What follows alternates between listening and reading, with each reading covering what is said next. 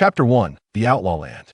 The setting sun slants to the west, casting a red, fluffy, fiery cloud that stretches for miles.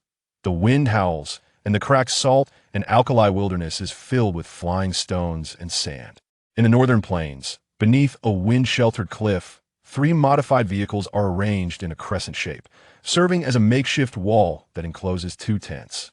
For mercenaries, dressed in earth-colored combat uniforms, wearing steel helmets and filter gas masks, patrol around the tents with their guns drawn. On the sand dune opposite the camp, Ninja buries himself beneath the yellow sand. Only his shoulders and above are visible, his gaze piercing as he watches the temporary camp in. The distance, his sharply defined cheekbones radiating a wild ferocity. He is 20 years old, stands at 185 centimeters tall, and being a hunter by trade, has a robust physique that starkly contrasts with the emaciated figures of most people in the refugee area. Since the meteor shower with intense radiation struck the Earth, global temperatures have risen sharply, turning the land into scorched earth, with hurricanes wreaking havoc. Civilization regressing, and the world descending into chaos. Half a century has passed, and the world still has not recovered from the catastrophe. Various factions are in constant conflict over clean food and water sources. Ecological crises, energy crises, food crises. A series of crises have followed, and to escape the harsh living conditions of the radiation zones, everyone yearns for the Federation, the last pure land. The Free Federation has no cities. It consists of countless fortresses controlled by different forces. These fortresses, surrounded by high walls for protection, resemble scattered game pieces across the Federation's territory. The land outside the fortresses is collectively known as the refugee area. City dwellers and refugees are 2 entirely different groups. Unfortunately, Ninja is one of the tens of millions of people in the refugee area, living in this lawless land where civilization has been destroyed and order has collapsed. Ninja is here today on the orders of a bandit gang to retrieve something from this camp. Rustle, a lizard, scurries across the sand, and Ninja swiftly catches it in his hand, bringing it to his mouth. Crunch, the lizard is bitten in half, green blood slowly trickling down the corner of Ninja's mouth. Gulp. Beside him, Linsun sees this scene and swallows hard, licking his already cracked lips as he asks, "Shigo, we've been ambushed for 3 hours now, when can we act?" "Wait a bit longer, it's not dark yet." Ninja hands over half of the lizard. Sizzle. Linsun takes the half lizard, eagerly sucking the blood to moisten his parched throat until he can no longer extract any more liquid. He then stuffs the still wriggling half corpse into his mouth, chewing vigorously, and continues, "There are at least 10 people in the camp below, and we only have 6 here. Plus, they have guns. Do you really think we can succeed?" The wind rises and the sandstorm rages, visibility plummeting. Here comes the opportunity. Move in. Ninja sees a gap in the camp, revealing bodies through the yellow sand. As Ninja begins to move, the distant yellow sand also starts to undulate, and 4 men who have been lying in wait emerge from the sand, following behind Ninja. After observing for several hours, Ninja realizes that the mercenaries in the camp will have a 3-minute window during their shift change due to gear swapping, and since it coincides with dinner, the time might be even longer. Under the cover of the sandstorm, the group quickly approaches the makeshift camp.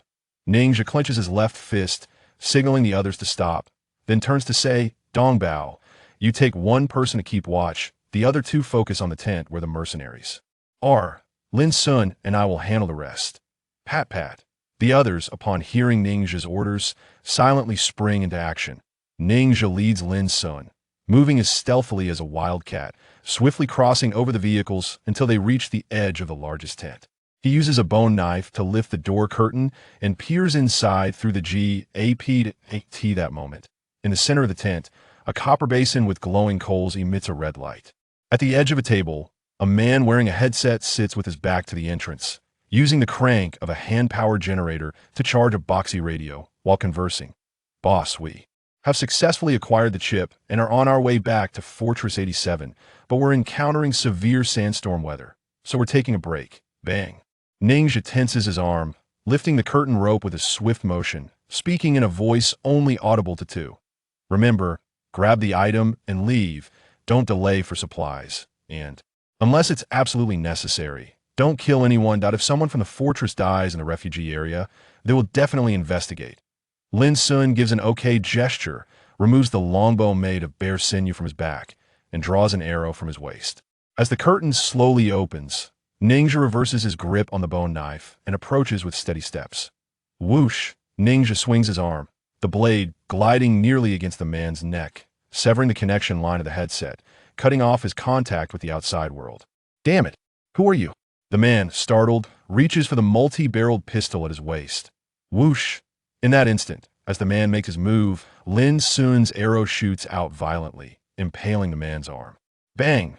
Ninja lunges forward, forcefully pinning the man against the table behind him, the bone knife pressed against his neck. Don't make a sound, or it'll take your life. Brother, you're a refugee, right? The man, smelling the strange odor emanating from Ninja and seeing his ragged clothes, grits his teeth against the pain in his arm and says, I know there's a famine in the refugee area this year, and life is tough for you. As long as you don't act rashly, I can give you all the money and food I have on me. How about it?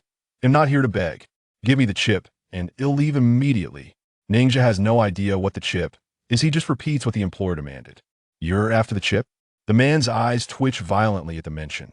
Do you know how important the water purification chip is? Fortress 87 is already in a water crisis, so we must use the water purification chips program to upgrade the pump's filtration system.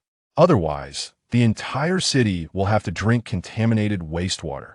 What you're saying has nothing to do with me. Those purified water sources won't reach my hands. I'll say it one more time. Either give me the chip, or I'll find it on your corpse. Ninja exerts force on his wrist, the blade of the bone knife leaving a bloody line on the man's neck. Chapter 2. The onset of a strange illness. The fierce wind howls, and the gravel outside pounds against the tent, making a rattling sound.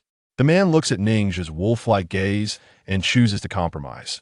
The item you want is in the iron box on the table. Clang. Upon hearing this, Lin Sun rummages through the table and quickly finds a crystal block the size of a matchbox, covered in strange patterns. Bro, we got the item. Swipe. Ninja raises his arm, ready to smash it down on the man's head. Wait. Can I say something? The man saw Ninja's movement and spoke quickly. You're just refugees. Getting this chip is of no use to you. But I am from the Black Horse Company. You've heard of Black Horse Company, right? We control over 60% of the domestic water market and are the largest water trading company in the northern wasteland.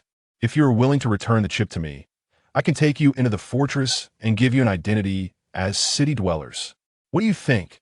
Gulps. Lin Sun swallowed hard upon hearing the man's words, his body trembling with excitement. To emerge from the barren refugee area, cross the barrier separating two worlds, and become a city dweller in the fortress is a dream cherished by tens of millions of refugees. The rumored fortress has endless resources and unlimited drinking water, surpassing the refugee area 100-fold. Bang! Ninja remained silent, his arm crashing down heavily, directly knocking the man unconscious. A few minutes later, the figures of Ninja and his 6 companions vanished like ghosts in the wind and sand, quickly putting distance between themselves and the camp. The wind stopped, and the sparse plants in the desert emitted a faint glow. The ink-stained sky was filled with brilliant stars, and the Milky Way was clearly visible. However, the group of people, busy struggling for survival, had no heart to pay attention to this beautiful scenery unrelated to their existence. They could see the entrance of a cliff. Ninja looked at Li Dongbao beside him. Dongbao, can you confirm that the people we are trading with are reliable? Li Dongbao smiled honestly. Don't worry. The person who contacted me this time is my cousin. His parents died of illness when he was very young, and my parents raised him. At that time, to earn a bit more for food, my dad sold blood, and my mom sold milk. With such a bond, do you think there could be a problem? Seeing Li Dongbao's determined expression, Ninja did not ask further. The 6 of them were like brothers. Li Dongbao would never deceive him. Zhigu, there's something I really don't understand. That person clearly promised us that as long as we return the chip to him, he would take us into the city. Why did you refuse? Lin Sun had been pondering this all the way and still felt uneasy about it. To avoid bringing negative influence to Ninja, he chose to ask him privately. The fortress is magnificent, but the peace it brings does not belong to us. Even if we enter the fortress, we can only become its builders, not its enjoyers. Moreover, I do not trust that man. When a knife is at his throat, he may yield to us, but once we enter the city, we will become a rat in his hands. We've never been to the city. How do you know the people there are all slaves? Lin Sun asked with a sideways glance. For so many years, only big shots have been able to enter and exit the fortress. Have you ever seen ordinary people coming out? Ningxia countered, alas. What a pity. I originally thought you would agree to that person's request and take me into the city. That way, you could see Sister Xiaoyu as well. To be honest, we've lived together in the refugee village for so many years, and I never expected she was the daughter of a big shot in the city, and she would be brought into the fortress by mercenaries at this point.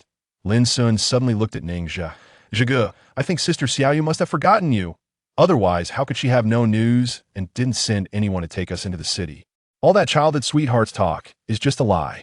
Don't talk nonsense, Xiaoyu is not that kind of person. Ningxia's expression was calm. In this chaotic world, many things are beyond our control. The group advanced under the night sky and soon entered a canyon, standing before a fork in the road. Zhige, we've arrived. If we climb the slope ahead, there's a wooden house where the contact person is waiting for us. Li Dongbao observed the terrain and pointed to a left fork. Aja, Zhige, are you okay? The others nearby saw Ningxia's condition and gathered around him. At that moment, Ningxia had collapsed on the ground, not only drenched in cold sweat, but also with a dangerously high temperature. His black pupils glimmered with a beast-like red light, looking extremely strange and terrifying. Damn, is that strange illness bothering you again? Lin Sun saw Ningxia's state and shouted to the others, Water! Quickly get water. I have some.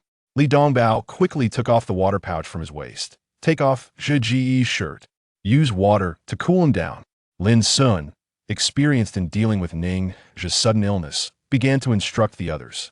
Everyone hurriedly helped Ningxia take off his shirt, revealing his strong muscles and numerous scars, especially the huge claw mark on his back that stretched from his left shoulder to his right waist, which was particularly shocking in this desert. The temperature difference is extreme, with daytime surface temperatures exceeding 50 degrees, while nighttime temperatures approach zero.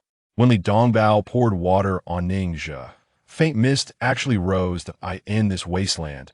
Nothing seems more precious than water, and no one is willing to share their precious water source with others. For refugees who haven't washed their faces in 3 to 5 months, pouring water on themselves to cool down is quite a luxury. However, using water on Ningxia, everyone was more than willing. Ningxia was the unspoken leader of this group of hunters, not only because he could ensure they had food, but also because he was the strongest among them and the only one who had hunted a bear in the refugee area near Fortress 87. Due to radiation mutations, today's bears are no longer the creatures of the old world. They are huge, with iron-like bones and unbreakable strength. Even the fully armed transport teams in the fortress do not dare to provoke a bear easily. It was Lin Sun who sold the bearskin to exchange for the medicine that saved Ningxia's life. Since then, Ningxia has been left with this unpredictable illness. Every time it flares up, his eyes turn red, his temperature rises, and he looks extremely ferocious. Even the best doctors in the town could not determine the cause. Chapter 3 Moral Bottom Line. A few people struggled for nearly 5 minutes, using up 3 pots of precious drinking water, before finally lowering Ningxia's body temperature. With the red glow in his eyes fading, Ningxia suddenly sat up from the ground, began to breathe heavily, and upon seeing his own appearance and the tense faces of the people around him, swallowed hard. Did I have another episode? Yes. You almost scared us to death. Luckily, you had the episode here. If it had happened during the hunt, it would have been unimaginable.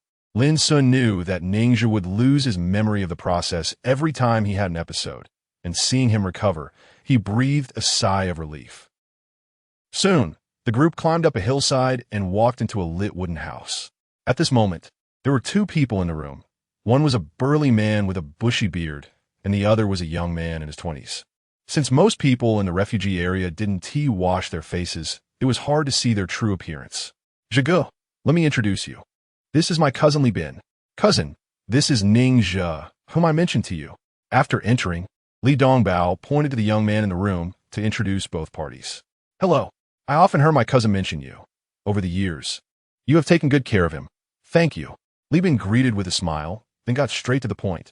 Friend, have you got what we need? Rice? Don't worry, we've always kept our word, the burly man said, then reached out to lift a blanket in the corner, revealing several burlap sacks underneath. Xiao give it to him. As Ninja spoke, his stomach grumbled twice. Brother, it seems Dongbao wasn't bragging. You really do have some skills. Li Bin received the chip, his eyes brightened, then pointed to a backpack on the table and said, Inside is the roasted meat I brought for you. After working so hard for so long, you must be hungry. Have a bite first. Cousin, that's generous. Hunting has become increasingly difficult lately. I haven't seen any meat for a long time. Hearing this, Li Dongbao walked a few steps to the table and took out several fist-sized pieces of meat from an unknown animal, and the others gathered around.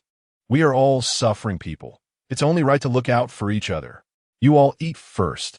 I'll step out for a moment, and we can talk once you're done. Li Bin greeted with a smile and then stepped out of the room.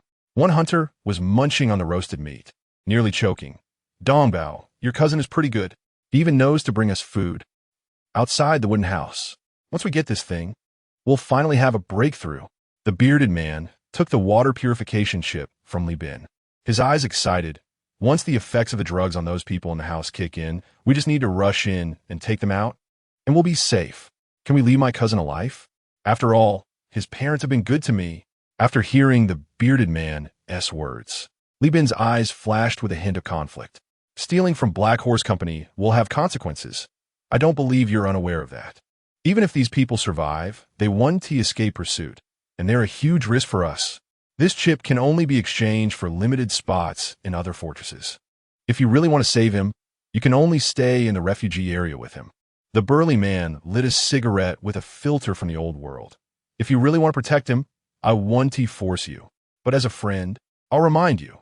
In this wasteland, don't set moral boundaries for yourself. Otherwise, you'll end up being the one disgusted in the end. Who? Li Bin pondered for a moment and then lit a cigarette. When it's time to act, I'll personally send him on his way. Once we enter the city, endless beauty awaits you. Be a bit ruthless, and you can live longer. Seeing Li Bin make a choice, a smile appeared on the bearded man's face as he pulled out a flashlight from his waist and waved it towards the darkness ahead. Then, several figures began to stealthily move towards the wooden house. Tell them not to use guns. There are too many beasts around here. Be careful not to attract any troublesome creatures. Li Bin took a puff of his cigarette, and the glow of the charcoal fire illuminated his eyes, which no longer held any compassion. Inside the room, Lin Sun looked at Ning Zhe, who had wrapped the roasted meat and stuffed it into his pocket. Somewhat curiously, Zhe, why aren't you eating? Leaving this piece of meat can serve as bait to catch more prey. Ning Zhe smiled. Why aren't you eating? What did you say? Li Dongbao stood up straight upon hearing this, and when he saw the yellow sand in the bag, his eyes widened in disbelief. How can my cousin deceive me? I must go ask him for an explanation. Gulp. Li Dongbao had just taken a step when his legs went weak, and he awkwardly fell to the ground. The meat was drugged. At this moment, another hunter also felt his body go soft. He tried to get up but fell straight to the ground. Bang! At the same time, the door of the wooden house was kicked open, and 7 or 8 bandits wearing triangular masks rushed in with knives and axes, starting to slash at anyone they saw. Whoosh! A burly man saw that Ning Zhe and Lin Sun had not fallen down. He raised a fire axe and charged at Ning Zhe. Ning Zhe saw the man's movement, skillfully bent down to dodge the strike, then used his shoulder to push against the man's chest, delivering 3 lightning-fast stabs through his side. At the same time, another person with a bone knife lunged at Ning Zhe's body from the side. At this angle, he had no way to dodge. Chapter 4 Life is like weeds. The sharp knife in the bandit's hand swung quickly, aiming for Ning Zhe's vital points. Whoosh! Lin Sun, who was positioned further back, pulled the bowstring to its limit, and the arrow, whistling through the air, hit the bandit's forehead precisely. Before he could draw a second arrow, he was kicked down. Xiao Sun. Seeing this, Ning Zhe rushed forward, stabbing the man's neck straight through. Bang! Amid the chaos, another person lunged forward, pressing Ning Zhe down to the ground. The knife tip aimed straight at his throat. Slap! At this moment, Ning Zhe's bone knife had slipped from his grip, and he could only tightly hold onto the wrist of the person holding the knife, starting to wrestle with him. The burly man on the ground saw this and crawled over to help press down on the other's hand. The opponent was already pressing down on Ning Zhe, and with the burly man's assistance, the opponent's strength had a significant advantage over Ning Zhe. After a few seconds, the knife tip began to slowly approach Ning Zhe's neck. Ning Zhe felt an unbearable burning pain within him again as he gritted his teeth and pushed away the opponent's wrist. At this critical moment, he surprisingly showed signs of an episode once more. Originally, the thug, with the help of his teammates, had already sensed that Ning Zhe was physically exhausted and thought that with just a little more effort, he could easily take him down. Just as he was about to strike hard, he saw Ning Zhe's pupils turn a deep red, and the hand gripping his arm felt like a branding iron, causing his arm to tremble. Ning Zhe suddenly let out a roar, using his incredible strength to fling the two men out. Damn it! Take this guy down first. Crack! With a crisp sound, the arm of the bandit dislocated instantly, followed by a half scream of agony. That's right, just half a scream, because in the next second, his neck was already snapped by Ning Zhe.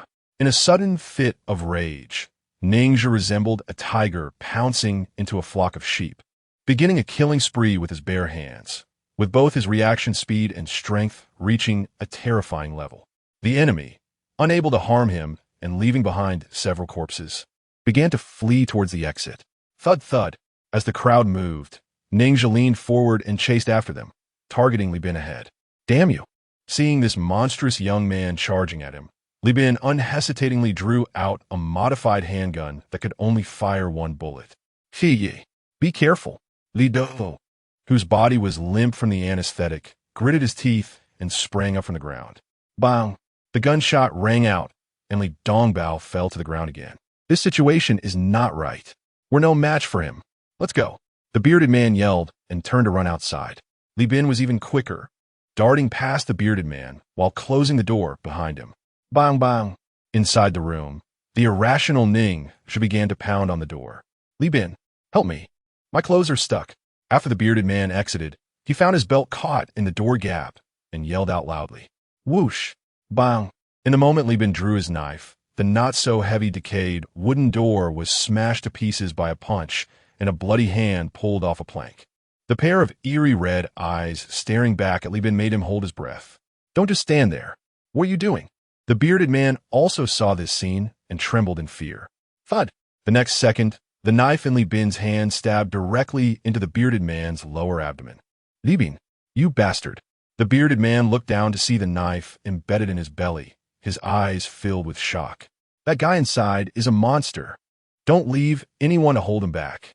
We all won't escape. Don't have any moral boundaries. This is what you taught me. Li Bin tore open the bearded man's chest pocket, grabbed the chip, and turned to run. I'm already hanging on the door. You want to sell me out? Just ignore me. Why give me a knife? The bearded man clutched his abdomen, sweating profusely as he shouted. I fucking forgot. Li Bin's steps paused for a moment before he quickly disappeared into the darkness. Bang!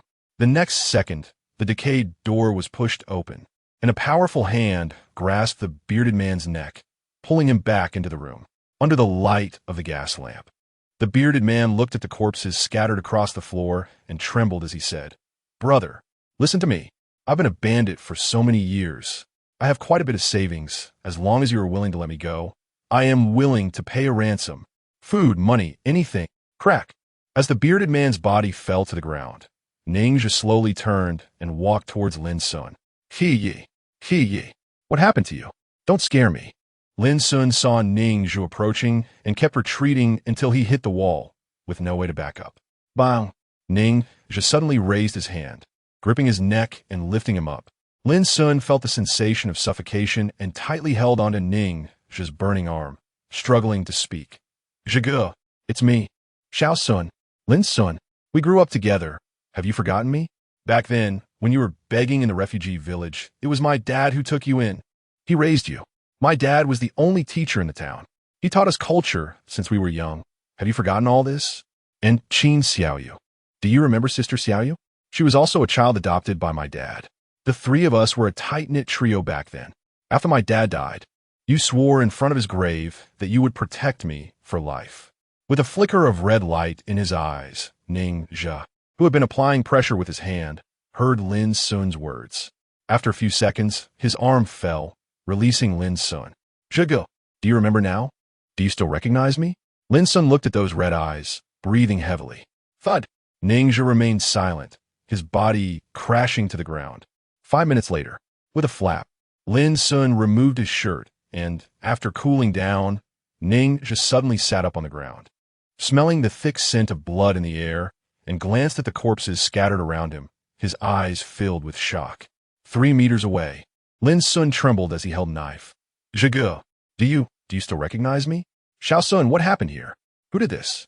Ningxia was stunned for about 3 seconds before remembering that he had been fighting someone, but looking at the hellish scene before him, he felt a sense of exhaustion throughout his body, and his memory of the intervening time was completely blank. Chapter 5. Surviving the aftermath inside the blood-soaked cabin in the canyon. Lin Sun looked at Ningxia, who had grown up with him, and suddenly felt a bit unfamiliar. "Zhigu, do you really not remember anything, including what you just did?" Cough, cough. Before Ningxia could respond, Li Dongbao suddenly coughed a couple times from a distance, then weakly opened his eyes. "Zhigu, Dongbao." Ningxia rushed to Li Dongbao's side in 2 steps, and upon seeing his condition, his heart sank. Li Dongbao had been shot in the lung, and blood was already oozing from the corner of his mouth. In this wasteland, even the simplest external injuries and colds could cost a refugee their life, and a serious injury was equivalent to a death sentence. "He, I'm sorry. I got everyone into trouble, but that wasn't my intention." Li Dongbao was losing consciousness from excessive blood loss, staring blankly at an empty spot. "Don't blame yourself. I know you're not a bad person." Ningxia held Li Dongbao's hand, offering what little comfort he could. "He, if possible, please take care of my brother. His name is Li Dongfa, in the north gate of the fortress, the town. Don't let our family lose its bloodline." Li Dongbao used his last bit of strength to say these words before his body went limp. "I promise you." Facing Li Dongbao's death, Ningxia felt a heavy oppression in his heart, but he did not show much anger or sorrow for refugees like them. They had long become numb to life and death. If they did not die, they had to live. If they died, it might not be such a relief after all. After a while, Ningxia took out the piece of roasted meat from his pocket and placed it into Li Dongbao's pocket. Lin Sun, seeing this, followed suit. Not becoming a starving ghost was the best blessing the living could give to the deceased. Survival was difficult. The living could continue to search for food, and this last bit of food could at least ensure that their deceased loved ones would not starve on their way to the underworld, providing a bit of comfort to their souls in this hopeless life. A deep, mournful wolf howl suddenly echoed like thunder, sending chills down their spines. "Oh no, the scent of blood has attracted the wolves." Lin Sun's eyes widened in alarm. "Go." Ningxia glanced at the money pouch on the big beard's waist, yanked it down, and ran out of the cabin with Lin Sun. Ningxia was very lucky. In the money bag of the bearded man, besides a few $100s in cash, there were also a few antibiotics to prevent his wounds from getting infected.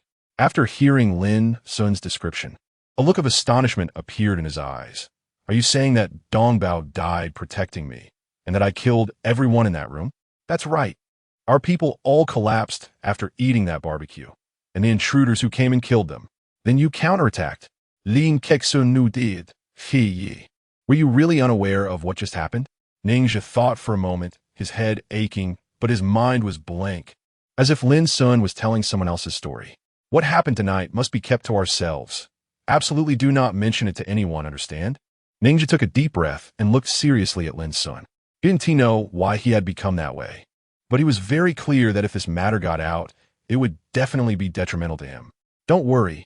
I won't say anything." Lin Sun recalled the reason why Ningxia had contracted this strange illness and couldn't he help but ask again, "Brother Zhe, how'd you take down that bear back in the day?" "Don't ask." When this matter was brought up, Ningxia became evasive.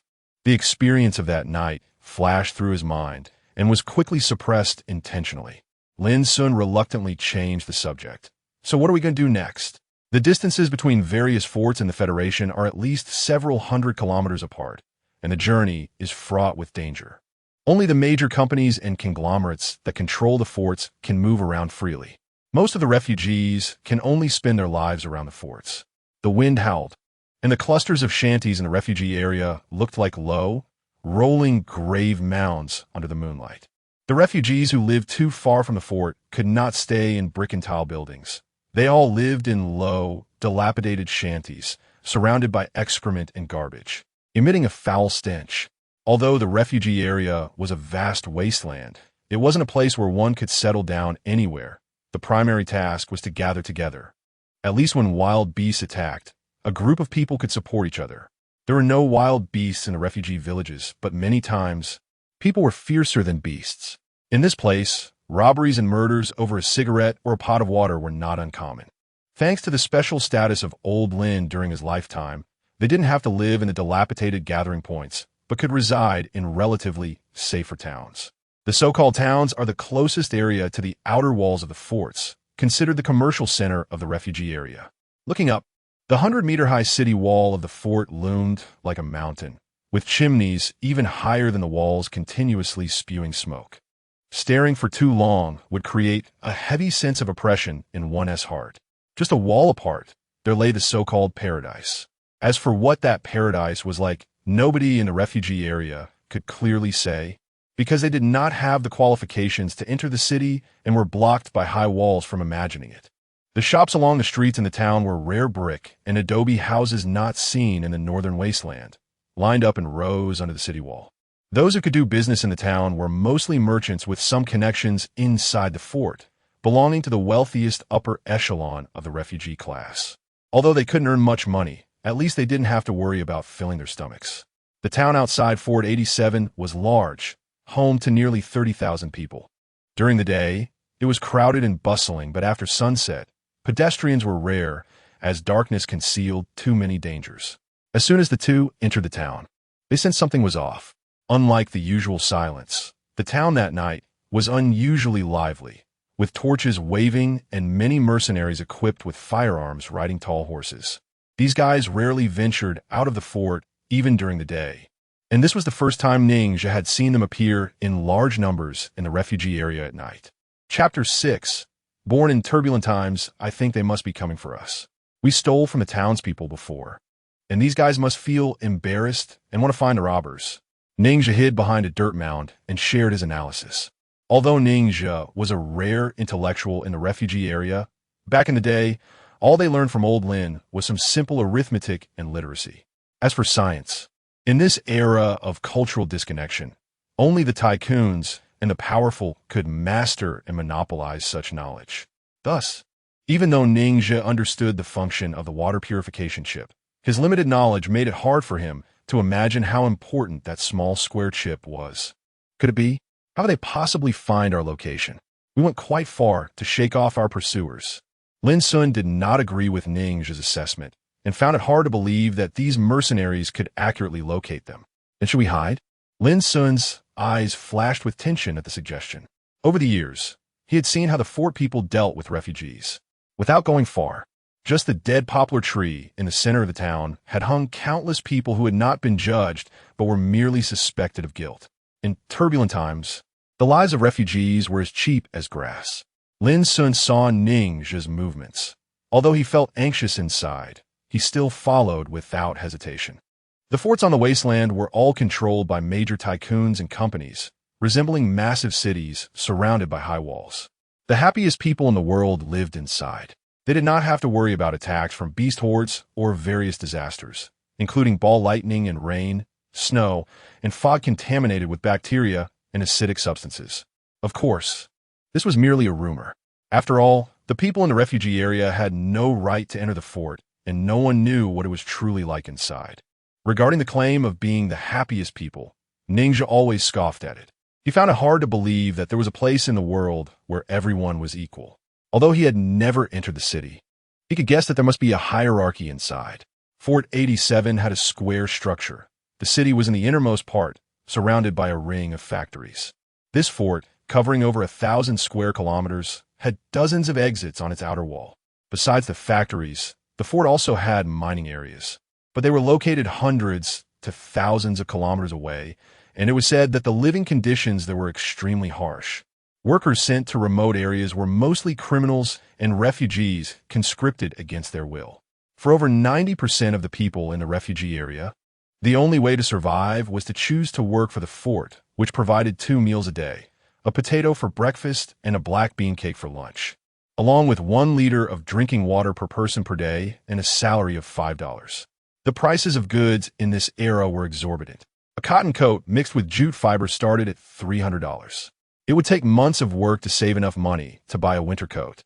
And once one fell ill, the scarce and outrageously expensive medicine was unaffordable, leaving them to wait for death.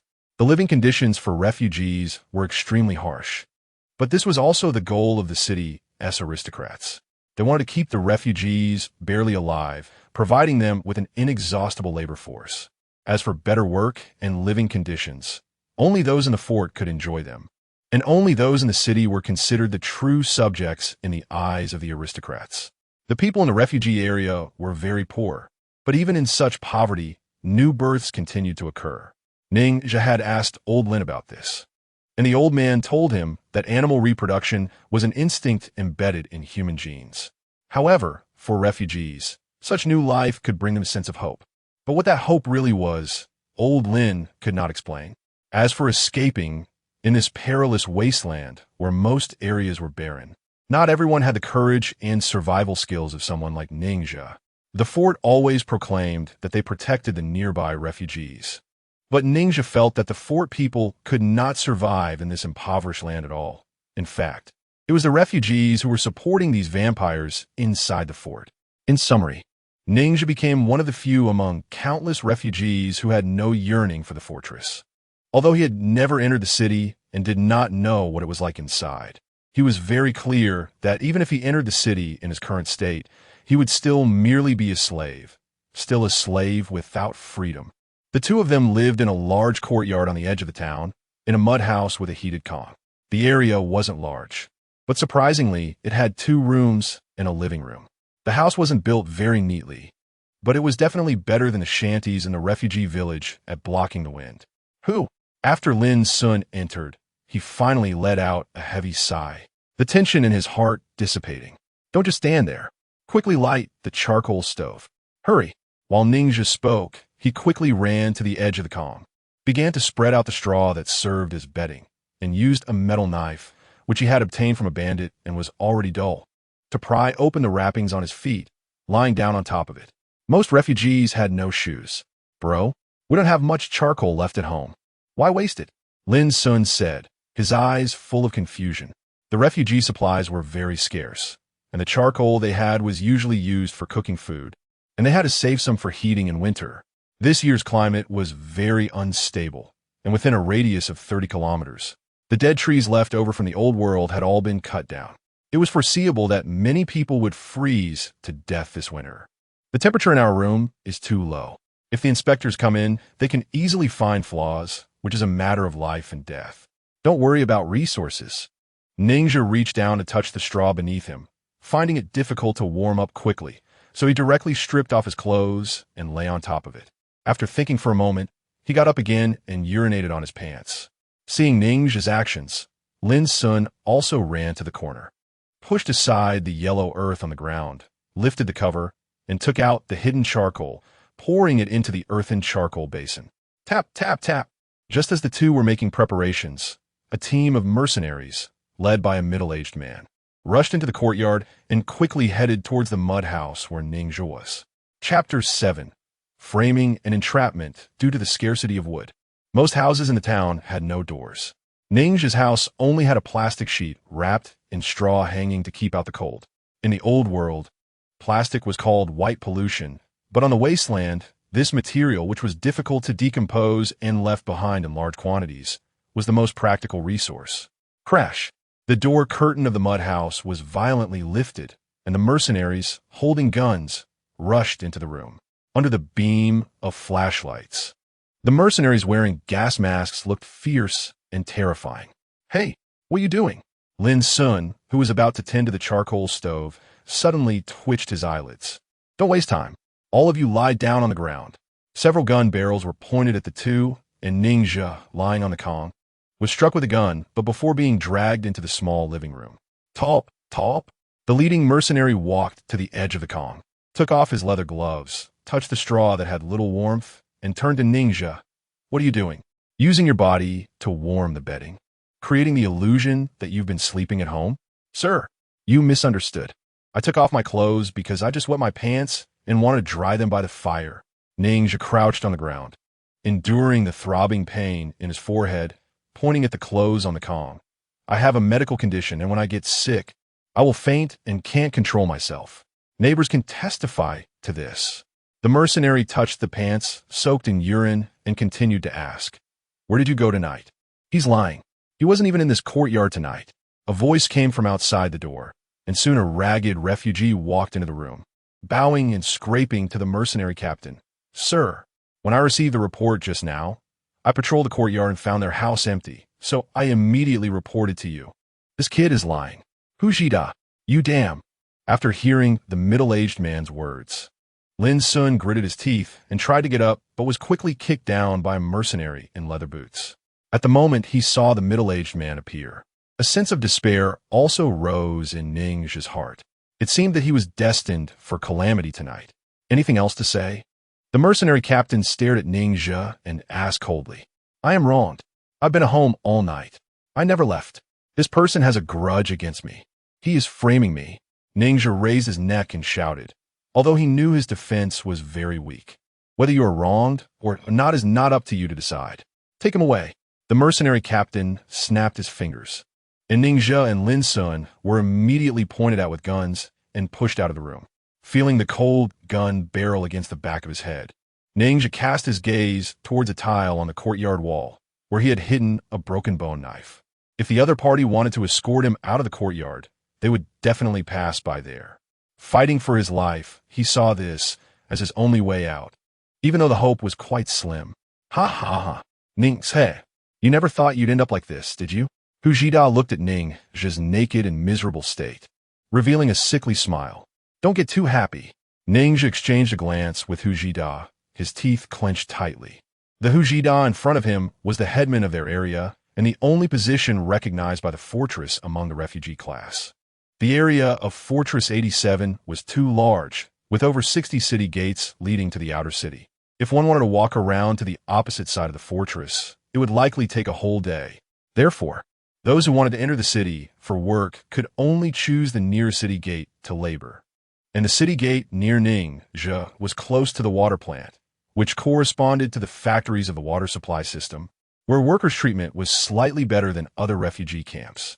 Of course, this better only meant that workers could secretly drink a bit of water, even risking execution to steal water to sell. Fortress 87 was almost entirely surrounded by desert, and water resources here were extremely precious. Under such circumstances, many people wanted to work near the water plant, and those living closer to the city gate naturally did not want them to come, because with more people coming from afar, those nearby would have one less opportunity to work at the water plant. After several conflicts, at least hundreds of outsiders were killed by the refugees near the city gate, and the locals shouted slogans like, "Don't let outsiders benefit from our resources," even though none of them had fields. In view of the continuous bloodshed among the refugees, the management center of Fortress 87 had no choice but to issue a rule to elect headmen among the refugees, with each managing 100 households, responsible for arranging refugees to work at designated factories. The fortress did this not to protect the refugees, but simply to avoid affecting factory production. The fortress only bound hundreds of thousands of refugees with the most basic conditions that didn't even meet the subsistence level and made them work day and night for its benefit. Yet these refugees never held resentment against the fortress. Instead, they fought among themselves to protect their meager interests. No one thought this was the tragedy of the times because this world had been like this since their birth.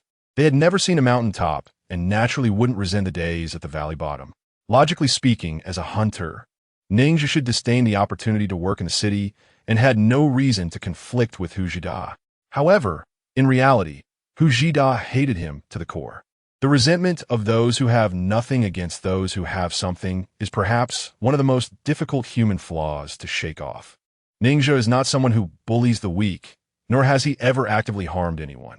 However, in such a harsh survival environment, a strong person who can fill their stomach and is not easy to provoke has already attracted too much jealousy and hatred.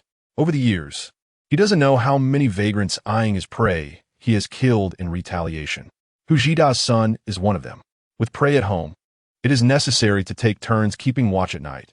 This is a rule set by Ninja. In the wasteland, it is far too common for hunters returning from the hunt to be stabbed to death in their sleep, only to have their prey stolen. One deep night 6 months ago, Fujida's son smelled the aroma of roasted meat from Ninja's home and attempted to sneak in to kill and loot, but was killed in retaliation by Ninja, who was on watch. Ninja, known as the ruthless figure in this neighborhood, naturally made Fujida too afraid to seek revenge. As a profession protected by strongholds, Ninja had also never found a suitable opportunity to eliminate Fujida completely. However, with the pain of losing his son, this feud was settled. After waiting for half a year, Fujida finally found the chance for revenge. In a matter of seconds, Ninja was dragged to the wall. Looking at the nearby tiles, his muscles tensed, ready to fight back desperately. "Sir, wait a moment. I have something to say." Just as Ninja was about to take action, a disheveled man without legs crawled out from a narrow alley, lying on the ground covered in dried feces, and looked up at the mercenary captain. "I can prove that Ninja is innocent." Chapter 8. The lowly like grass, the mercenary captain looked at the middle-aged man lying on the ground, who looked completely inhuman, with cold eyes. "What are you? Why do you have to prove anything for him?" "Sir, don't listen to his nonsense. Ninja wasn't home at all tonight." Fujida shouted loudly. "Fujida is lying. He has a grudge against Ninja. He just wants to use your hands to kill him." A voice shouted from one of the houses. "Bang! Bang!" Josu was lying on the ground, repeatedly banging his forehead against the ground. "Sir, I really don't dare to lie to you. Ninja has always taken care of me, and many people can vouch for that. They are truly good people. If you are misled by Fujida, once Ninja is dead, I won't have a way to survive either. I know you don't care about my life or death, but I can't let someone use me." Is what he said true? The mercenary captain looked at Fujida. "Sir, they are colluding to deceive you. I saw Ninja and Lin Sun leave the yard with my own eyes. I saw them leave." Fujida shouted excitedly. "He's lying." At that moment, a girl's voice came from behind. "Who are you?" The mercenary captain turned to look at a girl standing at the door of a room behind them. The girl was about 17 or 18 years old, dressed better than the other refugees, and her face was relatively clean. Ning set snakepor. I did see him going to Josu's house earlier, and I also saw him defecating in the street. An hour ago, I saw him when he was pooping deep in the alley." The girl timidly pointed to a nearby alley. "Zahai, shut the hell up." Fujida cursed at the girl, his chest heaving as he looked at the mercenary captain. "Sir, you can't believe her. This woman is just a lying whore. Go take a look." The mercenary captain shot a glance at Fujida and waved his hand to the people beside him. Hearing this, Fujida's arms began to tremble. "Sir, I have a grudge against this guy. He just wants to use your hands to get rid of me. I don't know how Fujida has deceived you, but I am truly innocent." Ninja saw Fujida's appearance and was convinced that he definitely had no evidence to pin anything on him, and he might even believe he really went out hunting, just want to take advantage of this opportunity to harm him. "Do you know what will happen if you waste my time?" The mercenary captain moved his shoulders and rested his hand on the grip of his multi-barreled pistol, speaking to Fujida in a flat tone. "Sir, listen to me. This guy is a murderer. He killed my son. You must take my side." As Fujida, through the lenses of his gas mask, saw the mercenary captain's sinister gaze, he knelt on the ground and tried to explain. Bang! Before he could finish, a gunshot rang out, and Fujida's head exploded, blood splattering against the wall. "Fall back. Continue searching in other neighborhoods." The mercenary captain commanded his subordinates, then looked at Ninja and Lin Sun. "You two handle his body." The mercenaries came and went quickly, and soon the yard was left with only Fujida's corpse and a pool of blood. "Huh, what do you want to thank me for?" "Thank me for saving your life, or for jumping out of the back window and leaving a pile of shit in the alley?" Zhao leaned against the doorframe and looked at Ninja. Although she was only 17, she had a unique charm, her eyes lacking the clarity typical of her age, instead revealing an unusual worldliness and maturity. "Both, I suppose." Ninja smiled. "If you ever need help in the future, you can find me. I know you're a grateful person. Since you want to repay me, then be my man." Zhao, he took out a cigarette, expertly struck a match, and lit it.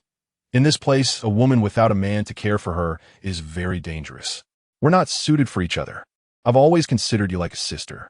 Ningxia always knew Zhao Yi's feelings for him and was aware of how much she had helped him.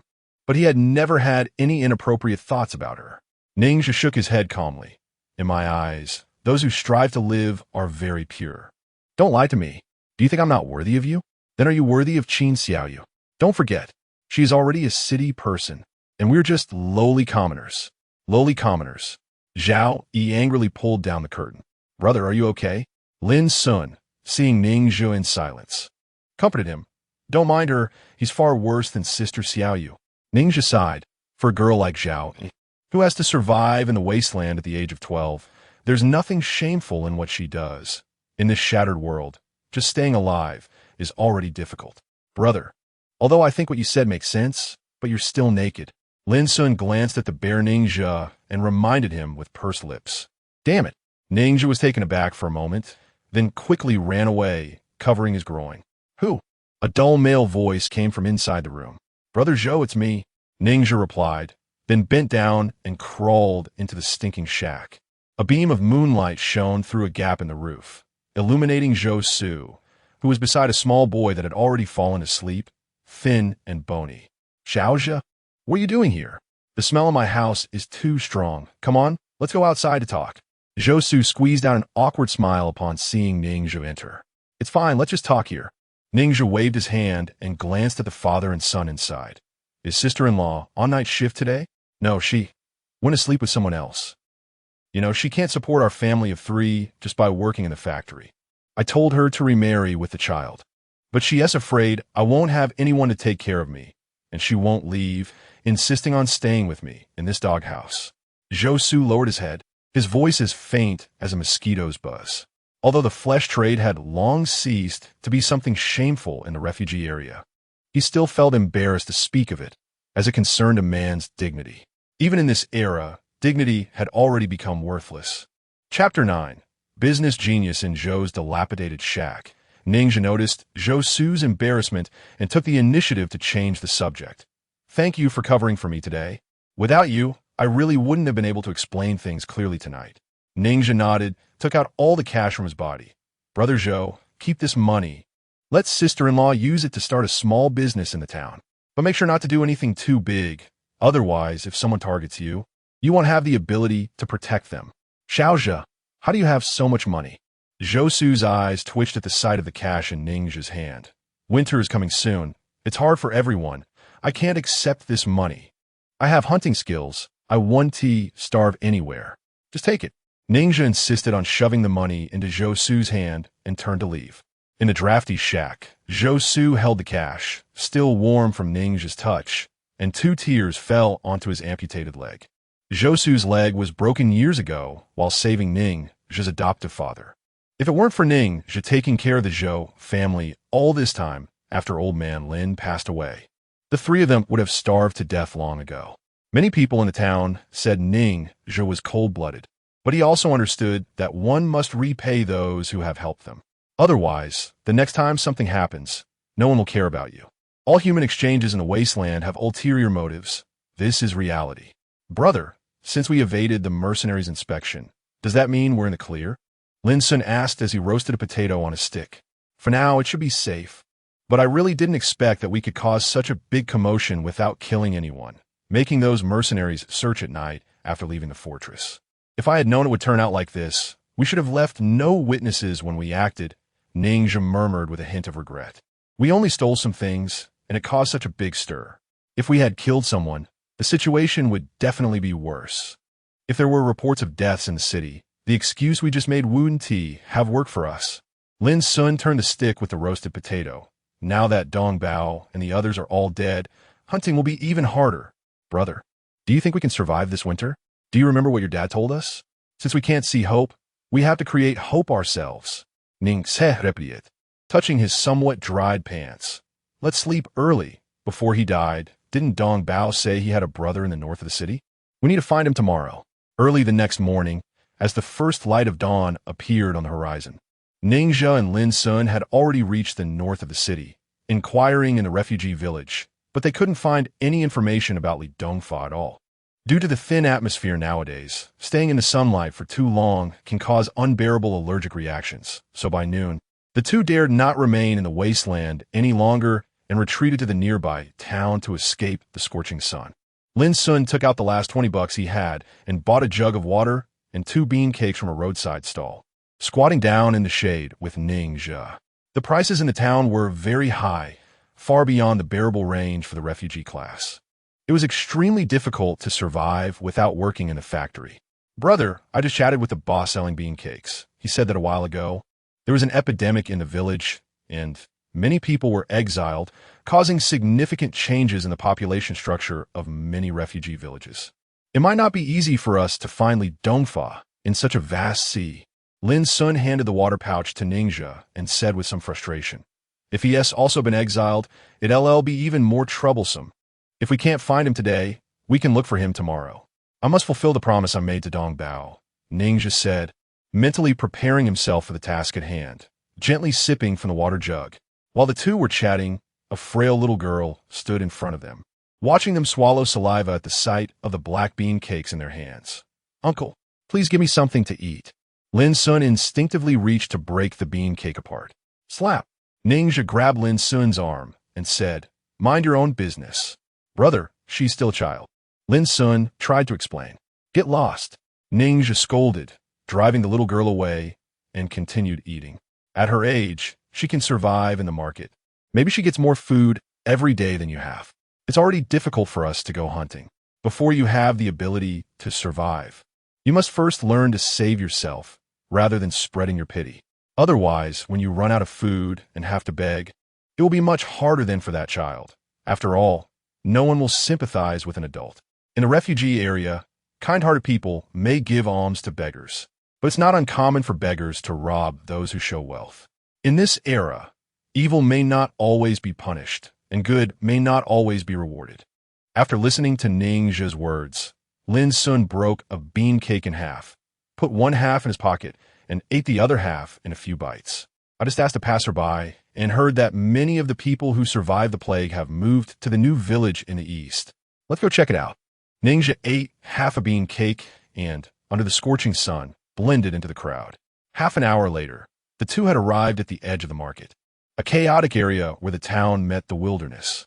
Lin Sun stood at the intersection, looking at a makeshift shelter in the distance with a sign that read Dongfa Barbecue. He tapped Ningxia's arm and said, Brother, that sign has the same name as Dong Bao's brother. Do you think it could be the person we're looking for? Ningxia glanced at the sign and nodded. Let's go take a look. As the two of them walked around the shack, they saw a chubby boy standing behind a stall made of yellow mud, where there were several skinned rats strung up on wooden sticks in the charcoal pit. However, the boy's attention was not on the rats, but rather on a girl in front of him. IFA, I'm getting married. I'm sorry. The girl sobbed as she looked at the boy. I really can't wait for you anymore. You always tell me you'll succeed, but my family and I see no hope in you. The person I'm going to marry is the son of a village chief, and once I'm married, his father can arrange jobs for my dad and brother at the water plant. You shouldn't sell roasted rats anymore. With this kind of business, your life will never improve. You'll never escape the identity of a refugee. Xiao Mei, I should be the one saying sorry. I've delayed you for so many years. Thank you for being willing to accompany me to this day, and I hope you can go further and higher. I will always bless you, wishing you all the best in your future. The chubby boy struggled to hold back his tears, his fists clenched tightly under the stall. The girl bit her lip, her gaze sad. Do you have anything else to say to me? Are you planning to use rats for your wedding meal? One is available at wholesale price. Let you eat something truly affordable, the boy said with tears in his eyes. The girl? Not far away, Lin Sun heard the boy's words, first stunned, then slapped his thigh. Damn, this guy is a pure business genius. Look at his perspective. His wife just ran away, and he hasn't forgotten to sell rats. Chapter 10. Protecting the lungs in front of the roasted rat stall, the chubby boy watched the girl's departing figure. Tears began to fall, and when he raised his hand to wipe his tears, he found two strangers standing in front of him, immediately stopping his crying and sniffing. Ladies, do you want to buy some rats? Do you know Li Dongbao? Ningxia asked the tearful boy. Yes, he's my brother. I'm Li Dongfa. The chubby boy nodded. Your brother. Ningxia looked at Li Dongfa, who had just experienced heartbreak, and for a moment didn't know how to tell him about Li Dongbao's death. What happened to my brother? Li Dongfa sniffed, his expression becoming tense. Li Dongfa's eyes widened after hearing their conversation. When did this happen? How could I be so unlucky? Upon hearing this, he began to squat on the ground and cry loudly. I just saved enough money to bring my brother here for the winter. How could he have been taken away? After comforting him for a long time, Li Dongfa could only reluctantly accept this fact. In the refugee area, people often went missing for no reason, and at least half of those who disappeared were taken to remote areas for labor. For refugees, this was an inescapable fate. After accepting the double blow, Li Dongfa asked Ning Zhe, Brother Zhe, did my brother leave me any message before he left? Your brother was very worried about you, afraid you couldn't live on your own, so he asked me to take care of you. Where are you living now?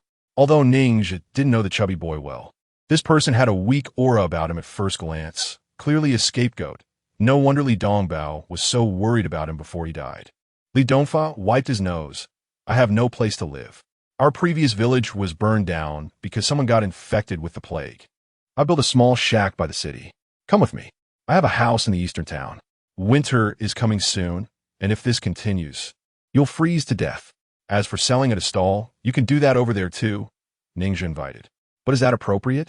Li Dongfa was a little tempted because he was bullied by local thugs every day, and living alone on the wasteland was indeed too terrifying. I'm a good friend of your brother, and I promise to take care of you. My house is quite spacious. We can all live comfortably. Ningzhe looked up at the sun. It's about time. Come with me. This chubby boy's personality is quite different from Dongbao. Lin Sun looked at Li Dongfa's back, momentarily at a loss for words. It feels like they weren't born from the same mother. Yeah, a bit foolish, Ningzhe nodded in agreement. Li Dongfa's personality was clearly not suitable for the wasteland. Li Dongfa's roasted rats and lizards were sold for $2 a skewer, which was considered a very affordable price. But for refugees who only earned $5 a day and had to save money for winter clothes, it was not cheap. Therefore, not many people came to buy rats. As a hunter, Ningzhe was skilled at roasting meat and adeptly managed the fire, but the chubby boy's homemade charcoal was of poor quality, producing a lot of smoke when burned. After waiting for about 5 minutes, customers finally arrived. 5 youths dressed in eccentric clothing stood in front of the stall. One with a big hairdo looked at Ningzhe. Protect your lungs. Thank you. Ningzhe noted it. Thinking this was a good person who knew the smoke from roasting meat was thick and reminded him to protect his lungs. I said protect your lungs. Do you understand? The big-haired boy was a little angry. Got it. Next time I'll try to wear a mask. Ningzhe was somewhat speechless, although this person had good intentions. He didn't seem to know how to speak properly. Big-haired boy. Why the hell would you wear a mask? Are you pretending to be done with us? Hurry up and give me the money. A bald guy beside him became impatient. Lin Sun. Friends, you're here to buy from me. Why are you asking me for money? Ningzhe looked at the group, a bit confused. The term protection fee was a slang used by old-world thugs, and recently he didn't know who brought it up again, but it hadn't spread completely, so it was the first time Ningzhe heard it. I'll buy your grandpa. Where did that fatso go? The big-haired boy asked, noticing Ningzhe seemed genuinely clueless, and he explained impatiently. The so-called protection fee means that you're setting up a stall here, and we're responsible for ensuring your safety, so you won't get into trouble, and you need to pay me money. Got it? Got it. Ningzhe suddenly understood that this group of guys was not environmental protectors, but robbers. The big-haired boy rolled his eyes and extended his hand. Give me $10. From today on, this stall is under my protection. No need for you anymore. If there's any trouble, I can handle it myself. Ningzhe looked at the rats in his hand, not raising his head as he spoke. Damn it. Are you trying to take my job? Let me tell you, if you don't pay, I'll be your biggest trouble here. The big-haired boy glared angrily. Hee. Ningzhe smiled broadly. Then I advise you not to get yourself into trouble. The big-haired boy was first taken aback, then suddenly waved his hand. Brothers, smash his stall. Hearing this, the nearby thugs stood still, not moving. The stall in front of them was just a platform made of yellow mud, with a deep pit in the middle, and aside from the glowing embers and the oily rats being roasted, there was nothing to smash. Beat them. The big-haired boy realized this and waved his hand fiercely. With a whoosh, the nearby group rushed towards the two. Bang! Ningzhe saw the other party make a move.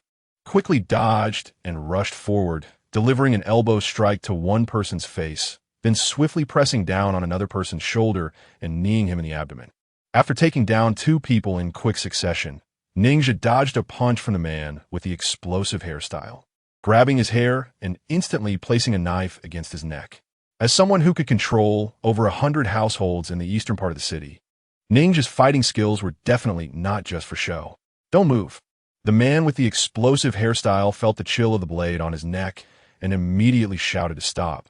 But out of the corner of his eye, he noticed that his two companions had already been taken down by Lin's son. Chapter 11.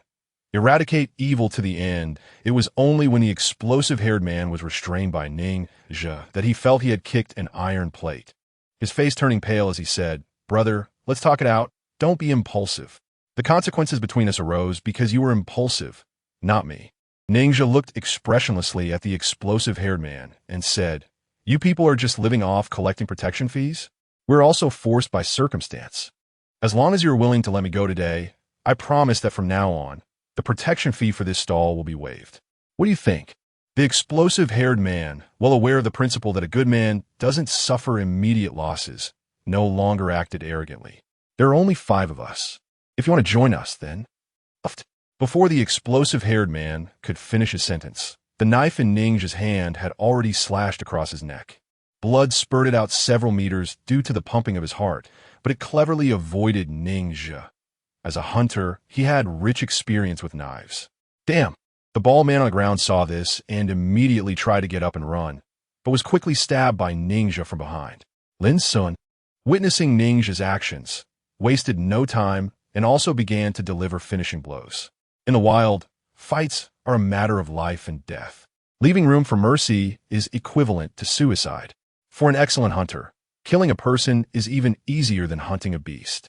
In just a few seconds, 5 bodies lay on the street, blood staining the yellow dirt road.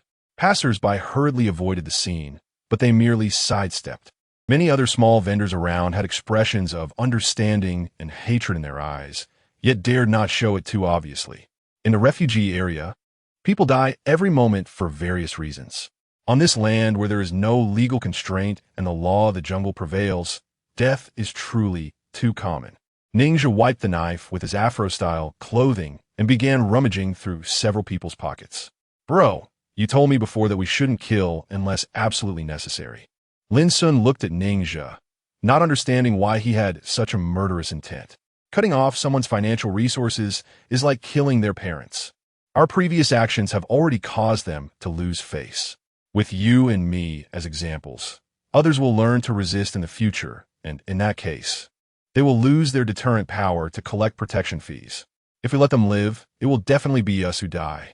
Ninja stuffed the dozens of dollars he found into his pocket. Only by eliminating evil completely can we rest easy. Step. What's wrong? Are they not to be trifled with? Ninja exchanged glances with Fatty Lee. These people can kill. I've seen them kill vendors who don't pay. They bully people here, and no one dares to resist. Fatty Lee trembled again at Ninja's gaze. Now they are dead, so you don't have to worry. After hearing Fatty Lee's words, Ninja found it hard to understand how such a cowardly person could survive in the wasteland. How do you handle the bodies here? Whoever kills, whoever buries. Bodies can cause epidemics, and the smell of blood can attract wild beasts at night. If someone dies of illness, we have to wait for kind-hearted people to help bury them. I often do that. Fatty Lee didn't seem to feel relieved about the death of the bullies, but found Ninja somewhat terrifying. Actually, that's not entirely true, because for Fatty Lee, everyone in the refugee area seems terrifying. Whoever kills, whoever buries, that's quite reasonable. Ninja smiled at Fatty Lee and said, "Come help out." Perhaps due to the death of the stall, no one came to patronize Fatty Lee's barbecue stall afterward, which was a boon for Ninja and Lin Sun. They ate 3 mice and 2 lizards, and although Ninja insisted on paying, Fatty Lee refused to accept anything. Lin Sun looked at the large package in Fatty Lee's hands. "Fatty, didn't you say all your stuff was burned? How come you still have so many items?" "These are all bedding I bought in the last few days. Otherwise, it would be too cold living outdoors," Fatty Lee explained, and then asked Ninja, "Brothers, these things are secondhand. You don't mind, right?" "Don't worry. The previous owner starved to death, not sick. As long as it can be used, it's fine." Ninja shook his head slightly. Second-hand goods, or white goods, as they were called, were common in resource-scarce refugee areas where families sold the belongings of deceased loved ones. Thank you, Brother Jia. Fatty Li recalled Li Dongbao and felt a bit down. Fatty, since you are Dongbao's younger brother, how come I've never seen you before? Lin Sun interjected. I just started this barbecue stall half a month ago. Before that, I worked at the fortress, cleaning the latrines, earning only $3 a day. My brother asked me to go hunting with him, but I was too timid to go, so I stayed in the refugee area, Fatty Li explained with some regret. I'm curious, how can you catch mice being so fat? Lin Sun looked at Fatty Li in confusion. Nowadays, mice had mutated. They were not only quicker, but also dug holes faster, making it hard even for his archery skills to hit them. I don't know either. Half a month ago, I suddenly could sense some small animal's presence. One day, I was starving in the sewer and wanted to catch a mouse to eat, and surprisingly, it just ran right in front of me and didn't move. Fatty Li explained with a bewildered expression. You better go pull up your pants. Lin Sun rolled his eyes. Thinking Fatty Li must have found some kind of mousetrap in the sewer. Let's go. I'll take you out for a walk and show you the nearby roads. Ning Jia helped Fatty Li make his bed and turned to walk outside. As soon as he stepped out, he encountered a young man in his 20s walking towards him. The other person also wore patched clothing typical of the refugee area, but had a scholarly demeanor. Although he was thin, the eyes beneath his messy hair were bright and spirited. When he saw Ning Jia looking at him, he smiled and flipped through the documents in his hand. Hello, I'm a new head of this area. My name is Su Fei. I came to register at your home. The residents here are Ning Jia and Lin Sun, right? Yes, I am Ning Jia, and this is my brother Lin Sun, Ning Jia nodded. Previously, he had many hunter companions around him who often came to stay at his home, but those people were from the refugee villages outside the town, so their registration was not here. The registered owner of this house was only him and Lin Sun. And this gentleman. Su Fei turned his gaze to Fatty Li. Hello, Brother Fei. My name is Li Dongfa. I just came here to live and need to stay at Brother Jia's place for a few days. Is that okay? Fatty Li spoke timidly, constantly observing Su Fei's cooperation. Afraid he would refuse. Haha, no problem. There are too many displaced people on this land. I understand, as I'm also a refugee. Su Fei smiled at Ning Jia and Lin Sun. If you need my help in the future, just let me know. I've never seen you before. How did you become the head here? Ning Jia frowned and asked after giving Su Fei another look. I came from another fortress. My dad and 2 stepmothers starved to death, leaving me all alone. Over the years, I saved some change and bought this position as head to avoid being bullied. Su Fei waved his hand and turned to leave. This man is suspicious. Ning Jia squinted slightly and commented softly. Why? Lin Sun was curious. To him, Su Fei seemed no different from ordinary refugees. His temperament is different from the refugees I've seen. Most importantly, even though he is wearing ragged clothes, he doesn't smell. Ning Jia watched Su Fei's retreating figure. Be careful when dealing with this person. Don't let him extract anything from you. At the same time, a well-dressed young man who brushed past Su Fei also entered the yard, carrying a rolled-up burlap sack and hurriedly walking towards them. Be careful. Seeing the scene, Ning Jia placed his hand on his waist, pushing Fatty Li behind him with one hand. Based on his years of experience being attacked, he guessed that the thing wrapped in the burlap sack was likely a knife. Chapter 12. Mysterious youth. The young man entering the courtyard saw Ning Jia reaching for his waist and immediately changed his expression, stepping back. Hey, don't worry. I'm not a bad person. You probably misunderstood. I'm here specifically to find you. The young man unwrapped the burlap sack, revealing a stick-like piece of bread inside. This is a gift I brought for you. Gulp. Fatty Li swallowed hard at the sight of the bread. Flour products were indeed a luxury item. No free lunch. Ning Jia feared that this bread was poisoned like the barbecue Li Bin had given them, remaining vigilant. He was not someone who believed in gifts falling from the sky. I saw your skills back in the town when you took out several bullies at once. I've actually been following you all the way but lost you outside. I just found out you were here. The young man tried to show a friendly smile. I really need your help. Of course, I will pay you. Do you want to hire me to do something for you? Ning Jia glanced at the young man, who looked frail and didn't seem threatening at all. Yes, I came to this town to find someone, but I accidentally revealed my wealth, and now someone is targeting me. I need someone to protect my safety. The young man nodded eagerly. Let's talk inside. Ningxia thought for a moment and ultimately decided to hear out the young man's demands. With winter drawing closer, hunting was becoming increasingly difficult. Facing the impending harsh winter that would claim many lives, their own livelihoods were still uncertain. In this time of exorbitant prices, the few dozen dollars snatched from thugs wouldn't sustain him for long. You came to us for protection? Ningxia looked at the young man. Since you've seen me kill, aren't you afraid I might rob you? 50. Ningxia glanced at the bread the young man had brought as a gift and sensed he had some financial means, so he raised the price. Okay, but I only want you two. The young man pondered for a moment, pointing at Ningxia and Lin Sun. Hey, who do you think you're looking down on? Fatty Li was quite upset. Even if you hire me, I can't go with you. I still have to set up my stall. Yes, I'm afraid of delaying your business. The young man quickly gave Fatty Li an excuse to back down. All right, I'll take this job. From now on, you can stay with us, figure out your own meals, and the lodging will be $10 a night. Also, we need to be paid in advance for our daily wages. Ningxia then added a condition since they were in a hiring relationship, and naturally, interest had to come first. No problem. I'll give you 150 first as tomorrow's wages, plus 5 days rent. The man took out a stack of cash. Starting today, you'll stay in that room, sharing with this fat guy. Ningxia pointed to Fatty Li's room. Brother Zhe, are you hungry? I'll go get you something to eat. Fatty Li stood up to get busy. There's food here. Why make a fuss? Ningxia handed the bread the young man brought to Fatty Li. You eat first. Brother Zhe, you all eat together. Fatty Li said, feeling a bit moved. Ningxia shook his head. Wait for you to finish eating for 5 minutes and confirm that this bread hasn't been drugged. Then we'll eat. Fatty looked confused. Don't you think your statement is a bit too blunt? Among the three of them, your combat power is the weakest. If something happens to you, we can subdue the people in the room, but if it's us who go down, you don't have that ability. Ningxia replied and then continued to ask. Do you know where I can finally been? What do you want my cousin for? Is it because my brother also sent him a message? Fatty blinked and shook his head. I really don't know about that. My cousin has been living independently since he was 16 after my parents died. Over the years, I haven't seen him much. My brother has actually kept in touch with him more. Hearing this, Ningxia felt a bit depressed. If Fatty also couldn't finally bin, his steps for revenge would be slowed down again. But no matter where Li Bin ran to, he had to dig him out. His brothers could not die in vain. As Ningxia expected, Zhuo Mingyuan inquired all morning and found no clues at all. As noon approached, Zhuo Mingyuan generously took the two of them to a restaurant in the town and swaggered into the dining hall. Gentlemen, what would you like to eat?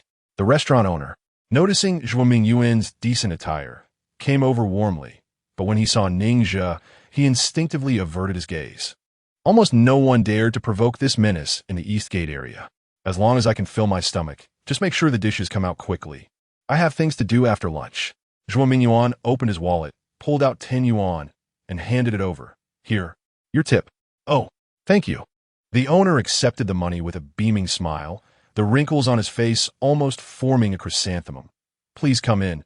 I'll bring your food right away. Brother, this guy is too extravagant. What business do you think he is in? Why is he so generous? Lin Sun was surprised by Zhuo Mingyuan's actions. He is not a businessman.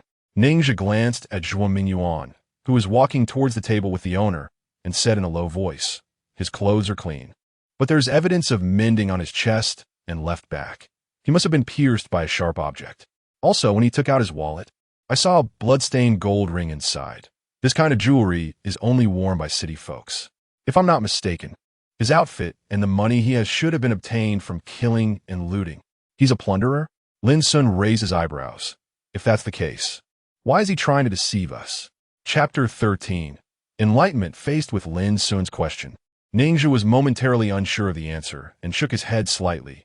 I don't know this guy's intentions, but murdering city folks will lead to lifelong pursuit. We need to stay vigilant while we're with him. Let us earn the money we can before he shows any malicious intent.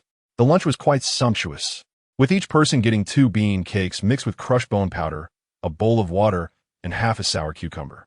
According to custom, Ningxia and Lin Sun were eating leftovers from the previous meal, and this time the food was stored on them. Having food on hand was the greatest confidence for the refugees. Just as the three were eating, Zhuo Mingyuan's gaze swept outside the door, and his expression suddenly became unnatural. He nervously said to Ning Zhe, "Brother Ning, I see the group that was watching me yesterday. They're right outside. It's fine, just focus on your food." Ning Zhe continued eating without even lifting his head. When he entered, Ning Zhe had already noticed that they were being watched by a few people. But those people never came into the restaurant, indicating that they were still somewhat wary. After all, those who could open shop in the town had some backing. "According to what you said, you've lived on the wasteland for so many years. How could these people know you have money? Don't you understand the basic survival rule of not flaunting wealth?" Lin Sun glanced at the 4 or 5 strong men outside and frowned as he asked Zhuo Mingyuan, "Yesterday, when I was looking for someone in the city, I met a little girl begging. Looking at her, I suddenly thought of my sister. So I found a secluded place and gave her 10 yuan. But not long after, I was targeted by those people." Zhuo Mingyuan felt a bit regretful. Looking back now, that little girl was clearly with them. I was so nice to her, but she wanted to harm me. In these times, there are many dangers. But nothing is more dangerous than people. Ning Zhe's expression was indifferent. The more resource-poor the area, the more so. Perhaps the people we see are not truly bad people. But in places like this, often to survive, one has to step on others to climb up. Hearing this, Lin Sun suddenly remembered how Ning Zhe had stopped him from giving food to that little beggar the day before, and he secretly lamented the decline of morality. Yesterday, he didn't quite understand Ning Zhe's actions, feeling he was overly cautious. Lin Sun was a simple-minded person, but he wasn't foolish, so in this land, apart from Ning Zhe, he actually trusted no one else. In the wasteland, bad people have no fixed appearance. Men, women, the elderly, children. Anyone might show their fangs for survival. "Mr. Zhe, may I ask, if you can't find your sister here, what do you plan to do next?" Ning Zhe steadily held the water bowl, trying not to spill a single drop, and tentatively asked him. "Can't find her?" Zhuo Mingyuan was taken aback, clearly confused by the question.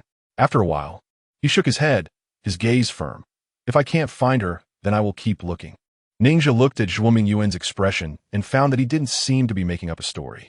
He turned to the side and asked, "Don't you have any relatives or friends here to gather information?" "What relatives could I have?" Zhuo Mingyuan forced a bitter smile. 10 years ago, I caught a severe cold and infected my parents. The factory stopped their work to prevent them from spreading the illness to other workers. Later, my mother died from the illness, and my father, sister, and I had nothing to eat. "Brother, what is a sheep?" Lin Sun asked Ning Zhe with wide, ignorant eyes. "It's an animal, but it has weak self-defense capabilities, which has made wild ones quite rare. I've heard there are artificially raised ones in the fortress." Ning Zhe replied casually. Then looked at Zhuo Mingyuan. "You just said your dad traded your sister for a sheep. She must have been sold in the fortress, right? Otherwise, how could anyone in the refugee district have lamb?" "Yeah, how did I forget that?" Zhuo Mingyuan's eyes lit up after hearing Ning Zhe's words, and he excitedly slapped his thigh. "That's right. My sister must have gone into the city. That's why I couldn't find her outside. You're right. She must have gone into the city. After we finish eating, I need to find a way to get into the city to look for her. No matter how much it costs, I have to get in."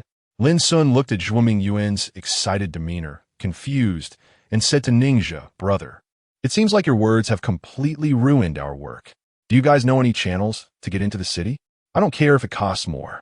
Zhuo Mingyuan didn't hear the conversation between the two clearly and had a hopeful expression on his face. "Let us ask Fatty later. He has worked inside the fortress and might know something." Ning Zhe shook his head slightly. He had learned hunting since childhood and had never worked in the factories inside the fortress, so his understanding of Zhuo Mingyuan's question was quite limited. "Brother, what about the tails outside?" Lin Sun took off the water pouch made from wild boar bladders at his waist and poured the half bowl of water he hadn't finished into it. "As long as they don't make a move, we don't need to worry about them." Ning Zhe was protecting Zhuo Mingyuan just to earn some temporary survival money. If those people knew how to restrain themselves, he didn't want to provoke trouble for himself. After the meal, the three of them left the restaurant and met Fatty on a street corner in the town. His harvest that day was not much. There was only one mouse in the newly dug charcoal pit and a few unknown beetles slightly longer than a middle finger.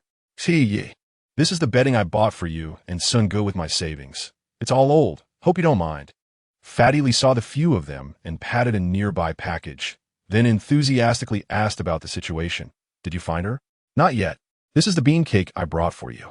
Ninja handed over the cloth-wrapped cake and continued to ask Fatty, "Do you know any channels to get into the city from the refugee district?" "Work. Refugees have no other way to enter the city except through work."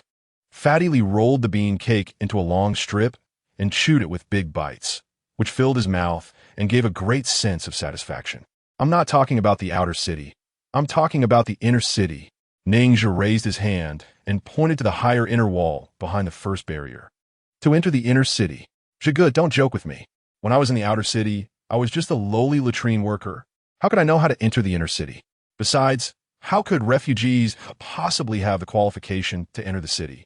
I've heard that people in the city think refugees are contaminated by some bacteria and find us dirty." Fatty Lee smiled foolishly, seeing the disappointment on Zhuo Mingyuan's face. He thought for a moment, "Why don't you ask that Su Fei? Among the refugees, it's only these headmen who have more contact with people inside the fortress." That's a method. Ninja recalled the newly appointed headman on their street. After finishing the bean cake, Fatty Lee sucked on his fingers again. "But don't get your hopes too high for this matter. After all, over the years, I've seen countless people trying to force their way into the city, but I've never seen anyone succeed."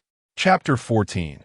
Harder than climbing to the sky, the headman appointed by the fortress has the same treatment as the factory refugees, with the only advantage being that they don't have to work and can receive a daily supply. Thud thud. "Wait for me here."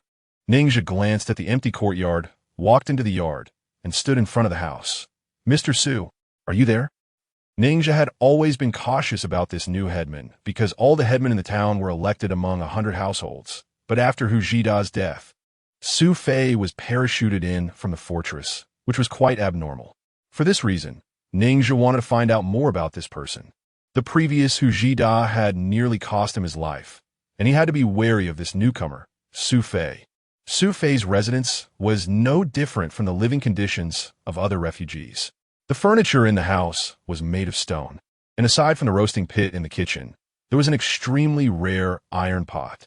In the adjacent bedroom, a set of bedding was haphazardly piled on the kong, and besides that, there was a huge wooden box placed against the wall in this bedroom. Thud thud. Ninja saw traces of freshly turned soil scattered on the ground beside the wooden box and walked over. Bang! Just as Ninja took a step, the lid of the wooden box was suddenly lifted, and Su Fei directly crawled out, locking eyes with Ninja. "Su Baozhong, what kind of trick are you playing? A magic show?" Ninja was slightly taken aback by Su Fei's sudden appearance. "Ah, well, there were mice in the house, so I was catching one." Su Fei quickly climbed out of the box and then closed the lid. "The place is a bit messy. Just sit anywhere." Most importantly, as he closed the lid, there was a sound of metal clashing, as if something had fallen due to the vibration. Metal items are rare in the refugee area. Water. Su Fei picked up a large kettle and poured a cup of water for Ninja, handing it over. "What do you need me for?" "I have a friend who wants to enter the city to find lost relatives." Ninja smiled. "You mentioned before that I could come to you for help, so I wanted to ask if you have any channels." "That's easy. I can arrange for your friend to work in a factory." "Do you know which factory his relatives are in?" Su Fei picked up the conversation. "I'm not talking about a factory. I mean the inner city." Ninja sat on a nearby stone bench and glanced at Su Fei. "Do you have a way?" "The inner city. 10 years of driving through the cold sea color. A lonely minister here gazes at the imperial carriage. For refugees, that world just one wall away seems close at hand. It is actually an unreachable palace in the sky for a lifetime." After hearing Ning Zhe's words, Su Fei revealed a playful smile. "Don't you know how difficult it is for refugees to enter the inner city? Boss Lin of the grocery store outside the city is the cousin of the director of the material office in the inner city, and even with that connection, he has no chance to send his son in. It's precisely because I know how difficult this is that I sought you out. You're the only outsider I have seen in this neighborhood. Since you were able to parachute into this place, you must have some exceptional qualities." Ninja raised a cup of water and added, "The person I want to send in is very wealthy. If you can help, he won't treat you poorly." "Wealthy?" "You should know that among the refugee community, the rich are seen as no different from beggars in the eyes of those inside the city." Su Fei was unimpressed. "What? You're helping him just to seek wealth?" "The 87th fortress is the territory of the Pei family consortium, and the Pei family has always been strict about such matters. So I can only give a try. For 500, I can introduce you to someone. As for whether it succeeds or not, that's up to you to negotiate. Su Fei pondered for a moment and continued. Also, remind your friend that life for refugees in the city may not be as good as he thinks. I hope he thinks it through. Half an hour later, Ning Zhe and Lin Sun, along with Zhuo Mingyuan, arrive at the entrance of a pawn shop near the city gate. Ning Zhe glanced at the pawn shop sign and said to Zhuo Mingyuan, Mr. Va, the person Su Fei introduced to us is right here. As for whether to meet, that's up to you. I've already paid the introduction fee, so of course we should meet. For my sister, I can spare no expense. Zhuo Mingyuan replied without hesitation. After entering, the pawn shop's clerk took the introduction letter from Su Fei addressed to Ning Zhe and quickly led them to a room in the back where they met the fat shopkeeper. You'll want to enter the inner city? The fat shopkeeper said after reading Su Fei's letter, lighting a match to burn the cloth into ashes. Not them, it's me. Zhuo Mingyuan interjected.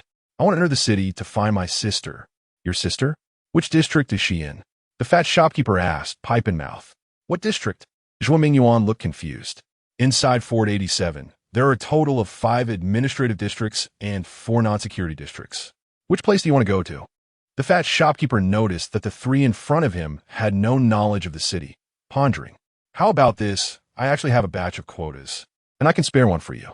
There's a job in the city that requires maintaining some special equipment. This job is very dangerous and will be strictly monitored. If you agree, I can send you into the inner city as a laborer. Chapter 15. Wealth and Danger. Lin Sun was surprised when he heard the fat shopkeeper mention the amount. 5,000 to enter the city as a laborer? What's the reasoning behind that? 5,000. A laborer couldn't save that much in a lifetime, right? If you want to enter the city, that's the price. If you can accept it, I'll arrange it for you. The fat shopkeeper exhaled a puff of smoke, causing the others to cough a bit. In the city, only jobs that even beggars wouldn't want would fall to the refugees. Even so, being selected from hundreds of thousands of refugees is considered lucky. If it weren't for Su Fei's introduction, no matter how much money you had, I wouldn't even discuss a deal with you. You just said this job is very dangerous. How dangerous is it? Ning Zhe asked sideways. I don't know, because none of the people I've sent in have ever come out. As for whether they died or ran away, no one knows. Because going into the city as a laborer doesn't mean you become a city dweller, and you have no right to communicate or interact with city people. The fat shopkeeper said, tapping his pipe on the shoe sole, his tone frank. If you miss this opportunity, you might have to wait several months or even years. 5,000 is 5,000. I'll give it to you. As long as I can find my sister, I'm not afraid of anything. Zhuo Mingyuan hesitated for less than 2 seconds and replied firmly, when can I enter the city? Come back here tonight at 9. The fat shopkeeper got up, took a pen and paper, and handed them to Zhuo Mingyuan. Fill in your information, then pay. I remind you, once the money is paid, whether you change your mind or miss the meeting time for any reason, the money will not be refunded.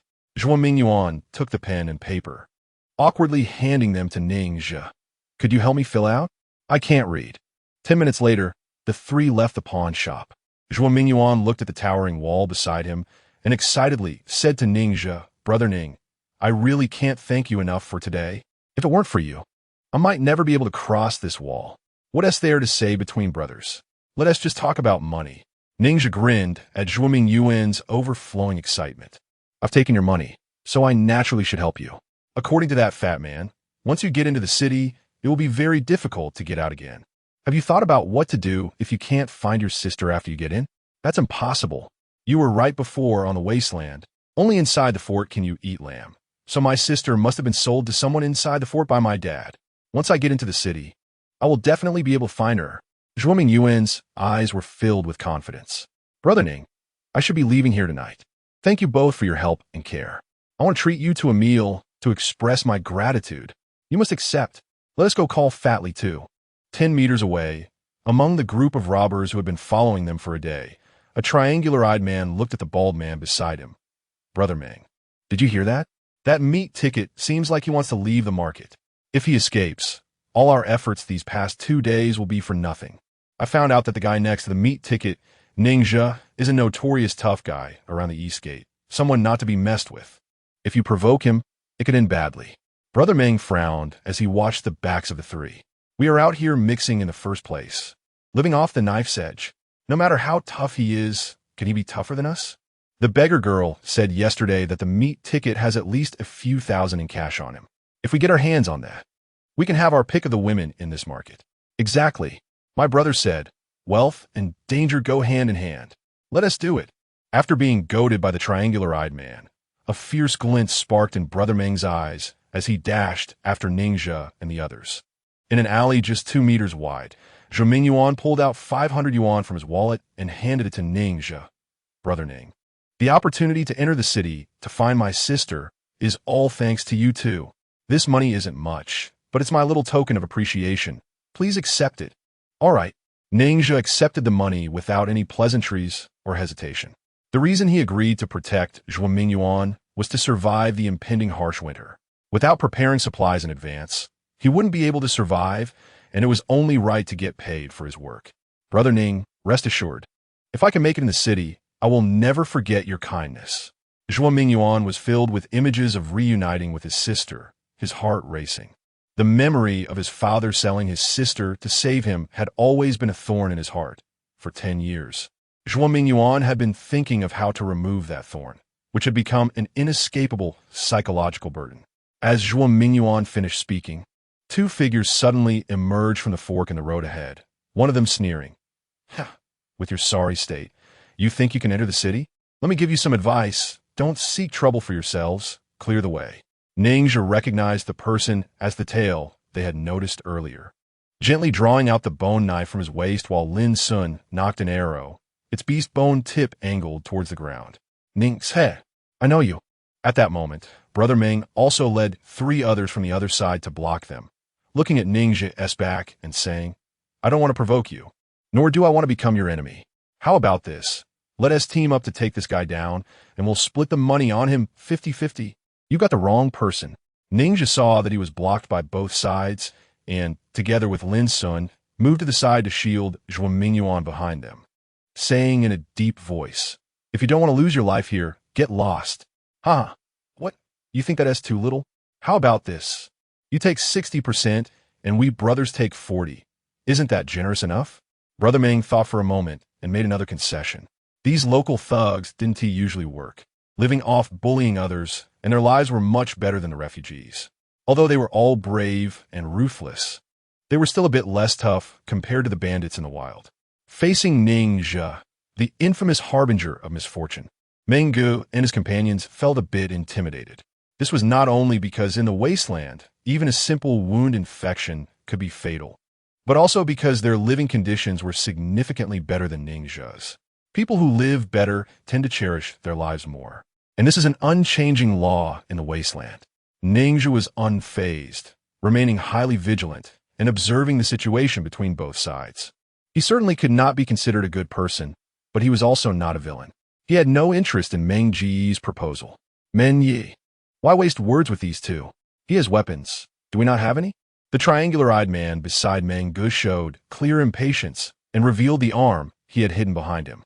It held a wooden stick embedded with sharp stones and beast teeth. Chapter 16. The malice of humanity. Seeing that everyone around him was eager to move, Meng Gu also drew a steel knife from his waist. Ningxia, I'm giving you face, but it's not because I'm afraid of you. Since you don't appreciate the courtesy, don't blame me for being ruthless. Be careful. These guys are not simple. Ningxia's expression turned cold when he saw the knife in Meng Ji's hand. In the refugee area, there were no rules, and no one was restrained, but the fortress had very strict weapon control regarding the refugee area. If a refugee was found carrying a firearm, they would face the severe punishment of public execution by hanging. Therefore, knives became the most common weapon. Ningxia could tell that the steel knife Meng Gu held was of excellent quality in the resource-scarce refugee area. Those who could wield a metal knife were far from ordinary. Brothers, charge! The triangular-eyed man, holding a wolf's tooth club, had been waiting impatiently.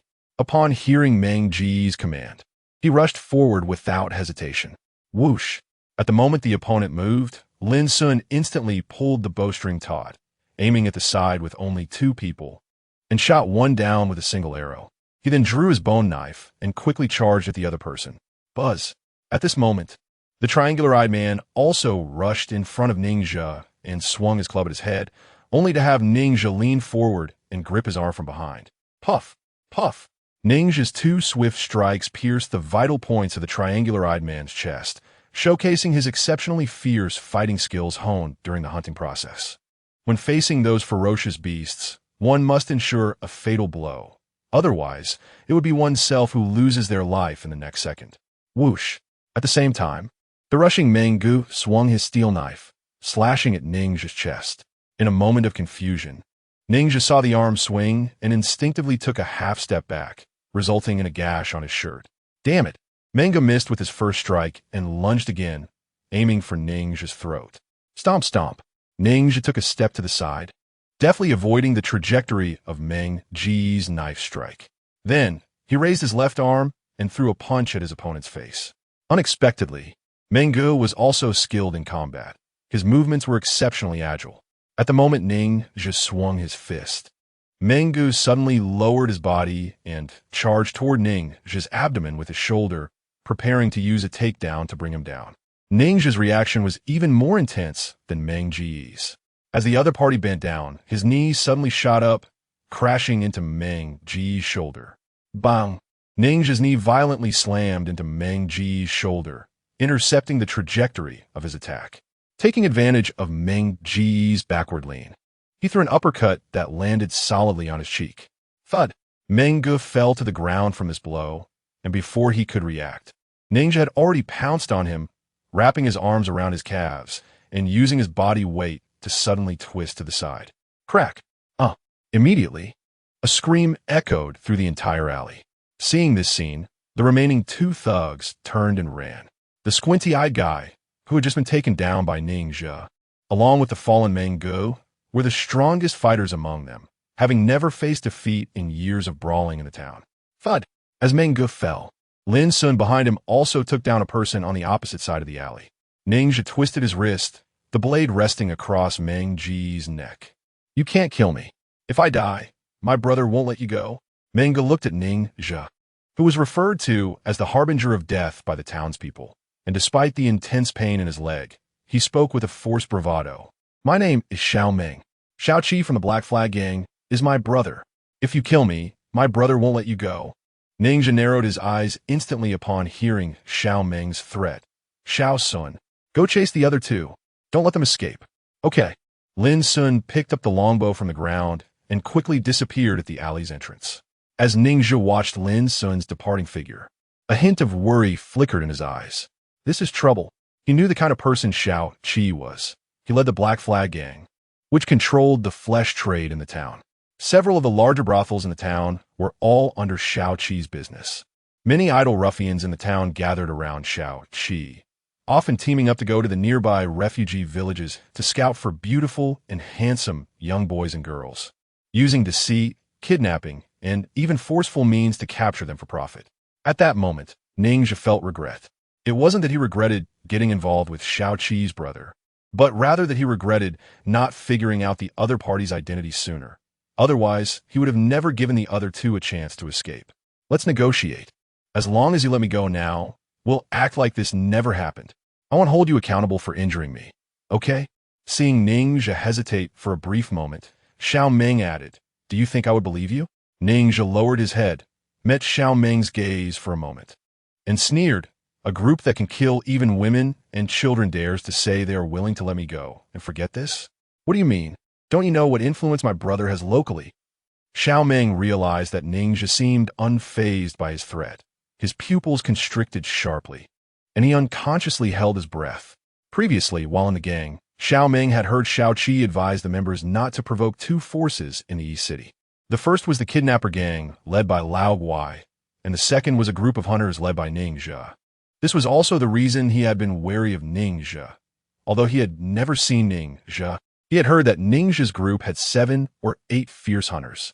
If he hadn't seen only 2 of them before and been incited by the cross-eyed man, he would never have dared to take this risk. Ninja did not believe Xiao Meng's words, nor did he absolutely believe that the other party would let him go. In the wasteland, trusting any stranger was like playing with one's own life. He had already learned this lesson the hard way from Li Bin. Therefore, at this moment, he trusted his own judgment even more. As a hunter, he was not only choosing his prey, but also being chosen by it. Ningxia has killed many fierce beasts, and by comparison, he believes that killing humans is much easier. However, compared to wild animals, he is still more afraid of humans. Animals express their anger directly through actions, but humans may not. Beneath the surface, no one knows their true thoughts. Human hearts are treacherous. In this era of cultural disconnection, this phrase has continued to circulate. 5 meters away, Zhuo Mingyuan watched the scene before him without feeling much fear. In the mining area where he previously lived, more than half of the miners were exiled criminals, and it was much more brutal than the town. What truly frightened him was Ningxia, who was seriously wiping the knife he picked up from Xiaoming. This young man, who looked to be only around 20 years old, possessed the ferocity and ruthlessness of the top bandits in the mining area. Yet, in this lawless area of the refugee district, only such people could survive better. Step by step. Chapter 17. The Five-Fingered Sheep. Ningxia heard that Lin Sun had also taken care of the 2 escaped robbers, and his tense emotions relaxed a bit. This isn't a place to stay long. We need to leave immediately. What about these corpses? Lin Sun looked at the few people on the ground and asked tentatively. Leave them here. No one saw us act just now. But if we continue to deal with the bodies here, it could cause trouble if someone sees us. Ningxia thought for a moment, then took the 2 and quickly left. Boom! As the 3 had just stepped onto the main street, they heard a dull sound. Following the sound, accompanied by the tension of steel cables and the grinding of gears from behind the city wall, a massive gate of the fortress was slowly rising. It was almost dark, so why was the gate opening again? Brother, it seems like the people inside the fortress have been coming out more frequently recently.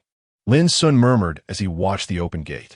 There are many doors outside the fortress, and usually the iron bars are used for laborers to enter the outer city. It's unclear whether this is for safety or to distinguish them from the refugee area. This huge gate does not connect to the outer city, but is directly linked to the inner city through a tunnel.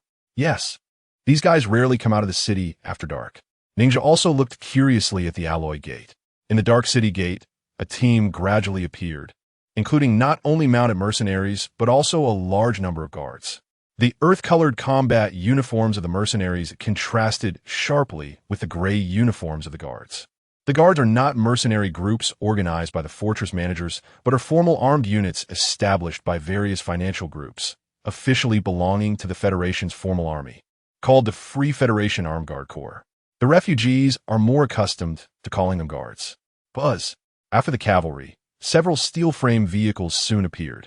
The so-called steel-frame vehicles are made by welding steel pipes into a car shape, covering them with waterproof cloth, and then installing a car engine for simple modifications. Their performance cannot be compared to that of regular cars, but they're definitely much faster than horses and can adapt to more terrains.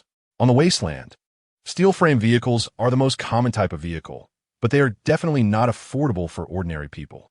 Besides the precious engine, fuel is an even scarcer resource than drinking water. The military steel-frame vehicles are upgraded versions, modeled after the pre-disaster Lynx assault vehicles. Each vehicle can seat 3 people and can be equipped with machine guns and other weapons. The waterproof cloth covering has been replaced with steel plates, and even the wheel positions are shielded with steel plates, which are covered with sharp iron pieces, making the whole vehicle look like a hedgehog, hence the name Hedgehog Vehicle. Seeing the vehicles appear, a glimmer of curiosity flashed in Ningxia's eyes. This team seemed to be heading somewhere far, but moving out at night was not typical for the townspeople. Could it be that something important has happened? Before the sun set, the 3 of them picked up Fatty Li and arrived at the best restaurant in the town. Mr. Zhua, you're here. The restaurant owner hurriedly approached Zhuo Mingyuan upon seeing him. I want to treat my friends today. Money is no object, so don't serve me that junk food meant for refugees. Zhuo Mingyuan was in a good mood, his face glowing as he gave a $20 tip. All right, please follow me to the backyard. We have private rooms there, and it's quiet. The owner led them to the backyard, enthusiastically arranging them in a room, and gave Zhuo Mingyuan a mysterious smile. Mr. Zhua, please wait a moment. I'll prepare your food right away. What is going on, being so mysterious? I have things to do after the meal. Hurry up, Zhuo Mingyuan impatiently said, fearing the owner would delay his time. Please be patient, I assure you. Your wait will be worth it. The owner chuckled and left. You all have worked hard for my sake. Let us drink some water first. Zhuo Mingyuan picked up the kettle and poured each of them a cup of water. Meh. About 5 minutes later, while they were chatting, a strange cry suddenly came from outside the door, and then the restaurant owner walked in, leading an ungulate animal slightly smaller than a bison, with horns on its head and covered in white curls. Be careful. Lin Sun instinctively picked up the hunting bow on the table, looking at the unfamiliar animal. Fatty Lee screamed in fright, jumping up from his chair and hiding in the corner behind the wall. It has long hooves. It shouldn't be a very aggressive beast. Ningxia glanced at the animal's legs and quickly made a judgment. Don't be afraid, everyone. This is our dinner for tonight. The owner, seeing everyone's tense expressions, smiled at Zhuo Mingyuan. Mr. Zhuo, I put in a lot of effort to get this sheep from the city. We're having this tonight. How does that sound? I'm not bluffing. There are no more than 3 places in the town that can serve lamb. I 1T charge you extra, 2 legs of lamb for just $200. How about that? Zhuo Mingyuan looked at the sheep brought by the owner, as if struck by lightning. This is a sheep? Lin Sun let out a sigh of relief and curiously examined it, while Fatty Lee still dared not approach. Sir, are you finding it expensive? How about 180? If it goes any lower, it really 1T work. To be honest with you, I was preparing to kill this sheep to entertain the passing transport teams. If I hadn't seen you were wealthy, I wouldn't have brought it out at all. The owner, seeing Zhuo Mingyuan silent, actively made a concession to negotiate. You're really joking. How can a sheep have fingers? Since ancient times, it has hooves. The owner grinned. No, wait. Shouldn't a sheep have 5 fingers? Shouldn't a sheep have 5 fingers? Zhuo Mingyuan stared blankly for a moment, then suddenly roared, losing control entirely, and lunged at the sheep, choking it while violently vomiting. Shouldn't a sheep have 5 fingers? Shouldn't a sheep have 5 fingers? Meh. The sounds of roaring and the sheep's cries echoed in the private room. Zhuo Mingyuan has gone mad. He ran wildly down the street, shouting the name Zhuo Xiaomei. But as he ran, he forgot his sister's name. To secure this entry quota into the city, Zhuo Mingyuan's money was nearly depleted. As his friend who came to the restaurant with him, Ningxia naturally had the obligation to take care of him. After he dug through Zhuo Mingyuan's wallet, he found that he only had a little over $1,000 left. Zhuo Mingyuan was willing to give up a prosperous life in the refugee area to go into the city to find his sister. Inside that wallet was also an identity certificate for a city dweller, belonging to a white person, identified as the foreman of Zhuo Mingyuan's mining area. At this point, everything became clear. Zhuo Mingyuan, who had been worried about his sister for 10 years, could no longer endure the inhumane life in the mining area and the foreman's abuse, resorting to murder and theft, and escaped from the mining area. With winter approaching, Ningxia was in dire need of money. If he took the money from this madman, Zhuo Mingyuan, no one would pursue it. However, he didn't touch the money. After compensating for the cost of the sheep that Zhuo Mingyuan choked to death, he handed over every remaining cent to the restaurant owner, looking at Zhuo Mingyuan, who was still running wildly in the street. Starting today, give him 2 bean cakes and a bowl of water every day until this money runs out. Don't think about pocketing this money, or I'll come after you. Rest assured, I know who you are. The owner glanced at Ningxia and nodded reluctantly. From now on, the refugee area has lost a stubborn young man searching for his sister, while the town has gained a madman. He wanders the streets every day, repeating only one phrase. Shouldn't sheep have 5 fingers? Chapter 18. Blood for blood, due to Zhuo Mingyuan's sudden madness. His dinner agreement with Ningxia and the others fell through. For refugees like Ningxia, spending dozens or hundreds of dollars at a restaurant was unthinkable. In the end, they only bought 2 bean cakes each before leaving the restaurant. Zhuo Mingyuan's incident did not affect Ningxia's mood. He did not covet Zhuo Mingyuan's money and had helped him find a way out, which was already a great kindness. After all, there were too many tragic stories in the refugee area, and even the softest-hearted person would gradually become hard-hearted. However, Fatty Lee felt great sympathy for Zhuo Mingyuan's plight. After listening to Lin Sun recount Zhuo Mingyuan's story, he even shed tears. Buzz, as the 3 of them just stepped out of the restaurant, they heard the roar of an engine. Looking sideways, they saw a cloud of dust rising on the dirt road in the distance. as a convoy of horses rushed toward the city gate, causing pedestrians to scatter. Among the four steel-frame vehicles behind, one had a cross standing at the rear, with a refugee wearing a black hood tied to it. Rumble. As the convoy approached, the massive gate of the fortress slowly rose. Two lines of guards emerged from the city to maintain order, while the convoy and horse team quickly passed through, disappearing into the dark city gate tunnel. Brother, I didn't see wrong, did I? The person tied up in that vehicle was a refugee? So many soldiers came out just to catch one refugee. The strange occurrences in this town are really increasing. Ninja squinted, also finding it hard to believe. Shiga, those big guys that just passed by, are they the legendary hedgehog vehicles? Fatty Lee was deeply shocked by the four hedgehog vehicles. He had always lived in the refugee village and usually avoided mercenaries on horseback. But this was the first time he had seen real guards. He had heard that these vehicles were made of iron, but he didn't expect them to move so fast. However, the rusty smell of the vehicle was too strong. What had they been through? Zong, zong. The clock chimed in the city, and Lin Sun glanced at the orange light on the horizon that was about to disappear. Brother, the sun is setting. It's almost curfew. Let's go. Ninja took the lead, and as he walked to the middle of the road, he noticed a long trail of dripping blood on the ground where the hedgehog vehicle had just passed, extending all the way to the city gate. Nightfall is filled with danger for refugees, but it can also bring benefits to many. There are many city gates around the fortress, and besides the large gates leading directly into the inner city, there are also many small fence gates for workers. The laborers in the outer city industrial area work in shifts 24 hours a day, often in 3 or 4 shifts, which means that even in the dead of night, people are moving through those gates. Many refugees dream of owning a house in the town, as this would shorten their commute to work. Around Fortress 87.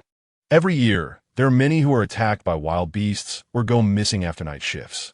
As darkness fell, a red lantern was lit at the entrance of a courtyard near the labor passage of the fortress, with a black square on it. This is the symbol of the Black Flag Gang. In the town, all courtyards with such lanterns are brothels run by the Black Flag Gang. Laborers can choose a woman or a man here to satisfy their primal desires for just $5 or 2 cups of water. Even though life in the refugee area is so difficult, there are still many people willing to spare food and drinking water to satisfy their desires. In the chaotic wasteland, many orders have been reshaped. They're not only male, but also female thugs. And the Black Flag Gang has the best business near the South Gate because there's a textile factory there, which employs only female workers. Those women are often more generous when looking for men than male laborers. Bang! A sound of a fist pounding on the table echoed in the brothel's courtyard. Inside the office, the leader of the Black Flag Gang, Xiao Qi, looked angrily at the several young men in front of him. What are you saying? My brother is in trouble? Although Xiao Qi is only 23 this year, he is undoubtedly the boss among them. Not only because of his insidious personality, but also because he has connections within the fortress.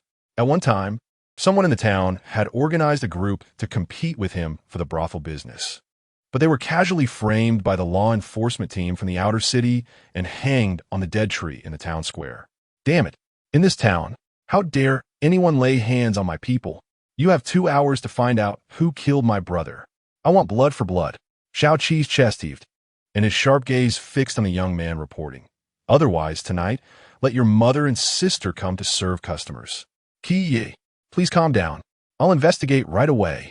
The young man, feeling a chill run down his spine, promised and rushed out of the room. He knew very well that what Xiao Qi said was not an exaggeration. Half an hour later, the young man arrived at the alley where Xiao Meng had an accident. He kicked open a rotten plastic door of a house and stepped inside. A woman's scream accompanied the sound of the door being kicked in. Swish! The light of a gas lamp illuminated the room, and the young man looked at a middle-aged couple inside. We are from the Black Flag Gang. We just have one question. Who killed the young man in the alley today? I don't know. I just got off work after dark. The middle-aged man gasped as he heard the young man's introduction. There is no law in the refugee area, which is why refugee villages and towns have formed. In simple terms, it's a group of people huddling together for warmth, and the town's overseer also symbolically takes responsibility for maintaining order to keep his job. However, no one dares to manage powerful figures like Ninja and the Black Flag Gang. I haven't even said when the person died, and you already confessed. You still say you don't know anything? The young man slightly waved his finger. Beat him until he admits it. Bang, bang, bang. Several young men rushed forward, and the middle-aged man began to wail in despair. This situation was happening in almost every household in the alley, with screams and shouts blending together. Don't hit me. Please stop. I really don't know anything. The middle-aged man had taken a few punches, blood streaming from his nose, as he continuously begged while holding his head. Hiss! The young man raised the gas lamp in his hand, lit the cigarette in his mouth, and remained indifferent to the middle-aged man's pleas. Ning's is that the Grim Reaper from the east? The young man glared at the woman with displeasure. Why didn't you say that earlier? I can't afford to mess with you. But that ninja is not a good person either. We common folks don't want to get into trouble. We just want to live well. The woman was terrified and had already broken down in tears. Chapter 19.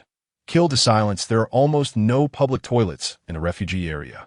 Everyone's daily waste disposal is just defecating anywhere, except for a few who choose to relieve themselves near their homes. Most people prefer to go a little further away, at least to someone else's doorstep. In this block, only the area around Ning's residence is somewhat cleaner. After all, no one wants to offend this notorious plague god over a pile of dung.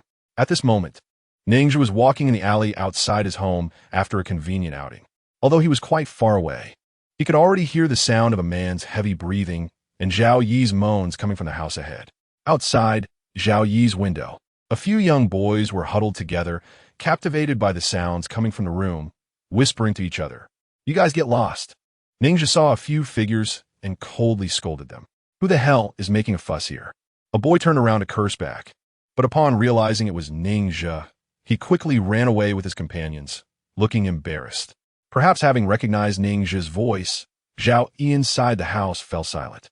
This girl had always liked Ning, and even though there might be no shame left in the refugee area, she still wanted to retain a bit of dignity in front of the man she liked. However, even if Zhao Yi remained silent, the sounds of bodies colliding could still be heard outside. The houses in the refugee area were not soundproof at all. Even a loud fart could be heard from far away. Ning had once been tormented by his neighbors snoring to the point of sleeplessness. Until later, when the neighbor died from an infection caused by a ruptured hemorrhoid, he finally got some restful sleep. Starting tonight, we'll take turns keeping watch. You take the first half of the night, and I'll take the second half. Ning just sat at the table, taking off the water pouch from his waist. They were not working at the factory, and they couldn't even guarantee a basic daily supply of 1 liter of drinking water. Buying water outside cost 20 yuan per liter. The water in the town was rationed, and even if someone secretly sold water, the quantity was negligible. The water they could buy was mostly saved by the refugees themselves. So it was very difficult for Ning and the others to buy water. Drinking water was often not just about quenching thirst, but merely maintaining bodily functions. There's no game at home, and we still have to keep watch? Lin Sun said with a bitter face. Keeping watch was very exhausting. And even though Ning had chosen the tougher second half of the night, he still felt somewhat resistant. We killed some members of the Black Flag gang today. We might face retaliation, so it's always good to be vigilant. Ning handed Lin Sun the very sharp steel knife he had taken from Xiaoming. Be smart. Bro, there are 3 of us at home now. Shouldn't we arrange for Fatty Li to keep watch too? Lin Sun thought that having one more person to keep watch would make things easier for everyone. He wasn't particularly afraid of the Black Flag gang. Perhaps they were used to fighting for their lives, or maybe it was because winter was coming and there was no way out for them after leaving the town. Since there's no way to retreat, what is there to fear? Ning decisively rejected Lin Sun's suggestion after hearing his words. No. Why? Don't you trust him? Lin Sun curled his lips. It was indeed quite difficult for someone to gain Ning's trust. Fat Li is a good guy, but he's too timid and lacks a sense of crisis. If I let him keep watch, I'm afraid he'll end up falling asleep. Ning moistened his throat with some water and tightened the water bag again. What he said was all sincere. Fat Li had a good personality and knew how to share. After moving here, he even used his meager savings to buy bedding for Ning and Lin Sun. As the younger brother of an old friend, Ning had no excessive guard against Fat Li, but to say he would entrust his life's safety to him was absolutely impossible. Bro, do you remember the group of guards that went out of the city before? I heard they wiped out a refugee village in the west. Lin Sun changed the topic. The whole village? Ningzhu was taken aback. Yes. While you were out using the restroom, I chatted with old Zhao next door. He said he has 2 co-workers from that village, and after the guards went there, they left not a single person alive. They killed them all. Lin Sun nodded. These bastards are too ruthless against us refugees. Ningzhu listened to Lin Sun's words. Deep in thought, could it be that the refugees rebelled? No, that can't be right. To the refugees, the powerful figures in the city are like gods controlling their fate. Even an ordinary garrison soldier can make the refugees steer clear. Facing fully armed soldiers, the people from the refugee village definitely wouldn't have the guts. Excluding this reason, the soldiers' massacre of the village must have been to silence them, to completely cover up the truth of the matter, to capture one person. They killed everyone in the village to keep it quiet. What crime could that captured person have possibly committed? Ningzhu was baffled. The Black Flag Gang's brothel. That's right. We investigated the alley where Xiao Meng had the incident, and 2 people saw Ningzhu appear there. Although they didn't see him kill anyone, with Xiao Meng's skills, there aren't many people around the East City Gate who could take him down. The young man nodded earnestly. Boss, who should we send? As far as I know, that Ningzhu has a strong killing instinct. Upon hearing this, the young man's heart skipped a beat. In this area of the town, Ningzhu and his group of hunter brothers are notorious for being ruthless. This afternoon, didn't a group come and join us? The leader said they used to be bandits and have killed before. Let him take some people over and verify this group's abilities. Xiao Qi pondered for a moment and found a suitable candidate. Meanwhile, a few hundred meters away from Ningzhu's residence, in an open space, Fat Li was crouched at the edge of some ruins, intently staring at a pile of rubble. In the cold night, beads of sweat appeared on his face, and his gaze was incredibly serious. Rustle. A few seconds later, a mouse slowly emerged from the pile of rubble. Then, as if it couldn't control its body, it awkwardly moved towards Fat Li. Seeing this, Fat Li felt a surge of joy, but the mouse suddenly jumped and quickly disappeared into the pile of bricks. Sigh. Seeing this, Fat Li sighed in disappointment, adjusted his mental state, and once again turned his gaze to the rubble, starting to patrol in the darkness, completely unaware that 2 figures were watching him from 100 meters behind. The 2 were a young man and woman. The man was tall and muscular, as if his clothes were about to burst at the seams, while the girl beside him had a fiery figure. Even in loose, ragged clothing, her explosive physique was hard to conceal, especially her delicate face, which would definitely make her a sought-after prize in a brothel run by the Black Flag Gang. The man saw how Fat Li attracted the mouse and suddenly frowned. That little fatty up ahead seems to be a demon seed. Chapter 20. Midnight killers. The moonlight spilled down as Fat Li squatted motionless in front of the ruins, resembling a large ball. Recently, not only was the border restless, but the number of awakenings within the Federation was also increasing, possibly due to the earthquakes and volcanic eruptions in the radiation zone, which released many radioactive materials. The girl stared at Fat Li's figure, deep in thought. If he really is a demon seed, it seems he still doesn't know how to use his abilities. Of course, he might just be a weakling. In a lawless refugee area, if power becomes unbalanced, it really isn't a good thing. The chances of someone with absolute power choosing to be a good person afterward might be less than that of a talking frog. The man's expression turned serious. Should we control him to confirm? A few minutes later, the 2 pushed open the gate to Su Fei's yard and stepped into the room. You're 5 minutes late. Su Fei raised an eyebrow at the 2 who entered. I found a person suspected to be a demon seed outside. Quite interesting. So I watched for a while. The man explained as he placed his backpack on the comm. This is food and water I brought for you. The girl also sat on a nearby wooden box. A big event happened outside the town today. A squad of soldiers from the fortress went to the refugee village. Their purpose is... I already know about this. Su Fei interrupted the girl, changing the subject. What abilities does that suspected demon seed have? The man chuckled. Catching mice. Su Fei. An hour later, the town was completely deserted. For the refugees, life had little entertainment, and the high-intensity physical work they engaged in daily kept them in a state of fatigue, leaving no thoughts beyond survival. At this moment, the town was quiet. Walking down the street, one could still hear snores and women's cries coming from some dilapidated houses. Often, the marriages among refugees resembled cohabitation. And the process of having children was even more important than the outcome, as not every family could afford to raise kids. At the alley leading to Ning's house, several figures stood in the shadows, all wearing red, triangular scarves with a black flag as square emblem on them. Good. The man nodded. What's his name? Is it important? The young man retorted, seemingly trying to assert dominance over the newcomer while also not wanting him to know too much. Hee, you still don't trust me. The man smiled. You joined the Black Flag to have enough to eat, and we also need capable people. We're just using each other to meet our needs. Don't talk about trust and distrust. It's not only fake, but also mundane. The young man patted the man's arm. The boss said, if you get the job done, you can stay. Let us go. Hearing this, the man waved to the few people beside him and led the way into the alley. Should we plan how to catch him? A man behind asked, gripping a bone knife. Kill him? But our mission is to capture him. The man was stunned. Talp talp? The heavy footsteps of 7 people echoed in the yard as they collectively headed towards Ning's residence. Inside the front room, Fat Li's snores continued. And in the dark living room, Lin Sun sat at the table, blending into the shadows. Suddenly, Lin Sun's figure moved, swiftly picking up the longbow from the table in the darkness and drawing it to full tension.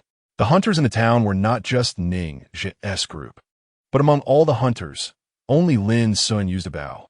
Using a bow well without systematic training requires talent, and Lin Sun happened to be a gifted individual. He had excellent arm strength, and his hearing and vision were superior to others, making him seem born to be a hunter. Sizzle. A second later, a faint sound came from Lin Sun's mouth, and Ningxia, who was sleeping soundly in the house, suddenly opened his eyes. Crash! At the same time, the curtain at the doorway was thrown open. Whoosh! An arrow sliced through the darkness, directly embedding itself in the chest of the man who had just entered. In the refugee area, people who came unannounced in the dead of night were definitely not friends. Damn it! The opposing man sensed something. The man shot by the arrow felt as if he had been kicked in the chest. He stepped back outside and let out a low roar. But before he could take another step, he felt his strength rapidly draining. By the time he felt the sharp pain in his chest, he had already collapsed to the ground. Move away.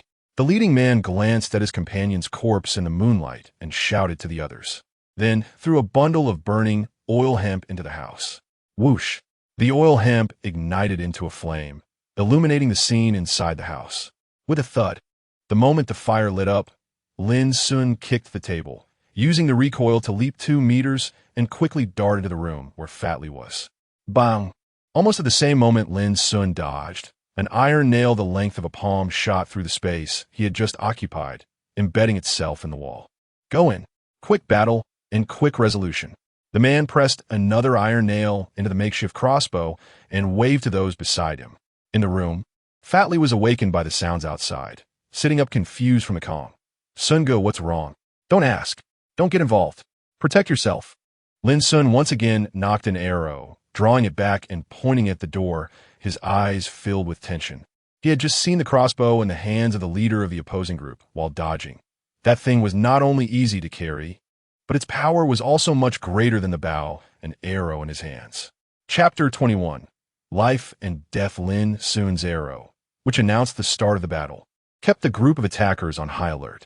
As Lin Sun retreated into the inner room, the 3 people outside rushed into the house, with the first 2 instinctively running towards the room where Lin Sun was. It was only then that the person behind noticed a dark doorway next to the entrance. Peering inside for a moment, a hand suddenly shot out from within the door, and a sharp steel knife instantly pierced through his neck. One person, who was about to rush in from outside, saw the blade sticking out from his teammate's nape and immediately widened his eyes. Everyone be careful. There's more than one of them. Bang! Ningxia kicked the corpse in front of him and suddenly rushed out the door, stabbing at the person at the entrance. Deal with him first. The 2 people in front exchanged glances and then turned to charge at Ningxia together. Thud! Thud! Ningxia dodged the attack from one of them and lunged forward like a cheetah, grabbing the opponent's collar and stabbing 2 blades into their chest in a flash. Buzz! At the same time, a burly man behind him swung a stone axe towards Ningxia. Bang! Ningxia heard the sound of the wind, bent down to dodge, and the fire axe smashed into the wall beside him, kicking up a cloud of dust. Whoosh! The The leader stood at the door, saw Ning's movement, and immediately pointed the crossbow at him. Thud thud. At the same time, Lin Sun in the inner room heard the fighting outside and quickly appeared at the door. Whoosh! The leader, who had originally prepared to shoot Ningxia, slightly raised his wrist and pulled the trigger at Lin Sun. Thud! The steel nail, propelled by immense force, struck Lin Sun's arm, causing his body to tilt, and his arm loosened, causing the arrow to miss its target. Seeing that Lin Sun was no longer a threat, one of the others quickly ran a few steps and pounced on Ningxia, pinning him to the ground and tightly choking his neck. Whoosh! The remaining few people outside the room saw the chaos inside and rushed in like a swarm, instantly surrounding Ningxia and Lin Sun. Bang! One person rushed into the room and kicked Lin Sun on the head, but was then tackled by Lin Sun, causing the bone knife to fly out of his hand, and the two immediately began to wrestle. Another person raised the bone knife in his hand and stabbed it at Lin Sun. With a roar, Fatty Li suddenly charged out of the room, using his body to slam into the knife-wielding person. Bang! Weighing 180 pounds, Fatty Li successfully knocked that person away, who then crashed painfully against the edge of a stone table and fell to the ground. Fatty Li, kill him! Lin Sun, currently being choked, shouted at Fatty Li, his face turning red. Hearing Lin Sun's shout, Fatty Li bent down to pick up a bone knife from the ground, his hand shaking uncontrollably. Do it! Lin Sun yelled again, gripping the opponent's arm. I can't do it! Fatty Li, holding the knife, had red eyes from anxiety. He always trembled when killing rats, and now asking him to kill a person was extremely difficult for him to accept. Otherwise, he wouldn't have been too afraid to go hunting with his brother and ended up as a latrine worker in the fortress. Thud thud. While Fatty Li hesitated, the person he had knocked down got back up and swung a knife at Lin Sun. Whoosh! At the critical moment, Fatty Li directly lunged onto Lin Sun, taking the blow for him. Although he held the knife, he still couldn't bring himself to strike. Fatty Li's sudden action distracted the person grappling with Lin Sun, and Lin Sun seized the opportunity to pull out the iron nail embedded in his arm and stabbed it twice at the opponent's neck before lunging at the person who had injured Fatty Li. The opponent saw Lin Sun charging at him and thrust the knife directly at Lin Sun's chest. At such a close distance, Lin Sun had no way to dodge and could only push down on the opponent's wrist to avoid a fatal blow. Whoosh! The sharp knife stabbed brutally into Lin Sun's leg, the opponent quickly stepping back after delivering the blow. With adrenaline surging, Lin Sun, feeling no pain, intended to chase after him but felt his left leg go weak, causing him to fall. Then he saw the opponent's knife aiming for his face. Thud!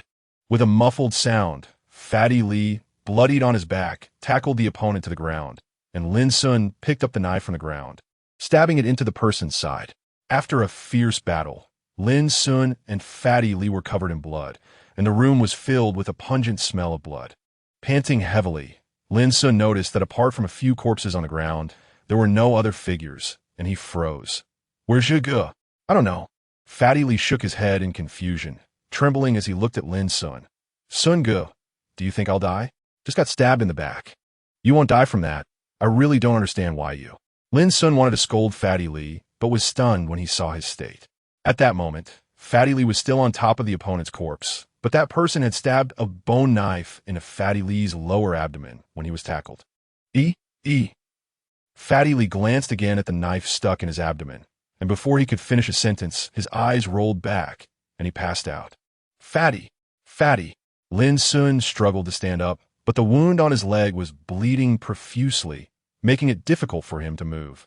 2 minutes earlier, after Ningxia was knocked to the ground, he was immediately surrounded by 2 people, one of whom kicked him in the nose. Bang! As Ningxia dodged, the opponent stomped the ground, and Ningxia seized the opportunity to grab the opponent's ankle and stabbed through his calf. Ow! The opponent howled in pain and staggered to the ground, while Ningxia endured a knife wound to his shoulder and surged up again. Damn it! Retreat! The leader, using the moonlight streaming into the room, saw the corpses scattered all over the floor and instantly realized that the people inside were not to be trifled with. Previously, when he was a bandit, he had been surrounded by troops while attempting to rob a fortress transport team. At that time, the elite troops from the fortress were responsible for dealing with them, and in hand-to-hand combat, one soldier could easily handle 4 or 5 bandits. The people inside now seemed to be just as formidable as those professional soldiers, and even more ruthless, showing no mercy. Once their knives were drawn, they aimed straight for vital areas. In this situation, the leader thought he could take down Ninja and the others, but after some consideration, he felt it was a bit of a loss to fight with these refugees. One remaining person inside, who had originally feared Ninja, hearing the leader shout, lost all will to fight and turned to run outside. Fatili, kill him. Lin Sun's voice came from behind. Thud. Ninja heard Lin Sun and Fatty Li teaming up, and felt that the two of them could definitely handle the 2 people inside. Without hesitation, he rushed out the door, completely missing Fatty Li's subsequent words, I dare not. At this moment, Ninja's goal was very simple, to take out the remaining few people. This group had already come to assassinate him, if he didn't instill fear in those who sent them, making them realize that dealing with him would come at a great cost. It was likely that more trouble would follow. Chapter 22. The most effective bodhisattva, when beasts are on the brink of death, they often choose to use their last strength to fight their opponents to the bitter end, burning out the final power of their lives, rarely retreating. But humans are different. When faced with fear, people often exhibit 2 extremes. Either anger overcomes fear, fighting desperately like a beast, or fear suppresses anger, showing a strong desire to survive, fleeing at all costs. At this moment, in the alley outside Ninja's house, the latter situation was occurring. 2 assassins, exhausted and desperate, rushed towards the alley's exit, while Ninja was like a frenzied beast, his eyes gleaming with ferocity, fixating on one of the figures. It was the leader who wielded the crossbow. Damn it, we can't let him keep chasing us. We have to stop him. The leader, hearing the heavy footsteps behind him, gasped and instructed his subordinate beside him. In this refugee area, the alley was all dirt roads. When it rained, the path would become muddy and treacherous, and when it dried, it would be full of pits and bumps. Ninja had grown up in this alley, so he was very familiar with where the ditches and bumps were, but the leader and his group were stumbling as they ran. In the blink of an eye, Ninja had already darted behind the 2 men. The young man beside the leader let out a terrified scream. With a burst of potential, he actually used the momentum to leap onto the roof of a nearby house. Bang! Ninja chased after the team leader, reaching out with his left arm to press down on the opponent's left shoulder. He jumped high, using his knee to strike the opponent's spine. Thud!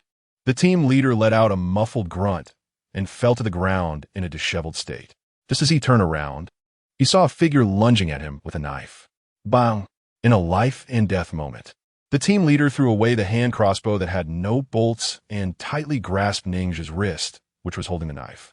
Boom! Ninja threw a punch with his backhand, hitting the opponent's face and knocking off the towel on it. Under the dim moonlight, the 2 locked eyes and recognized each other's identities. Ningse, Li Bin. Both shouted each other's names simultaneously, but 2 different emotions arose within them.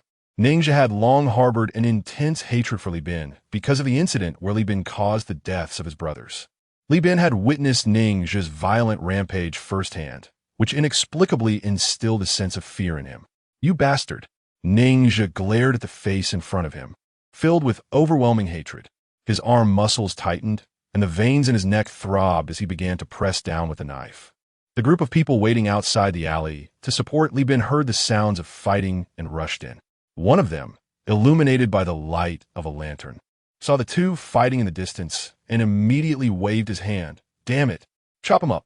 With a whoosh, 5 or 6 young men around him drew their knives and moved forward. Seeing this scene, Ninja suddenly exerted himself, preparing to take down Li Bin before his opponents could reach him. However, as he pushed himself to the limit, a burning sensation surged through his body once again. Not again. This time, Ninja did not go into a frenzy as he had when fighting the bandits before. Instead, he felt the onset of faintness, just like usual. Li Bin grasped Ninja's wrist and could feel his temperature rising, but his strength was diminishing, and he was almost slipping out of his control. Meanwhile, at the entrance of the alley, Su Fei and a couple he was meeting were watching the commotion inside. Originally, Su Fei intended to send them off, but upon encountering the fight, they waited a bit longer. None of them wanted to intervene in this trivial matter. In the refugee area, Such a cursed place. Gang bloodbaths and robberies were far too common, and very few were willing to put themselves in danger for someone else's safety. This might seem cold-hearted, but it was a survival lesson learned by the refugees. Let's go. The burly man saw the group rush into the alley and nodded to Su Fei, stepping away to leave. They had been waiting to avoid exposing their identities. The girl smiled. We are not your subordinates. I owe you a favor. Is that enough? Su Fei looked seriously at the two. Just as he finished speaking, the burly man had already dashed into the alley, his speed astonishing.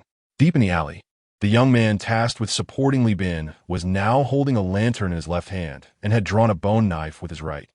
Brothers, let's make it quick. Take him down, then. Bang! Before he could finish, the others saw him tilt his head and fall to the side. Under the lantern's light, a man who had been chasing from behind raised his hand and threw a punch at the young man. Clang!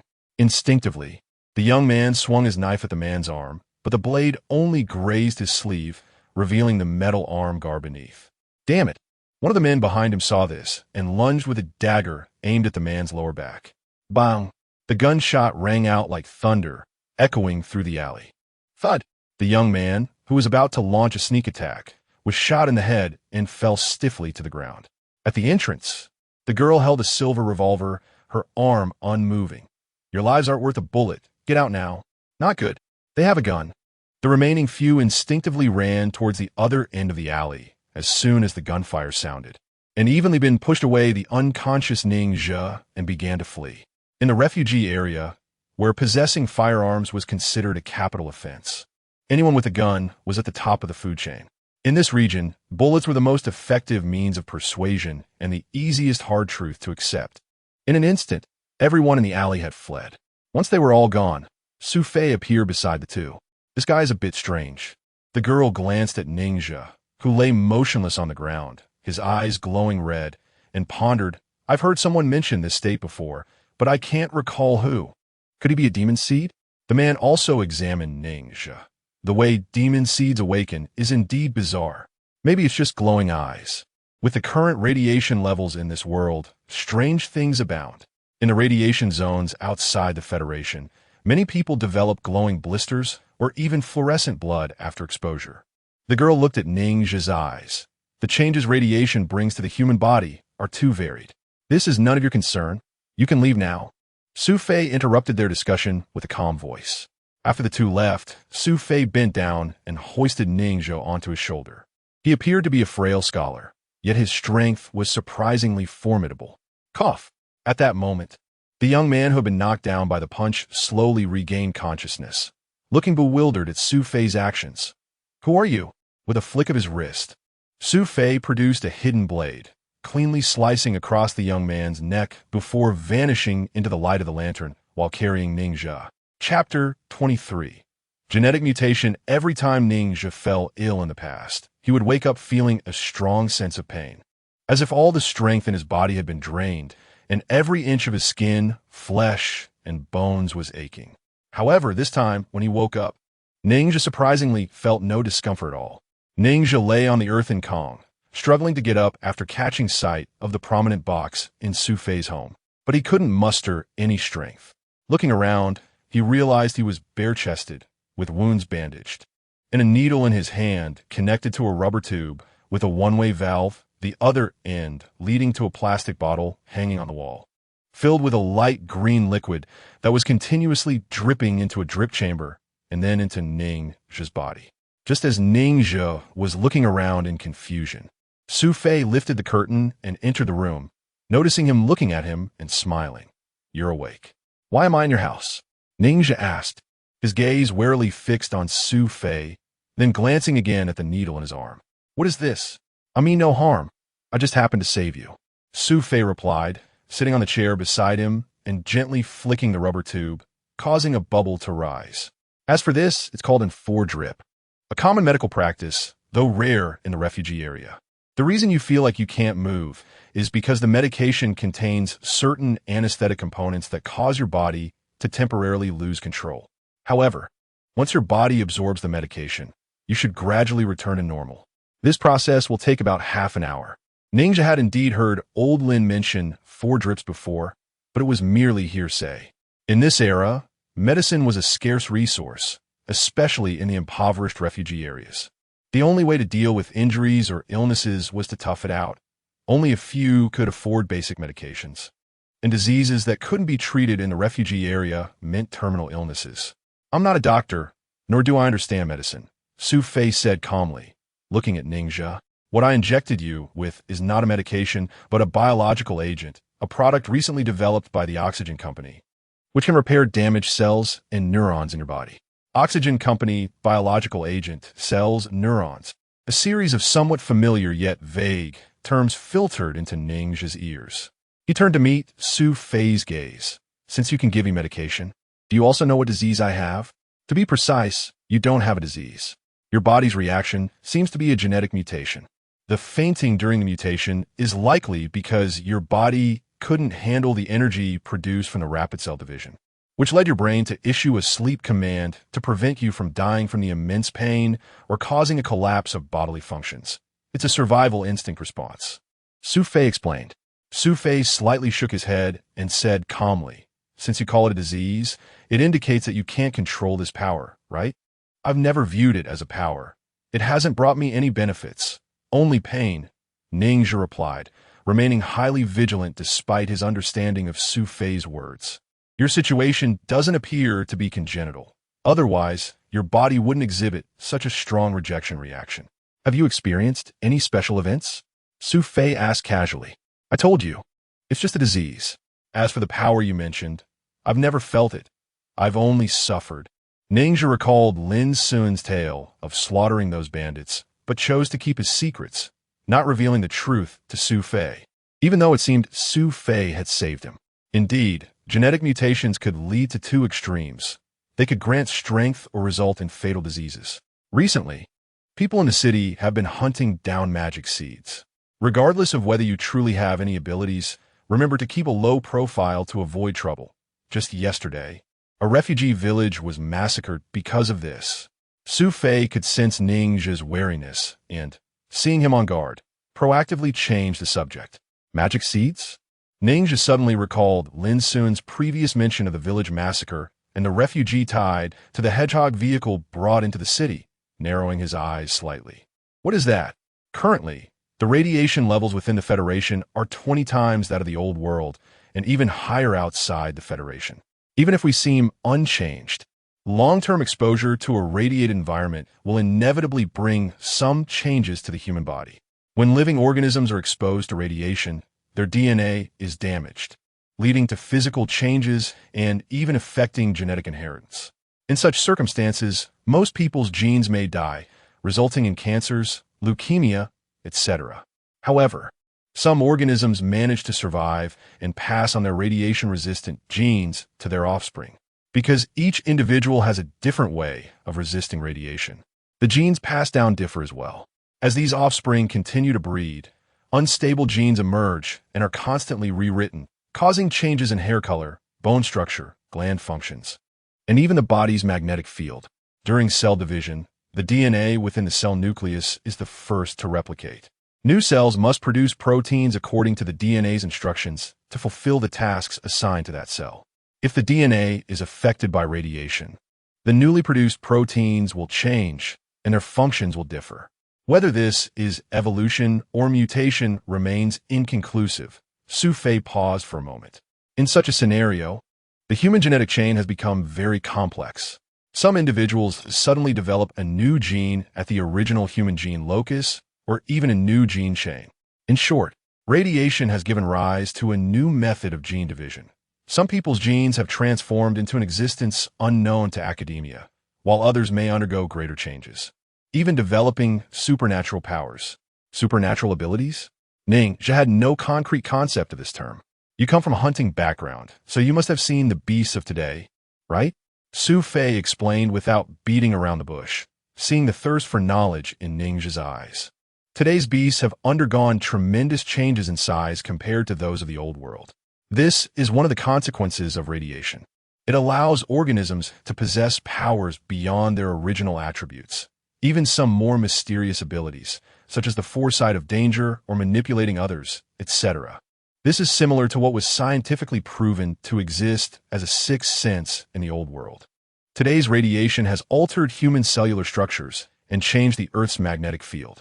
In short, there exists a degree of resonance between the human body's magnetic field and the Earth's magnetic field, allowing certain individuals to utilize the power of natural resonance to perform things that seem unbelievable to ordinary people, even revered as divine. Of course, the likelihood of this occurring is extremely rare, almost negligible. Chapter 24. The mysterious Su Fei. If what you're saying is true, then aren't these so-called magic seeds very powerful? Ningxia pondered after listening to Su Fei's words. Then they must have come from this, right? No, although magic seeds are different from ordinary people. I haven't heard of any magic seed that can withstand attacks from firearms or be a match for the military. At least within the Federation, there haven't been reports of any super powerful magic seeds emerging. However, the cell division rate of magic seeds is very fast, and they can produce new DNA, evolving some cells that are more advantageous to them, which is why the powerful want to eliminate them. These fellows have become an unstable factor, threatening the ruling positions of those at the top. Su Fei calmly finished speaking and then added after a moment's thought. Perhaps this special group is called demon seeds because those who name them do not possess any special abilities. The alien species are indeed monsters, and oftentimes the right or wrong of an era is merely an attitude of power. Su Fei's words left Ningxia feeling shocked. And this shock did not stem from the demon seeds, but rather from the fact that Su Fei understood too much. Ningxia's understanding of this world is limited to a small area around Fortress number 87, while Su Fei knows so much, even managing to obtain infusion equipment. His knowledge has surpassed that of old Master Lin. Regarding the topic of demon seeds, Su Fei only touched on it briefly and didn't discuss it much with him. He then took out a paper book from his backpack and sat down next to the gas lamp to read. In the refugee area, paper books are quite rare. Back when old Master Lin was a teacher, he only had a few old textbooks left from the old world, which were nearly worn out. Romance of the Three Kingdoms. This is a banned book. Ningxia glanced at the cover of Su Fei's book and the publication date on it, 2022, which is from the old world. You can read? Su Fei glanced at Ningxia, as if a literate refugee was even more surprising than his ability to have gene mutations. Ningxia spoke frankly. My adoptive father is the only teacher in the town, and I once heard him mention this book. It is said that because it contains military strategies and discusses power tactics, it is not allowed to be published and circulated. This book is considered contraband for the refugees, but not forbidden within the city. Su Fei nodded. What the tycoons and fortress owners need is simply a group of thoughtless individuals who can create value for them. They are afraid of refugees knowing too much and possessing an undeserved spirit, so they strictly control many things. This is also why possessing firearms in the refugee areas is subject to suppression. In the eyes of the elites, refugees are merely tools that ensure their livelihood. Wisdom, spirit, and weapons should not be in the hands of these tools. After all, throughout history, there have been many examples of those who violated prohibitions through force. Have you ever been to the city? Ningxia found Su Fei's words quite novel. For someone like him, who only sees survival, Su Fei's remarks seemed to give him a more vague understanding of the world, although this understanding was quite fragmented. What he heard was that the people in the fortress do not want refugees to have too many thoughts. Su Fei smiled. Life in the wilderness is indeed very hard nowadays. But what is even more terrifying is that the refugees are losing something. Ningxia did not take Su Fei's words seriously. What else do the refugees have to lose? Hope. Su Fei looked at Ningxia with piercing eyes. They have lost hope. After a moment of contemplation, Su Fei found himself at a loss for words. You just said that Romance of the Three Kingdoms is not a banned book in the city. So, is there a big difference between the city and the outside? Ningxia asked again. Essentially, there is not much difference. It can even be more brutal. You live in the refugee area, where an angry common man can only kill one person with a knife, while in the fortress, a powerful figure can determine the life and death of a group of people with just a word during casual conversation. Su Fei coldly finished this sentence and continued. Besides that, there is a significant difference in living conditions. The city has water and electricity and possesses strong technological power. even surpassing the old world in some fields. However, those top-notch technologies are in the hands of the wealthy and a very small number of people. Ordinary citizens cannot access or enjoy them. Ningxia had long suspected that there were hierarchies within the fortress. He asked calmly, "So the city isn't particularly wonderful, right? It's better than outside the city. At least their lives resemble those of humans more." Su Fei opened a drawer and took out a cigarette. Cultural disconnection is like a knife. What it severs may not be culture itself, but perhaps just the channels through which the lower class accesses culture. Knowledge and perspective can change one's fate, but the refugees don't need these because they contradict the interests of the rulers. The history of the wasteland has only a few decades of traceable events, but the history before that is completely blank. No one knows what happened during that time. Wasn't the old world before the history of the wasteland? The longer Ningxia talked with Su Fei, the more he felt pitifully ignorant about this world. Su Fei closed the book on the Three Kingdoms and said, "Of course not. After Earth was hit by a meteor shower, human society was still orderly. Someone intentionally made the world what it is today. Who is it?" After listening to Su Fei's words, Ningxia fell silent. The crowd that Su Fei was alluding to was already very clear. Did the rulers of the fortress really go so far as to destroy the entire world just to place themselves at the top of the food chain? Even a miserable state of the refugee area today was their deliberate doing? At this moment, Su Fei saw that the 4-bag was empty, walked over, and removed the needle from Ningxia's hand. "How are you feeling? Any better?" "Much better, thank you." Ningxia tried to move a bit. His body had already recovered. Although he still felt a bit fatigued, it was a vast improvement compared to how he felt after the previous episode. A few minutes later, Su Fei brought Ningxia some herbal ointment and escorted him to the door. Ningxia walked to the door and turned to look at Su Fei. Su Fei paused. "What's wrong?" "Good night." Ningxia hesitated, thought for a moment, and still did not ask Su Fei about his true identity. In the wasteland, everyone has their own secrets, and restraining one's curiosity is often a good thing. Moreover, he couldn't be sure that even if he asked Su Fei, the other party would definitely tell him, and even if Su Fei did speak, Ningxia would have no way to verify its truth. However, this guy was definitely not an ordinary village chief. In fact, he didn't even seem like a refugee. Chapter 25. A rare medicine. The conversation with Su Fei made Ningxia feel as if he had touched something different, but he also didn't have the feeling of enlightenment. Perhaps it was because, with his limited experience, it was difficult to gain any new understanding of this world from just a few words from Su Fei. He hurried home, and as soon as he entered, he smelled a strong stench of blood. After lighting the oil lamp, he saw the body of the attacker still in the room. But Lin Sun and Fatty Li were nowhere to be found. Seeing this scene, Ningxia's eyelids twitched violently. Before the attack, he had anticipated that the Black Flag people would retaliate against him, which was why he arranged for a night watch, while he went out to pursue the attackers. Lin Sun and Fatty Li were also engaged in a 2-on-2 fight. Given Lin Sun's skills, Ningxia had not thought that the two would suffer any losses, but their disappearance gave him an ominous premonition.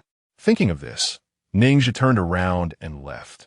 Lin Sun was his only relative in this world, and he absolutely could not let anything happen to him. Tap tap. As soon as he stepped outside, Ningxia heard footsteps beside him and instantly gripped his knife. "Who is it?" "It's me." "Zhao." He stepped out of the darkness. "Lin Sun and Fatty Li are with me." Phew. Zhao Yi's room was much better than the place where Ningxia and the others lived. The walls were covered with newspapers. The charcoal basin was made of copper, and there was a plate of pickled vegetables and 2 coarse corn buns on the wooden table. At this moment, Lin Sun's wound had been bandaged, and Fatty Li was lying on the Kong, blood staining the bedding beneath him. Beside him, a middle-aged man had already stitched up his abdominal knife wound and was wrapping it with gauze. "Zhao, this is Dr. Zhou. He is the doctor at the water plant." Zhao, he noticed Ningxia's wary gaze towards the middle-aged man and introduced him. "How is my friend's condition?" Ningxia, hearing that the other party was a doctor, softened his attitude a bit. In the refugee area, professions like doctors and teachers were indeed respected. The knife that was stabbed into him was a broken blade, and since he is relatively fat, the wound isn't deep, it's just a flesh wound. I've already treated it.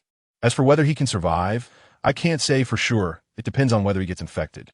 Dr. Zhou glanced at Ningxia You also know that it's very difficult to get medicine in this place. The only thing I can provide is medical alcohol to disinfect the suturing tools, which I've been secretly saving. I work at the factory, and dispensing medicine is strictly controlled. Ninja looked at the pale and breathlessly Ponzai and asked uneasily, since there is no immediate danger to his life, why has he become like this? How much is the medical fee? I'll pay for it. Ninja had earned a few hundred yuan by helping Zhou Mingyuan before, and this money was originally meant to buy rice. No need. The medical fee has already been settled by Ms. Zhao this time. We have no debts between us. As Dr. Zhou spoke, he cast a sideways glance at Zhao Yi's beautiful face and continued, if you want your two friends to survive, it's best to get them some anti-inflammatory medicine. That would be safer. Zhao Yi, thank you. After Dr. Zhou left, Ninja cast a grateful look at Zhao Yi. He knew she didn't have much money and understood what the medical fees Dr. Zhou mentioned represented. Over the years, you've helped me a lot. We're neighbors, so it's only right to help each other. You must be hungry. Let me heat up some food for you. Zhao Yi seemed quite averse to Ning, just saying thank you, and picked up the charcoal stove to start fire. Don't bother. I need to find a way to get anti-inflammatory medicine for Li Ponzai and Xiao Sun. Xiao Sun, keep watch here. Ninja left a sentence and then prepared to leave. Bro, where are you going so late? Lin Sun asked with some concern. Sure. Ning repeated, and he was already out the door. Hey. As Ninja just arrived at the alley entrance, he heard someone calling him. He turned his gaze and saw a pair of arms reaching out from a barred window, while a woman in her 20s was staring at him. When she noticed his gaze, the woman revealed a strange smile and said, Come here, I have something good to show you. With a hesitant step, Ninja moved closer to the edge and walked away, avoiding the woman. This woman was Jin Ji, an ordinary vagrant who had suddenly gone mad a month ago. According to custom, when a madman or severely ill person appeared in the vagrant area, they were usually abandoned. However, Jin Ji's parents continued to care for her. Since they both needed to work, they could only confine her at home. It was not easy to support one person in the vagrant area, as the laborers' food was rationed, making it difficult for anyone to eat their fill. Over the past month, Jin Ji's parents had visibly lost weight, and anyone with a discerning eye could see that this family would eventually be dragged down by Jin Ji. Ninja said that the North City is not actually in the north. It's just the name of a black market, located in an open area at the foot of the city wall. Every night, there are always some people selling all sorts of strange things here. Since the North City is the territory of the kidnapper gang, very few people dare to cause trouble in this area. When Ning Zhu arrived in the northern city, he could see many horse lanterns propped up with wooden sticks on the vacant lot, corresponding to various stalls. There are also quite a few people patrolling nearby, and without exception, all of them are disabled. In the wasteland, factories would not hire disabled vagrants. If a worker became disabled due to a factory accident, they would be directly expelled and receive only a symbolic compensation of 50 yuan. In the past, vagrants who became disabled due to accidents or fights had only one fate: to starve to death. It wasn't until later that a man named Old Guai organized the Cripple Gang, giving these people a way to survive. Although the Cripple Gang consisted of disabled individuals, this group of people with no way out fought harder for their lives, thus making a name for themselves in the market. The largest black market in this northern city was their enterprise. Long time no see, Aja. As soon as Ninja got closer, a man with a missing arm noticed him. Seeing that he came empty-handed, he laughed and said, It seems you haven't had much luck hunting lately. Yeah, there's been a severe drought near the fortress, and the animals have migrated far away. Ninja nodded and glanced at the stalls behind him. Is there anyone selling medicine here tonight? No. Didn't you just say it? It's too dry here. The bandits in the wasteland are constantly fighting each other for territory, leading to a severe shortage of medicine in the black market. Originally, amoxicillin was 50 yuan a pill, but it's been inflated to 800 yuan. And even at that price, it's not easy to buy. The man shrugged. There are herbal medicines being sold inside. Why don't you go take a look? Chapter 26. Strange occurrences arise in the wasteland. External injuries may not necessarily get infected, but once infected, they are absolutely deadly. Ninja had seen too many hunter companions injured during the hunt, with wounds slowly becoming inflamed and festering until their lives were taken away. Even with antibiotics, one could not be completely at ease, but at least it could increase the chances of survival. It was said that in some distant fortresses, the inhabitants would set up shops outside the city, and the treatment of the refugees was somewhat better. The people inside the city would make them exchange labor for money, and then sell them low-cost goods at high prices, trapping them. However, Fortress number 87 was located in a remote area with harsh conditions, and the people inside didn't need to go through such circles because the refugees could not survive without them. Therefore, they only needed to provide a small amount of food and water to keep a group of people tightly bound. As for the situation in other fortresses where medicine was sold, Ninja had only heard rumors.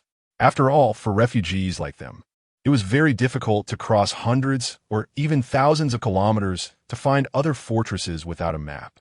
Not to mention whether he had money or could find other fortresses to buy medicine. Even if there was such a possibility, Fatty Lee and Lin Sun probably couldn't wait. Medicines were also unavailable in the northern city, which made Ninja feel somewhat anxious. If he were to arrange the scarce supplies in the refugee area, medicine would probably rank above water sources and vegetables. After much contemplation, Ninja felt that his only hope lay with Su Fei. This mysterious leader who not only helped Zhuo Mingyuan gain access to the city, but also injected him with a strange healing fluid. Ever since he finished that infusion, it was the first time he had not felt too uncomfortable after falling ill. Since Su Fei had the equipment for infusions, it shouldn't be too difficult for him to obtain antibiotics, right? Ninja was not familiar with Su Fei, and every time they met, it was to ask Su Fei for help. If he kept bothering others, it would undoubtedly seem a bit shameless. However, given that lives were at stake with the Fatty Lee situation, he felt he had no other choice. Just as Ninja made up his mind, the ground beneath him suddenly began to tremble violently. At first, he thought he was having another episode, feeling dizzy, but he quickly realized something was wrong because the lanterns in Bayshire were also shaking violently. Boom! In the next moment, a deafening sound echoed from the ground, and white light flickered on the distant horizon. The tremors intensified, and the buildings near Bayshire began to sway, with bricks and stones falling from the rooftops. What the hell? Why is the sky turning purple? The disabled man, witnessing this scene, widened his eyes in fear. Could it be that some monster has appeared? An earthquake! It's an earthquake! Get away from here! Stay away from the city wall! Hurry! Ninja saw the sudden phenomenon and ran towards the open area without hesitation. He had never experienced an earthquake before, but this phenomenon was something old Master Lin had told him about. In the old world, earthquakes were considered major natural disasters. What earthquake? The man, still dazed, asked as Ninja ran off. Run quickly. Ninja reminded him again, already several dozen meters away. Boom! Under the violent tremors, some houses built from various boards in the distance collapsed, and screams and cries rose from the crowd. For the uneducated refugees, this scene beyond their understanding was enough to leave them bewildered. Swish! Swish! Meanwhile, the searchlights on the fortress walls lit up, and alarms sounded throughout the city, with sirens blaring. Thud! The low frequency, irregular movements caused by the earthquake made Ninja feel increasingly dizzy. Just as he reached the open area, he fell to the ground. At that moment, in the nearby shantytown, people began to awaken from their sleep and rushed outside. The earthquake came quickly and left just as fast. Just a dozen seconds later, the earth returned to calm. Attention residents, this is the management center of Fortress 87. An emergency announcement is being made. The earthquake that just occurred had its epicenter far from Fortress 87. We were only affected by aftershocks. The staff of the fire department and the security department are all on alert. If any of your neighbors are trapped under the rubble, please call the security department's emergency number. After an earthquake, there are often multiple aftershocks, and the situation may continue to worsen. To prevent being caught in an aftershock, please do not stay inside buildings. Quickly move to open areas. The management center has set up emergency shelters in parks and sports venues throughout the city. If someone is trapped under the rubble and cannot escape, they should try to free their arms and legs, remove any objects pressing down on them, and quickly cover their mouth and nose to prevent choking on dust. Please stay calm. Do not shout for help loudly, and try to use stones or metal objects to signal to the outside world. Conserve your strength to prolong your life. Within the fortress, the broadcast continued relentlessly, but it was only for the residents inside the fortress completely ignoring the lives of the refugees outside the city. After the earthquake subsided, Ningxia quickened his pace towards home. Everywhere he looked, there were collapsed houses, but they were all poorly constructed shanties. Some brick buildings had not fallen, suggesting that they were not severely impacted by the aftershocks. Meanwhile, in the courtyard of the brothel run by the Black Flag Gang, a crowd of scantily clad men and women who had been startled by the earthquake stood around. Since the brothel was close to the city wall, these people were also able to hear the announcements from within the fortress. Xiao Qi stood at the entrance of the courtyard and waved to the clients, saying, "Did you all hear that? We had an earthquake here, and I don't even know what an earthquake is, but it's pretty dangerous, so everyone disperse. Brother Qi, I haven't even taken off my pants yet. Can you refund me this money?" A balding middle-aged man looked at Xiao Qi with a pained expression upon hearing this. Before Xiao Qi could respond, a young man beside him pulled out a bone knife and stepped forward, saying, "Damn it, are you asking for money from us? We don't have any money, but I have a knife. Do you want it? How'd it go? Is the job done?" Xiao Qi squinted as he noticed that the group was now 2/3 smaller than when they had arrived. "Big brother, there were some mistakes. We had a setback here." Before Li Bin could respond, the young man who had been cooperating with him spoke up. "We were about to catch Ningxia, but suddenly someone intervened, and that group had firearms. Guns?" Xiao Qi's expression darkened immediately after hearing the young man's explanation. How could that guy have firearms? In the courtyard of the brothel, a man with a mustache stepped forward upon hearing that Ningxia had a gun and whispered to Xiao Qi, "Boss, the people in the fortress are strict about arms. Aren't you on good terms with the law enforcement team in the industrial area? We can use them to deal with Ningxia." The man speaking was named Huang Montsong, the second in command of the Black Flag Gang, serving as Xiao Qi's strategist and managing the brothel. "Nonsense." Xiao Qi scolded Huang Montsong sternly after hearing his words. "I, Xiao Qi, make a living in the streets of the town. Now my own brother has been stabbed to death in public, and you want me to take revenge behind the scenes? If this gets out, who would still respect me? Brother Qi, didn't you hear? Ningxia has a gun. If we don't let the law enforcement team come, how can we fight him?" Huang Montsong, feeling wronged, retorted, "Brother Qi, I can make guns. All I need is a steel pipe." Li Bin interjected after listening to their conversation. Li Bin wasn't lying. He could indeed make guns because he had done that in a bandit lair before. Originally, the bandit chief had told him that if he could get his hands on a clean water chip, he could bring Li Bin into the city. However, in a moment of life and death, Li Bin had decisively sold out the bandit chief, which led to him holding a clean water chip but having no one to contact. Li Bin knew that the clean water chip was a valuable item, but he also understood that it was a double-edged sword. If used improperly, it could bring about his demise. Therefore, he wanted to ally with Xiao Qi to secure a meal first and then slowly figure out how to cash in the clean water chip. Didn't he expect to encounter the troublesome Ningxia again?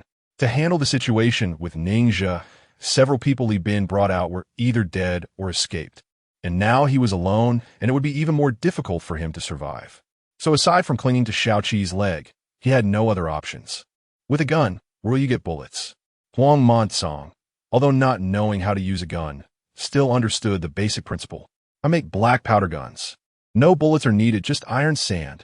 The ratio of the black powder is simple. 1 part saltpeter, 2 parts sulfur, and 3 parts charcoal.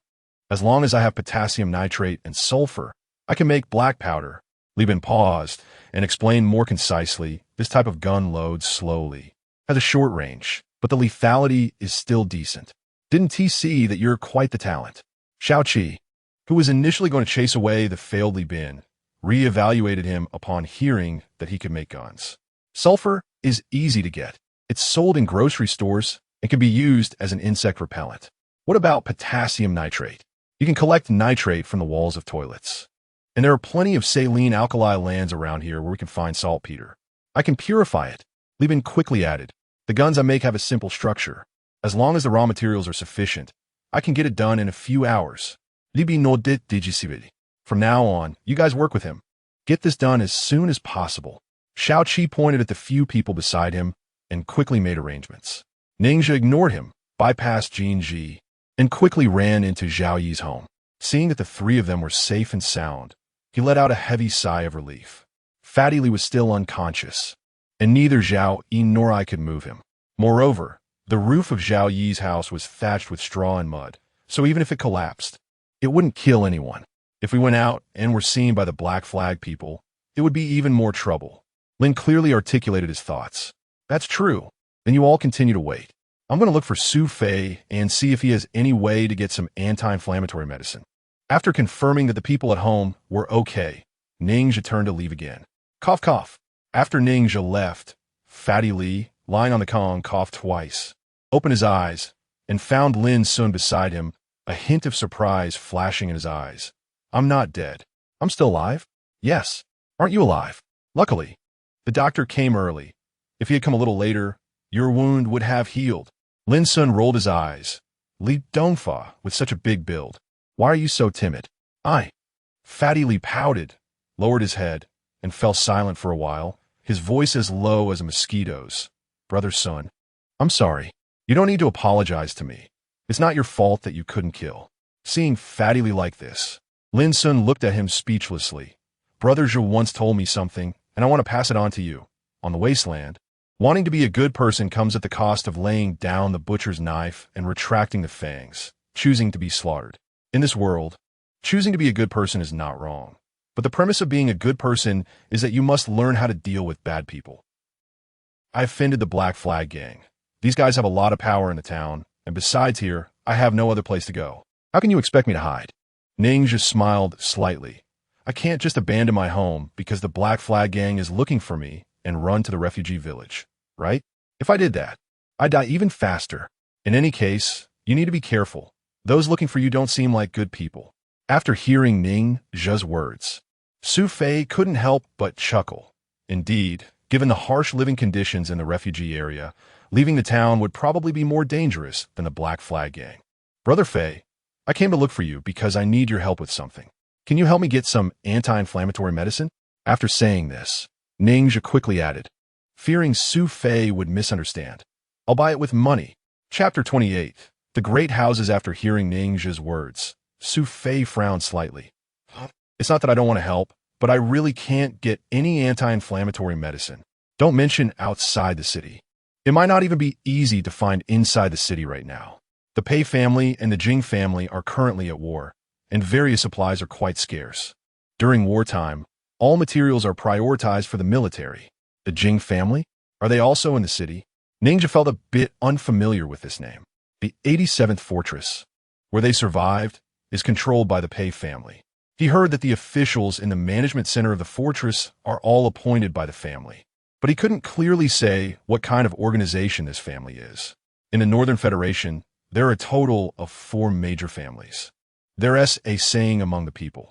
After the Xiaohou, there is Jing and Pei, followed closely by the El family in the north.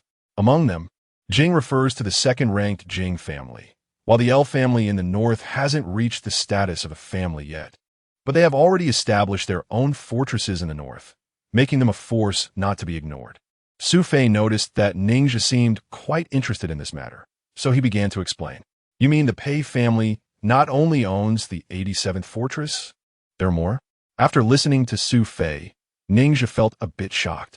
Before this, he had never heard anyone mention the families.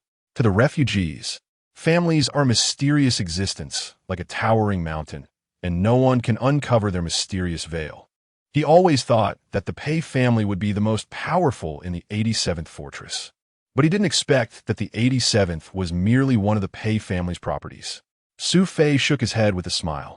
How could there be only one? These families are behemoths beyond your imagination. The Federation is controlled by a council formed by these families. Taking the Jing family as an example, they control at least over 20 fortresses. Even the Pei family probably controls more than 15. Moreover, these families are constantly establishing new fortresses to gain control over more land and resources. The reason for the war between the Jing and Pei families is said to be because both sides have their eyes on a mountain rich in minerals, hence the outbreak of war. What about Black Horse Company? Do you know anything about this company? After hearing Su Fei's explanation, Ning Zhe asked again. Previously, he had been investigated by mercenaries for stealing a chip from Black Horse Company. Although he managed to cover it up, he had a vague feeling that this matter would not simply pass. Black Horse? Su Fei's eyes flashed with a strange expression upon hearing this name, but quickly returned to normal. This is a very powerful company in the north because they possess the multi-level pump technology of the old world and underground water purification technology. As far as I know, the fortresses in the north all use Black Horse Company's water diversion systems. They are the biggest water merchants in the north. Whoever controls the water source controls everything. Black Horse Company controls many cities' water towers, requiring everyone who drinks water to pay. If what you say is true, then Black Horse simultaneously controls the drinking water of so many cities. Doesn't tea that choke the lifeblood of these families? Ninja, who lived in the impoverished refugee area, understood the importance of water better than anyone and immediately realized the power of Black Horse Company. Black Horse Company does monopolize technology, but it's not as strong as you think. The people of the families are not fools. They can think of what you think, and naturally, they want to hand their weaknesses over to Black Horse Company. They use Black Horse's equipment simply because it is more advanced, but even without Black Horse, they can filter underground water using simple methods, just a bit more troublesome. Su Fei paused. Black Horse Company has technology, but just having technology is not enough because building purification and pumping systems requires a lot of resources, which they do not have. In the north, resources are almost all held by the families. For instance, the Pei family monopolizes iron and coal mines, while the Jing family monopolizes oil and natural gas, etc. Even the recently risen L family became significant because they found suitable land for farming and thus had food. Otherwise, the families would not tolerate anyone competing with them for the pie. So although Black Horse Company provides convenience to the families also suppress them from a certain perspective. Since the families have such great power, why not directly swallow or replace Black Horse Company? Ninja raised an eyebrow and asked. So this kind of mutual monopoly maintains a delicate balance between the families. However, they all hope to fill their own shortfalls and not be constrained by others. The war you mentioned ultimately boils down to interests. Ninja summarized Su Fei's main idea in one sentence. That's right. The people of the families stand higher than us refugees and see further than us. What they're doing is not just surviving, but how to live more comfortably. Su Fei looked at Ninja seriously. At least the people of the families will never be exhausted over a few antibiotics. They control massive resources, can manipulate the lives and deaths of countless people, make others work for them, and toy with others' lives. This kind of thrill is something we cannot imagine or experience. Su Fei's knowledge once again shocked Ninja. His understanding of the world beyond the 87th fortress surpassed everyone Ninja knew. However, aside from his insights, Su Fei also had no better channels than Ninja for finding medicine. Brother, did you get the medicine? Lin Sun leaned over and quietly asked when Ninja returned. No, I heard that the supplies in the fortress have been bought up by the families. Su Fei told us to get some saline solution to clean Fatty Li's wound, saying it could help with sterilization. Ning's he ethbloinet softly. I just heard Zhao Yi mention that recently, due to the failure of the water supply system upgrade in the city, there's been a water shortage. The law enforcement team in the factory area has already started strictly investigating the resale of drinking water, and it seems that the price of water will soon rise. Lin Sun sighed upon hearing this. They were not like those migrant workers who could receive a daily quota. Their daily expenses for food and clothing had to be paid out of their own pockets. And the recent months of drought had made it rare to find prey within their hunting range. For them, this winter seemed increasingly difficult to endure. But that wasn't the most important thing. Ninja glanced at Fatty Li, noticing he wasn't paying attention to their side, and continued, last night, after I chased them out, I saw the person leading the assassination against us. It was Li Bin. Damn, how could it be him? Lin Sun couldn't help but curse, and upon seeing Ninja give him a look, he whispered, He has mixed in with the Black Flag people? That is even better. I was planning to find him, and now that he has come to us, it saves us a lot of trouble. Ning sets tropet. And a hint of killing intent flashed across his face. Right now, there are only the two of us. It might be a bit difficult to deal with the Black Flag. Shao Qi's subordinates are still gathering a lot of desperate outlaws. If Shao Qi wants to protect him, this will be troublesome. After expressing his thoughts, Lin Sun had no objections regarding revenge. Should we go check out the Black Flag's territory? This matter cannot be rushed. We must be cautious. Xiao has more enemies in the town than just us, and he has many brothels under his control. His movements are also uncertain. If we act recklessly, the danger is too great. Dying is not our goal. Revenge is. Ningxia glanced at Fatty Li from the corner of his eye. Now that Dongbao is dead, let us not let Fatty Li know about Li Bin. Chapter 29. Gunshots in the wilderness. The next morning, Ningxia got up early, walked through the alleys filled with bricks and rubble from the earthquake, which appeared somewhat chaotic, and quickly headed towards the grocery store. The grocery store in the town had a chaotic variety of goods. Besides commonly used items like clothes and matches, as well as almost inedible items like guanine soil, grassroots, and tree bark, there were also small amounts of sugar, salt, and other seasonings. These seasonings were not only scarce but often out of stock, so if you wanted to buy them, you had to get in line early. Buzz. Ningxia had just arrived at the main street of the town when he heard the roar of engines. Soon after, the convoy of guards sped past, filled with soldiers exuding a murderous aura. They were likely heading out of the city to capture the demon spawn mentioned by Su Fei. The homemade saline solution had limited antibacterial effects, and the refugees were drinking unfiltered groundwater, with the salt being unprocessed rock salt. Even though Ningxia had spent a high price to buy coarse salt and drinking water to disinfect Li Pengzi's wound, it still became inflamed. On the earthen Kong at Zhao Yi's house, Li Pengzi, showing symptoms of a low fever, looked extremely pale. Zhigo, am I going to die soon? Don't say that. You're in good health. A kick to your butt makes your face tremble. You won't die that easily. Your wound isn't serious. Just take care of yourself. You'll be fine. Ningxia felt a bit suppressed hearing Li Pengzi's question. He had promised Li Dongbao that he would take good care of his brother. But for the refugees living day by day, it was incredibly difficult to care for those around them. All right, you're getting more ridiculous. Just rest and don't think too much. With me around, you won't die. Ningxia comforted Li Pengzi and then turned to leave, squatting by the wall outside. Infection meant death. And that was the iron rule in the refugee area. The town around Fortress 87 was so small that if he wanted to buy antibiotics, he would have to go to the territory of the Twisted Gang. However, now the black market was out of medicine, and he really couldn't imagine how to ensure Li Pengzi continued to live. Just then, Zhao Yi came out carrying a bag and looked at Ningxia. I just went to the pharmacy and bought some herbs for Dong Fa. They might not be useful, but it's better than nothing. Also, I know where to get antibiotics. Ningxia heard this and suddenly looked up. Where? I heard that there are enforcement team members secretly selling antibiotics over by the Shimen factory area, but the price is a bit high, costing $1,000 each. Zhao Yi pressed her lips together. This price is already 20 times higher than before.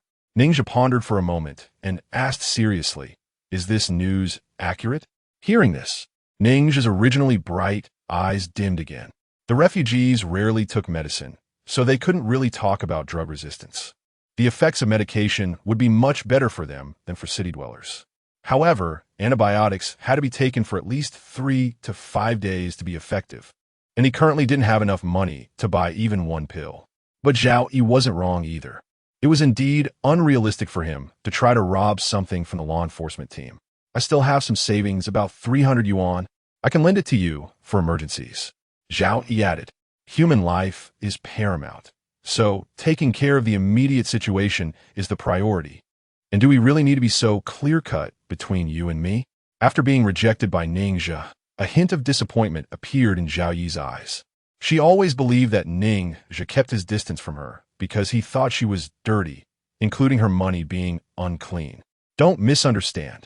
If I really had a problem with you, I wouldn't be living in your house. It's just that your money really won't help.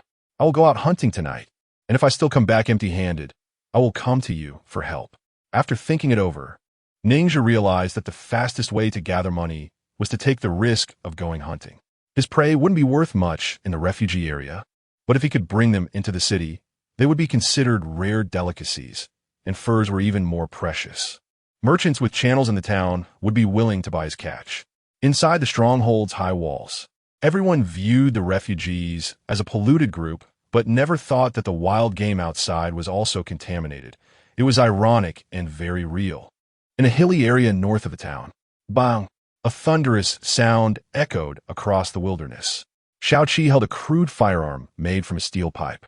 with a trigger replaced by iron wire, and looked at a weathered rock shattered 5 meters away, his eyes bright. Is this the power of firearms? Because metal products were scarce in the town, Xiaoqi had to use many connections to temporarily make 5 ugly homemade guns. These are just homemade firearms with very limited energy. The effective shooting range is only 7 to 8 meters. If they were standardized, the power would be greater. I've seen a type of shotgun called Remington used by the guards. It can penetrate iron plates, and the best distribution distance of the pellets can reach 30 meters. While Ibn spoke, he picked up a steel-pipe firearm again and demonstrated while introducing it to others. The loading method of this gun is very simple. The bottom is filled with red phosphorus taken from matches. After loading the gunpowder, sand is poured in, and then it's blocked with cotton or animal dung. When the trigger ignites the red phosphorus, it can be fired. However, this type of gun has a high chance of misfiring and can easily burst. So everyone must operate with caution. All right, you pick a few people to train now, and tonight go look for that ninja, Xiaoqi said, his eyes fierce as he smelled the sulfurous scent of burning gunpowder in the air. I've saved up some drafts. Starting tomorrow, I'll guarantee 2 updates a day. And if there are no special circumstances, I'll try for 3 updates. During the new book period, please support me. Chapter 30. A fright in the alley at midnight. The quiet night sky was like a colorful ribbon unfurled, tearing the dark heavens apart and emitting a brilliant light. In Zhao Yi's home, Ningxia sat bent over in front of the oil lamp, wrapping his footcloth in circles while speaking to Zhao Yi. I'll be out with Xiao Sun for the whole night. I'll leave the fat guy in your care. You must take care of yourself on the way and be safe while hunting. Zhao Yi's lips moved slightly, ultimately saying only this. She really wanted to persuade Ningxia not to go, but she didn't say it out loud. Instead, she handed him a package containing her saved drinking water and dry food. Ningxia, although the most outstanding hunter in the town, had always hunted during the day because the wilderness at night was far too dangerous. It was said that even the transport teams in the fortress did not dare to travel at night. However, due to the drought, it had become increasingly difficult to find prey in the refugee area.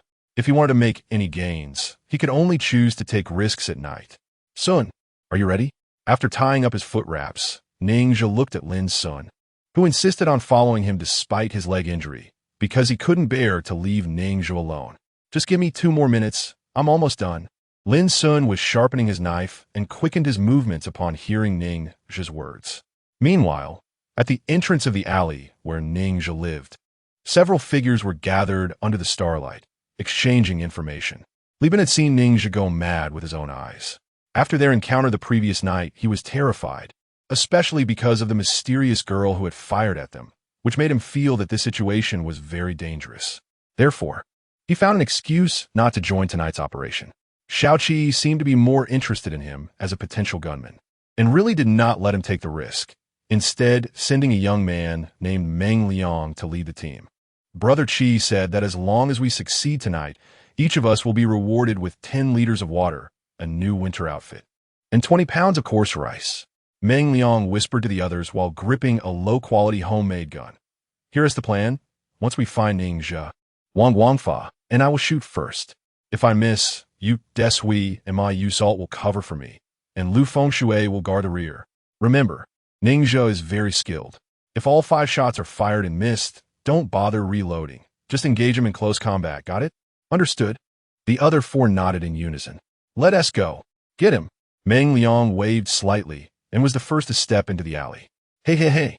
Just as Meng Liang took a step, a strange laughter echoed from the darkness. What the hell? Who's messing around? With his nerves already on edge, Meng Liang suddenly turned his gun, making eye contact with Jin Ji, who was trapped inside a house. Under the silver moonlight, Jin Ji's pale, emaciated face revealed a strange smile. Come here, I'll show you something good. I'll be damned. Meng Liang could tell that Jin Ji was not mentally stable, stepped around her, and slightly tilted his head. Everyone, speed up. Let us get this done quickly. Brother Meng, something's not right. There seems to be something ahead. One of the men stopped, his gaze alert as he looked forward. Actually, without him saying it, Meng Liang also sensed something was off, as heavy breathing sounds were coming from the darkness of the alley ahead, and that breathing seemed to be getting closer, without any accompanying footsteps. 2 seconds later, A few glimmers of green appeared in the darkness, and then huge figures gradually approached the group. Damn it! It's a pack of wolves. How could there be wolves here in the town? Meng Liang trembled violently as he looked at the massive wolves in the alley, which were as big as calves. Just as Wang Guangfa was about to run to the alley's entrance, he suddenly hesitated, his shoulders trembling violently. Because on the other side of the alley, there were countless pairs of glowing green eyes, flickering like ghostly flames in the darkness, rising and falling. Suddenly, a young wolf, unable to contain its killing instinct, lunged at Wang Guangfa. Gah! In a moment of life and death, Wang Guangfa instinctively pulled the trigger. Flames erupted, and the iron sand in the gun barrel sprayed out in a net-like pattern due to the force of the gunpowder. In the depths of the alley, just as Ningxia and Lin Sun were about to step out, they heard a loud bang, startling even Zhao Yi. What happened? Is that earthquake coming again? It's not an earthquake, it's gunfire. Ningxia's expression suddenly turned serious upon hearing the gunshots. Although he didn't know how to use a gun, he had often been targeted by bandits while hunting in the past, and these homemade guns were commonly used by bandits. Have these bandits gone mad? How dare they come into the town? Lin Sun also recognized the gunfire, his eyes widening in disbelief. Although the refugee area had no laws, bandits were the targets of intense crackdowns in the fortress, as these lawless individuals often robbed the transport teams within the city. These transport teams carried essential supplies between the mines and various fortresses and were heavily guarded. Even a single successful raid by the bandits would be an unbearable loss for the fortress. Over the years, the fortress had continuously sent troops to eliminate bandits, and the bandits outside the city had been wiped out in waves. But in chaotic times, there would always be those who would take risks for survival. A wolf. The howl of a wolf startled Lin Sun. How could these beasts appear here? Quickly send Fatty Li and Xiao Yi to the roof. We'll sneak over to take a look. Ningxia didn't know why the wolf pack had appeared here, but he had already planned to risk his life to hunt, and instantly made a decision. At the entrance of the alley, Wang Guangfa held the still smoldering homemade gun, watching the young wolf he had shot, which was staggering back up, trembling all over. A wolf. A mother wolf saw her cub covered in blood and instantly arched her body, the fur on her back standing on end, her lips curling back, letting out a low, prolonged howl. Wang Guangfa's actions had undoubtedly enraged the mother wolf. The howls of the wolves became a chorus, sounding like an innumerable number. Chapter 31. The tiger fears the wolf pack in the alley. The smell of blood from the wounded young wolf spread. The howls of wolves echoed one after another, and the pack, with their fierce gazes, began to move forward, shoulders heaving. Damn it! Meng Liang saw the green-eyed alpha wolf, gritted his teeth, and cursed under his breath, raising his homemade gun. With a whoosh, as Meng Liang moved, dozens of wolves charged forward one after another. Open fire. Fight your way out. Although Meng Liang was terrified by the wolf pack, his desire to survive kept him rational, and he quickly made a decision. Roar. A giant wolf leaped up, lunging at Meng Liang. Bang! A gunshot rang out, and flames erupted from Meng Liang's homemade gun, splattering blood mist upon the wolf's belly. Thud! Meng Liang was then knocked down by the giant wolf, feeling as if a boulder had crushed him, with no strength left to fight back. Meng Liang's grandfather was also a hunter. He had heard his grandfather say that the most vulnerable part of a wolf was its belly. However, after hitting the wolf with a shot, it seemed not to have sustained a fatal injury. Was it the power of the homemade gun that was too weak? Or had these creatures evolved? Before Meng Liang could figure out the answer, the giant wolf had already bitten down on his neck. The head separated from the body. Blood splattered against the dirt wall. The wolf pack's attack was extremely swift, and Meng Liang and his group had almost no time to react before being engulfed by the wolves, torn apart into pieces on the ground. Thud thud. On the rooftops behind, Ningxia was rapidly moving toward the location where the wolf pack had gathered, even able to hear the sounds of bones and flesh being chewed. This situation is not only occurring in this alley, but also in the surrounding large shanty town, where the howls of wolves and the screams of humans are intertwined. According to Ningxia's knowledge, wolves typically form packs of about 7, with a maximum of around a dozen. In a wolf pack, each wolf is responsible for the prosperity and development of the group. However, the pack tonight, composed of so many wolves, exceeds Ningxia's understanding. Due to the scarcity of food in the wasteland, it was already destined that the wolf pack could not grow too large. A pack consisting of at least dozens of wolves is something he has only heard existed in the old world, and even then, they were kept in zoos.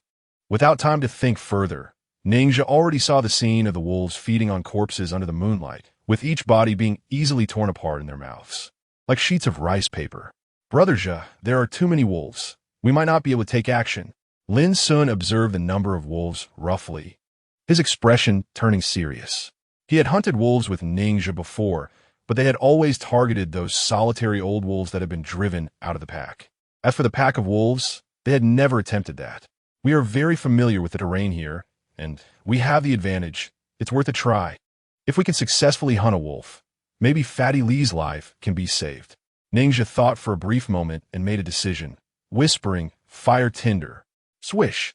Lin Sun saw that Ninja had given the order, so he dismissed all distractions and struck the match, throwing a lit bundle of tinder out. Whoosh! The tinder landed in the alley, igniting a plastic sheet used as a door at the entrance of a nearby house, quickly spreading to a haystack inside the yard. As the wind blew, the straw was swept out, and the alley was engulfed in roaring flames. The wolf pack, in a state of panic, scattered in all directions, and 3 young wolves were isolated outside the pack by the fire line. Ow! Wolves are inherently afraid of fire. As the lead wolf let out a low growl, the other wolves began to retreat, grabbing the nearest bones and flesh. Ninja saw this scene, gripping the metal knife in his hand, and let out a low growl. The wolf pack has been cut off. Move! Whoosh! As soon as he finished speaking, Lin Sun drew his bow to full draw, and an arrow accurately struck the eye of a half-grown wolf pup. Ow! The pup let out a tragic cry and began to convulse in pain on the ground. Woo! On the other side of the fire line, a mother wolf, seeing several pups engulfed in flames, let out a mournful howl. Thud! At the same time, Ninja leaped down from the rooftop and rushed straight into the flames. The straw wouldn't burn for long, so he had to speed up his actions. Whoosh! The fierce fire scorched his body, instantly burning the smell of charred hair and eyebrows, while a hole was burned in his winter coat, revealing the dirty cotton and hemp inside. Ow! 2 very small wolf pups saw Ninja charging at them and quickly retreated. Bang!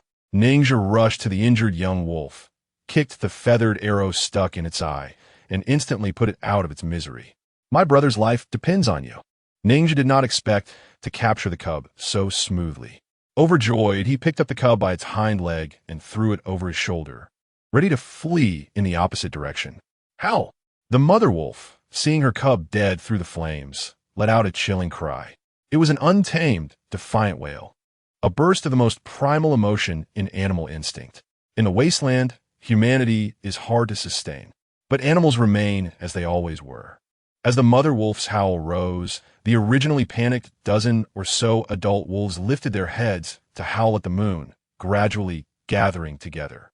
Ninja's act of killing the wolf cub has undoubtedly enraged the mother wolf and cut off the retreat of the wolf pack. The wolves, filled with hatred, fought with extraordinary ferocity and brutality. Hiss! Among the pack, the alpha wolf, scarred and exceptionally robust, snorted steam from its nostrils and began to dig into the ground with its front paws. Seeing this scene, Ninja's heart jolted. In this wasteland, wolves are a significant threat and extremely united and fierce animals. Especially under the leadership of the alpha, the combat power of this group of beasts is astonishing, even more terrifying than humans, as humans value life, but beasts fear nothing. A fierce tiger fears a pack of wolves. The bloodthirsty wolf pack is enough to make all-powerful beasts in nature shudder. Under their relentless siege, even the king of beasts finds it hard to escape. As a hunter, Ninja has a deeper understanding of this. Damn it! Seeing the green glow in the alpha wolf's eyes, Ninja cursed under his breath, hoisted the wolf cub on his shoulder, and ran away without hesitation. Thud, thud, thud. Ninja moved, and a dozen adult wolves, led by a jackal, charged into the sea of fire one after another. Whoosh! The lead wolf crossed the fire line, its fur instantly ignited, resembling a fireball as it chased after Ninja. The several male wolves behind followed suit, stepping into the flames and forcefully carving a path with their bodies. The physical abilities of humans are vastly different from those of wolves. Ninja had barely run 10 meters when he heard the heavy breathing behind him. Whoosh! The lead wolf leaped high, its eyes gleaming with ferocity, raising its sharp claws and suddenly pouncing towards Ninja's back. Chapter 32. Humanity. Animality. Ninja caught a glimpse of the wolf king charging in, abruptly halting his steps. He threw the body of the young wolf aside and agilely leaped onto the roof of a nearby building, causing the wolf king to miss its target. Even though he was mentally prepared, Ninja was still startled by the ferocious appearance of the alpha wolf. Under the moonlight, the alpha wolf's body was covered in sparks. Its fur burned away by the fire, and the exposed skin was still oozing blood, yet its gaze showed no signs of retreat. Whoosh! Lin Sun then shot an arrow that struck the wolf king's back, but it only caused the beast to pause for a moment. Roar! Another wild wolf bared its fangs and, with a powerful leap, pushed off the wall and surprisingly sprang up to the roof. The houses where the refugees lived were generally low, only about 2 meters high, but the wolf's jumping ability was still astonishing. Lin Sun knew wolves were not to be trifled with, but he dared not turn and flee, as exposing his back would be playing with his life. Instead, he drew his bow and began shooting at the giant wolf while retreating. Whoosh whoosh! The arrows made of red willow wood, beast fangs, and feathers glimmered in the air. The wild wolf, while advancing, zigzagged left and right, managing to evade Lin Sun's attacks. Even though it was hit by 2 or 3 arrows, it continued its movement unimpeded. Due to the radiation's effects, these wolves had not only grown in size, but also in muscle strength, making it difficult to inflict fatal damage unless the arrows hit their eyes. Whoosh! As Lin Sun backed away quickly, he shot another arrow. Instinctively, his right hand reached for the quiver made of animal skin at his waist, but he found it empty. Lin Sun didn't find any arrows, so he turned his hand to grab the hunting knife at his waist, but the wild wolf was clearly quicker. Before he could pull out the knife, its claws had already pinned him down by the shoulder. Thud! With a heavy force, the wild wolf brutally slammed Lin Sun to the ground, its massive jaws lunging for Lin Sun's throat, attempting a lethal strike. Thump, thump! Seeing this, Ninja hurriedly rushed over, using his momentum to leap onto the wolf's body, wrapping his arms around its neck and rolling away. "Brother, be careful," Lin Sun called out softly, drawing his knife to help, but before he could get up, other wolves peeked over the eaves, and one of them suddenly bit into Lin Sun's calf. Ugh! Lin Sun let out a muffled grunt, stabbing with his knife repeatedly. Thud! Thud! Get away! At this moment, Ninja was pinned down by the wolf, his hands desperately pressing against the wolf's lower jaw to prevent it from biting him. But the wolf's strength was overwhelming, making it hard for him to hold on. Suddenly, another wild wolf climbed up to the eaves, preparing to leap onto the roof. Wolves are inherently social animals, and if 2 of them got on the roof, Ninja and Lin Sun would have no escape. Suddenly, a roar sounded, and then Fat Lee charged in, waving a burning quilt towards the wolf, using its instinctive fear of fire to force it back. Fat Lee, take Xiao Sun and go, Ninja shouted loudly, feeling his arms tremble intensely from exhaustion as he caught sight of Fat Lee. Thump! Thump! Fat Lee's heart was in his throat, his mind blank. Hearing Ninja shout, he instinctively ran towards Lin Sun. "What are you doing? If we leave, brothers will be done for. Help!" Lin Sun threw his knife towards Fat Lee. Whoosh! Fat Lee hesitated for a moment before picking up the knife and running towards Ninja, but he had no experience in hunting or fighting, and as he ran, he was wide open. Ow! The wolf in front sensed Fat Lee as a threat and leaped onto Ninja, knocking the already weak Fat Lee, who was suffering from an inflamed wound, to the ground, aiming for his face. In the moonlight, Fat Lee lay on the ground, clearly seeing the wild wolf's ferocious face, its nostrils filled with the stench of wolf saliva. Bang! At the critical moment, Ninja lunged again, using his body to slam into the wild wolf, sending it sprawling. Woo!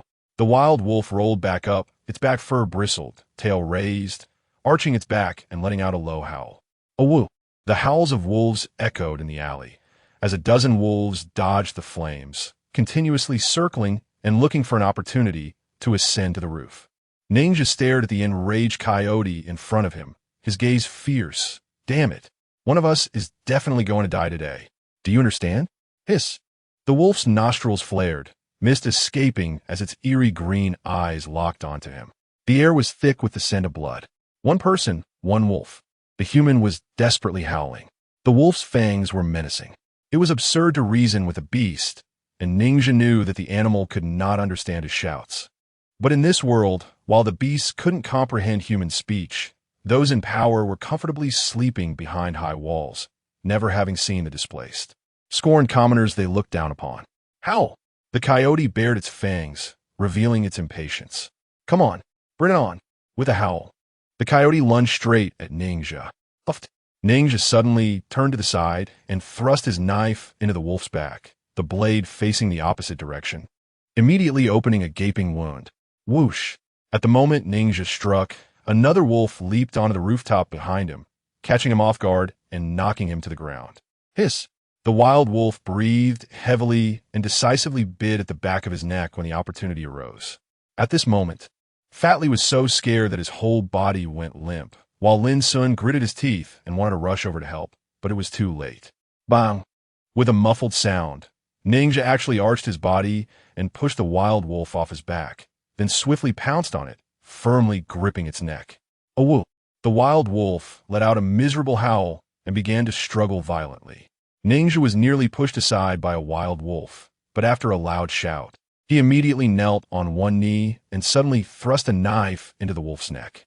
With a squelching sound, the blade pierced through fur and flesh, causing the wolf's corpse beneath him to begin twitching. A few meters away, Lin Sun witnessed this scene, his eyelids twitching violently.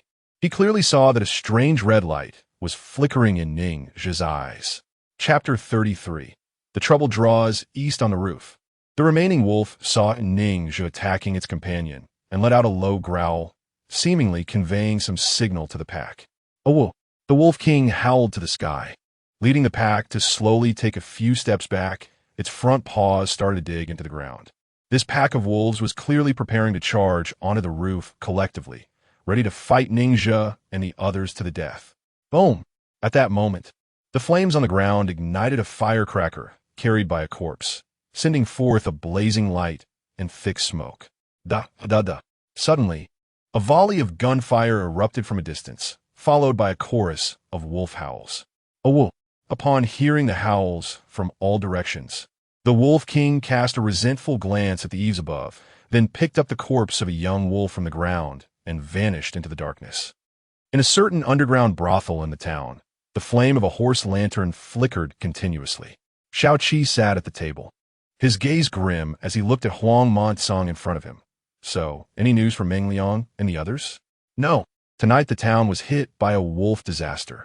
The pack attacked some residential areas on the edge of the town. I just sent someone out to take a look, and I heard that the streets are filled with corpses. At least 100 or 200 people died tonight. Later, when the wolves ventured deeper into the town, approaching the city gate, the law enforcement team fired shots from behind the fence to drive them away. Huang Monsong explained, then spoke with concern. I've heard that the pack attacking tonight is quite large, and since Ninja lives on the edge of the town, I hope the direction Meng Liang and the others went wasn't attacked by the wolves. Knock knock. At that moment, someone knocked on the cover of the underground chamber and called out from above, Boss, the law enforcement team is here. They said they have urgent matters to see you about. 2 minutes later, Xiao Qi left the underground chamber and met a middle-aged man in a green uniform in a room in the yard. Oh, isn't this Captain Kong? What brings you here? Quickly, find a good room and prepare 2 clean girls for Captain Kong. Tell them not to be stingy with water and make sure they wash up properly. Let's put those trivial matters aside. I have something important to discuss with you. Captain Kong coldly looked at Xiao Qi. We received a tip-off that gunshots were heard on the east side of the town tonight, and there are eyewitnesses who reported a strong smell of gunpowder. Do you know anything about this? Oh, I really didn't know about this. Upon hearing this, Xiao Qi's heart sank, thinking Captain Kong was hinting at him. But after a moment's thought, he felt it was impossible. After all, it was a death sentence for the refugees to carry guns.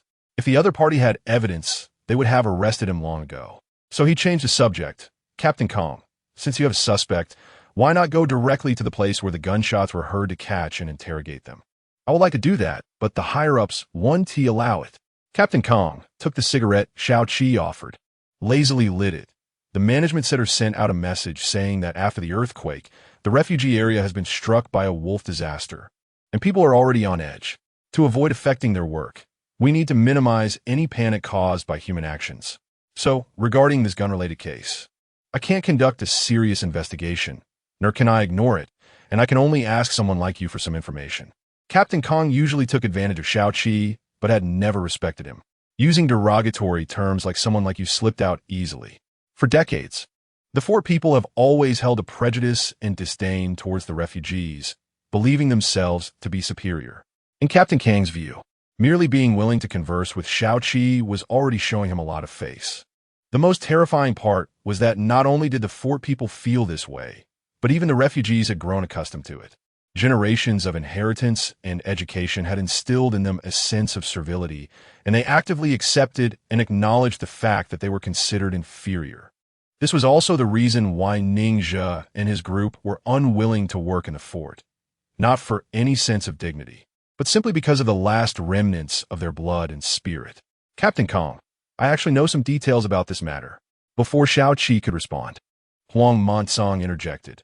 I heard that some hunters in the town have been secretly making firearms, and it seems that people have even seen them practicing shooting in the wilderness. Oh, who are you talking about? Captain Kang's eyes lit up. Over by the east gate, there's a guy named Ning Zhe. Huang Monsong avoided the gaze. Xiao Qi shot him and spoke firmly. If this matter is handled well, I won't forget you. Captain Kong said while pointing at Huang Monsong, then quickly walked into the yard and shouted loudly. Stop messing around. Assemble the team. Slap. After Captain Kong left with his team, Xiao Qi suddenly raised his hand and slapped Huang Monsong. Huang Monsong, are you trying to rebel? When did the black flag become your domain? Shut up. I want to avenge my brother. My business is right here. Do I lack people willing to give their lives? What you did makes me lose face. Xiao Qi angrily questioned Huang Monsong, ignoring his words. Big brother, I'm sorry. Huang Monsong lowered his head and said nothing. Now that the law enforcement team had gone to find Ning Zhe, the matter was already set in stone. The black flag clearly could not stop it, and no one believed that Ning Zhe would survive in the hands of the law enforcement team. Get lost. A few seconds later, Huang Monsong stood outside the yard, lit a cigarette, and patted his pocket but found he had no fire. Crack! With a light sound, Li Bin, who was next to Huang Monsong, lit a match and handed it over. I heard your conversation with Brother Qi just now. I think you did the right thing. Everyone is out here to make a living, and we shouldn't lose our lives just for one person's face. Brother Qi has resources, and resources mean there are people willing to be his lackeys. He understands this, so he is not afraid of running out of subordinates. Huang Monsong calmly smoked a cigarette, seemingly used to Xiao Qi's brutality. Rumble. While the two were chatting, the gate of the fort slowly opened a crack, and then a group of people wearing white hooded sweatshirts and transparent masks, escorted by guards, walked out of the city gate towards an alley that had been attacked by the wolves not far away. Who are these people? Why are they out of the city at this hour? Li Bin was taken aback. Their clothes look like something called a protective suit. I heard that people in these suits are doing research in the fort, but why are they out here at this hour, collecting wolf blood and wolf feces? Li Bin saw the group's actions from a distance, his face filled with confusion. Chapter 34. Life is hard for humans, and for beasts too, at Zhao Yi's home. Ning Zhe and Lin Sun were currently in the living room cleaning up the wolf corpses. The wolf pack that attacked the town that night was very orderly in their retreat, even taking their companions' corpses with them. If it weren't for Ning Zhe killing one of the wolves on the roof and the pack being frightened by the flames from the gunpowder, they would probably have taken this corpse with them as well. Earlier, after Fat Li mustered the courage to fight with the jackals, his pants were wet with urine, and his legs went weak. It's unclear whether it was from fear or due to an infection, but he fell unconscious again.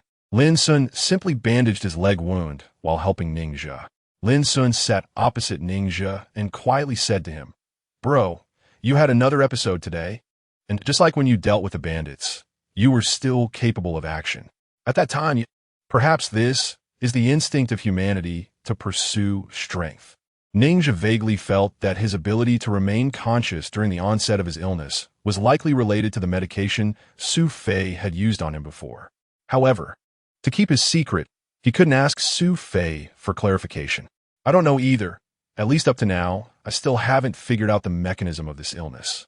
In any case, you must remember that this matter must be kept confidential. Ninja shook his head slightly, while also falling into deep suspicion. This was the first time he had intuitively experienced his state during an episode, and that feeling of power, was it really a disease? Don't worry, I have a plan. Lin Sun nodded seriously. What should we do next? First, let's deal with this wolf, cook its entrails, and take the wolf meat and skin to the market tomorrow to exchange for money.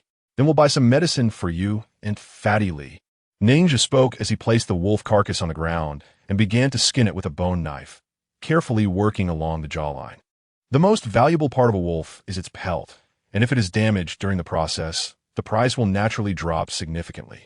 Lin Sun also picked up a nearby pot made of clay to collect the wolf's blood. In this wasteland, any food is extremely precious. Ninja stopped his actions. What's wrong? Brother, look at this. Lin Sun turned the wolf's stomach inside out, revealing its contents. At this moment, aside from undigested human flesh and broken bones, there were actually quite a few pieces of tree bark, dry grass, and mushy root vegetables in the wolf's stomach. Wolves are clearly carnivores, so how could there be such things in its belly? I understand now why the wolf pack has been attacking the town. Seeing this scene, Ninja finally cleared up the doubts in his mind. This year, the refugee area has suffered severe drought, and these animals have less and less food, starting to gnaw on tree bark and grass roots to fill their stomachs.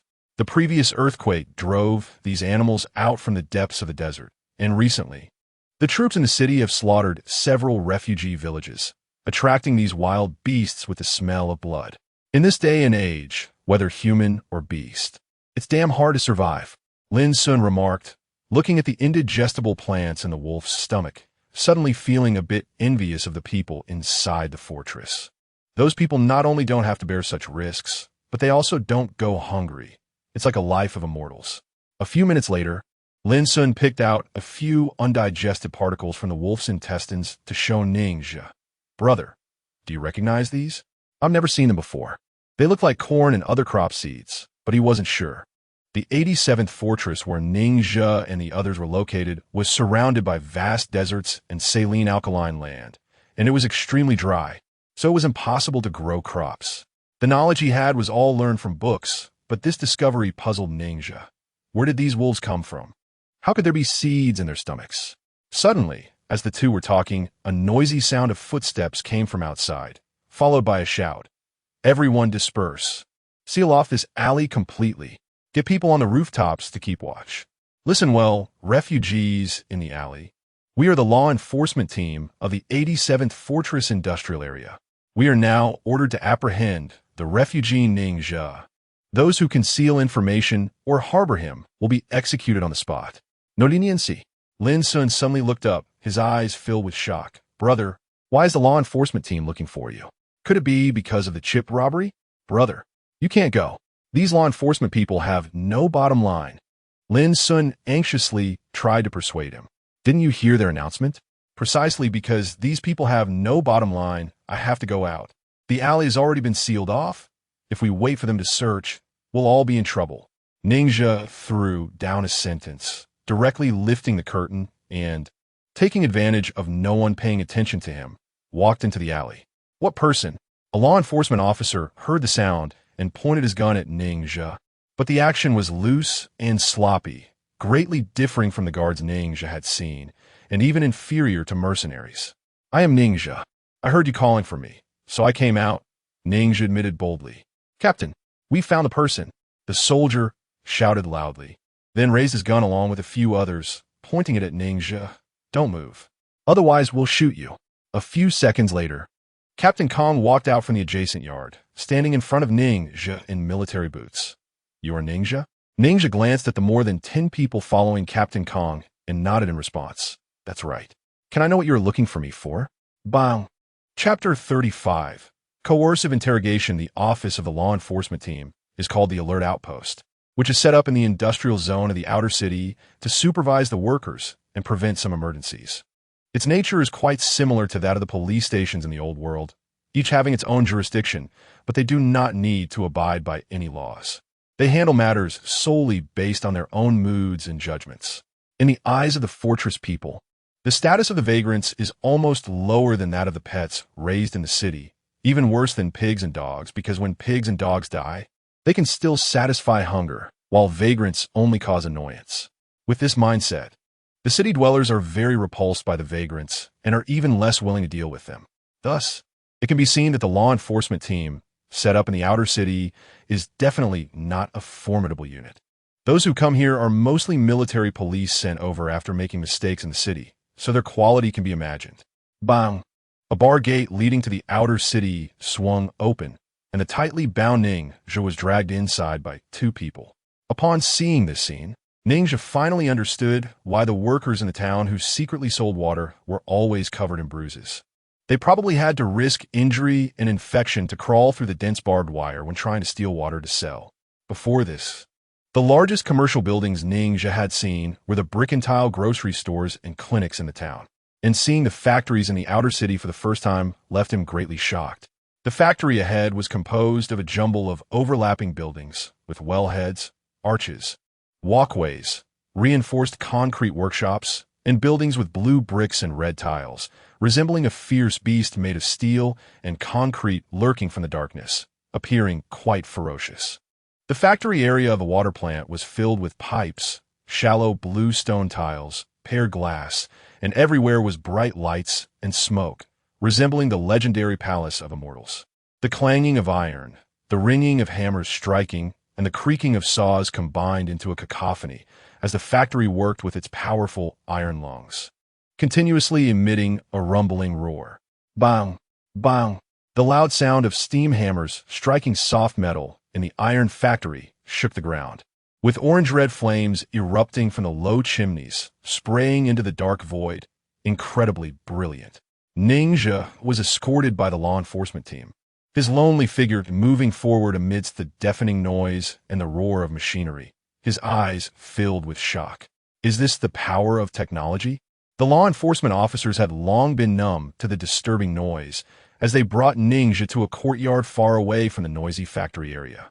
The guard post was one of the first buildings constructed in the outer city, poorly made, with the exterior walls and roof tiles long blackened by smoke and dust.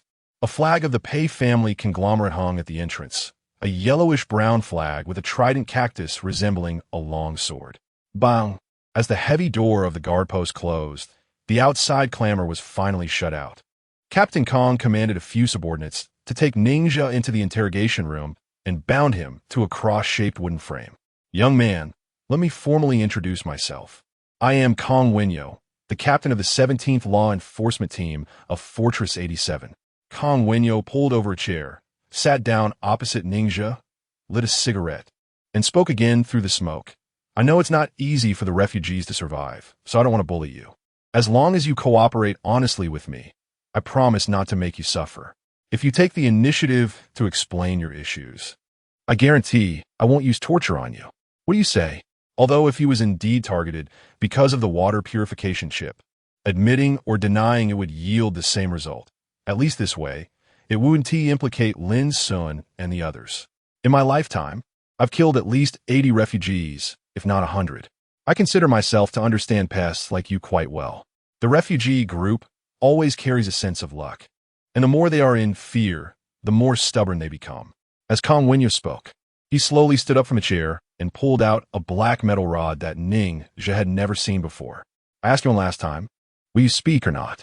Ninja took a deep breath and stubbornly said, I really have no problems at all, and I have no idea why you are looking for me.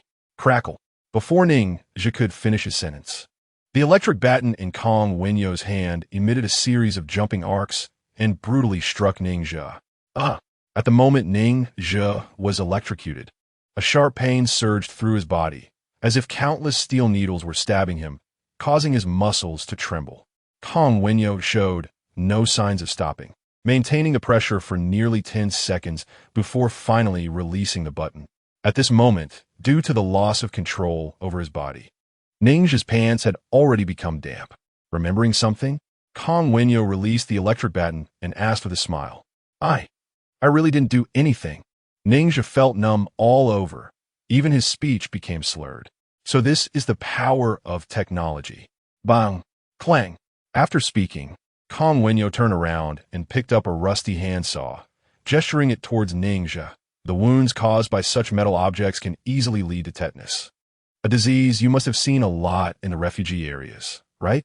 Once it breaks out, it will cause weakness in the limbs, headaches, dizziness, pulling pain, and chewing difficulties, and the feeling of muscle weakness will start from your chewing muscles, gradually spreading to the facial expression muscles, neck, back, abdomen, and limbs, finally reaching the diaphragm. Your muscles will spasm due to tetanus, and then gradually tighten, and when you die, your body will twist into an arch shape, and during this time, you will enjoy a very long process. I will ask you one last time, will you talk or not? You keep asking me whether I will talk. You have to tell me what you want me to say, right? Ningxia's breathing became rapid as he realized that Kong Wenyo's words were not exaggerated. Kong Wenyo leaned slightly closer, almost pressing his face against Ningxia's cheek. Tell me, where did your gun come from? Where is it hidden? A gun? I don't have a gun. I'm being wronged. Ningxia's eyes suddenly widened. All right then, you can talk to the King of Hell about the rest.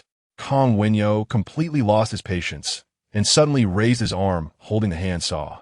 Chapter 36. The people inside the fortress in the interrogation room of the guard post. Kong Wenyo raised the rusty saw blade in his hand, preparing to strike Ningxia. For him, whether Ningxia confessed had become unimportant. The fortress strictly prohibited refugees from carrying guns, and it was mandated that gun cases must be solved. Otherwise, Kong Wenyo's entire annual bonus would be deducted. In this situation, he had to find someone to take the blame. As a hunter, Ningxia was directly linked to this gun case. If he died, Kong Wenyo could solidify the case and report that the hunter was executed for illegally carrying a gun. As for the truth of the matter, just like the life and death of this refugee in front of him, no one cared. Bang! Before Kong Wenyo could act, the door of the interrogation room was pushed open, and a low yet authoritative voice came from the doorway. Stop! Damn it! Who dares to shout in my guard post? Kong Wenyo cursed, but when he turned around to see who was behind him, his expression instantly softened. Oh, what brings you here? Please come in. Standing at the door was a person dressed in a khaki combat uniform, with a pistol and a gas mask at his waist, representing a standard mercenary outfit. This insignia indicated that the person was a senior commander among the mercenaries, a trusted aide sent by the financial magnates to manage the mercenary teams. Kong Wenyo did not know this mercenary commander, but he was aware that he could not afford to offend him. The mercenary commander glanced at Kong Wenyo with indifference and asked expressionlessly, You have a refugee named Ningxia here, right? Yes, that's the guy. Kong Wenyo pointed at the bound Ningxia and explained with a forced smile. This refugee is suspected of illegal possession of a firearm, and we are interrogating him. I don't have a gun. I was framed. Ningxia did not understand why this mercenary appeared here, but from Kong Wenyo's attitude, he could tell that he was somewhat wary of the man. Moreover, since the other party could mention his name specifically, it showed that he was here for him. Therefore, no matter what, he should first try to secure an opportunity to escape from Kong Wenyo's clutches. Let him go. I will take this person away. The mercenary commander expressed no interest in the two men's conversation and coldly spoke. Sir, this guy is a major suspect. If you take him away, it might be hard for me to explain. Kong Wenyo lowered his head slightly, licking his lips and muttering. The mercenary commander glanced at Kong Wenyo impatiently. This case is no longer under your team 17th jurisdiction. No one will hold you accountable. Let him go. All right. Since you have spoken, I must comply. Release him. Immediately release him. Upon hearing this, Kong Wenyo immediately waved his hand to his subordinates. In fact, he could not be sure whether Ningxia was really a suspect. He only needed the mercenary commander's word. As long as he could push the responsibility for the gun case away, he did not care about Ningxia's life or death. After all, anyone with a bit of ambition would not end up in a law enforcement team like this to waste their days. Clatter. Ningxia had just been released when two mercenaries stepped into the room and slammed a pair of handcuffs onto his wrists. Damn it, that was Ningxia's first thought. These mercenaries were loose, but they were still more organized compared to the regular guards. They didn't usually handle matters in the refugee zone, and the fact that they found him now, without even pursuing the gun incident, likely indicated that he had committed a more serious offense. This could only mean one thing. It was about the clean water chip. Ningzhu was nervously taken out by the mercenaries, and his mind quickly raced to figure out how to escape this calamity. However, before he could come up with a plan, he was already pulled out of the sentry post and pushed into an off-road vehicle, where he was sandwiched between two mercenaries in the back seat. This was Ningzhu's first time sitting inside a car, and the soft texture of the seat made him feel a bit uncomfortable. He had always thought that everything inside a car was made of metal. Let me introduce myself. I'm Instructor Jing Hongwei from the 87th Fortress Mercenary Corps. The mercenary leader, sitting in the passenger seat, glanced at Ningzhu through the rearview mirror and said, "I'm looking for you because your leader Su Fei recommended you. He said you are an outstanding hunter and are very familiar with the wilderness terrain around the 87th Fortress. Is that true?" After listening to Jing Hongwei's words, Ningzhu squinted slightly. He originally thought the other party was looking for him because of the water purification ship issue. But upon hearing Jing Hongwei mention Su Fei and ask about the wilderness terrain, a glimmer of light flashed in his eyes. It seemed that his previous guess was wrong. If Jing Hongwei came to him not because of the water purification ship, then there was still a chance for him to survive. "I'm here today because I need you to act as a guide and lead a team into the wasteland. If you agree, then your gun possession charge can be waived. Otherwise, I will stop the car right now and execute you." Jing Hongwei directly stated his demands without the tone one would expect when seeking help. In the eyes of the city dwellers, there is an inherent prejudice against the refugees. They see them as dirty, vile, pitiful, and lowly. In short, to them, these desperate individuals, who could resort to cannibalism when hungry, resemble beasts and are even hard to classify as human. "I cannot accept your terms. I have said it before. I have not committed any crime, nor do I possess a gun." Facing Jing Hongwei's unreasonable demands, Ningzhu chose to refuse outright. With a whoosh, Jing Hongwei drew his sidearm and turned to press it against Ningzhu's forehead. "Do you think I care?" Ningzhu ignored the gun pointed at his head, his gaze steady as he locked eyes with Jing Hongwei. Winter is approaching, and the wilderness is in a transitional state, which is when wild beasts are at their most ferocious. Although there are many hunters in the town, none of them have my level of experience and wouldn't dare to hunt in the 15-kilometer range. Once I'm dead, you probably won't find another suitable candidate. Ningzhu believed that if Jing Hongwei truly wanted to kill him, it would be as simple as moving a finger. However, he was also taking a gamble. Since Jing Hongwei was willing to take the risk of offending Kong Wenyao by bringing him out of the guard post, he certainly wouldn't easily eliminate him. What Ningzhu didn't know was that Jing Hongwei actually looked down on the law enforcement team, perhaps because city dwellers are inherently regarded as superior. Any refugee who has the chance to interact with them would desperately try to curry favor, hoping to change their life through such connections. Even if they couldn't enter the city, at the very least, they could gain some benefits, especially from a big figure like Jing Hongwei, who could probably offer something far more valuable than a refugee's worth. Jing Hongwei had initially thought that Ningzhu would be like other refugees, flattering him and expressing gratitude. Instead, Ningzhu's strong demeanor caught him off guard. After a stalemate of several seconds, Jing Hongwei turned off the safety on his gun and said coldly, "You're lucky. I don't want to dirty my car." Chapter 37. Additional conditions inside the SUV that was slowly driving towards the city gate. Ningzhu saw Jing Hongwei put away his gun. Although his expression didn't change, he secretly breathed a sigh of relief, realizing that he had indeed made the right bet. For someone of Jing Hongwei's status, refugees were like ants beneath his feet, hardly worth his attention. Even if he did kill him, it wouldn't bring him any pleasure. Therefore, his willingness to come to the guard post to take Ningzhu away indicated that a living Ningzhu was far more valuable. Jing Hongwei was actually more anxious about finding a guide than he had let on. Since force could not intimidate Ningzhu, he simply started discussing terms. The Pei family conglomerate was the largest coal monopoly in the north, and a mere ton of coal was likely less than a speck of dust in his eyes. However, for the refugees, it represented a tremendous fortune. Ningzhu sensed the change in Jing Hongwei's attitude and realized he no longer had the upper hand. So he stopped holding out. "How long do we need to go? How far? How do you know winter will come early?" Ningzhu's eyes were dry from the smoke, but he didn't know how to roll down the window. Compared to the choking smoke, Jing Hongwei's words shocked him even more. Could these city folks not only build those gigantic factories, but also control the weather? The Pei family had taken over the weather satellites from before the disaster 2 years ago and successfully restored the communication system. Currently, they were one of the few forces capable of predicting the weather within the Federation. What Jing Hongwei mentioned wasn't a secret, nor was he hiding it from Ningxia. If you don't accept my terms, you'll surely freeze to death in the refugee zone's doghouse. No, you won't even survive tonight. I can guide you, but your offer isn't enough. Ningxia narrowed his eyes and spoke. My patience is limited. Don't be greedy. Jing Hongwei glanced at the rearview mirror, impatience flashing in his eyes. 1 ton of coal is enough for you to survive a winter in the town. I also need medicine. Ningxia calmly looked at Jing Hongwei's back. I want a 10-day supply of antibiotics. Okay.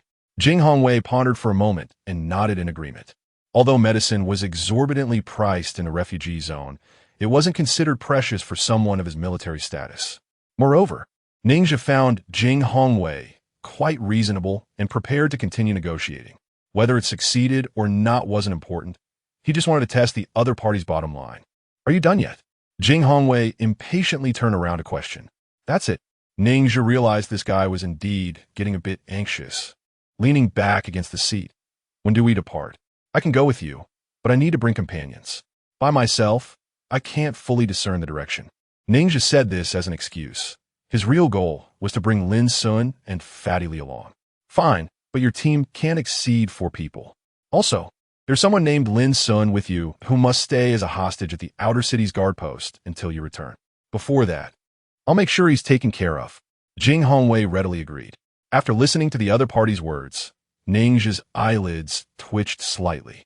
He had originally thought that if there were any dangers in the wilderness, he would directly sell the people in the stronghold and flee with Lin Sun and the others.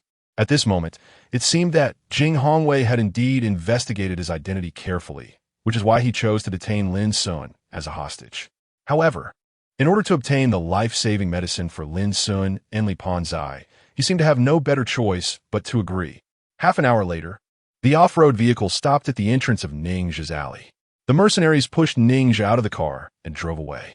Ningxia then went directly to Su Fei's home. Jing Hongwei had previously mentioned that it was Su Fei who recommended him to be the guide, which was another life-saving grace for Ningxia. When Ningxia entered, Su Fei was sitting by the lantern reading a book. Upon noticing his arrival, a smile appeared on his face. How was it? You didn't suffer too much in there, did you? I came to thank you. Ningxia nodded slightly and spoke very seriously. Su Fei poured a glass of water and handed it to Ningxia. You're too polite. I only recommended you because I heard you were taken away and remembered that people in the fortress were looking for a guide. I know it's dangerous to leave the town at this time, so as long as you don't blame me, that's fine. Going to the wasteland is better than dying at the outpost. Without you, I would probably be a corpse by now. Ningxia smiled gratefully.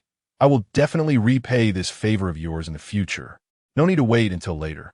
I actually have something I need your help with right now. Su Fei licked his lips and said softly, Can you bring a companion with you this time as a guide? Ningxia thought for a moment and nodded. Sure. The mercenaries have regulations that the number of people on my side cannot exceed 4. Can I bring 2 of my friends along? After Su Fei said this, he quickly explained without waiting for Ningxia to ask further. Don't worry, they won't cause you any trouble.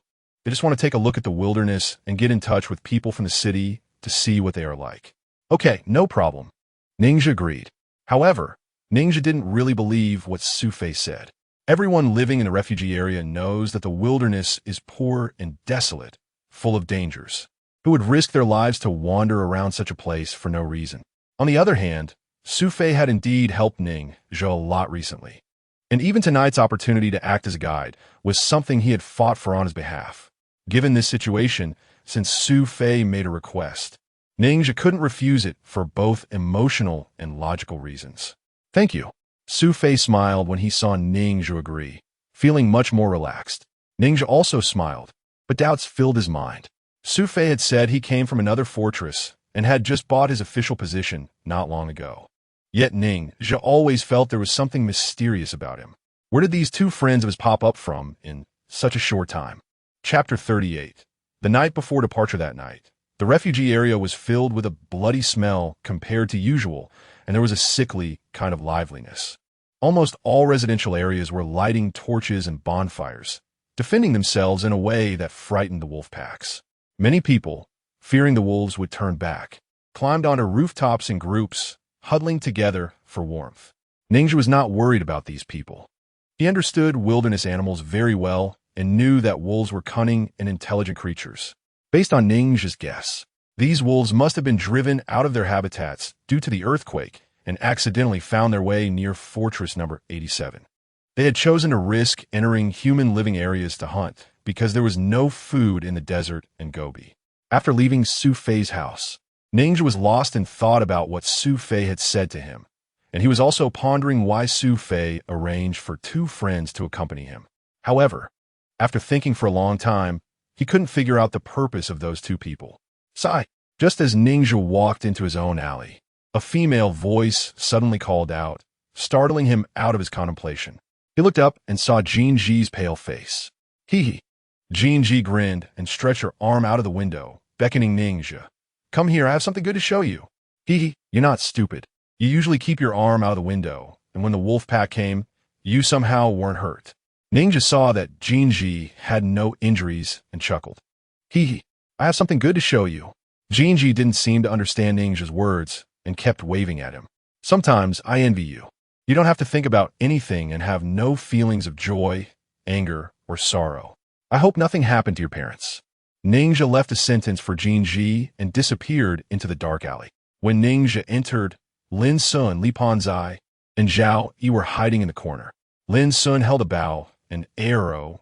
Li Panzai was nervously gripping a knife, and Zhao Yi was holding a bowl of kerosene, seemingly ready to throw it to start a fire at any moment. Ninja looked at the three tense faces and smiled. Everyone, don't be nervous. The wolf pack won't be coming tonight. How are you? Did those law enforcement people bully you? Zhao Yi put down her bowl and walked forward with a concerned expression. Don't worry, I'm fine.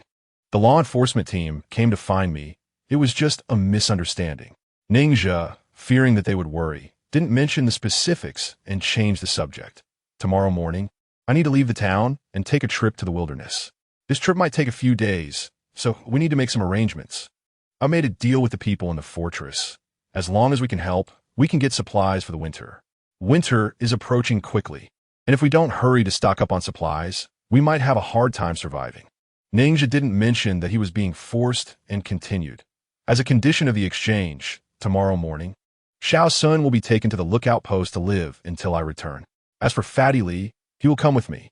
Ninja had previously taken on the task of protecting Zhuoming Yuan, and with his savings, he had about 700 yuan in cash. After buying water and food, only 600 yuan remained.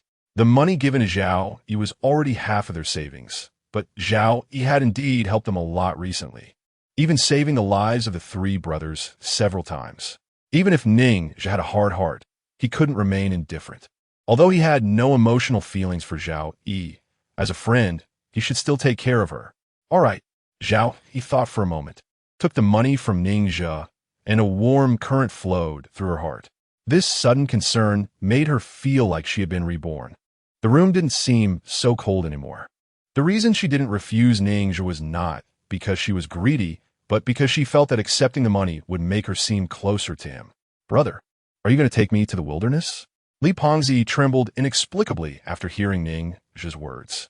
When Li Dongbao was alive, he had wanted to take him hunting many times, but the thought of the beast in the wilderness made Li Pengzi shiver, and he didn't dare go no matter what. Brother, Li Pengzi's courage is no better than a mouse's. Just let him stay at the outpost. I'll go with you. Lin Sun interjected quickly after hearing Ninja's plan. He had a straightforward personality. Although he didn't dislike Li Pengzi, he somewhat looked down on his small courage. Keeping you at the outpost is a condition set by the fortress. They know our relationship, which is why they want you as a hostage. As for Li Pengzi, if he is really scared, he can choose to stay. Ninja noticed the fear deep in Li Pengzi's eyes and actively gave him a way out. No, I'm going with you.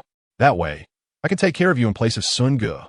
Li Pengzi hesitated for a moment and mustered his courage to speak. Okay, it's settled then. The reason Ninja wanted to take Li Pengzi with him was not that he needed his help, but because he was worried about him staying in the town, now that the Black Flag gang had set their sights on them. It was indeed dangerous for Li Pengzi to live alone. Although this guy had no combat ability, he had decent character. Even though he had wet his pants from fear of the wolf pack, he still rushed forward at a critical moment. Although Li Pengzi's charge didn't have much value, it at least proved that in this little fat guy's heart, Ningxia and Lin Sun were important people. Because in a place like the refugee area, where people only cared for themselves, no one would risk their life for an unrelated person. Chapter 39. Su Fei's friend. Early the next morning, Ningxia got up early, took Lin Sun and Li Pengzi out, and prepared to head to the commercial street of the town to buy supplies. Hey! Just as the three reached the alley, Li Pengzi suddenly heard someone calling him. He glanced sideways and saw Jin Ji leaning against the window. He then pointed to his nose and asked, "Did you call me?" Hee. Come here, I have something good to show you." Jin Ji waved her hand. "Good thing? What good thing?" Li Pengzi stared with his ignorant little eyes, curiously approaching her. Smack! Just as Li Pengzi got close, Jin Ji suddenly reached out and slapped him across the face. Gulp! Li Pengzi was knocked down to the ground, looking dumbfounded at Jin Ji.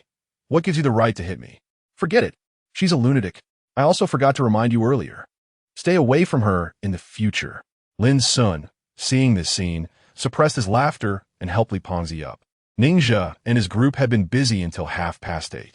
Upon hearing the bell ringing from within the fortress, they all walked towards the east gate. As they approached the east gate, Ningxia spotted the insane Zhuo Mingyuan from a distance. In just a few days, Zhuo Mingyuan had changed completely. The suit he used to wear had been stripped away, and he was now wrapped in a tattered cotton quilt he had somehow found, lying by the city wall, soaking up the sun. Perhaps because he wandered near the city wall every day, he had also been fortunate enough to avoid the wolf pack's attack last night. Ningxia walked up to Zhuo Mingyuan and handed him a bean cake. "Do you still remember me?" "Sheep." Hee. Zhuo Mingyuan blankly took the bean cake and revealed a silly smile. "Sheep? Have you seen a sheep? Sheep have 5 fingers." Seeing Zhuo Mingyuan like this, Ningxia let out a slight sigh. This was indeed a desolate era, and it wasn't easy for anyone to survive.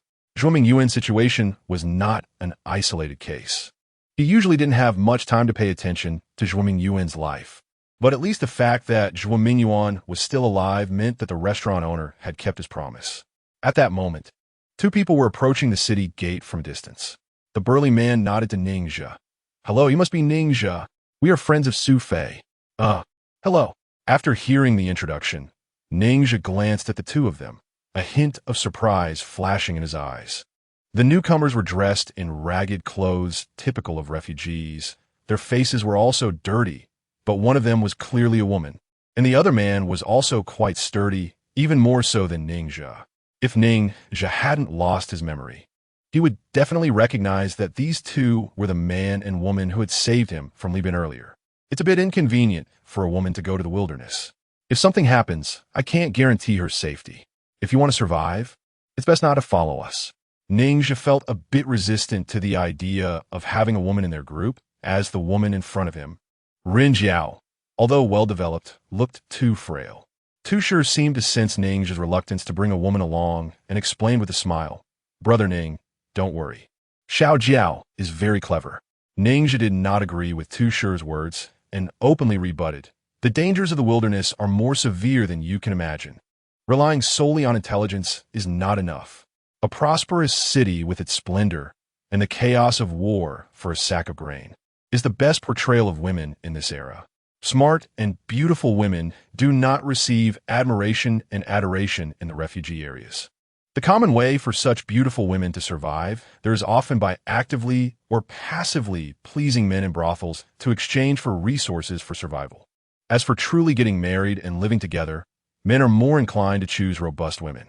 Everyone has a desire for beauty, but overly delicate and beautiful women not only attract the covetousness of others, but also cannot engage in heavy physical labor. In short, marriages in the refugee areas are more like cooperative survival. Marrying a beautiful wife who has never touched a drop of water is simply wasting resources and increasing the difficulty of survival. What do you mean? Do you look down on women? Rin Jiao frowned at Ningxia after listening to his words. "I can take care of myself. and you don't need to worry about my safety. Oomph. Who saves whom is still uncertain. Rin Jiao murmured softly, turning her face to the side. Rumble. Soon, the gates of the fortress slowly rose. The refugees outside saw this, and all hid far away, fearing that lingering too long might catch the attention of the city dwellers and bring them disaster. This was the first time Ning Zhe was so close to the opening city gates. Looking inside through the gates, he only saw a huge dark tunnel. Apart from that, there was nothing else. This tunnel was either very long or had bends or other facilities like shadow walls to obscure the view from the outside. Knock, knock, knock. In the past 2 days, Ning Zhe had heard quite a few rumors about the magic species, saying that some people could summon weapons out of thin air, while others could control water and fire. According to Su Fei's explanation, this was due to a certain magnetic field evolved from the cells within them, allowing for some degree of resonance with the elements of nature. However, Ning Zhe was skeptical of this claim. At least he had never seen any so-called awakening of magic species in the town. It seemed that those who could evolve these cells were indeed a minority. As in the face of excessive radiation, the normal reaction tended to be cell mutation, leading to cancer rather than acquiring any abilities. Before the dust raised by the horse team could settle, another convoy drove out from the gates, stopping in the open area outside. This convoy had a total of 6 vehicles, 2 of which were off-road vehicles that Ning Zhe had seen the previous night, and the remaining 4 were hedgehog vehicles, 2 of which had trailers, 1 empty and the other covered with a waterproof cloth over the supplies.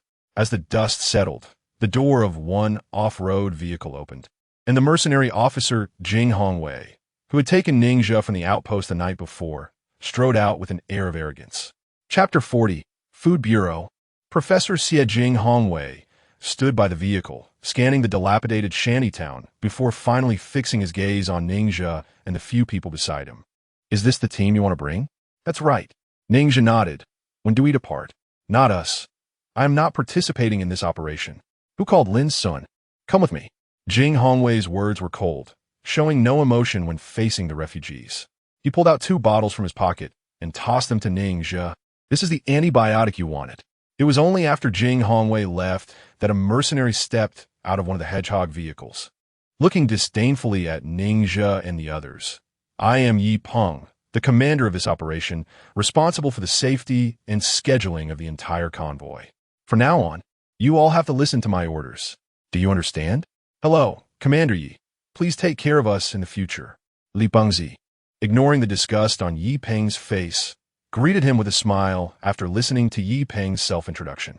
Yi Peng looked at Li Pengzi with satisfaction and pointed to the empty trailer behind one of the hedgehog vehicles. From now on, that will be your position. I remind you that although you are the guides in the team, we are not one of our own. We will not provide you with food, and you cannot stay in our camp. Understand? Yi Peng's arrogant demeanor sparked a hint of disgust in Rin Jiao and Tu Shi's eyes, but Ning Zhe was indifferent. He was used to the arrogance of city dwellers.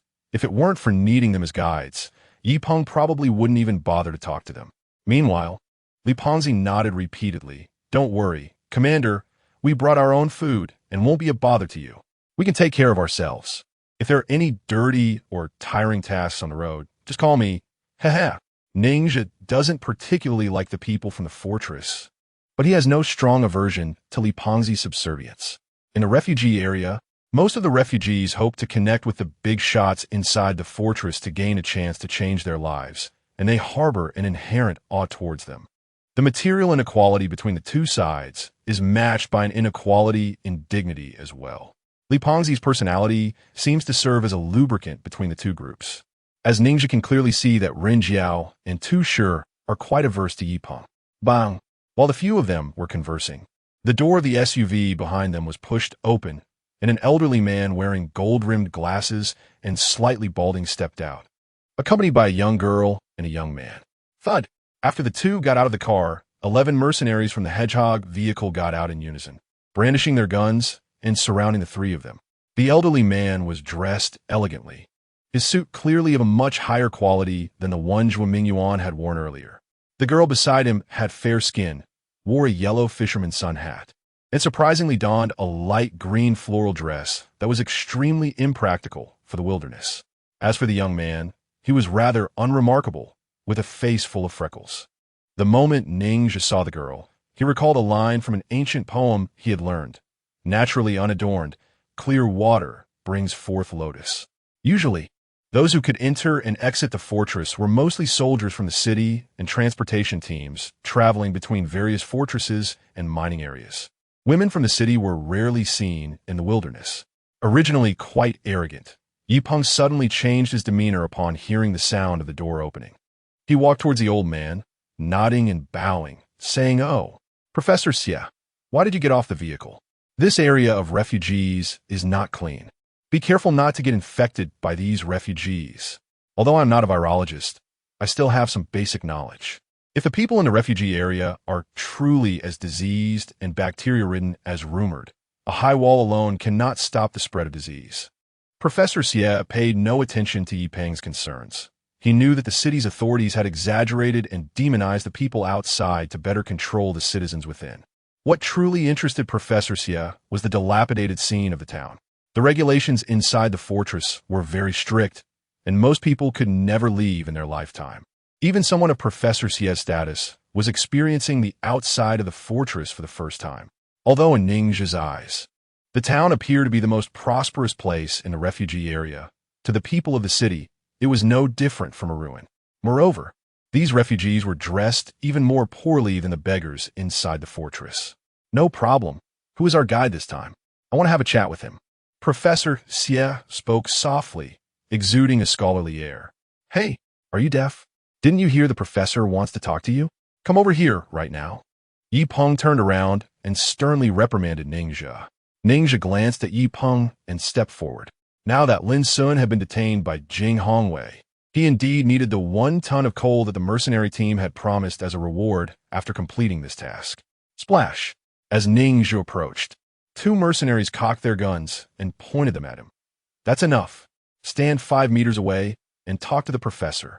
Professor Xie saw Ningxia clearly and showed a hint of surprise in his eyes. Why did they find a child to be the guide? Does his parent agree to such a dangerous job? In the fortress, is a 20-year-old still a child who needs parental protection, not facing the immense pressure of survival?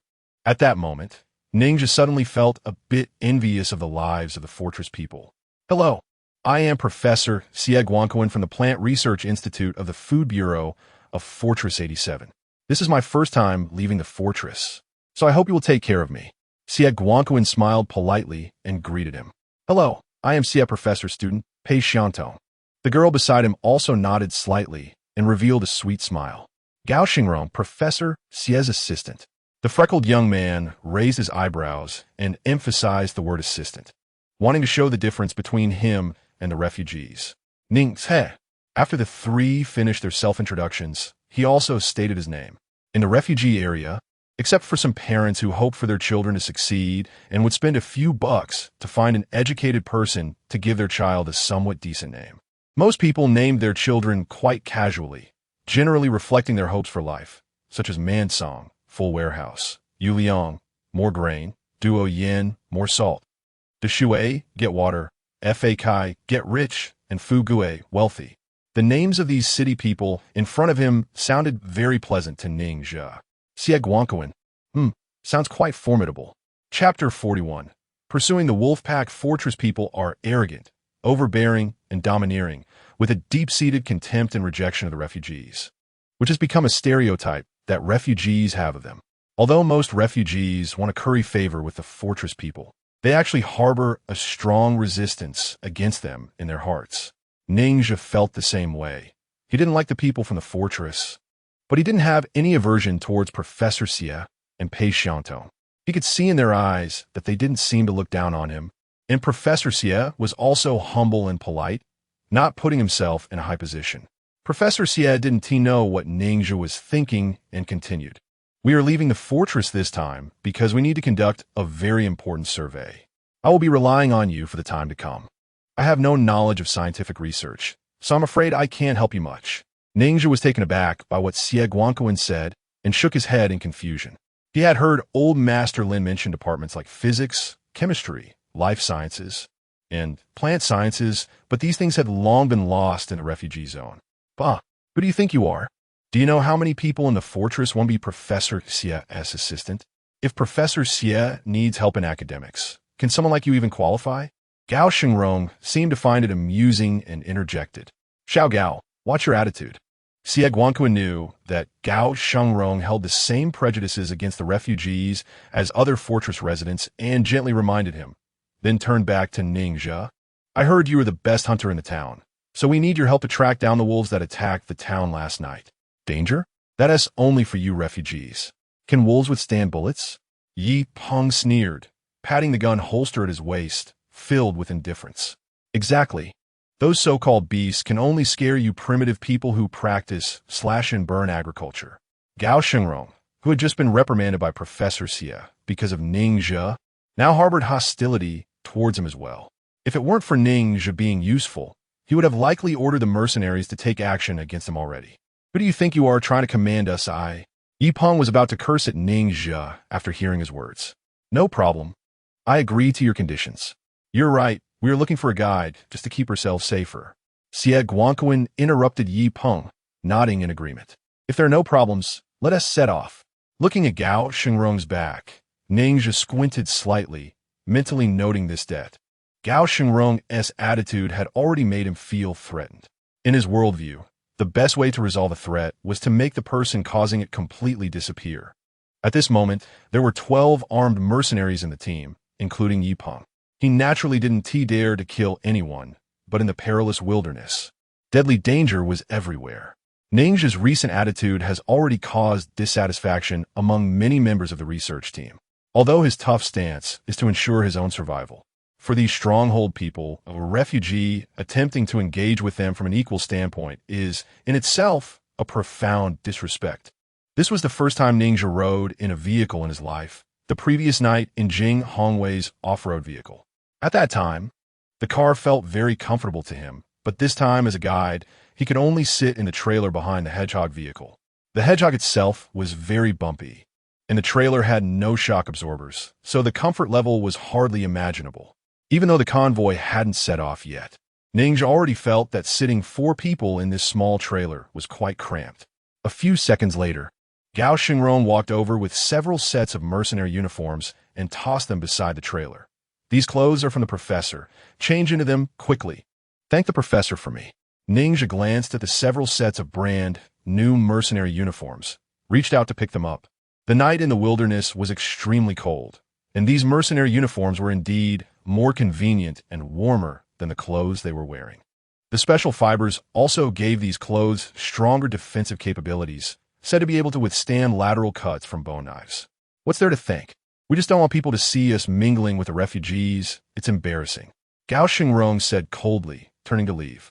Xie Guanquan is just an old scholar who has never left the fortress, thinking he's a high-class person, overly sympathetic.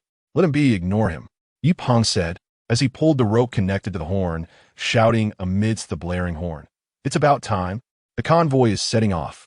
Buzz. As soon as he finished speaking, 2 Hedgehog vehicles equipped with light machine guns surged ahead of the convoy, while the remaining vehicles kicked up dust, speeding along the town's road, causing pedestrians to scream and scramble to dodge. Black Flag Brothel. That's right. I even saw them change into mercenary uniforms. Big brother, do you think these guys have joined the mercenaries? The young man swallowed hard. If that's the case, what if they come back to take revenge on us? Don't panic. Do you think entering the city is that easy? I heard the deputy director of the security department in the fortress couldn't even get in as a refugee. Ning Zhe couldn't possibly have such ability. Xiao Qi snorted coldly, completely disbelieving the young man's words. For refugees, to enter the city was as difficult as climbing to the sky. But Ning Zhe was clearly taken away by the enforcement team yesterday, and now he appears in the mercenary squad. This is too strange, right? The young man was puzzled. All right. You inform Huang Monsong to prepare 500 cash. I'll go to the outer city and ask Captain Kong at the watchtower about the situation. Xiao Qi pondered for a moment, waved his hand to give the order, and muttered softly, It's really strange. This kid was caught by the enforcement team. How come he wasn't killed, but instead got involved with the mercenaries? Chapter 42. Deep into the desert outer city of the fortress, Watchtower 17. After seeing Kong Wenyao in the office, Xiao Qi proactively placed 2 packs of cigarettes on the table. Captain Kong, I know you like filtered cigarettes, so I brought you 2 packs. And here's some money for you to buy a winter coat. Golden Line Cactus. This cigarette is rare in the refugee area. Kong Wenyao glanced at the packaging of the 2 packs, the corner of his mouth slightly lifting. Although there were cigarettes in the refugee area, most were smuggled out from the fortress, mixed with hay and dried leaves by the town's cigarette dealers to make dry tobacco, which was very harsh to smoke. Oh, then thank you. Recently, I've been saving water for the winter. After chatting a bit with Kong Wenyao, Xiao Qi casually stepped into the main topic. By the way, Captain Kong, I heard that ninja who was caught yesterday for carrying a gun seems to have been released. We didn't release him. He was taken away by the mercenary squad. Kong Wenyao was also puzzled about this. Ninja was taken away, but his friend named Lin Sun was detained at Watchtower 11. As far as I know, mercenaries rarely get involved with refugees. Why would they target Ninja? Xiao Qi was confused. Ninja hasn't been recruited by the mercenaries, has he? We an enforcement team, and the mercenaries are 2 different systems. I can't figure out their matters, but the mercenaries definitely won't recruit from the refugee class. Kong Wenyao narrowed his eyes. They probably have something to discuss with him. Because he was taken away by the mercenaries right here with me, it seems the mercenaries didn't trust him. Otherwise, they wouldn't have detained his friend. Fortress 87 is located in the wild northern part of the Federation, built on a gravel plain. In recent years, the desert has been expanding, swallowing the gravel land. When Ninja was young, it took over 10 kilometers to walk from the town to the edge of the desert. But now it's only about 7 or 8 kilometers apart. The convoy followed the wolf dung to the edge of the desert, then lost track. The wild wind at night was enough to change the desert's landscape, flattening and piling up sand dunes. Creek. As the leading vehicle in the convoy stopped, Yipeng got out in military boots to survey the surroundings and pointed to a distance. Everyone, continue moving. The wolf pack is heading east. No way. The wolf pack didn't go east. Ninja heard Yipeng's order, jumped out of the trailer, and pointed to the right, to keep up with the wolf pack. We have to go south. Are you crazy? Or are you blind? Yipeng turned to Ninja, impatiently pointing to a trail of dung on the ground. Can't you see? According to the dung's trajectory, these wolves have been going in a straight line. The dung left in a straight line by the wolves is meant to be seen by humans. They know that dung on the gravel plain cannot be hidden. But once they get into the desert, it will be hard for us to find their traces. Wolves are very intelligent animals. They won't let humans track their pack through such simple clues. Ninja exchanged glances with Yipeng and shared his experience. At this moment, Xie Guangquan also came over with Pei Xiantong and Gao Xingrong, looking at the 2 who were at an impasse. What are you arguing about?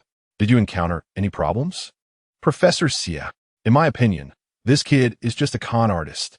He actually told me that the dung left by these wolves is to confuse us, not only denying my idea of tracking east, but also insisting that the wolf pack went south.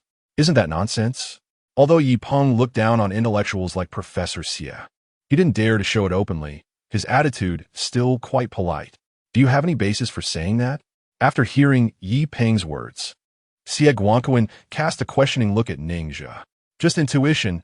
I just don't believe that such cunning creatures as wolves would leave such obvious traces. When the wolf pack attacked the town before, I encountered them, and these beasts even took away the bodies of their companions, indicating they don't want to expose their traces and their pack. Ninja looked firmly into Xie Guangquan's eyes. There's a high probability they went south. Huh.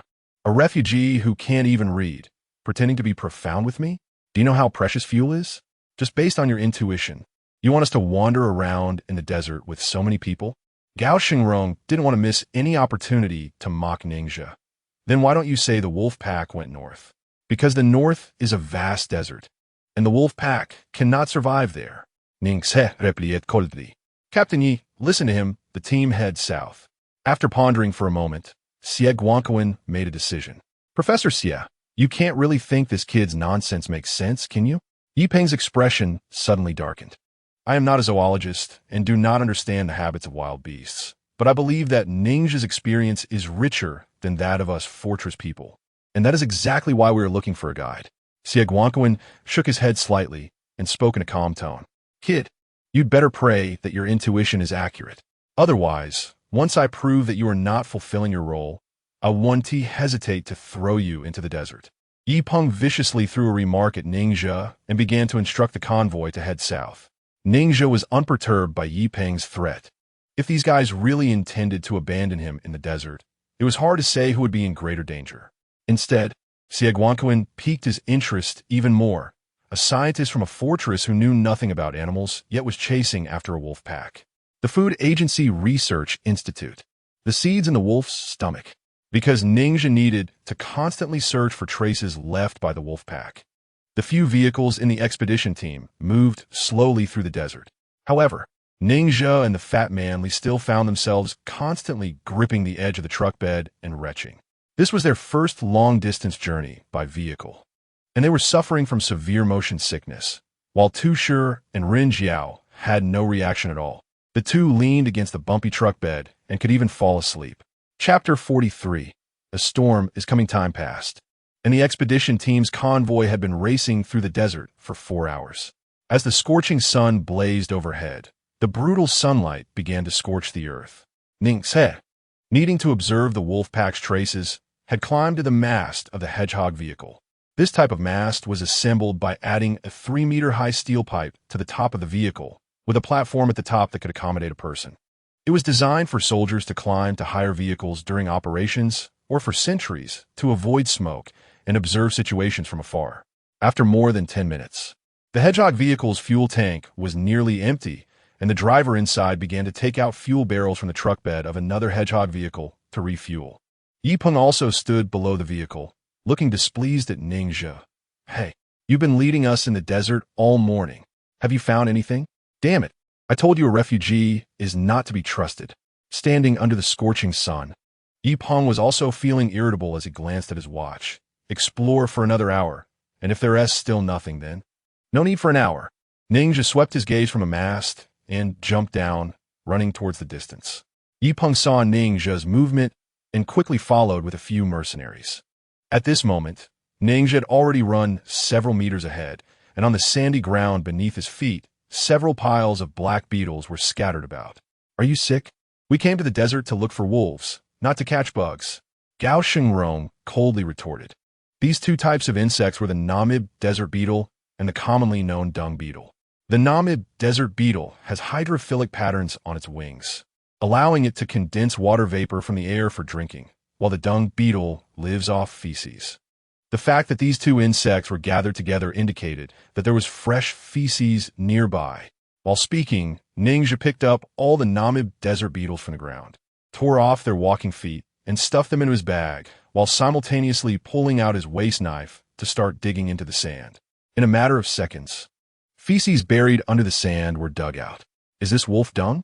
Yipeng had initially intended to continue mocking Ningxia, but seeing that he had actually dug out feces, he suddenly became tense and quickly drew his sidearm. That's right, it's wolf dung. Ningxia noted it, continuing to dig out a few more piles of feces lightly and pointing in a direction. The wolf pack went that way. At this moment, the fat man Li, who had followed along, looked at the vast expanse of desert and then at the direction Ningxia was pointing, feeling uncertain. Brother Zhe, are you serious? There's clearly nothing over there. How can you determine the wolf pack's movement trajectory? Look at the shape of the wolf dung. From the shape of these wolf droppings, the thinner sides are all pointing that way, indicating that the wolf pack was facing that direction when they defecated. Ningxia stood up straight and spoke to Yipeng. The wolf pack that attacked the settlement was accompanied by cubs, which means their pace won't be too fast. Wolves have a defecation cycle of about 1 to 2 days. If we continue to track in that direction, we can determine their movement direction through the next wolf dung. What are we waiting for? Let's move. Yipeng, who was used to enjoying life in the fortress, was quite unaccustomed to the harsh environment of the refugee area and just wanted to complete the task quickly and leave this place of trouble. That might not work. Acid rain is coming. Ningxia reached out to feel the breeze in the air, and this rain will come very quickly. What are you joking about? Before we left the fortress today, we specifically checked the satellite cloud map. There's no rain in our area. Yipeng looked up at the cloudless sky, completely disbelieving Ningxia's words. I don't know what cloud map you're talking about, but the rain is coming soon. We have at most half an hour to prepare. Ningxia finally understood that the so-called weather forecasts in the fortress were not 100% accurate. Captain Yi. Don't believe him. These refugees don't know anything. Since the cloud map didn't show any rain, Gao Shengrong seized every opportunity to sow discord between Yi Peng and Ning Zhe. Yi Peng glanced at Gao Shengrong and instructed the soldiers beside him. Order them to set up camp immediately. Yes. The soldier replied and immediately began calling their companions to get busy. Yi Peng wanted to set up camp, not because he trusted Ning Zhe so much, but because he didn't dare to take a gamble. In this wasteland, compared to the ferocious beasts that prey on people, the acid rain and sandstorms carrying various pathogens were equally cold-blooded killers that could not be underestimated. The sulfuric acid content in the air had already increased several-fold, and a rainstorm that could bring plague and infectious diseases or even burn the skin would be a feast for harvesting lives. 15 minutes later, the convoy stopped at the foot of a huge sand dune, and the howling winds began to roar. The clouds in the sky churned, and even the air turned dark.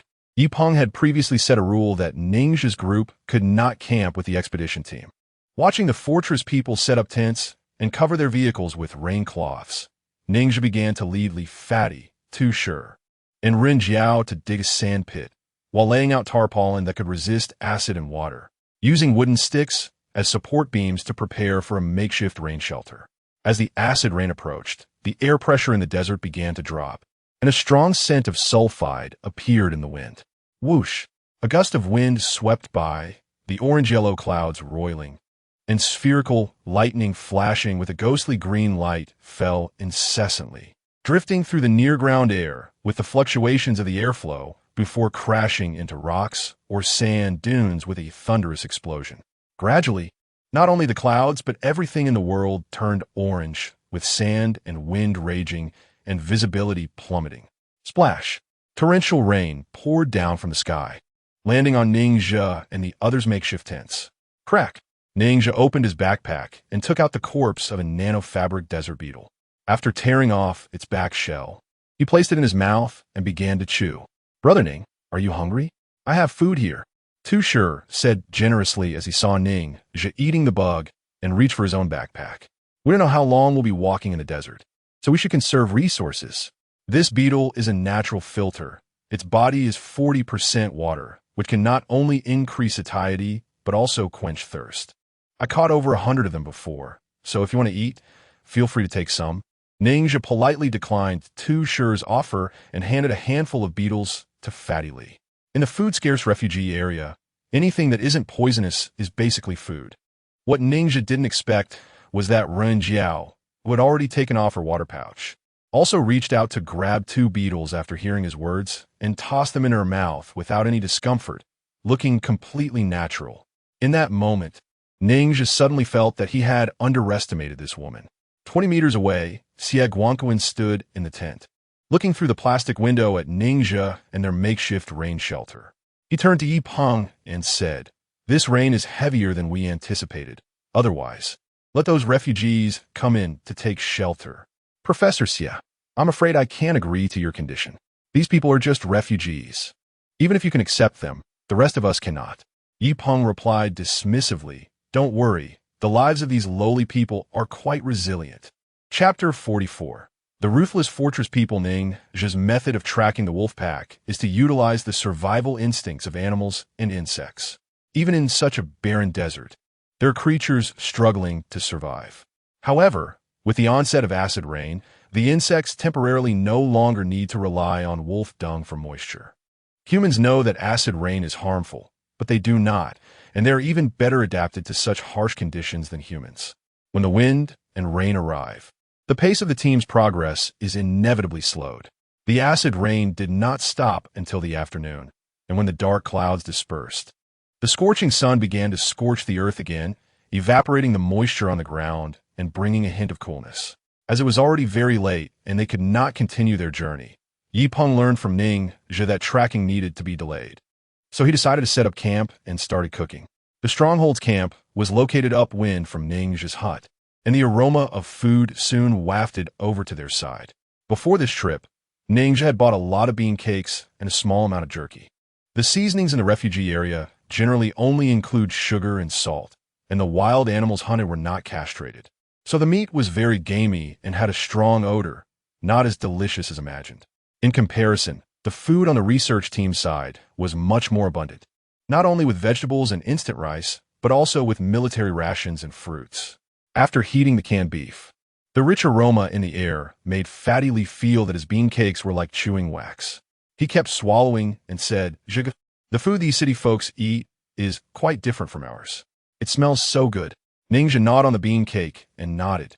"Yeah, I heard there's a term in the old world specifically used to describe the daughters of wealthy families. Called Tianjin, Mississippi, a woman can grow to 1,000 pounds. Just think about how well they must eat." Puffed. Rin Jiao, who was drinking water, immediately sprayed it out and then pretended to choke, casually wiping her mouth. "It just rained here, so it will definitely cool down a lot in the desert tonight. We don't have the windproof and insulated tents like the scientific expedition team, so we can only dig caves. A simple cave requires 2 people to complete. One digs a pit, while the other wraps themselves in rainproof cloth and gets buried inside for insulation, leaving one person to keep watch. We happen to have 4 people, so let's split into 2 groups." Ningxia looked at Ren Jiao and Tu Shi, stating his decision. Although they were friends of Su Fei, he didn't trust them and couldn't feel at ease handing over his back, so he didn't arrange everyone into one group. "No problem." Tu Shi grinned foolishly, "But we've never done this before, so we still need your guidance." In the town, very few people sang, perhaps because their hard lives left them without such leisurely pursuits, or maybe the illiterate refugees lacked the heritage and creativity for songs. There were singing courtesans in the brothels, but they only sang lewd and vulgar lyrics with lascivious tunes. After Ningxia guided Ren Jiao and Tu Shi to dig out a simple cave, he went a dozen meters away to reinforce his own cave. Before he could start, Fat Lee ran over to Ningxia's side, holding out a plate to him as if he were a devout believer presenting a sacred object. "Zhiga, try this. It's from a city." Swish. Ningxia glanced over and saw that Fat Lee was holding a plate of steaming sausages and barbecued meat, slightly frowning. "Did you steal that?" "No," Fat Lee replied. "I traded for it. I just went to the bathroom, passed by the camp over there, chatted with those people for a bit, and offered to help them wash some dishes, and they gave me some food in return." Fat Lee smiled innocently. "I think those people are pretty nice." After listening to Fatty Lee's words, Ningxia looked him over once more. He had always been curious about how someone like Fatty Lee could survive in the wasteland for so long. It was only at this moment that he realized Fatty Lee also had his own shining qualities. Ningxia and Lin Sun are both very cautious people. Having survived for too long in the dangerous wasteland, they instinctively view others as threats upon first meeting and are always on guard. It is incredibly difficult for others to gain their trust, akin to climbing to the heavens. Li Panzai appears silly and timid, yet he is very sociable and far better at networking than both Ningxia and Lin Sun. Perhaps his friendliness and low defenses allow him to live well without having to struggle. Li Panzai felt a bit embarrassed under Ningxia's gaze and gestured to the plate with a smile, saying, "Zhigu, what are you looking at? Eat up. I've been smelling the food all the way here. I can hardly hold back my saliva." Ningxia, inhaling the rich aroma of the food, picked up a piece of roasted meat and put it in his mouth. The various flavors of seasonings he had never tasted before continuously assaulted his taste buds. But he still shook his head slightly, saying, "This meat is a bit strange. It lacks chewiness. This is synthetic protein meat made from beans. I heard the livestock industry in the city is not well developed, and only the top-tier people can eat real meat. The mercenary troops can only eat this synthetic meat. However, the sausage does contain some meat skin. This is the first time I've heard that beans can be made into meat after extracting the plant protein. The remaining bean dregs are either fed to animals or transported to the outer city to make bean cakes for the refugees." Li Panzai said, also expressing his amazement. He then lowered his voice and said, "Zhigu, I think these city folks are a bit twisted. Just now when I went over, they were all discussing a particularly popular opera in the city called Romeo and the Pig Overnight." "Overnight with a pig? What kind of hobby is that?" Ningxia was taken aback, feeling goosebumps all over. Looking at the group of people by the bonfire laughing and joking in the distance, he clenched his fist slightly, saying, "Let's keep our distance from them. You sleep directly tonight. I'll keep watch all night." Li Panzai was deeply moved. "Zhigu, You're so good to me. Don't worry, after taking antibiotics, my wound doesn't hurt much anymore. I can totally. You're overthinking it. I'm mainly worried that if you fall asleep at night, we might run into some danger. Ninja felt a tightness in his chest, always believing that these people who wouldn't even spare pigs might be somewhat ruthless. Just as Ninja and Li Panzai were tasting the food of the fortress people. A mercenary on duty at the Hedgehog vehicle mass glanced towards the distance over the sand dunes and suddenly had a serious expression. He turned and shouted loudly, "Team Yi, we have a situation. There's a crowd moving in our 10 o'clock direction, and it's a large scale. Damn it, could it be bandits are coming? Everyone assemble. Draw your weapons. Load your bullets. Set up the light machine guns on the sand dunes." Yi Peng's spirit immediately tensed upon hearing the soldiers' report. Outside the fortress, the threat of bandits far exceeded that of the refugees by 100-fold. Chapter 45. This is the wasteland. When Ninja first heard the report, he also thought it was bandits coming, because in this vast desert, aside from hunters and bandits, almost no one would choose to come here to meet their death. And hunters couldn't possibly be large in number to make the sentinels so anxious. However, when he climbed up to the top of the sand dune, he discovered that the group walking in the desert was actually a large number of refugees. The refugees were ragged and emaciated, and a rough count revealed at least several hundred of them. Under the scorching sun, people were constantly collapsing. What does that smell? It smells good. There are people over there. We are saved. Among the crowd, it was unclear who first caught the scent of food being cooked at the research team's camp, and the group became invigorated again, starting to move towards the sand dune where the camp was located. Bang! Bang! Gunfire erupted, and Yi Peng led the charge up the sand dune. When the refugees saw the mercenaries appearing from behind the sand dune, dressed in uniform and armed to the teeth, they froze in unison. The refugees had an ingrained fear of the people from the fortress.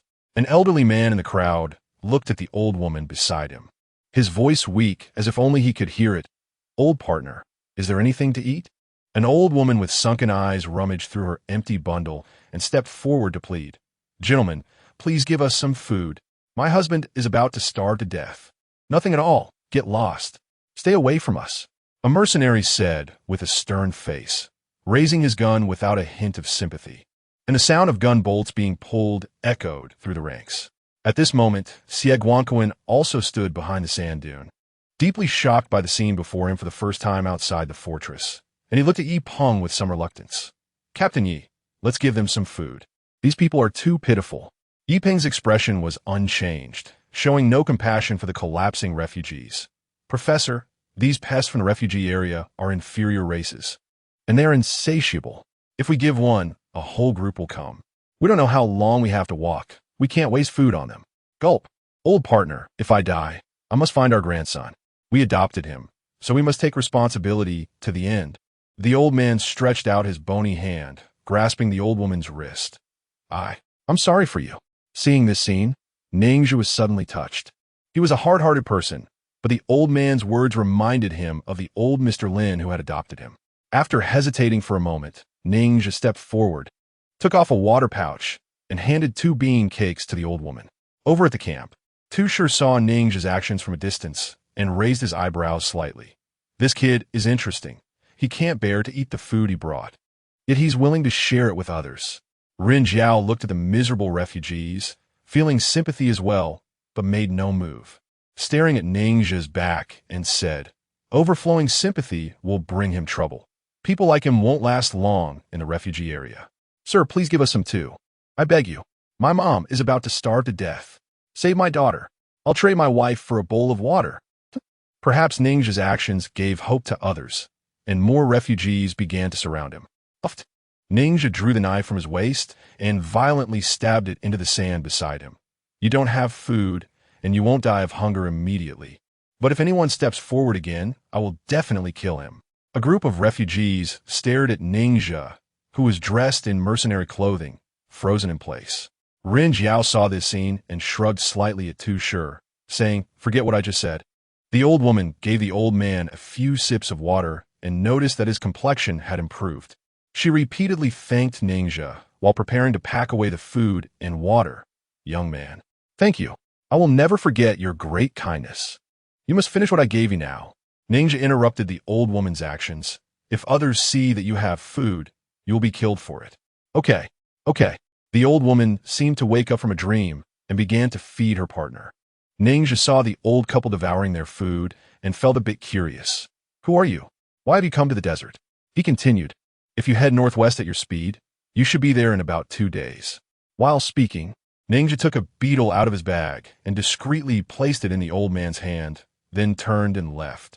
Ninja had heard about the incidents of insect tides and beast packs attacking humans, but that was a long, long time ago.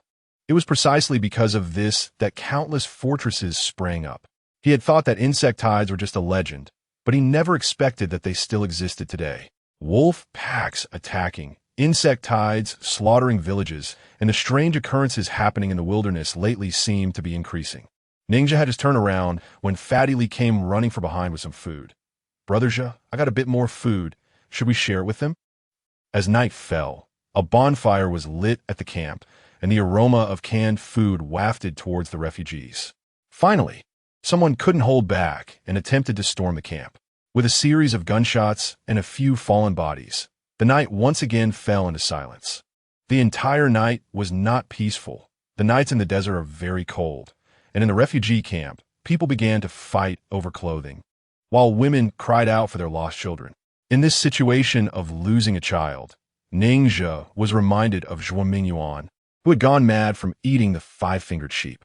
As he had anticipated, when the morning sun rose the next day, there were at least over 100 bodies left behind in the place where the refugees were, having succumbed to the cold and disease.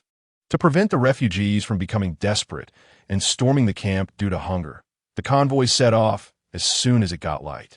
While the refugees rushed forward to start scavenging for food, with some even beginning to eat the charcoal left in the bonfire. With a 1% survival rate, countless people risked their lives to escape. But if they didn't flee, they wouldn't even have that 1% of hope. This is the wasteland. Chapter 46. The burial ground. The desert cannot hold water. Even though there was heavy acid rain the day before, after the scorching sun of the next day, it was hard to tell that it had rained, while the wolf dung buried beneath the sand had retained moisture, attracting more beetles. The scientific expedition team found the second site of wolf dung relics at around 3 in the afternoon. Yipeng observed the dung based on the knowledge Ninja had previously taught him and declared loudly, "It looks like the wolf pack is still moving south. Everyone, get ready to board the vehicle." Ninja licked his lips, looking at a massive weathered stone in the distance, his expression serious. And a hint of almost imperceptible fear surfaced in his eyes. The wolf pack's speed of movement was faster than expected, and we can no longer continue the chase. At this moment, Ninja and the others were at the junction of a desert and a gobi, standing here and looking into the distance. All they could see was wind-sculpted sandy gobi. The rugged and majestic landscape did not evoke a sense of grandeur in Ninja, but instead, it raised a strong sense of crisis. Seeing that Ninja had a deep apprehension towards the gobi, Yipeng asked with a pale face, "Why can't we go there? Is there any danger?" Ninja pointed to a huge weathered stone standing in the distance. "I once wandered into this desert once. It's far more dangerous here than you can imagine. The poisonous insects and fierce beasts there outnumber those in the outer desert by a long shot. And once we pass the boundary stone ahead, I won't recognize the way back. This desert is a forbidden zone for hunters, known as the land of buried bones. It's okay, we have satellite phones and a positioning system. We won't get lost. As for the beasts you mentioned, with so many of us and our guns, what is there to be afraid of? There are so many transport teams active in the refugee area every day in the Federation, and they don't seem to encounter danger. You have to know, in this era, firearms are the true kings." Yipeng patted the holster at his waist, dismissively giving orders to the team. "Get the convoy ready. We're setting off." "Who?" Ninja looked at Yipeng's back and sighed slightly. This guy knows nothing about the wasteland, and his blind confidence in firearms will eventually get him into trouble. Even though Ninja was reluctant to venture deep into the Gobi Desert, he had no choice, as Lin Sun was still being held captive by the mercenaries. For Lin Sun's sake, he had to take the risk. That was the meaning of relying on each other. Fatty Lee obediently took it and asked Jitge, "What is this?" Ningxia leaned lazily against the edge of the truck bed and took out the talisman. It was given to me by my godfather before he passed away, saying it would keep me safe. Brother Zhe, I really didn't expect you to be so good to me. Li Fatsi grinned and quickly put the talisman on his hand. Tushi. Hey, Diao. Li Fatsi, with a touched expression. The Gobi is different from the desert. It is a type of barren terrain covered with coarse sand and gravel over a hard soil layer. The ground consists of larger particles, and the surface is somewhat undulating, with bedrock protruding from the ground. Due to years of erosion by wind and sand, it has a strong sense of layering. In the desert, which is constantly exposed to the scorching sun, there are rarely any large predators, but the Gobi is different. Ningxia had also stumbled into the Gobi to escape from a wolf pack, and he still felt a lingering fear when he thought about the giant bear he encountered back then. The merciless sun blazed down on the earth like a fire, and the undulating Gobi looked like a steamer, with heat waves distorting the air. Looking around, one could occasionally see dead trees in the Gobi, but mostly it was a monotonous yellow, desolate and lifeless, and this scenery alone brought a strong sense of fatigue, as if it would never end. There were winds on the Gobi, but they were all swirling gusts, capable of lifting sand and gravel high into the air, resembling columns of smoke rising from the ground, swirling around and running amok across the Gobi. These winds were particularly fierce and could easily lift an adult into the sky. The sand and gravel whipped up by the strong wind sounded like natural sandpaper hitting the vehicle, causing numerous scratches on the off-road vehicle's paint. I believe that in a few days, this layer of paint will be completely stripped away to avoid the wind and sand. Ningxia and the others also draped a rain cloth over their heads. Occasionally, large stones struck the backs of their hands gripping the rain cloth, causing sharp pain. Because Ren Jiao was a woman, Tu Shi took the initiative to help her with the task of holding the rain cloth.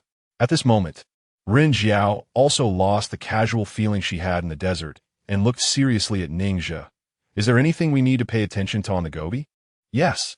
Ningxia thought for a moment and nodded. Don't wash your hands after using the toilet. Ren Jiao looked curious. Is this some special custom? Or is it to leave a scent to confuse wild animals? Ningxia grinned and said, No, it's because of wasting water. Ren Jiao widened her eyes and said, Can you be serious for a moment? Ningxia chuckled. What we need to do first is to stay away from the research team. Do you think they are in danger? Hey, Diao Skindil.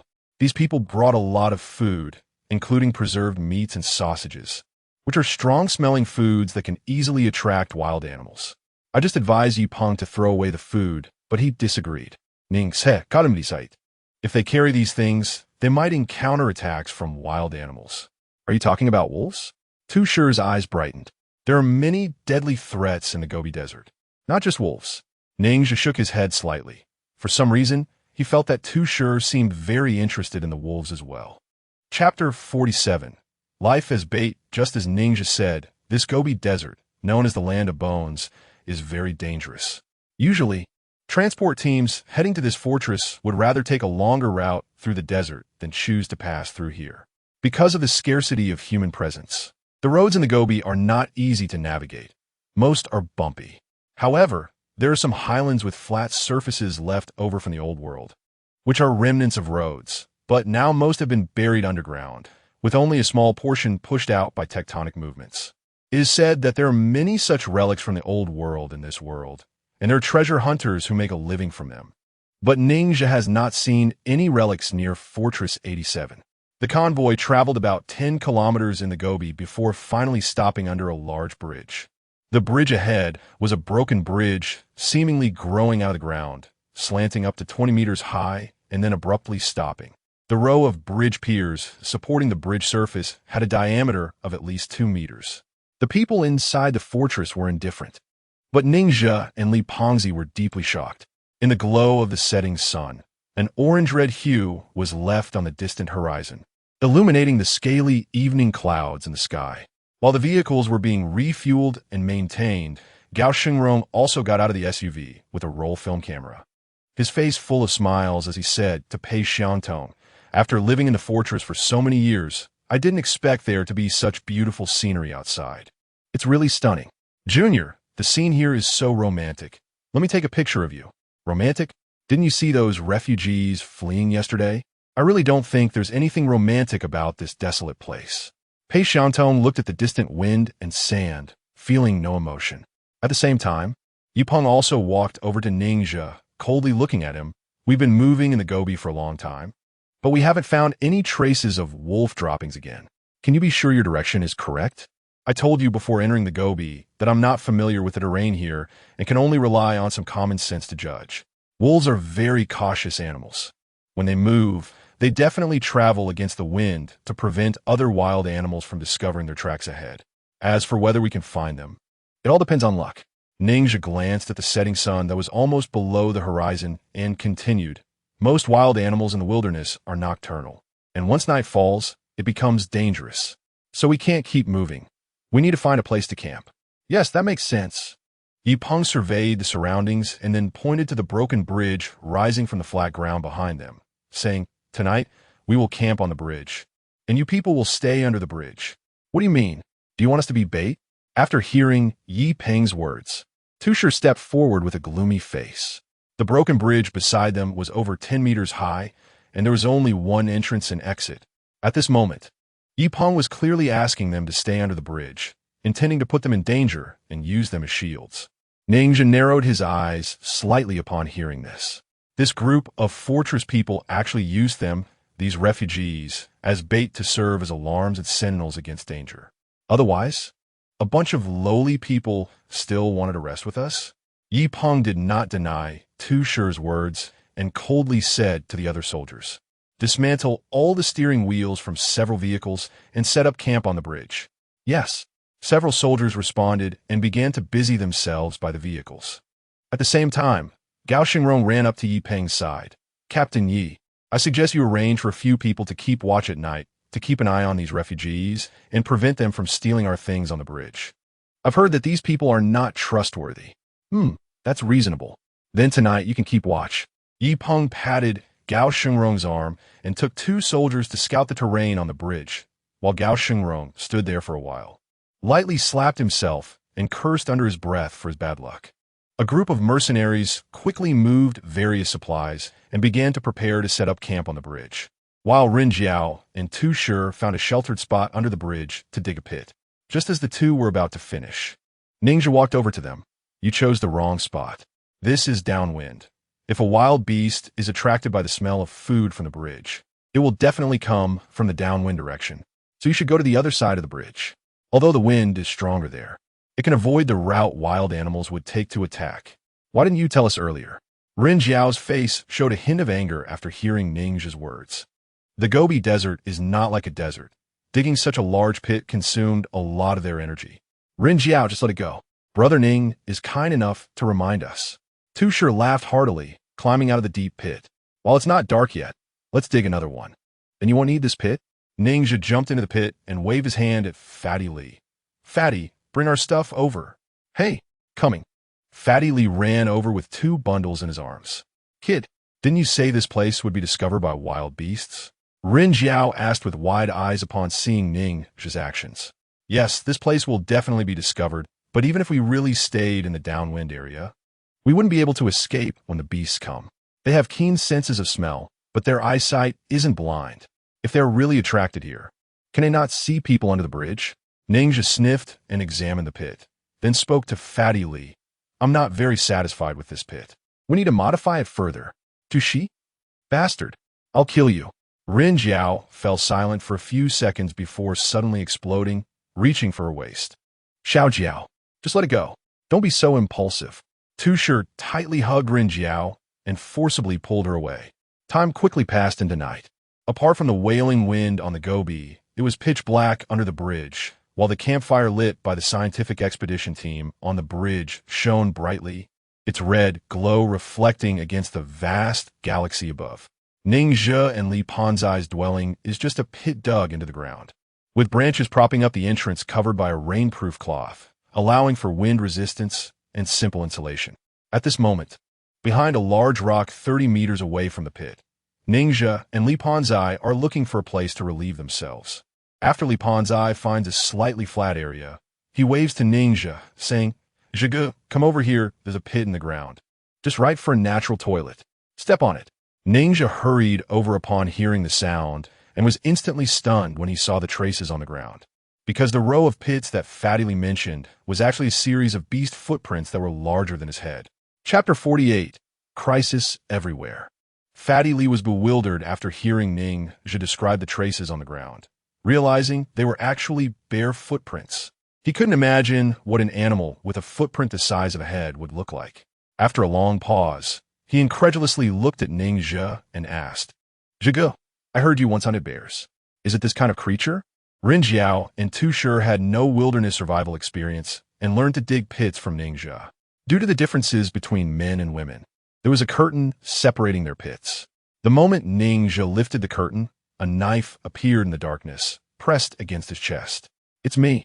Ninja exchanged a glance with Rin Jiao under the moonlight and explained, "This place isn't safe. We must leave." "What? Do you think your pit is uncomfortable and want to trick us into changing places?" Rin Jiao was clearly still angry about Ninja's previous actions. After digging 2 pits, her arms were still a bit sore. "I've already done my duty to warn you. Believe it or not, Fatty, I'm leaving." Ninja reminded the two, and then said no more, quickly moving with Fatty Lee towards the upwind direction. 2 minutes later, Rin Jiao and Tu Shi caught up, crouching behind a windbreak stone more than 100 meters away, with Ninja and Fatty Lee. "Ning, brother, what did you mean when you said it's not safe under the bridge?" Tu Shi asked softly, squatting next to Ninja. "The place we're camping tonight is a territory where wild beasts appear. If we continue to linger under the bridge, it could really become dangerous." Ninja was straightforward with the two. "Should we notify the people on the bridge?" Tu Shi asked, becoming serious as he seemed to care about the research team. "No need." Ninja shook his head slightly. "Traveling on the desolate plains at night is even more dangerous. Yipeng 1T take that risk. And he might not even believe me. He might think we're just making excuses to go to the bridge. They have firearms, but we don't. And I don't believe they would protect us when danger comes. Are we safe just waiting here?" Rin Jiao looked at the broken bridge that seemed out of place against the desolate Gobi and the bonfire above. "Before I called you, I caught a jumping mouse and buried it under the bridge after skinning it. If there are really beasts here, they will be attracted by the smell of blood. As long as they notice there are people on the bridge, we'll be safe." Ninja knew that the few of them would find it very difficult to fight against the wild beasts without ranged weapons. Since the fortress wanted to use them as bait, he felt no guilt about his actions and continued, "From now on, we'll each take turns to keep watch at night and supervise the one on watch to ensure they don't fall asleep. Only then can everyone escape at the first sign of danger." "Okay." Ninja nodded. "Those not on watch should rest up. From now on, everyone needs to be fully alert." During the night watch, the hardest part was the latter half of the night, especially just before dawn. The body's functions would significantly decline, becoming groggy. On the desolate plains where the temperature difference between day and night was great, the nighttime temperature had already dropped below 0, although the stone where Ninja and the others were could block the cold wind. The low temperature still made him feel numb in his hands and feet. He could only wrap himself in a rainproof cloth for warmth, and Tu Shi, who was keeping watch with him, was also trembling continuously. Ninja rummaged through his bag and handed a bundle of plastic bags to Tu Shi. "Eat this. It will help you not feel so cold." "What is this?" Tu Shi opened the plastic bag and was immediately hit by a nauseating smell. And he could feel that the contents were soft and mushy. "It's made from wolf belly meat and back fat, mixed with sugar to replenish energy and warmth," Ninja said as he started eating. Seeing this, Tu Shi also lowered his head and took a bite, finding it extremely difficult to chew and with an indescribable fishy taste. Yet he still swallowed it down, stifling the urge to vomit. "You and Rin Jiao aren't refugees, are you?" Ninja asked in a flat tone as he tore into the wolf's offal, noticing Tu Shi's struggling expression. "Why do you ask that? Is it because I can't get used to this?" Tu Shi bit into the fat again and smiled. "Rin Jiao and I are indeed refugees, but we come from the heart of the Federation. It's not as arid there as in the north. It has vast forests and mountains, and even seas and lakes. The life of refugees in the heartland is much broader, and their fate isn't tightly held by the tycoons. If the fortresses there want refugees to work for them, They need to offer high welfare rather than exploiting them like in the northern wasteland. In this era, people are the primary productive force.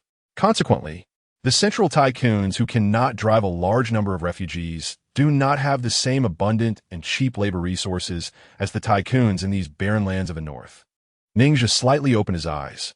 It turned out that the refugee area was not entirely like the desert and Gobi in the north. There were also forests and oceans mentioned in the books.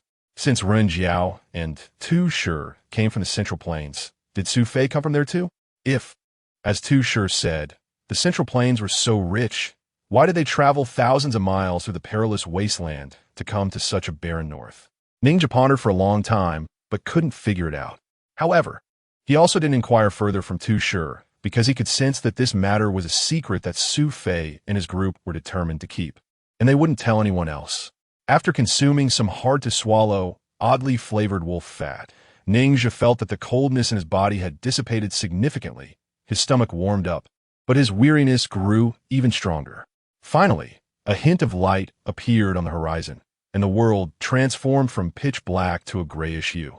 That night, Ninja's worry about a beast attack did not materialize. Seeing the scene, he prepared to lean against a rock for a brief rest because as long as the sun came out, the chances of beasts appearing would decrease significantly. Bang, bang, bang. Just as Ninja just closed his eyes, a series of explosive gunshots erupted like thunder, violently reverberating from a distant bridge. Chapter 49. Supernatural events. The quiet dawn on the Gobi Desert was torn apart by the sudden gunfire. Ren Jiao, who had been asleep leaning against a rock, almost opened her eyes the moment the gunfire erupted, her gaze alertly scanning the surroundings. Too sure what's going on. Too sure also wore a cautious expression, staring at the broken bridge. Gunfire on the bridge. But it sounds like only one gun is firing, and it fired 2 rounds in quick succession. Someone is coming down. Ninja looked from a distance and noticed that someone was running down the slope on the broken bridge, with a few people chasing after them. As the person ahead reached the bottom of the bridge, they were immediately pounced on and pinned to the ground by someone. Tusher watched as several mercenaries held down a companion from their group, a look of curiosity flashing in his eyes. What is going on? It seems like they haven't encountered any danger. Let us go take a look. Ren Jiao moved her body a bit and was the first to stand up. Ninja also woke up Fatty Li and walked towards the bridge. Let me go. You guys, let me go. There's a ghost. There's a ghost on the bridge. As Ninja and the others approached, they heard the mercenaries' cries. At this moment, his face was pale, his pupils small, clearly terrified by something intense. Even though he was held down by 2 people, he still struggled violently. Run. You guys run. There's a ghost. There's a ghost here. At this time, Yi Peng and Xie Guanquan, who had been awakened from their sleep, also arrived at the bottom of the bridge. Looking at the chaotic scene, Yi Peng shouted angrily, "Damn it! Who fired the gun just now? Commander! Commander! There's a ghost here. There's a ghost on the bridge. I just saw a woman in red grab 2 companions. I saw it with my own eyes." The mercenary who fired the shot looked at Yi Peng, trembling as he explained loudly. When he turned around, others noticed that his pants were already soaked. Slap! Yi Peng stepped forward and slapped Shi Chengye across the face. "Damn it! Do you think I'm a 3-year-old child? Ghosts and gods don't exist in this world. What nonsense are you talking about? It's true. It's true. I saw her grab our people. It's true." Shi Chengye shouted wildly, eyes wide. "Enough. If you disturb the morale again, believe it or not, I'll shoot you." Yi Peng shouted, pulling out his gun and pressing it against Shi Chengye's forehead. "Captain Yi, let it go. He might have desert syndrome." Xie Guanquan saw Yi Peng's actions and stepped forward to hold his arm, explaining, "In the past few days, we've been moving through the desert in Gobi. Here it seems very empty due to the lack of greenery, and the soldiers lack experience living here for long. They rarely enter the desert, which can lead to psychological dehydration. Their bodies instinctively align with their mental state, showing symptoms of dehydration, faintness, weakness, and even hallucinations, which is a kind of psychological disorder. There's such a strange illness." After hearing Xie Guanquan's explanation, Yi Peng lowered his gun. "Professor, is there any way to alleviate or treat these symptoms?" "Commander, Li Ming and Jin Wei seem to be missing. Because of Shi Chengye firing the gun earlier, Everyone was drawn here, but one mercenary looked around and found that indeed, two people were missing from their group. At this moment, Shi Qingye was still mumbling. Trembling, there are ghosts. There are ghosts here. Instantly, a terrifying atmosphere enveloped everyone as hearts. Earlier, when they were camping on the bridge, the small tent where Shi Qingye, Li Ming, and Jin Wei were located was at the innermost part of the broken bridge, right next to the cliff, with no way to retreat. Everyone calmed down. What is there to panic about? Yi Peng listened to the murmurs in the crowd, gritting his teeth in anger. You guys have been living in comfort in the fortress. And now that you've come to the refugee area, I can understand that you're not used to the poverty. So, Li Ming and Jin Wei must have run away. I declare, Li Ming and Jin Wei have violated regulations and are deserters. From now on, they are expelled from the mercenary group. Their families will be expelled from the fortress and reduced to refugees. Anyone who leaves the group without permission will be shot on the spot, without mercy. Yi Peng glared at the crowd and shouted, Do you all understand? Yes. The other mercenaries stood up straight at the command. These mercenaries were different from the guards funded by the wealthy. They were merely auxiliary forces organized by the Fortress Management Center to defend the fortress, so they had no sense of honor. However, upon hearing that deserters would affect their families, some of the more timid soldiers gained some courage, having witnessed the harsh lives of refugees. All right, everyone, prepare to regroup immediately. We'll continue on our way. Although Yi Peng acted very tough, he also felt that the broken bridge was somewhat eerie, wanted to leave this place of troubles as soon as possible. Fatty Li, who had seen everything from a distance, muttered to Ningzhi beside him, Brother Zhe, these soldiers are not what I imagined at all. I always thought they were fearless. I didn't expect them to be deserters too. These mercenaries are all working for the management center. If it weren't for survival, who would willingly fight for others? Everyone is an ordinary person. You think the fortress people are impressive. It's just an illusion. Besides having better lives than us, being born in the fortress, there's no difference otherwise. They have more concerns. Ningzhi paused for a moment, glancing at Ren Jiao and Tu Shi. Do you believe there are deserters in the group? This matter is quite suspicious. Everyone stay alert. Ningzhi saw that Ren Jiao shared the same thoughts as him and nodded lightly. Brother Zhe, what do you mean by that? This place could really have ghosts? Fatty Li felt his hair stand on end and his scalp tingle as he listened to their conversation. Chapter 50. Large intestine sashimi regarding the disappearance of the two soldiers. Yi Peng firmly classified it as desertion, but everyone in the group knew that the two mercenaries definitely did not run away voluntarily. Two living people just vanished into thin air, and the only witness to their disappearance, Shi Qingye, had now become a rambling madman, constantly claiming that the two were taken away by ghosts. This added more suspicion to the group, and everyone felt uneasy. Ningzhi did not believe Shi Qingye's claims. In the refugee area, where the illiteracy rate exceeds 90, various legends of supernatural forces are very prevalent. But Ningzhi was an atheist and did not believe in ghosts or monsters. If there really were ghosts in this world, those refugees who had been slaughtered and oppressed by the fortress people would have long turned into vengeful spirits, destroying the fortress. For this, Tu Shi and Ren Jiao also did not believe it. Taking advantage of the time, while packing up, Ren Jiao lowered her voice and asked Tu Shi, When you were on night duty with Ningzhi last night, did you notice anything unusual on the bridge? No. At that time, we were at least 100 meters away from the broken bridge, and it was pitch black around us, so the visibility was very poor. I didn't see anything. Tu Shi shook his head lightly and said seriously, Do you think those two missing soldiers could have been taken by the demon species? Other than the demon species, it's really hard for me to imagine who else could take away two fully armed soldiers from a bridge dozens of meters high. There is a possibility, but I think the likelihood is low. According to the information we have, the large-scale awakening of the demon species was due to the volcanic eruption in the radiation zone 3 months ago, which caused an increase in global radiation levels.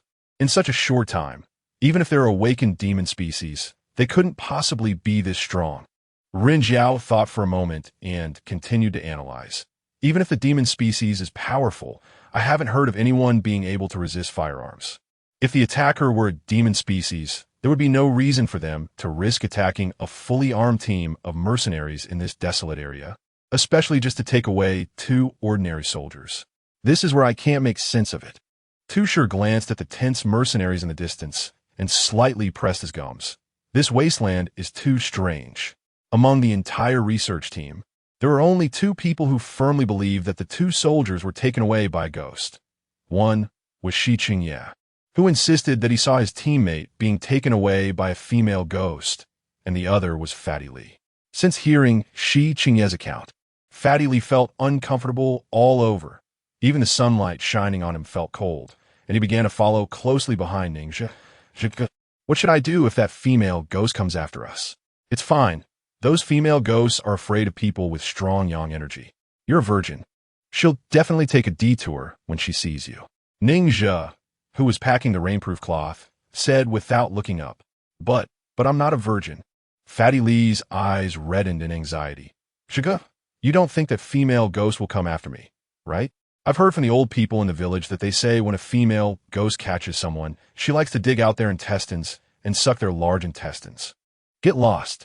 Ningxia laughed at Fatty Lee and then looked at him in surprise. You're actually not a virgin? That's quite unusual. What kind of blind girl could fall for you? Was it the one who dunked you before? Not that girl, to be precise, it was an ant. Fatty Lee lowered his head in frustration. Actually, I used to be quite thin and also pretty handsome. Later, my brother went hunting, and we often didn't see each other. I could only go work, and then a female village chief in the town took a liking to me, seducing me by saying she could help me eat well. At that time, I was bullied every day in the factory, and the supplies were cut by the foreman. I was so hungry that I agreed. Yeah, that female village chief was already over 40. She also gave me some kind of medicine every day, and later I found out that it contained hormones. And I became fatter and fatter. Later, she was executed by the law enforcement team for smuggling, and the people in the factory continued to bully and mock me. To survive, I could only become a dung worker. Fatty Lee looked down deeply. Actually, I initially agreed to that old woman's conditions just to survive. I was afraid that if I starved to death, no one would take care of my brother. Ningxia, after hearing Fatty Lee's words, suddenly thought of Li Dongbao and retracted his playful mood, patting his shoulder. All right, don't think too much. There are no ghosts in this world, and before Ningxia could finish his sentence, Yipeng walked over. Get ready.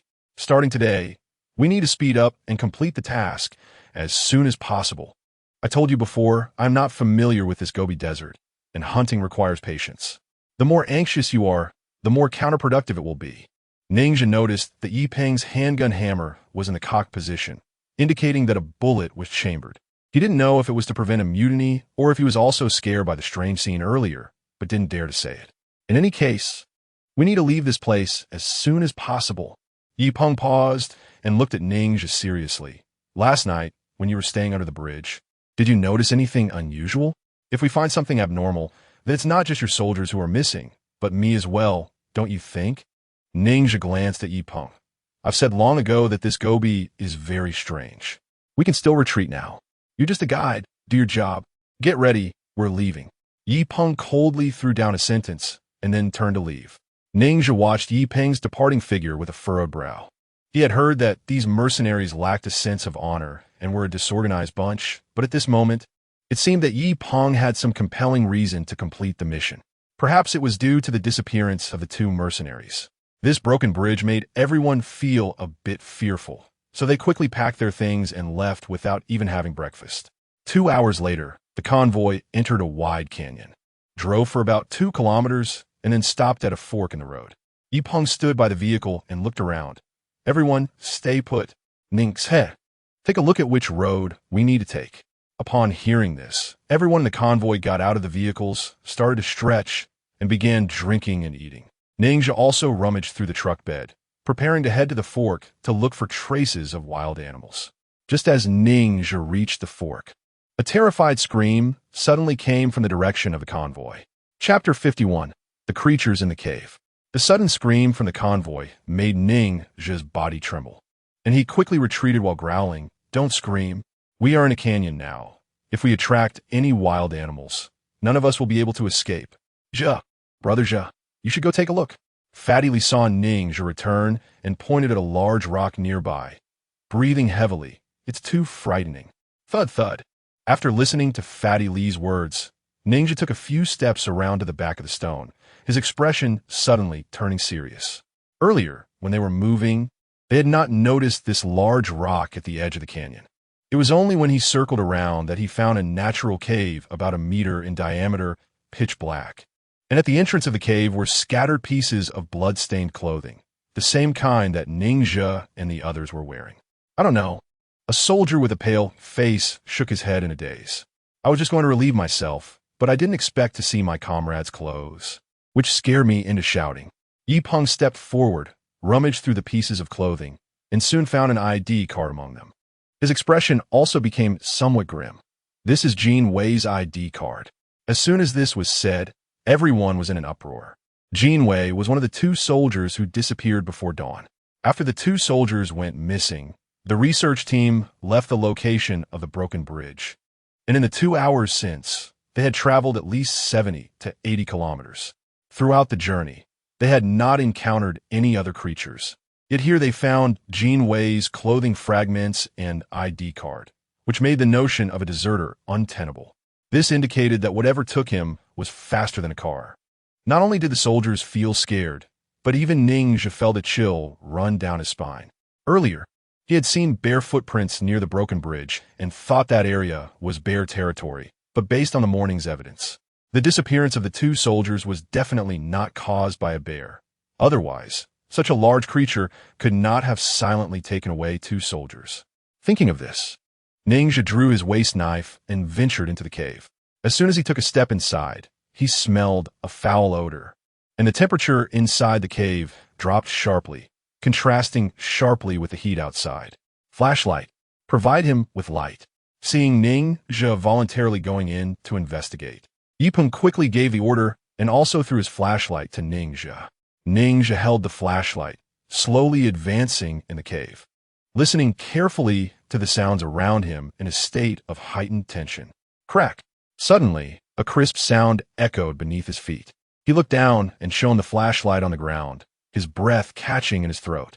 What he had just stepped on was a snake shed, the skin that snakes shed as they grow. As a hunter, Ninja often ate snakes and had no fear of this. But what truly shocked him was the size of the shed. The largest snakes he had seen in the desert were no thicker than an arm, but the scale beneath his feet was the size of a human fist. Moreover, judging by its brittleness, this shed had been there for a long time, which meant there was a giant python living in this cave. Hiss, hiss, swish.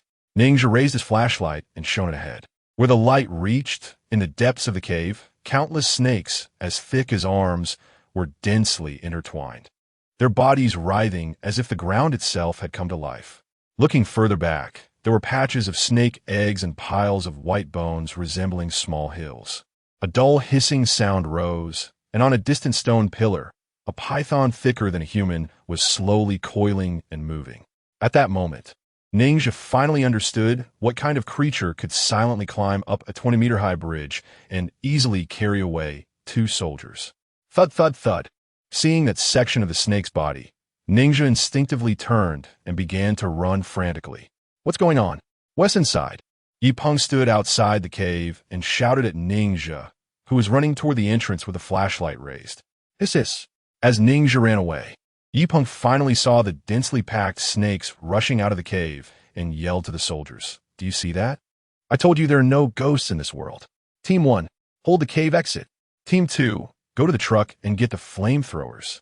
Professor Xia, we need to leave this place immediately. With a whoosh, Yipeng led his mercenary team, forming combat groups of 3.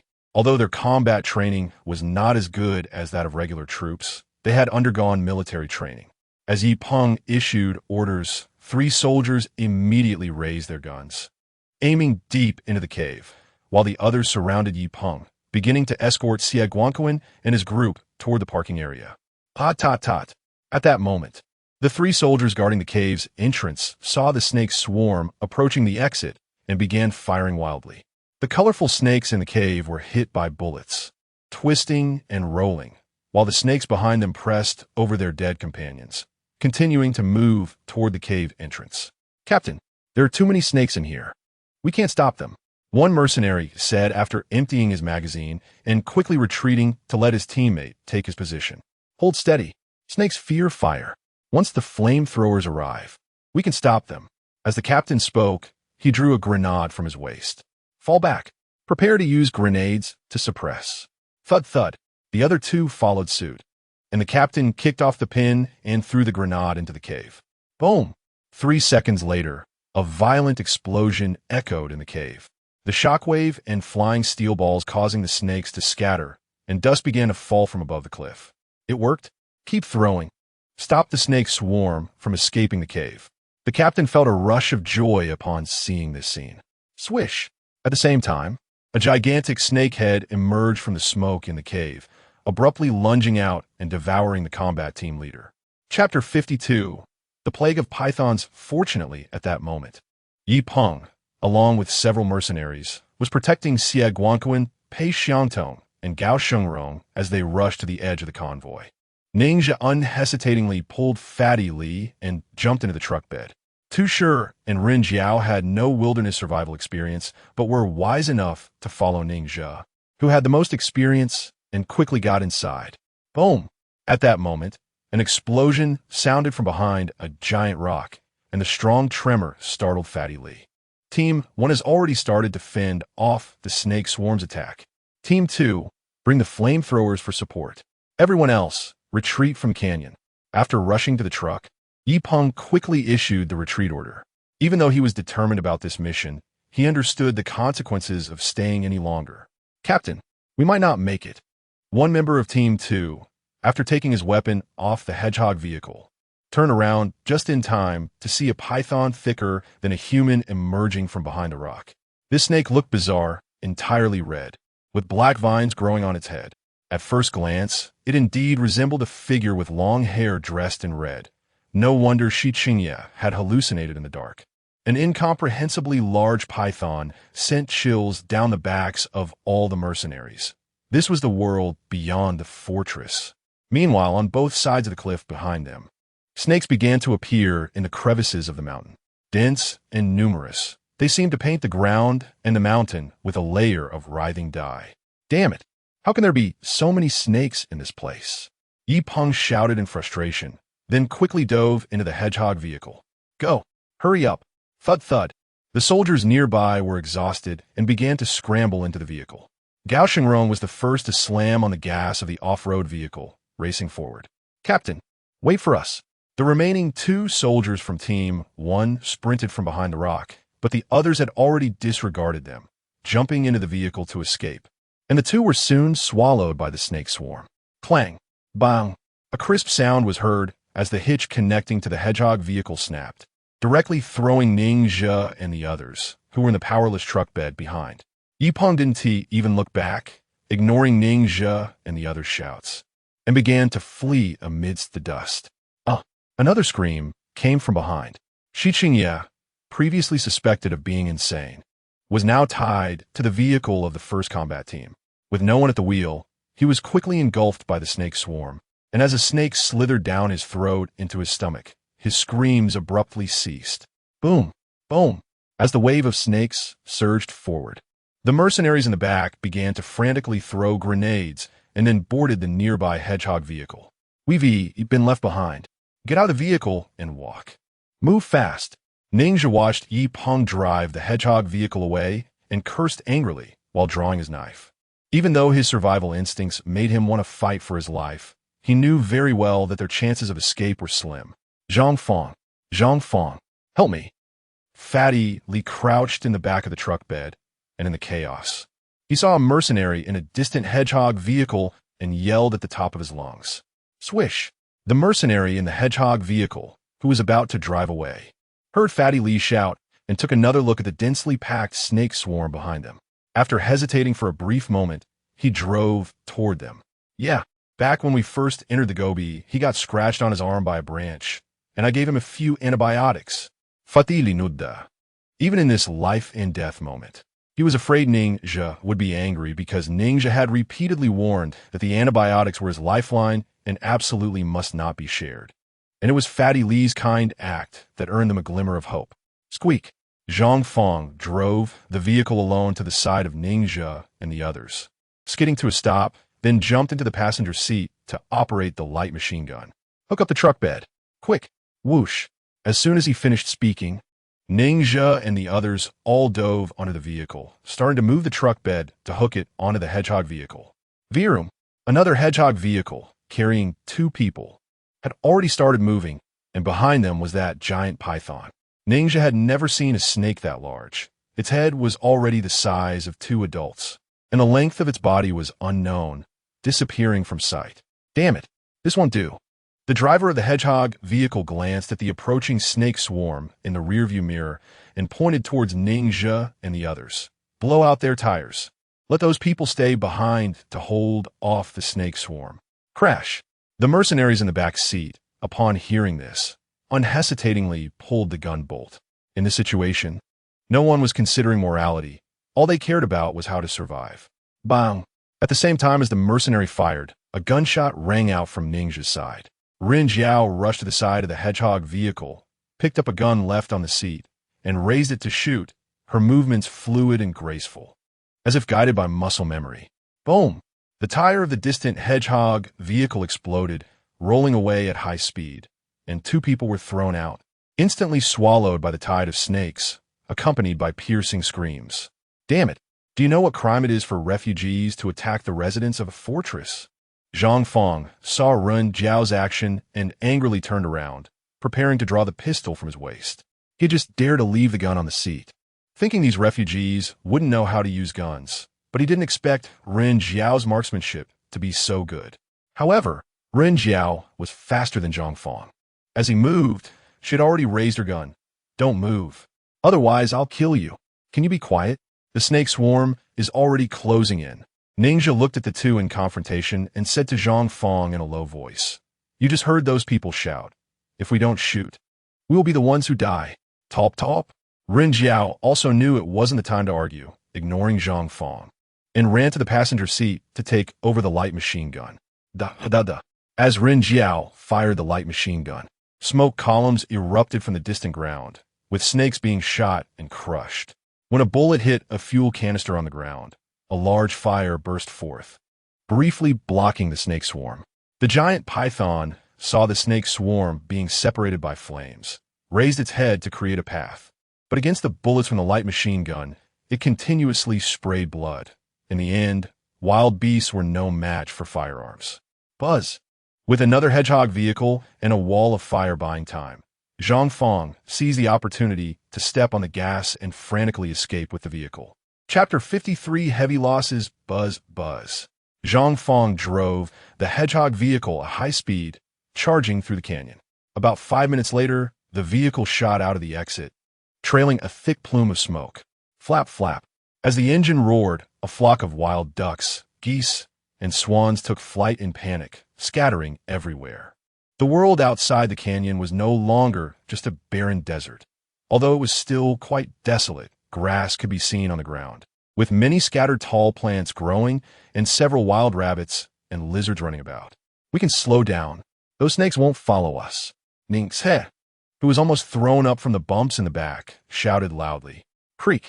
After hearing the shout from behind, Zhang Fong looked in the rearview mirror and indeed saw that the snakes were all swirling at the canyon exit, provocatively flicking their tongues.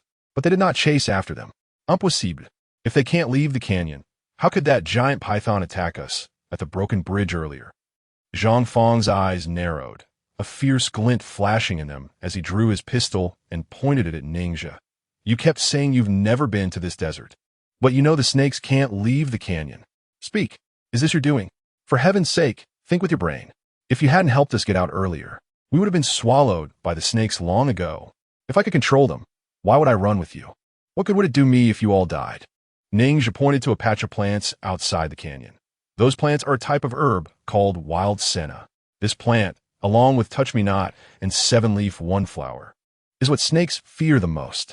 Also, this is the habitat of geese and swans.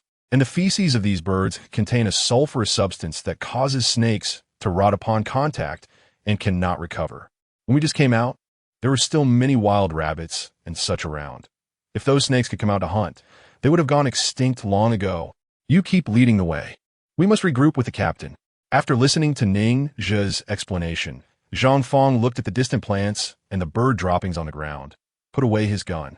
Among the mercenaries, he was relatively well-trained, having previously been responsible for guarding the command center in the fortress.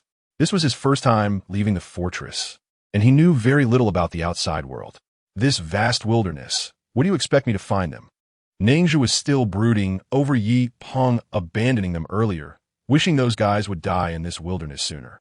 Don't forget, before we left the fortress, hostages were left at the lookout post, and if we lose contact with the captain, the situation will be even worse. Our vehicle is running low on fuel. We can only wait for rescue by regrouping with the main force. Zhang Fong squinted at Ningxia. I know you have a way to lead me to them. Don't force me to take action against you. Just you alone? You really might not have the ability to deal with us all. Ren Jiao looked coldly at Zhang Fong's threat, unimpressed. Enough, no matter what. He is our savior. Ningxia shot Zhang Fong a glance and quickly climbed up the mast of the hedgehog vehicle, then pointed in a direction. The wild rabbits in the wilderness are very alert but also timid. They will defecate when startled. There are plenty of rabbit droppings on the ground over there, so the convoy should have gone that way. Everyone get in the vehicle. Hold on tight. Upon hearing this, Zhang Fong entered the driver's cabin. Wait. After Zhang Fong got in, Ningxia squinted at him. Earlier, my friend shot at that hedgehog vehicle in the canyon to protect all of us, including you, so I hope you can keep this matter secret. Zhang Fong snorted coldly and glanced at the others. What? After killing people, are you now afraid? I'm willing to say this to you because you saved our lives. Otherwise, killing you would be the safest way for us. Ningxia felt Zhang Fong's disdain in his gaze and narrowed his eyes. I know in your eyes. Refugees are beneath you, but your contempt is not enough for you to deal with so many of us at once. Brother Fong. Actually, my brother and the others are good people. What they did was also to help everyone survive the snake crisis. Just calm down. Li Pengzi saw the standoff and moved up to mediate. Don't worry, I won't say anything. There are regulations within the mercenaries. Slaughtering teammates will go to a military court. And I won't get myself into that kind of trouble. Zhang Fong also knew very well that if it weren't for Ren Jiao's shot, the people who came out would have been from another group. Earlier, when Li Pengzi saw him injured, he also gave him medicine, so he didn't have any aversion to Li Pengzi. After both sides decided to keep the matter secret, the hedgehog vehicle set off again. About half an hour later, they arrived near a desiccated poplar forest that had been dry for many years and spotted Yi Peng's convoy at the edge of the woods. Creak. After Zhang Fong stabilized the vehicle, he jumped down and saluted Yi Peng. Captain, we were ambushed by a swarm of snakes in the canyon. The first and second combat teams were completely wiped out. Only I survived from the third group. At this moment, among the 12 mercenaries, more than half have been casualties, including Yi Peng and Zhang Fong. Only 4 are left. Ningxia suddenly remembered that the hedgehog vehicle, which was previously knocked over by Ren Jiao's gun, was also dragging a trailer behind it, which contained the supplies of the scientific expedition team. Hearing the conversation among a few people, Ningxia felt a bit schadenfreude. This group of guys had always considered themselves superior, whether it was during meals or camping. They insisted on distinguishing themselves from the refugees. Now that their food was gone, they would soon experience hunger. Since leaving the fortress, everything the group had gone through had completely overturned Yi Peng's understanding of the world beyond the fortress. But he still remained calm. Our supplies are already running low, and our energy is almost depleted. Zhang Fong, extract the fuel from your vehicle and share it with the other 2 vehicles. Chapter 54. Fortress people first. While Zhang Fong was busy extracting fuel from the vehicle, Yi Peng walked up to Ningxia again. You've seen the situation in the team. We need to find the wolf pack's trail quickly. Do you have any ideas? Half of your soldiers are already dead. At this point, are you still not willing to give up? Ningxia could sense that Yi Peng had begun to feel fear regarding the situation in Snake Valley and couldn't quite understand his persistence. This has nothing to do with you. You just need to do your job as a guide, Yi Peng replied to Ningxia, as he was now aware of the dangers in the refugee area. But the pride of the fortress people made him disdainful of engaging in excessive communication with Ningxia. Okay, let's proceed according to your method. After a moment of hesitation, Yi Peng agreed to Ningxia's plan, turned around and took a few steps, then looked back at him. Are the snakes in the refugee area this fierce? It's my first time seeing such a large python. However, fierce animals in the wasteland are not limited to snakes. Ningxia exchanged glances with Yi Peng. I told you, your firearms may not be effective against them. Hearing this, Yi Peng's eyes flashed with disdain. Your understanding of firearms is too limited. In today's age, although the craftsmanship standards make it difficult to produce aviation fuel, and we no longer have the aircraft from the old world, the lack of production processes for electronic components has resulted in the absence of cruise and ballistic missiles. However, the land-based military-industrial system has mostly been preserved. There are no creatures in this world that can withstand the torrent of steel and concentrated artillery fire. We were attacked by the snake packs simply because we were unprepared. After saying this, Yi Peng began to shout for everyone to prepare to board the vehicles.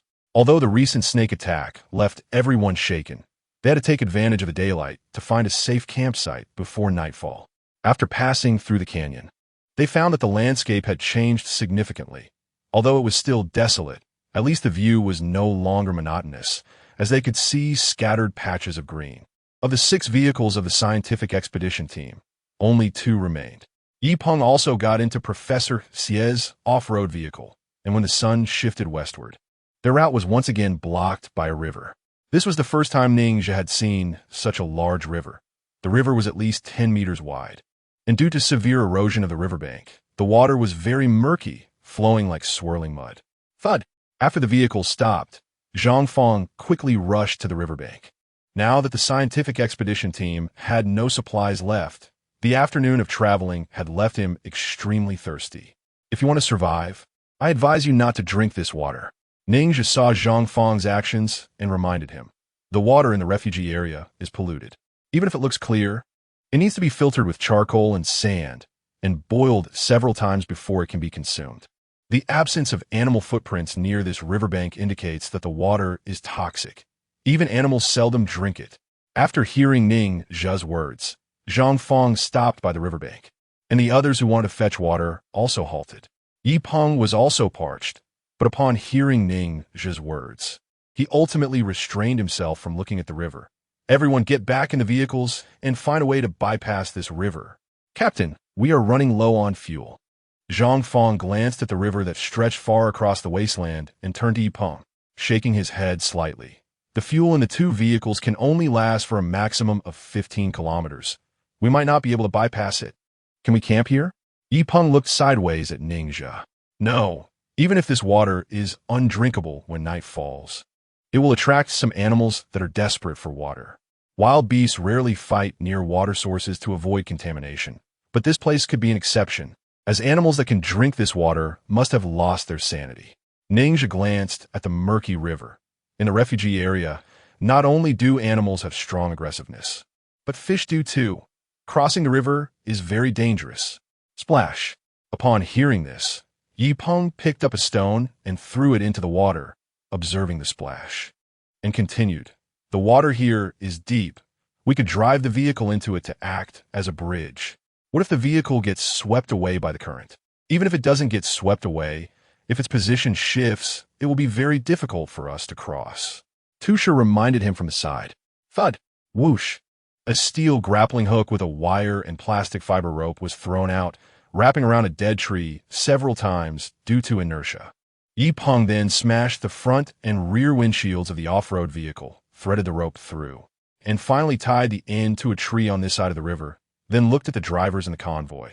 Drive the vehicle in. Understood, the driver replied. Got into the vehicle, pressed the accelerator, and, after picking up speed, pushed open the car door and jumped out, while the off-road vehicle, propelled by inertia, rushed into the river and stopped about 3 to 4 meters away, leaving only the roof floating, the vehicle body being pushed by the water surface. The cable suddenly taut, dragging the dead tree with a screeching sound. Okay, everyone, climb across the rope to the other side. If you get tired midway, you can rest on the off-road vehicle. While speaking, Yi Peng used a knife to cut the seat belt of the hedgehog vehicle, making a simple protective device that looped around the cable. Professor Xie, you go first. All right. Xie Guangquan didn't hesitate, starting to use his hands and feet to grip the cable with the help of a few people. His physical strength was weak, so he could only move slowly.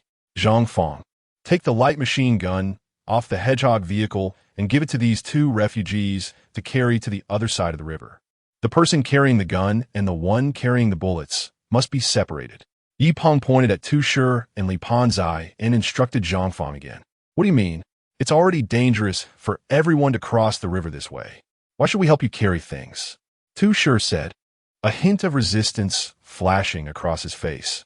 Crossing the river this way was already risky, and carrying a nearly 30-kilogram light machine gun would make it very difficult to maintain balance. Splash! Yi Peng chambered a round in his pistol, pointed it at Tu Shi, and coldly said, I'm not negotiating with you. I'm giving you an order. In dangerous situations, everything must prioritize the fortress people. Do you humble refugees still expect us to do the work? Chapter 55. Internal conflict in the team under the threat of weapons.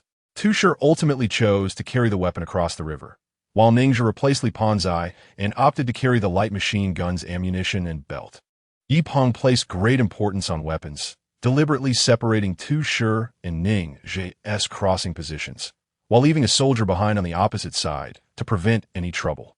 Even though everyone had already gone through so much together, Yi Peng had never regarded Ningxia and the others as his own, and he did not hide his wariness towards them at all. 10 people struggled for nearly an hour before finally crossing the turbulent river, leaving only the last mercenary on the opposite bank. Sun Liang, you can come over. After letting Zhang Fang and another soldier take over the machine gun, Yi Peng waved to the mercenary on the other side of the river, who also began to climb up the cable. Ningxia could tell that these mercenaries were well trained. When they used the cable to cross the river, they acted very professionally. The soldier named Sun Liang quickly moved after climbing onto the cable. Just then, a wooden post suddenly floated down from upstream and crashed into the off-road vehicle hanging from the cable. Bang! With a dull sound, the cable swayed, and the dead tree on Ningxia's side struggled to bear the weight, starting to break. As a result, the once taut cable began to sag, and Sun Liang almost fell off, one leg already dangling into the river. Everyone lend a hand. Grab the rope. Hurry! Yi Peng shouted, seeing this scene, and was the first to rush over to grab the cable. Splash! At the same time, the river surface beneath Sun Liang boiled as countless indistinct fish, the same color as the murky water, began to leap out and bite at Sun Liang's leg. Help me! Quick, help me! A piercing pain shot through him, and Sun Liang couldn't help but let out a wail. For God's sake, don't just stand there. Pull the rope. Yi Peng roared, and he, along with Zhang Fang and the others, began to pull together.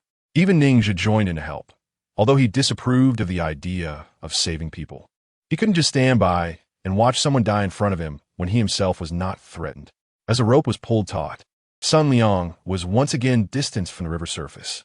At this moment, the fabric of his pants was already torn, and red blood started to flow into the river. Driven by the will to survive, he began to endure the pain and cross the river, while the fish in the water, attracted by the smell of blood, began to surface, poking their heads out. These fish were only the size of a foot, but their open mouths revealed 3 or 4 rows of razor-sharp teeth. These river fish had actually evolved shark-like, serrated teeth. This guy isn't gonna make it. His blood will attract other beasts. We must abandon him. Ningxia glanced at Sun Liang's calf and expressionlessly said to Yi Peng that even if Sun Liang's leg was bandaged, the subsequent infection would take his life. Sun Liang heard Ningxia's words, his cheeks twitching violently, trembling as he looked at Yi Peng and pleaded, Captain, don't leave me. I have a 2-year-old child at home. Don't worry, I won't abandon my soldier. Yi Peng turned and looked at Fatty Li. Don't you have antibiotics? Get them out. Fatty Li felt uneasy under Yi Peng's gaze and reached for his waist pouch. Slap! Ningxia pressed down on Li Panzai's wrist and coldly looked at Yi Peng. These drugs are earned with our lives. Giving them to you means my friends lose their safety. Damn it! Can the lives of the refugees compare to ours? Yi Peng, want it. Once again aiming his gun at Ningxia's forehead. I want you to give me the medicine. Step by step.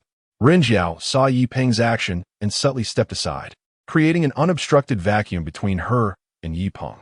You can shoot, but I want to tell you, without me, you won't even have the ability to determine your position. Once the gun goes off, you won't survive either. Ningxia spoke expressionlessly, completely unafraid of Yi Peng's threat. Brother Zhe, actually my wound has healed, and the signs of inflammation are gone. this medicine.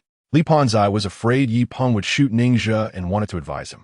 All along this journey, you have maintained a condescending attitude towards us. There are classes in eating and drinking, classes in riding.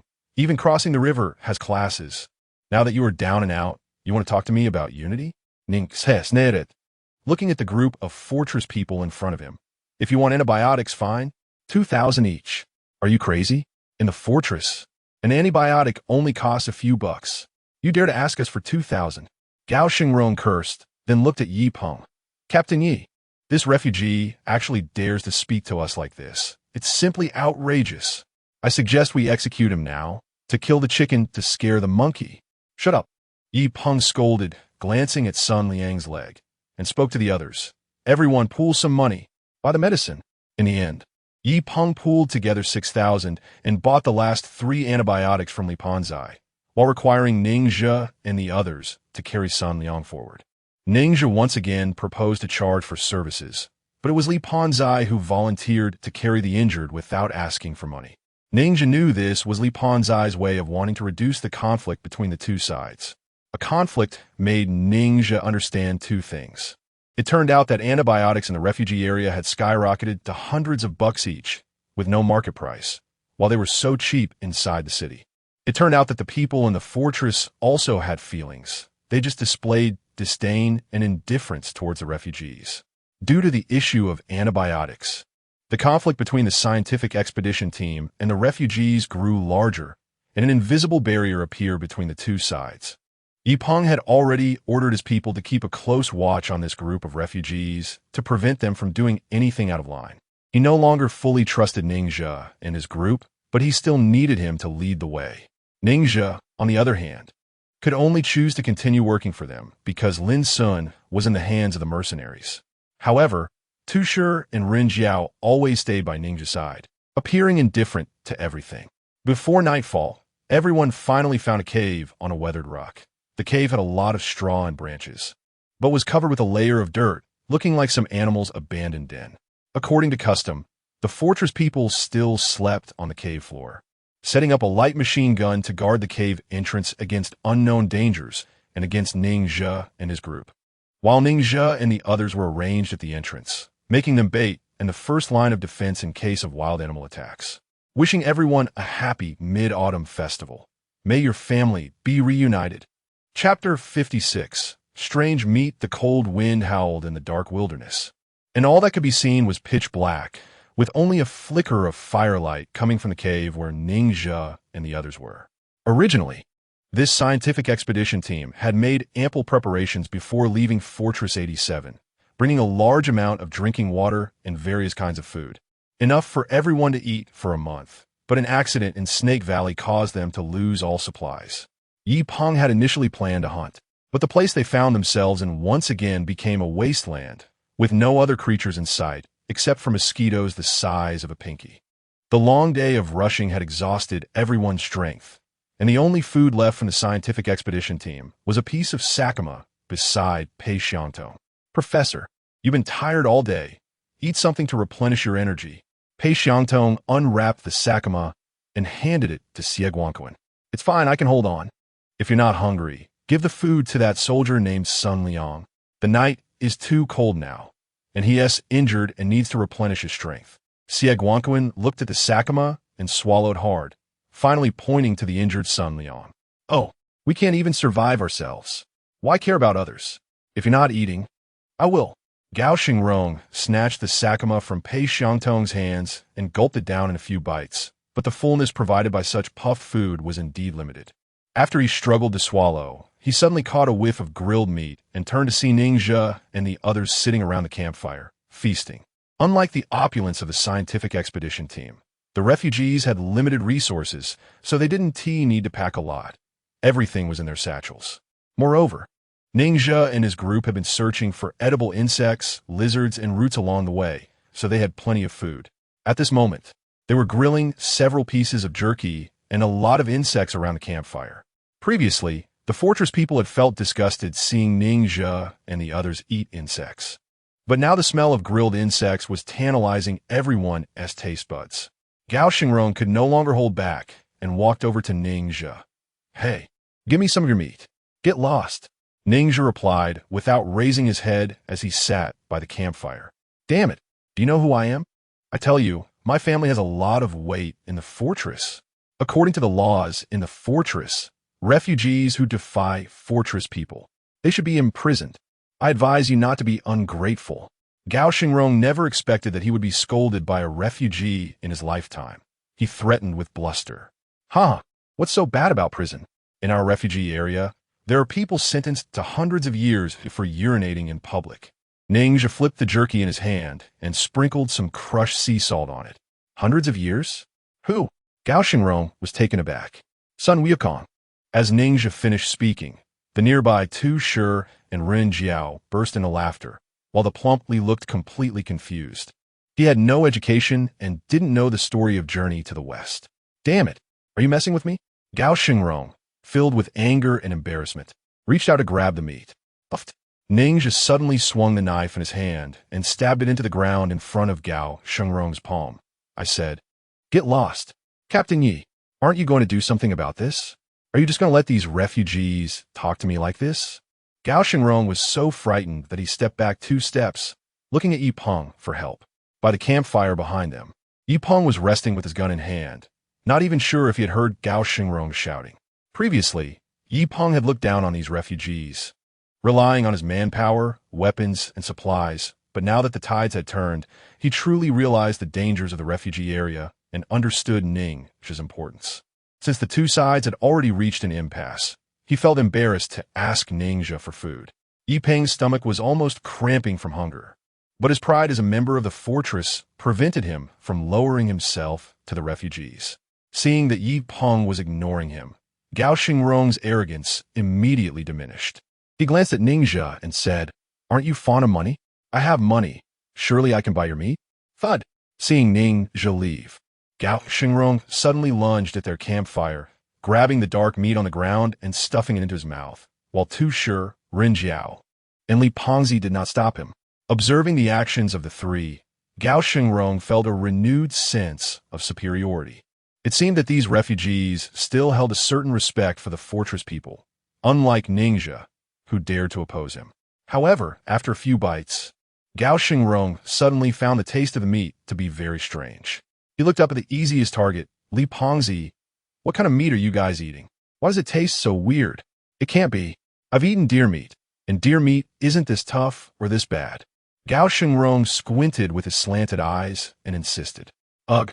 Accompanied by Gao Xingrong's retching outside the cave, Ningxia handed 2 skewers of roasted meat to Xie Guanquan and Zhang Fong.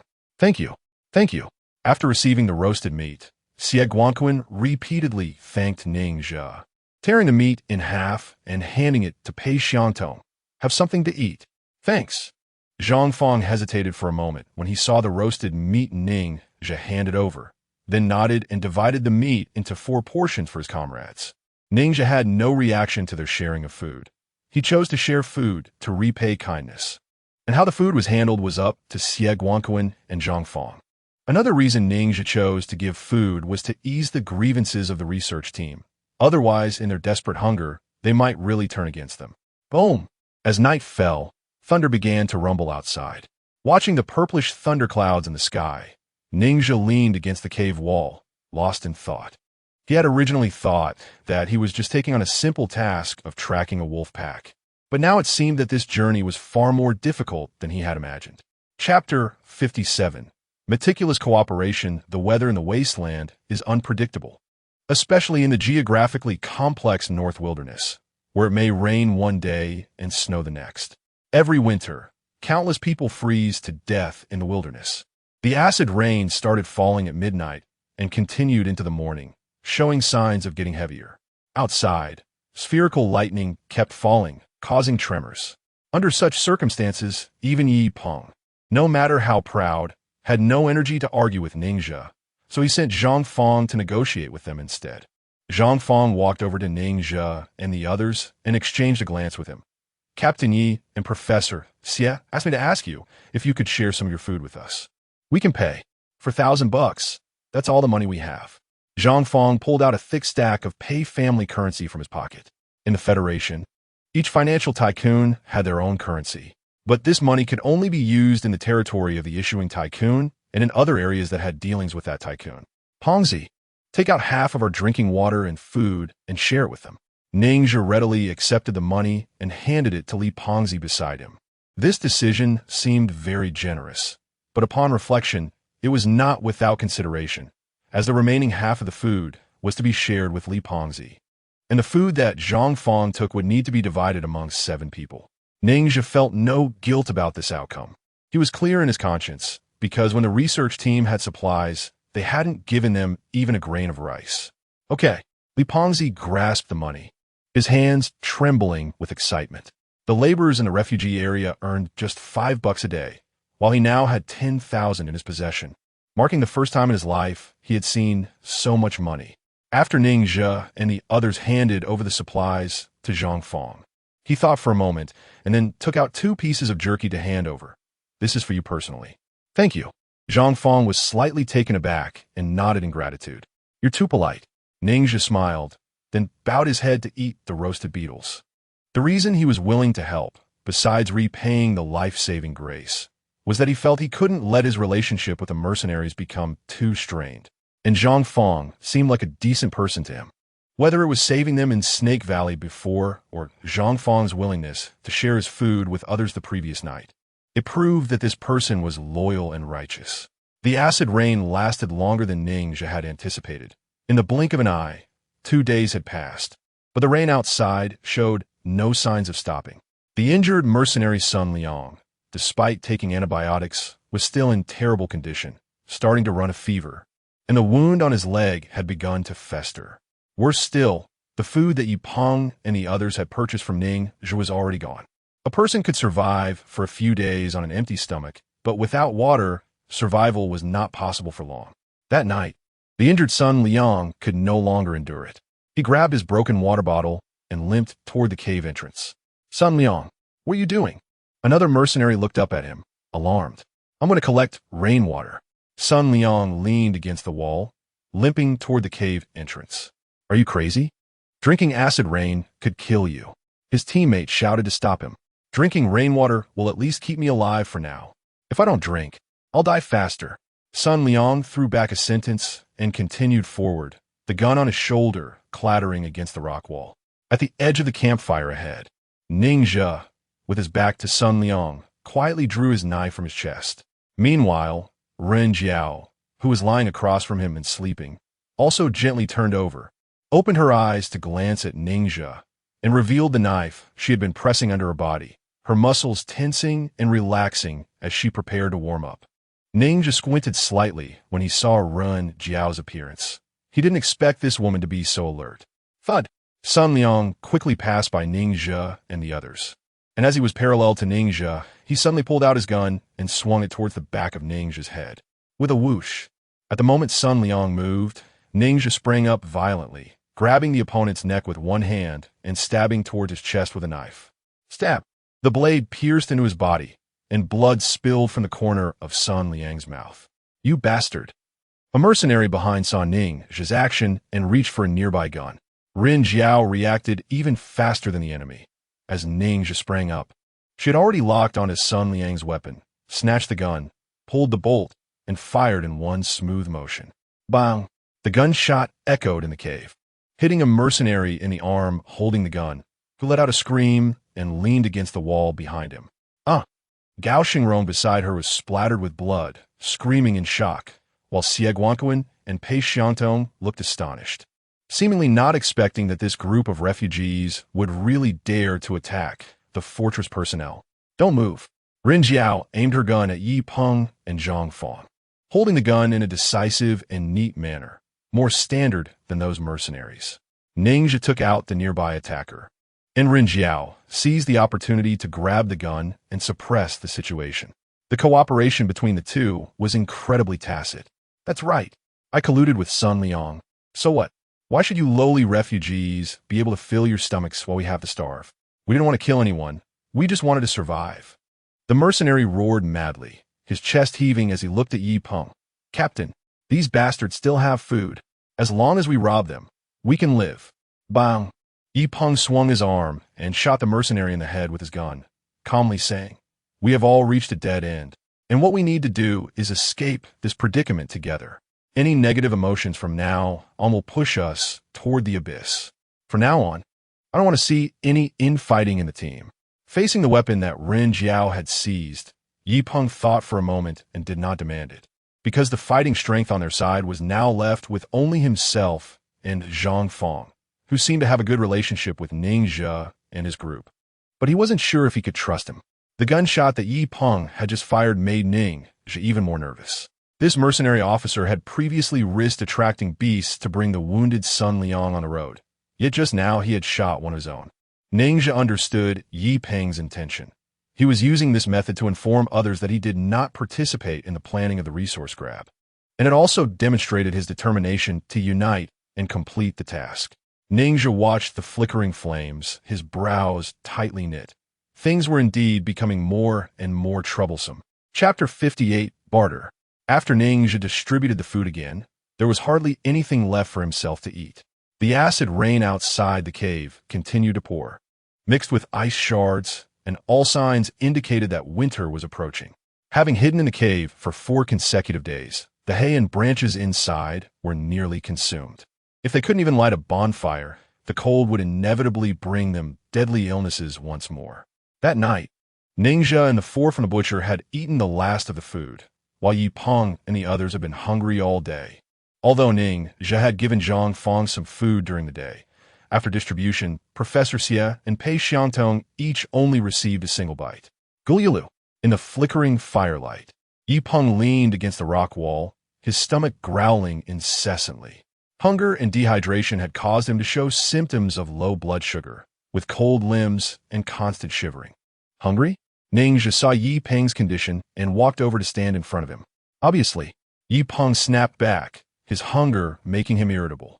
This is a commonly used Chinese medicine called Walingzi, which is actually the feces of the squirrel-like animal known as the flying squirrel. It has the effect of activating blood circulation and alleviating pain, and it is edible. Ning Zhe opened his palm to show a handful of brown feces the size of peanuts in front of Yi Peng. "I'll trade it for your belt." Yi Peng, upon hearing this, looked up at Ning Zhe but said nothing. "Your body is already starting to tremble. If you still don't eat, you'll soon collapse and die in the wilderness," Ning Zhe added. "Deal." After hearing Ning Zhe's words, Yi Peng reached down to remove the belt from his waist. Although eating animal feces was hard for him to accept, nothing was more important than staying alive in the wild. After receiving Ning Zhe's Walingzi, Yi Peng didn't care about the taste and began to gulp it down. The long-lost feeling of fullness returned to his stomach, finally giving him a bit of strength. He looked up at Ning Zhe and said, "You gave me food, what about you guys? We'll eat the belt. It's made of cowhide, and after soaking it in water, we can roast it." Ning Zhe gestured to what he had in hand. "Although the texture is bad, it's better than eating feces." "Damn." Yi Peng heard this and looked at the few pieces of rat droppings he had left, looking bewildered. The cowhide belt wasn't tasty, and this processed cowhide was also hard to digest. After Ning Zhe ate it, he felt a constant bloating in his stomach, and was eventually awakened by the pain in the middle of the night. In a daze, Ning Zhe seemed to hear rustling sounds behind him. He opened his eyes and saw that the bonfire in the cave had gone out due to lack of fuel. The dim light from outside shone in, and the night watchman, Fatly, had fallen asleep from hunger and was no longer able to keep his spirits up. Pei Nqiao, who had been on night watch with him, was also nowhere to be seen. She must have gone to relieve herself. At first, Ning Zhe thought the voice of Shisua was just his hallucination, but after a few seconds, he suddenly heard a woman's muffled groan, and it seemed like the person making the sound had their mouth covered. Immediately, Ning Zhe sat up sharply and felt his way deeper into the cave with a knife in hand. His first reaction upon hearing the woman's voice was that Ren Jiao was in trouble because she had a gun and had shot at the mercenaries. Among the 4 refugees, only Ning Zhe had shown the ability to survive in the wilderness. If Yi Peng and the others really wanted to take revenge, it was also possible for them to target the inconsequential Ren Jiao. Crack! Ning Zhe moved while striking a match, igniting the entire box of matches before throwing it forward. The firelight illuminated the dark cave for an instant. The woman who made the noise was not Ren Jiao, but Pei Xiangtong. At that moment, Gao Xingrong was pressing down on her, covering her mouth with one hand while the other hand was groping her body. Pei Xiantong, weakened by hunger, had little strength to resist and could only keep pushing against him. Who? Gao Xingrong was startled by the firelight. Help! Pei Xiantong finally found an opportunity to break free from Gao Xingrong's grasp and shouted. Swish! Yi Peng and Zhang Fong were awakened by the shout and simultaneously turned on their flashlights. In the beam of light, Ningxia had already rushed to Gao Xingrong's side and stabbed him in the leg. Gao Xingrong felt the sharp pain and let out a wail like a pig being slaughtered. Gao Xingrong, you beast! How could you do such a thing? After being awakened, Professor Xie looked at the scene before him with incredulity in his eyes. Your Gao family is a prestigious family in Fort 87. I never expected you to be so despicable. Despicable? Ha ha ha. Gao Xingrong, clutching the blood-soaked gap in his thigh, revealed a sickly smile. Now we are all about to die. No one can leave this damn place. With our lives almost gone, what use is morality? You Pei family tycoons always look down on others. Today, I just want to taste a Pei woman before I die. What is wrong? Gao Xingrong's word surprised Ningxia. Since childhood, he had heard legends about the Pei family. This financial group was the ruler of Fort 87 and one of the largest powers in the Northern Federation. At first, he thought Pei Xiantong merely shared the same surname as the Pei family, but he never expected she was actually part of the Pei family tycoon. Hearing this, Gao Xingrong's eyes widened in shock. His madness stemmed from believing everyone was at a dead end, yet he didn't expect hope to emerge so quickly. Since that was the case, just leave him here to fend for himself. Yi Peng was filled with disgust towards Gao Xingrong's actions. Saying he would fend for himself was one thing, but with Gao Xingrong's capability, there was no chance of survival. Finally, as the sunlight poured in again, the group of 8 emerged from the cave. To prevent Ningxia's side from growing stronger again, Yi Peng directly destroyed the excess firearms and did not distribute them. In 7 days, this team, originally composed of elite mercenaries, scientists, and refugees, had suffered over half casualties, and all supplies had been exhausted. Robbery, rape, murder, and intrigue, all the ugliness of human nature had played out within the group. Due to several days of continuous heavy rain, the temperature in the wilderness was not very high. But the muddy ground made the already exhausted group progress very slowly. At noon, the 8 people, dragging their weary bodies, climbed over a huge hill and then froze in place. Behind this hill was a lush oasis surrounded by wilderness, like a green gemstone embedded in a yellow canvas, with dense vegetation and a central lake shimmering with ripples, reflecting the blazing sunlight. Chapter 59, Hope, Despair. The oasis was a miracle in the desert. The appearance of the oasis in the vast desert brought immense surprise to everyone. A stretch of green surrounded a shimmering lake, creating a beautiful and strange landscape, with a dead poplar tree acting as a boundary, separating the desert from the oasis. One side was an endless, desolate desert, devoid of any grass, leading to despair. On the other side, there were rippling waters and lush vegetation, a scene full of vitality, with plants arranged in 3 layers, trees, shrubs, and herbs, forming a green barrier. We're saved. We're finally saved. Even Xie Guangquan, the old scholar, became excited upon seeing the oasis, unable to restrain himself from quickening his pace. Wanted to rush down the sand dune. Don't be impulsive. Entering the oasis now will get you killed faster. Only powerful beasts dare to set foot in an oasis like this in the desert.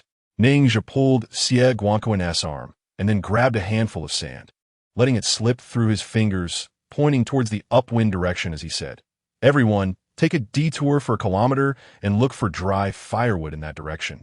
We need to start a fire and use the thick smoke to drive the animals out." As Ningxia spoke, the group was filled with motivation. Even Yi Peng, despite his weak condition, dragged himself along with a machine gun.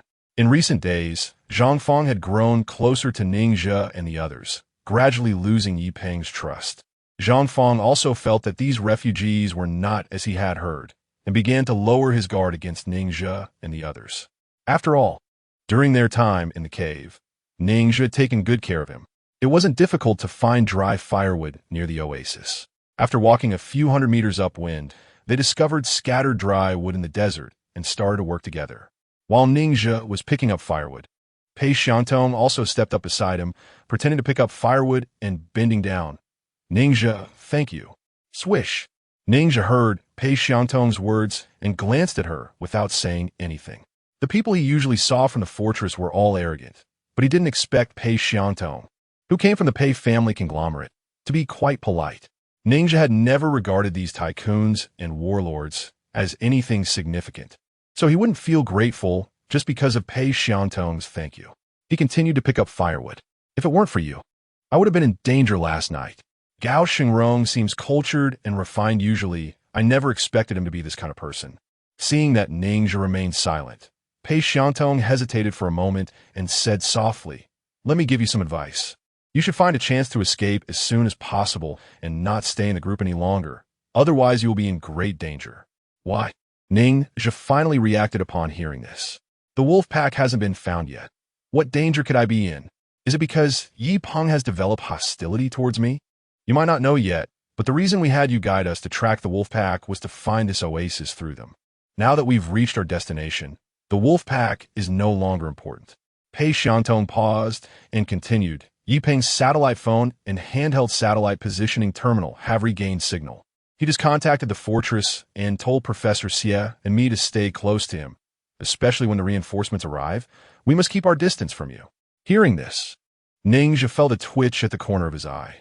Pei Xiantong's words were enough to prove Yi Peng's attitude. It seemed that Ningxia's guess was not wrong. The previous incident where he and Ren Jiao teamed up to kill the mercenaries had already made Yi Peng resent them. Yi Peng was indeed skilled at hiding his feelings. If it weren't for Ningxia saving Pei Xiantong's life and learning this news, he might not have noticed any abnormalities in Yi Peng at all. Even though he knew Yi Peng's plan, Ningxia couldn't run away, because if he did, Lin Sun would be finished. However, on the other hand, even if he chose to stay, Lin Sun probably wouldn't have a good outcome either. For a moment, Ningxia found himself in a dilemma. Currently, the combat power of the expedition team was only left with Yi Peng and Zhang Fang.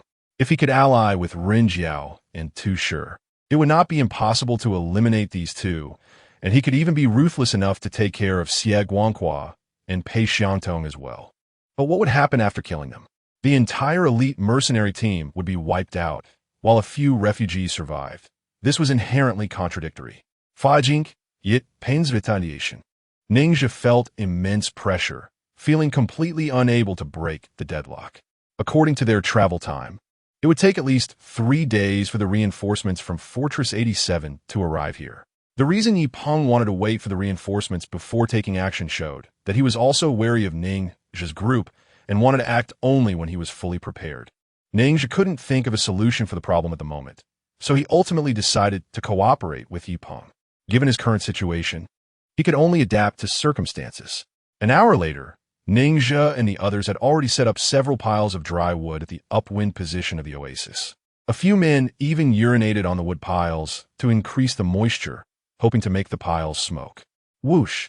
As the flames ignited, several piles of dry wood burst into roaring flames.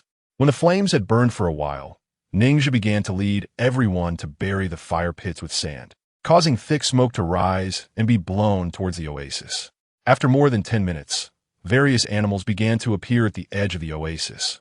Wild boars, lions, rhinos, antelopes, wild rabbits, and giant lizards. Large animals scattered in all directions. Splash! After being hungry for several days, Yi Peng saw this scene and immediately raised his gun, ready to hunt. Don't shoot. The smell of blood will trigger the frenzy of some carnivorous animals, attracting them here. We can go in and eat plants. Ningxia instinctively tried to lower Yi Peng's gun, but the latter instantly aimed the gun at him, only lowering it again once Ningxia stood still. Buddy, you know quite a lot. Zhang Fang walked over with a smile after Yi Peng turned off the safety of his gun. If it weren't for your smoke, I wouldn't have known there were so many fierce beasts in this oasis. It turns out there were several oases near Fort 87, but they all disappeared later. I used to hunt near the oasis when I was young. Ningxia looked at the scattering animals in the distance and said softly, "We need to wait a little longer. We have to ensure there are no dangers inside before we can enter. Everyone should also collect some charcoal to filter the water source when we go in. We've made it this far. We can afford to wait a bit longer. Zhang Fang nodded, standing next to Ning Zhe. While Yi Peng was chatting with Xie Guanquan, he lowered his voice and said to Ning Zhe, "Be careful of Yi Peng. He wants to get rid of you." Chapter 60. Toward the tiger's den, Ning Zhe has learned from Pei Xiangtong that Yi Peng is going to deal with him. But hearing this from Zhang Fang still surprised him. After a few days of contact, he found that Zhang Fang is a principled person. Compared to other mercenaries, he is more stubborn and adheres more strictly to the rules. Previously, because he was too close to Ning Zhe, other mercenaries rejected him. But Zhang Fang still did not give up on those companions. At this moment, Zhang Fang's words broke Ning Zhe's preconceived impression, and he glanced at him. "Why help me?" "I don't know," Zhang Fang replied, shaking his head in confusion. "I just feel that you haven't done anything wrong and shouldn't be treated this way. Is it because I killed the previous mercenary that Yi Peng wants to kill me?" Ning Zhe continued to ask. "Perhaps it's not just that. Because this oasis is a secret that the migrants shouldn't know. Actually, what you just mentioned about the oasis near Base 87.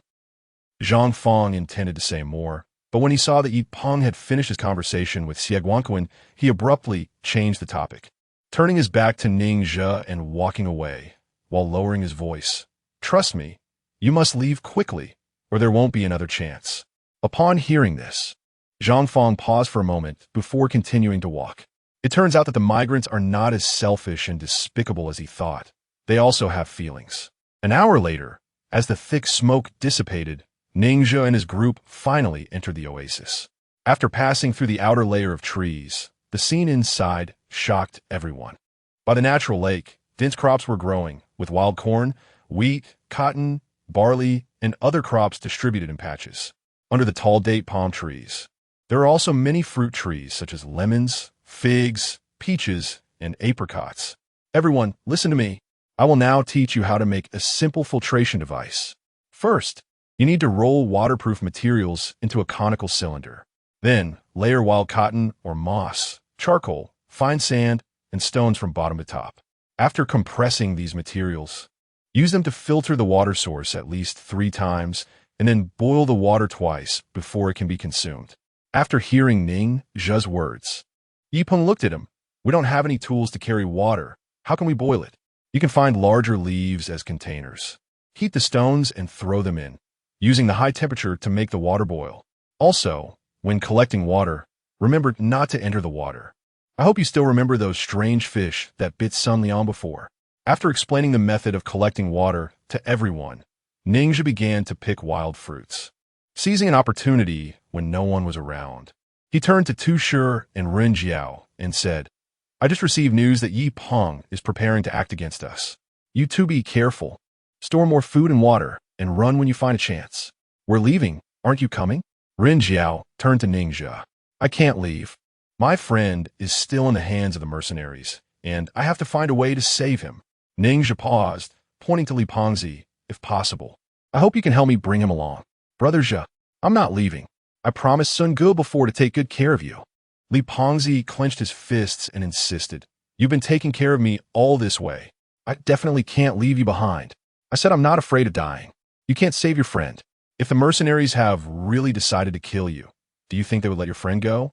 Tu Shi looked at Ning Zhe seriously. "Right now, there are only 2 people from the mercenaries, and that Zhang Fang seems to have no ill intentions towards you. If we suddenly attack, we might still have a chance to take down Yi Peng and escape together." Tu Shi felt somewhat helpless, knowing there is a tiger in the mountain, yet heading towards the tiger's mountain. Ning Zhe frowned slightly. "Where is the mountain?" Tu Shi and Ren Jiao did not leave immediately but stayed with Ning Zhe and the others. Ning Zhe didn't know what they were up to, but since he had already given a reminder, he didn't say much more. What surprised Ning Zhe the most was that Xie Guanquan seemed to have no interest in this oasis at all. Ning Zhe initially thought he was here for research, but upon arriving, he just ate some food, replenished a bit of water, and then rested without any signs of conducting scientific research. Instead, it was Pei Xiangtong who was full of curiosity about everything in the oasis. Of course, there were no crocodiles in the desert. As a member of the fortress, Yi Peng had always wanted to go out for a walk, but this encounter filled him with disappointment towards the refugee area, and he even planned never to set foot on this land again, especially after seeing Ninja and the others' actions, which made him realize the brutality and danger of this group of refugees. Heightened vigilance does not mean an increase in physical strength. Yipeng had always worried that Zhang Fong would rebel and mix with those refugees, but as he contacted the fortress, his guard gradually lowered. After eating some wild fruits to stave off hunger, Yipeng walked over to Zhang Fong's side. Tonight, we will take turns keeping watch. You keep a close eye on those refugees, and if they show any abnormalities, shoot them dead. Captain, do we really have to do this? Zhang Fong hesitated for a moment and looked up at Yipeng. If it weren't for Ninja, we might have died in this wilderness long ago. Moreover, what they did before was all for self-preservation. I really don't think they did anything wrong. Zhang Fong sat beside the light machine gun, looking blankly at Yipeng's departing figure, mumbling to himself. Just because they are refugees, they don't deserve respect and need to die. Chapter 61. The Last Chance. The bright moon hung high, and a gentle breeze blew through the oasis, causing the leaves to rustle. At this moment, Ninja was lying in a thicket of thorns, with the surrounding plants already cut down. The outer layer of thorny bushes served as their natural cover to prevent wild animals from approaching. The nearby Fatley had already fallen asleep, his body covered with leaves rising and falling with his snores, while Ninja stared blankly at the starry sky. Although he appeared calm about his situation, he was still filled with worry. For many years, no refugee dared to challenge the power within the fortress, and the fortress people could easily determine the life and death of the refugees. He wanted to protect himself, and rescuing Lin Sun from the mercenaries was truly difficult. The more he thought about it, the more anxious he became. Ninja couldn't sleep, got up and left the thicket, walking towards a nearby sand dune, staring at the moonlit water surface in a daze. Suddenly, a dark shadow at the edge of the lake caught Ninja's attention. He rubbed his eyes carefully and then widened them in disbelief. The distant shadow was unmistakably a giant wolf. As it approached the water's edge, countless dark shadows began to appear from the woods behind it. This wolf pack had at least dozens of members, big and small, some of which were injured and limping. Seeing this scene, Ninja instantly realized that this was the pack that had attacked the town before. It seemed that these wolves originally relied on this oasis for survival. But the previous earthquake had frightened many animals away, so they fled. These wolves, having run out of food, resorted to eating the crops in the oasis to survive, ultimately taking the risk to wander into the desert and accidentally ending up at the town. No problem, let's do it your way. Yipeng had recovered his spirits and was in good physical condition. The only thing he needed to do now was to wait safely for the arrival of the reinforcements. And he also supported the idea of driving away wild animals. After everyone reached a consensus, they began to get busy. After more than an hour, the firewood upwind was reignited. Since this pile of firewood was covered with greenery, the smoke was even thicker. As the flames burned, Yipeng scanned the area and noticed that only Fatley was helping. He turned to him. Hey, where did Ninja and the other two go? Brother just said, there are too many wild animals here, and we need to light some more fires on the other side to create more smoke. As Fatley spoke, he pointed to a nearby direction. Not long after, that spot indeed started to emit thick smoke, and seeing this, Yipeng didn't think much of it. By the distant fire, Tusher threw a handful of grass onto the fire and looked at Run Jiao beside him. Do you think Ninja asked us to help him light a fire here for what? Could it really be to drive away wild animals? A trap? Is it to deal with Yipeng? Tusher frowned slightly. Isn't he always worried that confronting Yipeng directly would affect his friend who is being held captive? If Yipeng really wanted to make a move against him, should we intervene or not? Tusher picked up some dry branches nearby and threw them into the fire. Let's see how it goes. Along the way, Ninja has taken good care of us. If it doesn't threaten our safety, we can help him a bit. Rin Jiao's cheeks were flushed by the firelight as she softly replied. Seeing this scene, Ninja gripped a tough vine and rushed up from the side, reaching out to grab the rabbit in the trap. The current rabbits and desert mice had grown several times larger, and their strength had also increased, so Ninja's trap couldn't hold them for long. Bang! Ninja rushed to the edge of the trap, reached out and grabbed a rabbit by its ear. The rabbit turned around and began kicking his arm, quickly leaving several blood marks on the back of his hand. Seeing this, Ninja jumped directly into the pit, wrapped a vine around the rabbit's neck, and pulled tightly with all his strength. After a few seconds, the rabbit was strangled to death by Ningxia, who didn't even look at it and climbed out to rush towards another trap. Ningxia noticed the ease in Yi Peng's eyes, and his expression gradually became serious. It seemed that the reinforcements from the fortress were arriving faster than he had imagined. How could it be so fast? Wasn't it supposed to take 3 days? Zhang Fong felt a bit nervous upon hearing this, as Ningxia had not heeded his words and had not chosen to leave. The initial support team was not from the fortress, but rather a transport convoy from our Pei family.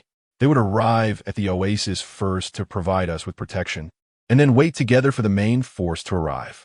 Yi Peng was in high spirits, and, after Zhang Fong finished speaking, hummed a tune as he walked towards the distant machine gun position. Top, top. Zhang Fong hesitated for a few seconds, then circled around outside the thicket and walked towards Ningxia's camp. He had to remind Ningxia this was his last chance. Chapter 62. A night that would not be calm, avoiding Yi Peng's gaze. Zhang Fong slipped into the camp where Ningxia and the others were, gently pushing aside the thorns in front of him, preparing to sneak in. Who? Just as Zhang Fong moved, a low voice inquired from behind him. It's me, Zhang Fong. Zhang Fong recognized Ningxia's voice, turned around, and exchanged a glance with Ningxia, who was holding a knife. Then looked around. Where did you go so late? I can't get used to wild fruits. It upset my stomach. Ningxia sheathed his knife. Why did you come here? Did Yi Peng send you? It has nothing to do with Yi Peng. I came on my own. Ningxia, you must leave immediately.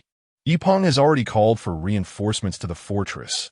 A transport team under the Pei family is on its way to this oasis and could arrive at any moment. You don't have much time left. Zhang Fong looked at Ningxia and spoke earnestly. Ningxia smiled and asked, Aren't you afraid that Yi Peng will find out if you tell me all this? Thank you. Ningxia nodded in acknowledgement, then resolutely headed towards the thorny forest. Are you really planning to stay? Zhang Fong looked at Ningxia's back, biting his molars as he asked. In this matter, I'm just as helpless as you are. Ningxia paused for a moment, turned around, and looked at Zhang Fong. You told me before that Yi Peng wants to eliminate me. Besides the fact that I killed the mercenaries, what other reasons are there?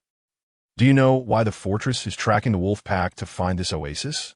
Zhang Fong looked at the continuous shadows of the oasis in the darkness, took a deep breath, and said, You mentioned earlier that there used to be many oases near Fortress 87, but they all disappeared due to environmental degradation. That's not the case. Those oases were destroyed by the Pei family consortium. Not just the Pei family in the north. The Xiahou and Jing families are doing the same thing. Their goal is to cut off any possibility of independent survival for the refugees, making them nothing more than cheap labor for the consortium. This is the dark side behind the glamorous facade of the consortium, so they won't allow this information to get out. Even if it means silencing you, you must die. This answer far exceeded Ningxia's expectations. He initially thought that Xie Guangquan, the botanist, was looking for the oasis for a research project, but it turned out his purpose was merely to confirm that there were indeed wild seeds here and then call for support to destroy it. The search and sacrifices of their group over the past few days were simply because someone from the Pei family consortium found seeds in the wolfpack's feces and wanted to trace their origin. All of this was for a simple and brutal purpose: to cut off the refugees' means of survival, ensuring that even if they had no land to cultivate, they couldn't possess seeds. As a friend, that's all I can say. I advise you that personal strength is insignificant in front of the consortium. As for your future, you must decide for yourself.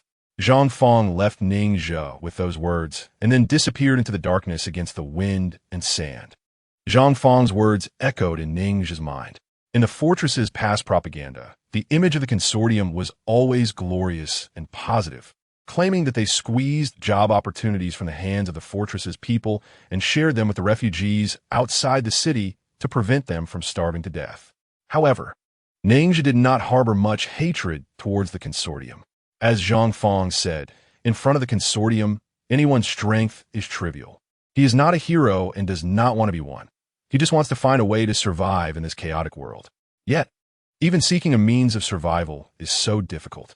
I received news that the research team's reinforcements are on their way. If you don't leave now, it will be too late.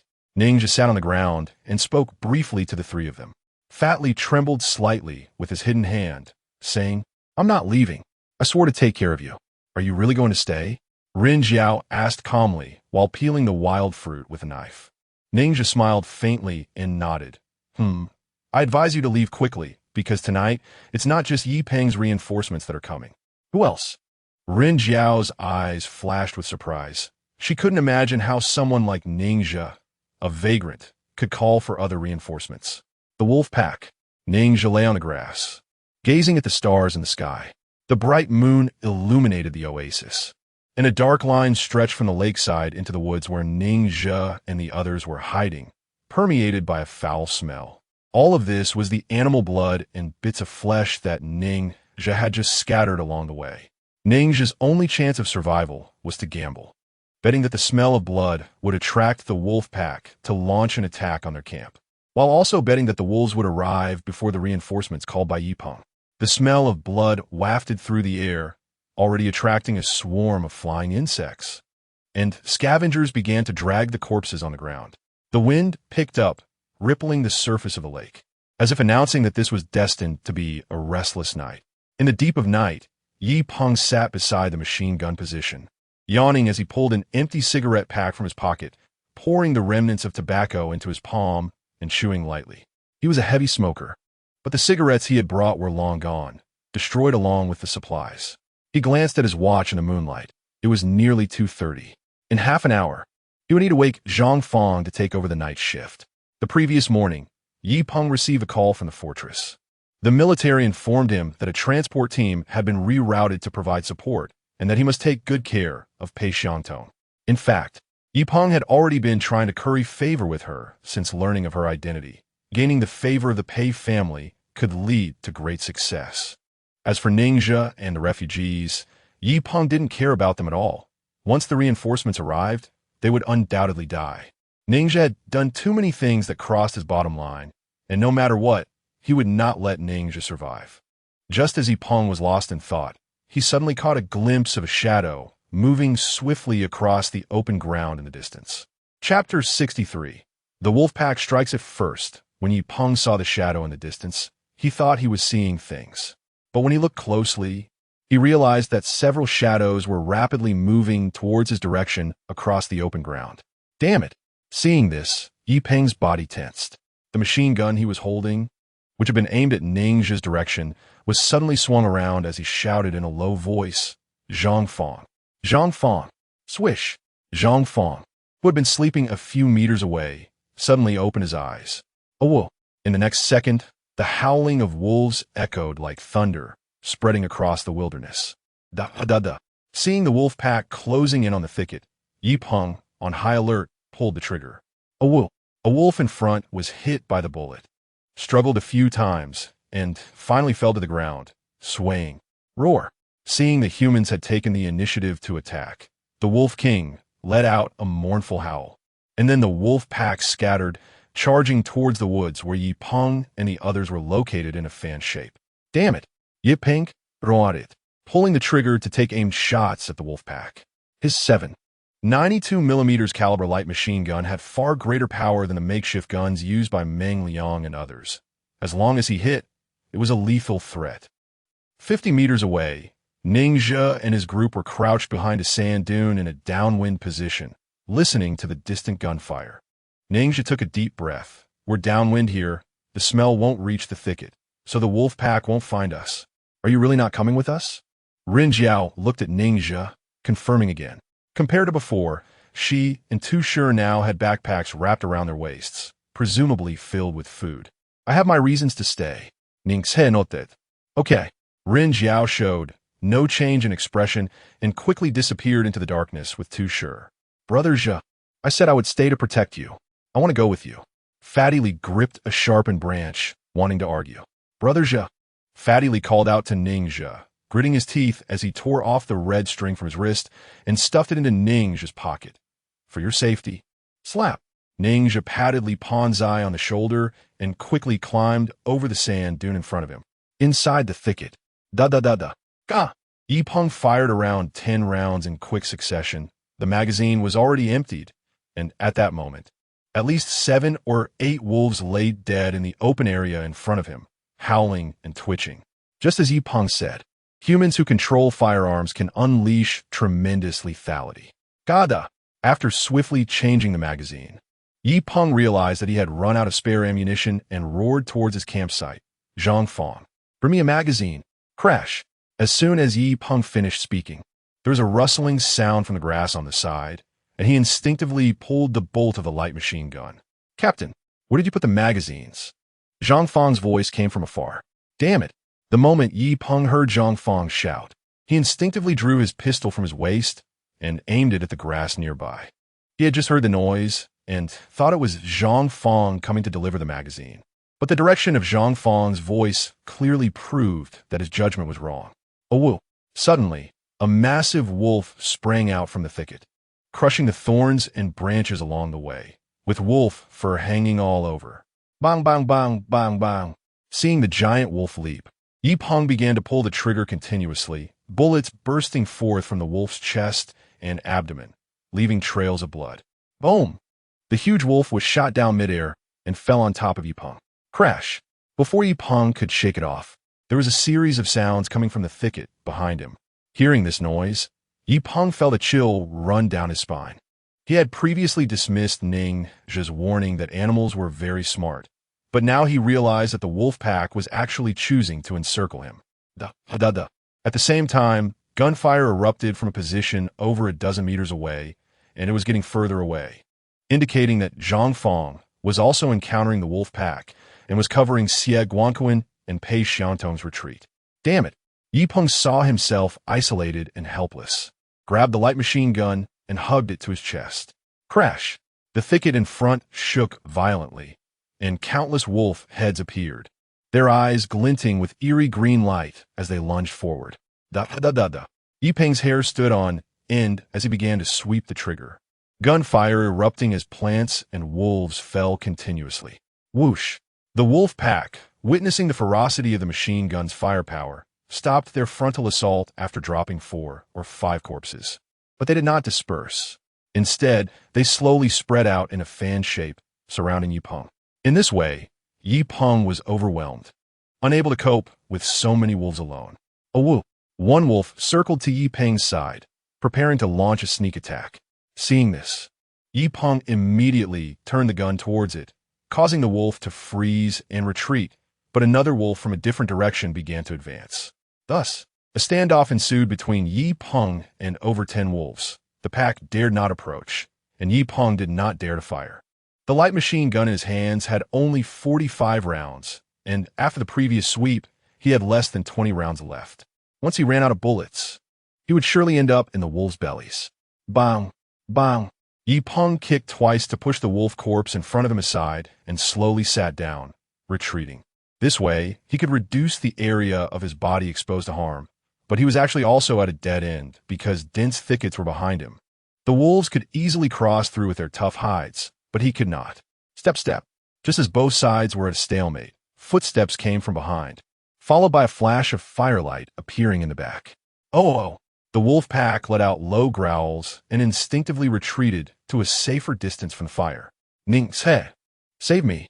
Yi Peng looked towards the light and saw Ning Zhe holding a torch just outside the thorny forest, his eyes bursting with a desire to survive. Step, step. Ning Zhe glanced at Yi Peng, who was surrounded by a pack of wolves, and without any hesitation, he ran away instantly. Chapter 64. Enemies on a Narrow Road. The plan of Ning Zhe was to use the flesh and blood of animals to lure the wolves into attacking. He understood these beasts too well and knew how to provoke their frenzy. Blood acted like a stimulant imprinted in the animal's DNA, igniting their primal instinct to kill. His goal was to use the wolf pack to eliminate Yi Peng, completely distancing himself from the situation, which naturally meant he wouldn't offer any help to Yi Peng. Bang! Bang! Bang! The gunshots in the distance continued to ring out as Ning Zhe held the torch in his hand and moved quickly through the dense forest. Howl! Another wolf howl came from behind, indicating that the pack could no longer contain their emotions and had lost patience. Bang! Bang! Bang! Bang! The roar of the light machine gun coincided with the wolf howls, reverberating through the oasis along with Yi Peng's roar. Ning Zhe was well aware of Yi Peng's fate. Previously, the wolf pack retreated from the town because it was human territory, But this wasteland was the wolves' domain. 50 meters ahead, Zhang Fong was currently escaping with Professor Xie and Pei Xiangtong, and behind them, there was also a pack of wolves in pursuit. Bang, bang, bang. Good. At this moment, Xie Guangquan had lost one of his shoes and was awkwardly dragging Pei Xiangtong along. Woof. A wolf with its body low and tail upright launched an attack. Bang, bang, bang. Zhang Fong lowered his gun, and several bullets hit the wolf's head accurately, instantly killing it, while he reached for a magazine from his multifunctional belt. How? Just as Zhang Fong was unloading the empty magazine, a wolf suddenly sprang out from the thicket, knocking him to the ground and baring its fangs. Crack! Zhang Fong saw the wolf's mouth coming at him and instantly braced his gun against its jaws. But he quickly realized that the beast was incredibly strong and he was no match for it. In the woods, Xie Guangquan and Pei Xiangtong were stunned by this scene. They wanted to help, but the oppressive presence of the beast left them paralyzed, their bodies seemingly out of control. Roar! The giant wolf let out a low growl, suddenly flinging the gun from Zhang Fong's hand and biting down again. In a life-and-death moment, a figure suddenly emerged from the darkness, smashing the torch against the wolf's head. Bang! With a dull thud, the coyote was struck, its body swaying, and flames sprang up from its fur, causing it to retreat in fear. Ning's hey! Zhang Fong gasped, seeing the person who saved his life, beads of sweat covering his face. Run! Ningxia swung his torch at the two wolves behind them and spoke softly. Together, Zhang Fong, despite the pain, got up and drew his military dagger. These beasts are faster than us. We won't outrun them. If no one holds them off with a torch, no one can escape. Ningxia seized the military dagger from Zhang Fong's hand and said solemnly, "Be careful." Zhang Fong hesitated for a moment, then turned to protect Xie Guangquan and Pei Xiangtong as they left. Zhang Fong, are we really going to leave Ningxia behind? Pei Xiangtong turned to glance at Ningxia, who was confronting the wolves with a torch, her eyes flashing with reluctance. She had just witnessed the cruelty of the wolf pack and knew what fate awaited those left behind, making her believe that the companions who had not appeared by Ningxia's side were already dead. These refugees are indeed different from what I've heard and imagined. Seeing that Pei Xiangtong hesitated, Xie Guangquan grabbed her hand and urged her to speed up. Let's go. If we stay any longer, we'll all die. At this moment, Zhang Fong's gun was already empty, and the gunfire from Yi Peng's side had also quieted down. Countless wolves slowly emerged from the thickets ahead of Ningxia, their eyes reflecting the flickering light, beginning to pace restlessly in place, appearing quite anxious, yet temporarily hesitating due to their instinctive fear of fire. Ningxia heard the footsteps behind him fade away, and he waved the torch forward. Taking advantage of the moment when the wolf pack retreated, he darted into the nearby woods. The reason Ningxia dared to provoke the wolves and come to rescue Zhang Fong and the others was clear. He intended to use this incident to frame Yi Peng and simultaneously make Professor Xie and others owe him a significant favor. Yi Peng could sense that among the remaining three, Zhang Fong was loyal and righteous. Pei Xiangtong was inexperienced, and Xie Guangquan was a blend of selfishness and pity. He was very afraid of death, but as an intellectual, he also wanted to project a benevolent image of helping others. This was why Ningxia had just acted out of character and called out to support Xie Guangquan. He wanted to establish a grand image for him in an intangible way, hoping that the other party would recognize him. Ultimately, among the remaining members of the expedition team, the one who most wanted him dead was Yi Peng, who appeared righteous but was actually ruthless. As long as Yi Peng's malice was removed, he still had a chance to survive. Now that Yi Peng had died at the jaws of the wolves, Ningxia naturally wouldn't become a sacrifice. Long before executing this plan, he had already set up a large amount of dry firewood on the other side of the woods. Once the firewood was ignited, the huge flames would be enough to scare off the wolf pack, providing him with an escape route. Whoosh! The wolf pack seemed very angry about Ningxia's actions in rescuing Zhang Fong and the others. As soon as Ningxia moved, they all surrounded him and began to track him. Wolves are very intelligent animals and form a highly coordinated group. They were waiting for Ningxia's torch to extinguish. Crack! Ningxia understood the habits of wolves very well and naturally knew their thoughts, so he ran at high speed. He was well aware that once the wolf pack adapted to the light of the torch, he would be attacked. So he had to light the fire before they made their move. How? Just as Ninja was less than 30 meters away from the pile of dry wood, a wolf howl rang out again. In front of him, blocking his path in a triangular formation, the Wolf King stood with two male wolves. At the feet of the Wolf King lay a dry stick, seemingly indicating to Ninja that it had seen through this plot. The fire flickered as Ninja looked at the lead wolf, swallowing hard. He recognized the broken arrow on the back of the Wolf King. It belonged to Lin's son. This pack of wolves was the same one that Ninja had attacked in the town.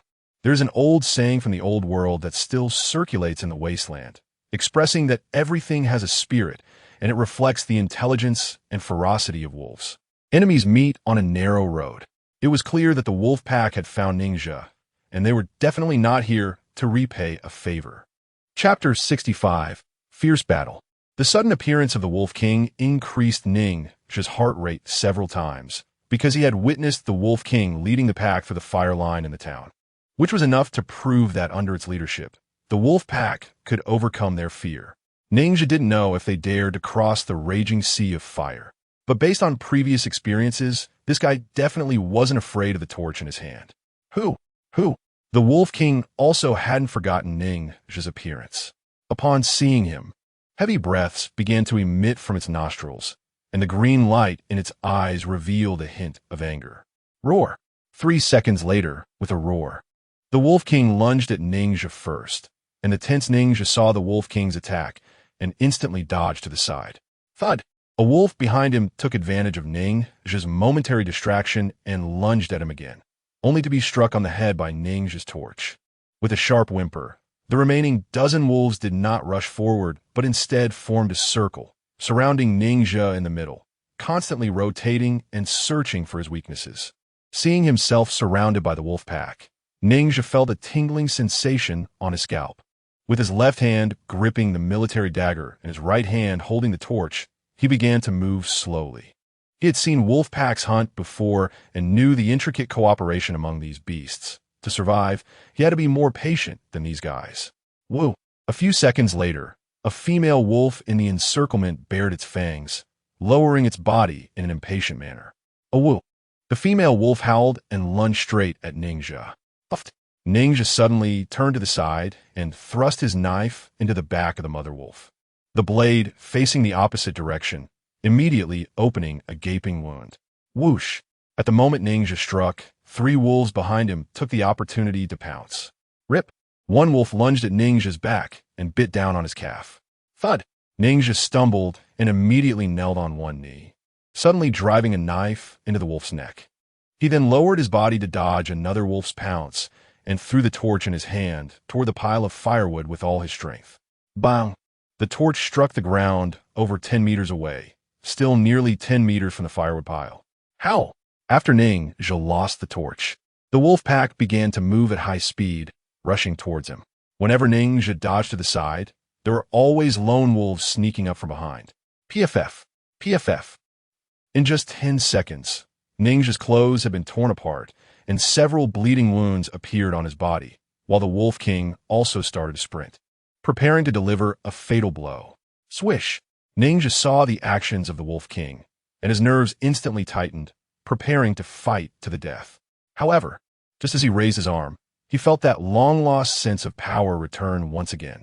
In a brief moment, the Wolf King's movements seemed to slow down in Ninja's eyes, and even the pain in his body was instantly suppressed by more than half. With a sudden burst of energy, Ninja, who was already on his last legs, unexpectedly lunged toward the Wolf King. Thud! The airborne Wolf King collided with Ninja, who then wrapped his arms around its neck and violently slammed it to the ground. Howl! Roars erupted from the wolf pack, and the surrounding wolves charged toward Ninja. Bite! The Wolf King took a bite at Ninja's neck, but after Ninja dodged, its teeth clashed together, and then a sharp knife came in. Thud! The military dagger, forged from fine steel, pierced into the Wolf King's eyeball, the tip of the blade directly emerging from the back of its skull. After the strike, Ninja surged forward again, crashing into a male wolf like a cannonball, heading toward the direction of the torches. Although he was bursting with combat power at that moment, he remained rational, knowing that only by igniting the bonfire could he completely escape the wolf pack's assault. The wolves seemed to have realized Ninja's intentions.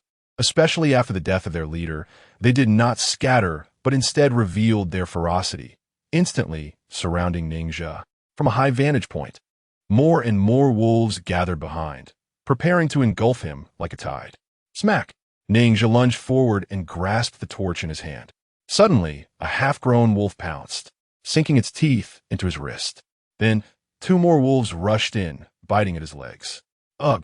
The excruciating pain of torn muscles made Ningxia let out a muffled grunt. He swung his arm fiercely, managing to fling a wolf weighing 50 to 60 pounds away. However, the number of wolves was simply overwhelming. Even with his immense strength at that moment, he was quickly surrounded by 4 or 5 wolves, biting at his arms and legs. Thud! Thud! Ningxia swung his knife twice, stabbing it into a wolf's flank. Before he could strike again, an adult wolf had already pinned him down with its paw on his chest, its bloody maw lunging toward his neck. Chi! A shout rang out as Li Pengzi suddenly burst out from the side of the woods, raising his palm in Ningxia's direction. From Ningxia's perspective, he was already unable to evade the wolf's attack, but at the moment he heard Li Pengzi's shout, the wolf's movements suddenly slowed down, as if it had abruptly halted. Although this moment was just a fleeting instant, Ningxia seized the opportunity and thrust his knife into the wolf's upper jaw, getting splattered with blood, while not far away. Li Pengzi had blood flowing from his nose. At this moment, Ningxia was surrounded by at least 20 wolves. The death of just one wolf had little impact on the battle, and soon several more wolves charged forward, with 2 wolves also rushing towards Li Pengzi. Don't come here, Li Pengzi shouted in fear, but it had no effect at all. Bang! Bang! Suddenly, 2 gunshots rang out, and the 2 wolves in front of Li Pengzi were shot in the forehead, carried away by their own momentum, rolling to the ground. Bang, bang, bang. Following that, gunfire began to ring out continuously from the woods behind Li Pengzi. Then, Ren Jiao, holding a silver, ornate revolver in each hand, stepped forward steadily. With each gunshot, a wolf fell. Ningxia, lying on the ground, could clearly hear the whistling of the bullets and the dull thud of them piercing flesh. And the pressure on him gradually eased as the wolves around him fell. A wolf. Facing Ren Jiao's suppression, a wolf turned and howled towards the dense forest behind. Chapter 66. The splendid fusion of knife and gun. The woods were filled with the stench of blood, and the conflict between wolves and humans had reached its peak. Bang, bang, bang. Ren Jiao steadily aimed her revolvers at the wolf pack, and almost every shot resulted in a wolf falling. Click! After exhausting the bullets in one revolver, Ren Jiao ejected the magazine, flicked her wrist slightly to toss away the empty shell, then gently tapped her gun against her waist. At Jiao's waist, there was a belt filled with bullets, and with a press of her thumb, 6 bullets were instantly loaded into the spinning chamber at a speed so fast that one could hardly see what she had done. It was as if she had merely flicked her hand, and when she raised her palm again, the gun was reloaded. With Ren Jiao blocking the wolf pack, Ningxia used the opportunity to spring up from the ground, picking up a nearly extinguished torch and directly thrusting it into the dry grass on the ground. Whoosh! The fire caught the wind, igniting the oily, dry branches piled on top of the grass. Flames and thick smoke erupted, beginning to spread in the hollow filled with firewood on the ground. Hey, Jiao! Over here! Ningxia successfully ignited the fire and called out to Ren Jiao. A woo! At the same time, countless wolves emerged from the thickets, rushing towards Ren Jiao without hesitation. Bang, bang, bang! Ren Jiao raised her gun again. Although her shooting speed was fast, she still found it somewhat challenging against the dozens of wolves charging at her. A wolf. Soon, a wolf lunged at Ren Jiao's side, clawing at her. Damn it! Ningxia saw the wolves closing in on Ren Jiao, gripping his knife and preparing to rush over to help, but before he could move, Ren Jiao flicked her wrist, and 2 blades sprang out from her massive revolver. Facing the wolf pack's assault, Ren Jiao appeared as a skilled warrior, also resembling a graceful dancer, with her blades slicing and gunfire flashing, somehow remaining unharmed despite the wolves' threat. Seeing Ren Jiao's movements, Ningxia was deeply shocked. He had never witnessed such a splendid yet practical combat technique. With the combination of firearms and bladed weapons, Ren Jiao managed to keep the wolves at bay. And what puzzled Ning Zhe was that the wolves that approached her seemed oddly shaped and moved awkwardly. Many potentially fatal attacks were dodged by Ren Jiao in impossible situations. Amidst the gunfire, Ren Jiao took down several of the nearest wolves, but instead of moving towards Ning Zhe and the others, she quickly turned and disappeared into the thicket behind. Whoosh! Several wolves rushed forward, completely unaware of the thin wire hidden in the woods. Boom! Once the wire was snapped, 2 hand grenades fixed to tree branches were triggered, and a shockwave and shrapnel instantly tossed several wolves ahead into the air. Awoo! The intense firelight and explosion finally caused the wolf pack to begin to collapse, and with cries of distress, the wolves collectively turned and fled into the distance. But, Ning Zhe saw Ren Jiao leaving and quickly ran around the fire pit to the spot where she had just fought with the wolf pack. The ground was already stained red with blood, emitting a foul smell. Besides the shell casings, there were countless seeds scattered on the ground. Seeing the scene, a hint of curiosity flashed in Ning Zhe's eyes again. The reason these seeds were on the ground was that during the wolf's attack on Ren Jiao, its claws had torn open the package wrapped around her. Ning Zhe had always thought it contained fruits they had picked for food, but now it seemed that the ultimate purpose of her and Tusher's appearance here was actually to find seeds. This was not what Ning Zhe was most concerned about. He glanced at the seeds on the ground, quickly crouched beside a wolf's corpse, and reached out to touch it. The corpse felt extremely cold at this moment. Ning Zhe's body temperature was rising, and it was normal to feel a temperature difference, but this wolf's corpse was not just cold, it felt somewhat chilling, and the muscles were very stiff. Under normal circumstances, an animal would only show such rigidity after being dead for at least 4 or 5 hours. At this moment, Ning Zhe began to suspect that Ren Jiao was the demon seed that Su Fei had mentioned, and that the reason those wolves had appeared sluggish while attacking him was due to this strange, freezing phenomenon restricting their movements. Zhige, are you okay? Are your injuries serious?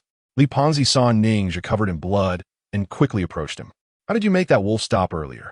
Ning Zhe suddenly remembered that during his attack, Li Pengzi's roar had caused a wolf attacking him to hesitate and look up at him. I didn't do anything. I just wanted to come help you. I didn't expect Ren Jiao to come too. Li Pengzi shook his head in confusion.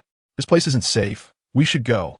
Seeing Li Pengzi's clueless expression, Ning Zhe felt he might have guessed wrong. The previous wolf's delay might not have been related to Li Pengzi. It could also have been Ren Jiao's doing. Just as Ning Zhe was getting up, he felt his strength rapidly fading, and the pain for his wounds became increasingly clear. This was already the second time Ning Zhe had fallen ill while conscious. He had come to understand this strange ability of his. When this strange illness struck, it could significantly enhance his physical strength and make his reactions more sensitive. However, this power appeared completely randomly, and he could not control it. Moreover, once the strength dissipated, it caused him great harm, almost instantly draining his energy and leaving him extremely weak. Ki Yi. Li Pengzi saw Ning Zhe fall and instinctively prepared to support him. But Ning Zhe was covered in blood, making him slippery to hold, and he slipped out of Li Pengzi's grasp, dropping to one knee on the ground. I'm fine. Just get me out of here. Due to blood loss, Ning Zhe's vision began to darken, and he spoke heavily. Hang in there. Li Pengzi responda. Struggling to carry Ning Zhe on his back, and started moving toward the outskirts of the oasis. At the edge of the oasis, near a sand dune, Zhang Feng, Pei Xiangtong, and Xie Guankuei could already smell the faint scent of blood in the wind. When the gunshots had sounded from the oasis earlier, they had thought Ning Zhe had found the firearms they had discarded and was fighting the wolves. However, as the gunfire subsided, a look of sorrow appeared on their faces. Regardless of anything else, Ning Zhe had chosen to stay behind to save them. Even if he was just a lowly refugee, he deserved their respect. Suddenly, Pei Xiangtong saw a swaying figure in the darkness and pointed. Someone! Swish! Zhang Feng drew out a flashlight and shone it in that direction. Seeing Ning Zhe on Li Pengzi's back, looking like a bloody figure, he was momentarily stunned, then quickly ran over. Thud thud. Xie Guankuei followed closely, instructing Li Pengzi to put Ning Zhe down and checking his breath. He's still breathing. Quick, help him bandage. Rip. Zhang Feng tore apart his own clothes without hesitation, starting to pass strips of fabric to Xie Guankuei. At this moment, they no longer cared about whether they had medical supplies. They just wanted to do their best to save Ningxia and make up for the guilt and regret in their hearts. Okay, Zhang Fong turned to the sound. But in the blurred vision, he noticed several dark figures a dozen meters away, instinctively sweeping the flashlight over.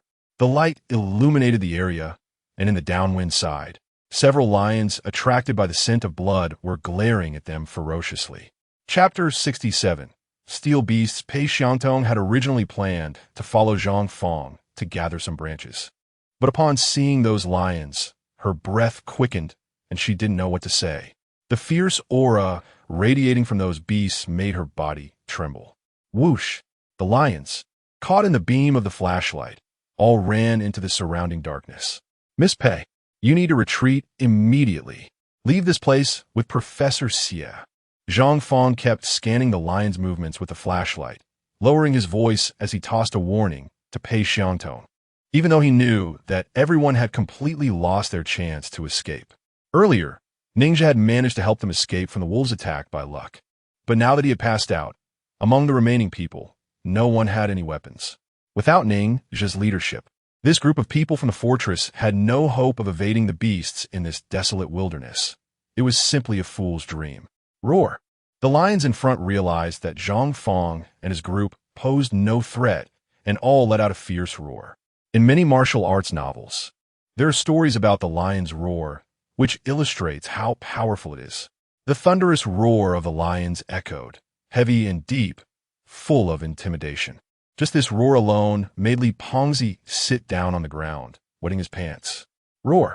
A male lion roared again, its massive paws pounding on the sand as it charged at Zhang Fong, whose figure was the closest, its mane flowing in the wind. Damn it! Come on! Zhang Fong looked at the gigantic beast with killing intent in his eyes, gripping the flashlight with an aluminum alloy attack head, and charged forward, knowing he was doomed but wanted to make a final stand. Bang! Just as Zhang Fong took a step forward, the head of the male lion exploded. Its body propelled forward by inertia for over a meter, blood spraying from its mouth. Boom! Following closely was a loud explosion that erupted across the plains. Hearing that sound, Zhang Fong's eyes widened as he turned to look at the sand dune behind him. He recognized it as the sound of artillery fire. Whoosh! A green flare shot into the sky, dispersing the endless darkness. Swish, swish. Several beams of light lit up behind the sand dune. And then 4 or 5 vehicles adorned with the Pei family's flag surged over the dune, charging toward the crowd. Tot, tot, tot, tot. The light machine gun fired in the night, bullets kicking up a long trail of smoke on the ground. And a lion covered in a net of bullets was instantly torn apart by the gunfire. Whoosh! The remaining lions, frightened, began to run in the opposite direction. Creak, creak. As the first hedgehog vehicle came to a stop around the crowd, the convoy quickly followed suit.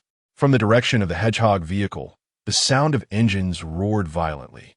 Tankers equipped with small turrets, measuring over 10 meters long, large transport trucks outfitted with armor and firepower, and uniquely designed vehicles that combined track chassis with car canopies, capable of adapting to desert environments, began to appear. The convoy resembled a torrent of steel, transforming into the fiercest beast on this barren land. In an instant, the desert was illuminated with dazzling lights, and clouds of dust rose high. Soon, the convoy stopped around Xie Guangquan and the others. As the doors swung open, countless security personnel dressed in uniforms, wearing gas masks and armed with firearms began to disembark and assemble. We are the 13th squad of the Pei family's mining transport team. We are ordered to support the scientific expedition team at Fortress 87 in the Bone Gobi. Who is in charge here? A burly black man, holding a submachine gun in a tilted embrace, shouted towards the crowd. I am Xie Guangquan. I am responsible for the scientific work of this expedition team. This is Zhang Fong, the only survivor from our escort team. Seeing that the transport team had arrived, Xie Guangquan ignored Ningxia and quickly walked towards the burly man. At this moment, the Pei family flag fluttering in the convoy and the heavy firepower within it gave him an endless sense of security. Let us not talk about that for now. Is Miss Pei here? The black man asked rapidly. Here, Xiang Tong, who was still tending to Ningxia's wounds, raised her voice when Xie Guangquan called out, Xiang Tong. The fortress has sent people to pick us up. Get in the car quickly. It's too dangerous out here. Okay, everyone get in the car. The black man sighed, slightly in relief upon hearing that Xiang Tong was safe, then glanced at Ning, Zhe lying on the ground, and the chubby Li beside him, continuing to ask Xie Guangquan, "Didn't you say there was only one mercenary left in the team? Who are these two?" "These two are the refugees responsible for leading us. They have helped us a lot along the way, and just now they saved our lives." Xie Guangquan hesitated for a moment, but still spoke up for Ning Zhe. After all, if it weren't for Ning Zhe holding the rear guard, they might have already died. While he was selfish, Ning Zhe's tragic state still evoked his compassion, and the higher he placed himself, the more he sympathized with the weak. "Our guide is seriously injured and needs urgent treatment. Otherwise, he will be in danger." Zhang Fang's statement was more direct, making the request clear. "Are you joking? How could refugees have the right to board our vehicles?" The black man scoffed coldly, speaking with a blank expression. "My mission is to come here to support you and then hold the position until the reinforcements arrive at Fortress 87. Besides that, I have no other obligations. I can allow the two of you and Miss Pei to board the vehicle to rest. But I absolutely cannot allow this group of filthy refugees to board, nor even get close to my convoy." The black man's mindset was similar to that of most fortress inhabitants, filled with contempt for refugees, and he certainly felt no compassion for them. 20,000? Don't you know how much a refugee's life is worth? The black man squinted at Zhang Fang upon hearing the offer. "These guys are worth only a few dozen bucks if they die in the factory. Sorry, some things can't be decided by money." The burly man was taken aback when he heard Zhang Fang say he was friends with the refugees. A hint of disdain flashed in his eyes. After a moment of thought, he ultimately chose to refuse. Although there were people in the fortress who chose to do some trading with refugees, most of it was conducted privately. The black man was tempted by Zhang Fang's offer, but feared that if he got involved with the refugees, he would lose his standing in the team.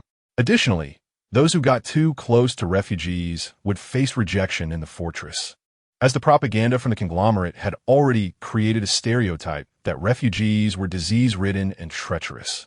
Talp talp? At this moment, Pei Xiangtong also heard the conversation and walked over. "Do you know who I am?" "Miss Pei, of course I know your identity. And my mission is to protect you." The burly man smiled and nodded. "We have prepared clean water and change of clothes for you in the vehicle. Since you know who I am, then save the person immediately. Don't make me say it a second time." Pei Xiangtong interrupted the man's words, coldly issuing the order. Chapter 68. The fall of the oasis. Zhang Fang was willing to spend 20,000 to accomplish what he couldn't, and in the end, it was done with just one sentence from Pei Xiangtong. After hearing her words, the leader of the transport team quickly made a concession, instructing his subordinates to carry Ning Zhe onto a tracked vehicle. These tracked vehicles were all patchwork creations. The bases were leftover loaders from the old world, with various other car bodies or canopies welded on top to serve as obstacle clearance vehicles, dining cars, medical vehicles, and so on. It was said that bandits would even install cannons and howitzers on the chassis of trucks or tracked vehicles for mobile firepower. The conglomerates of the Federation control a vast number of fortresses, which primarily serve as bases for extracting resources in certain areas. However, few fortresses can be self-sufficient, necessitating inter-fortress communication and exchange. The transport teams emerge from this need. They're distinct from military and police forces, forming an armed security group under the conglomerates, solely responsible for transportation. Transport teams under the conglomerates frequently traverse areas outside the fortresses, escorting extremely valuable goods. They not only face the covetous eyes of refugees, but also the ferocity of bandits and beasts, as well as sabotage from other conglomerates. Thus, their firepower is quite formidable, and they are equipped with medical teams to handle various sudden ailments in the wilderness. After Ning Zhe was lifted onto the treatment vehicle of the transport team, the doctors began to clean his wounds. Under the pressure from Pei Xiangtong, the team's black captain even authorized 2 doses of anesthetic, which he usually hesitated to use on his own men. After 2 hours of emergency treatment, all of Ning Zhe's wounds were stitched up. The team's doctor stepped down from the vehicle and looked at the black captain. "Captain, the patient inside has lost too much blood, almost reaching 20%. He urgently needs a blood transfusion." What does blood transfusion mean? Li Panzai, confused, looked at Zhang Fong beside him after hearing the doctor's words. Without waiting for Zhang Fong to finish, he shouted loudly to the doctor, "Doctor, use my blood. I'm so fat, I must have a lot of blood. Just save Zhiji. You can draw as much as you need. Get lost." The doctor frowned and scolded upon hearing Li Panzai's shout. "I can't stand you ignorant fools. Do you think a blood transfusion is like drinking water? You can't just transfuse however you want. Doctor, he doesn't have much education. Please don't argue with him." Zhang Fang pusha Li Panzai asida. "I have type A blood. Can I donate blood to him?" "No. The patient's blood type is B, and we have run out of type B plasma in the transport team." The doctor shook his head slightly and called out to the others. "Is there anyone here with type B blood who can help donate?" Silence ensued. "I'll do it." At that moment, Pei Xiangtong, who had changed into a new outfit, suddenly walked over and looked at the doctor. "I'm type O, use mine." "Miss Pei, you are a precious person. How can you do this?" The black captain flattered her and then looked at the others. "What the hell are you all dawdling for? Who has type B blood? Step up." "Miss, this way, please." The doctor reluctantly beckoned Pei Xiangtong and led her to the nearby, sterile vehicle. Ning Zhe was severely injured, with at least 20 wounds on his body and nearly 100 stitches. Fortunately, the doctor from the transport team was professionally trained and had years of experience dealing with external injuries in the wilderness, which saved his life. After the surgery was completed, Ning Zhe remained in a state of drowsiness, constantly switching between consciousness and slumber. When he gradually regained awareness, he found that he had been transferred from the transport team's medical vehicle to another desert RV, lying on a specialized hospital bed. Looking out the window, he noticed that the transport team's vehicle was no longer in sight. Outside, the desert was filled with official military vehicles and countless personnel dressed in protective suits. Carrying sprayers were spraying some kind of chemicals in the oasis. Where the crowd passed, the crops had visibly wilted. After the disinfection team sprayed a large amount of triclopyr and glyphosate on the oasis, they began dumping barrels of a pungent liquid into the lake at the center of the oasis. Within just a few minutes, dead fish began to float on the surface of the lake. Ning Zhe lay on the hospital bed in the car, expressionless as he watched the actions of the fortress people. 4 or 5 years ago, there were also a few micro-oases near Fortress 87, but over time, those oases were all covered by yellow sand. Ning Zhe had always thought that the disappearance of the oases was due to environmental factors, until this moment when he could witness the disappearance of an oasis with his own eyes, which unraveled a mystery that had puzzled him for years. According to his original plan, he intended to use a pack of wolves to eliminate Yi Peng and then take Xie Guanquan and others away from the oasis. This way, with a life-saving favor owed to him and being able to avoid the oasis, Ning Zhe would have a glimmer of hope.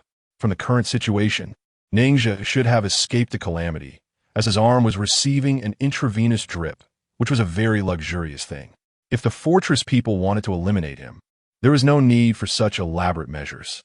In a sense, Ning Zhe survived because he utilized Zhang Fong, Pei Xiangtong, and Xie Guanquan, awakening the conscience within their humanity in a desperate manner, breaking down their barriers against the displaced people, living through death, so to speak. To avoid getting embroiled in this dispute, Ning Zhe chose to continue feigning unconsciousness. He knew very well that the less he knew about the secrets of the fortress people, the longer he could live. After 4 to 5 hours of disinfection, the chemical defense team confirmed that the herbicide had covered every inch of the oasis, and they began to set up explosives. The formation of an oasis was mostly due to the underground rivers flowing below to completely eliminate the oasis. It was necessary to use blasting methods to destroy the springs that brought underground water to the surface. With a deafening boom, thick clouds of smoke rose, gradually engulfing a patch of greenery in the desert. Accompanied by tremors in the ground, the military convoy began to start up, heading back to Fortress 87. Chapter 69. Hungry corpses piled up this time as a guide for the scientific expedition team. It was Ning Zhe's first close encounter with the fortress people. Yi Peng showed him the fortress people's ruthlessness. Sun Liang let him see their barbarism, while Zhang Fong revealed the innocent and kind side of the fortress people.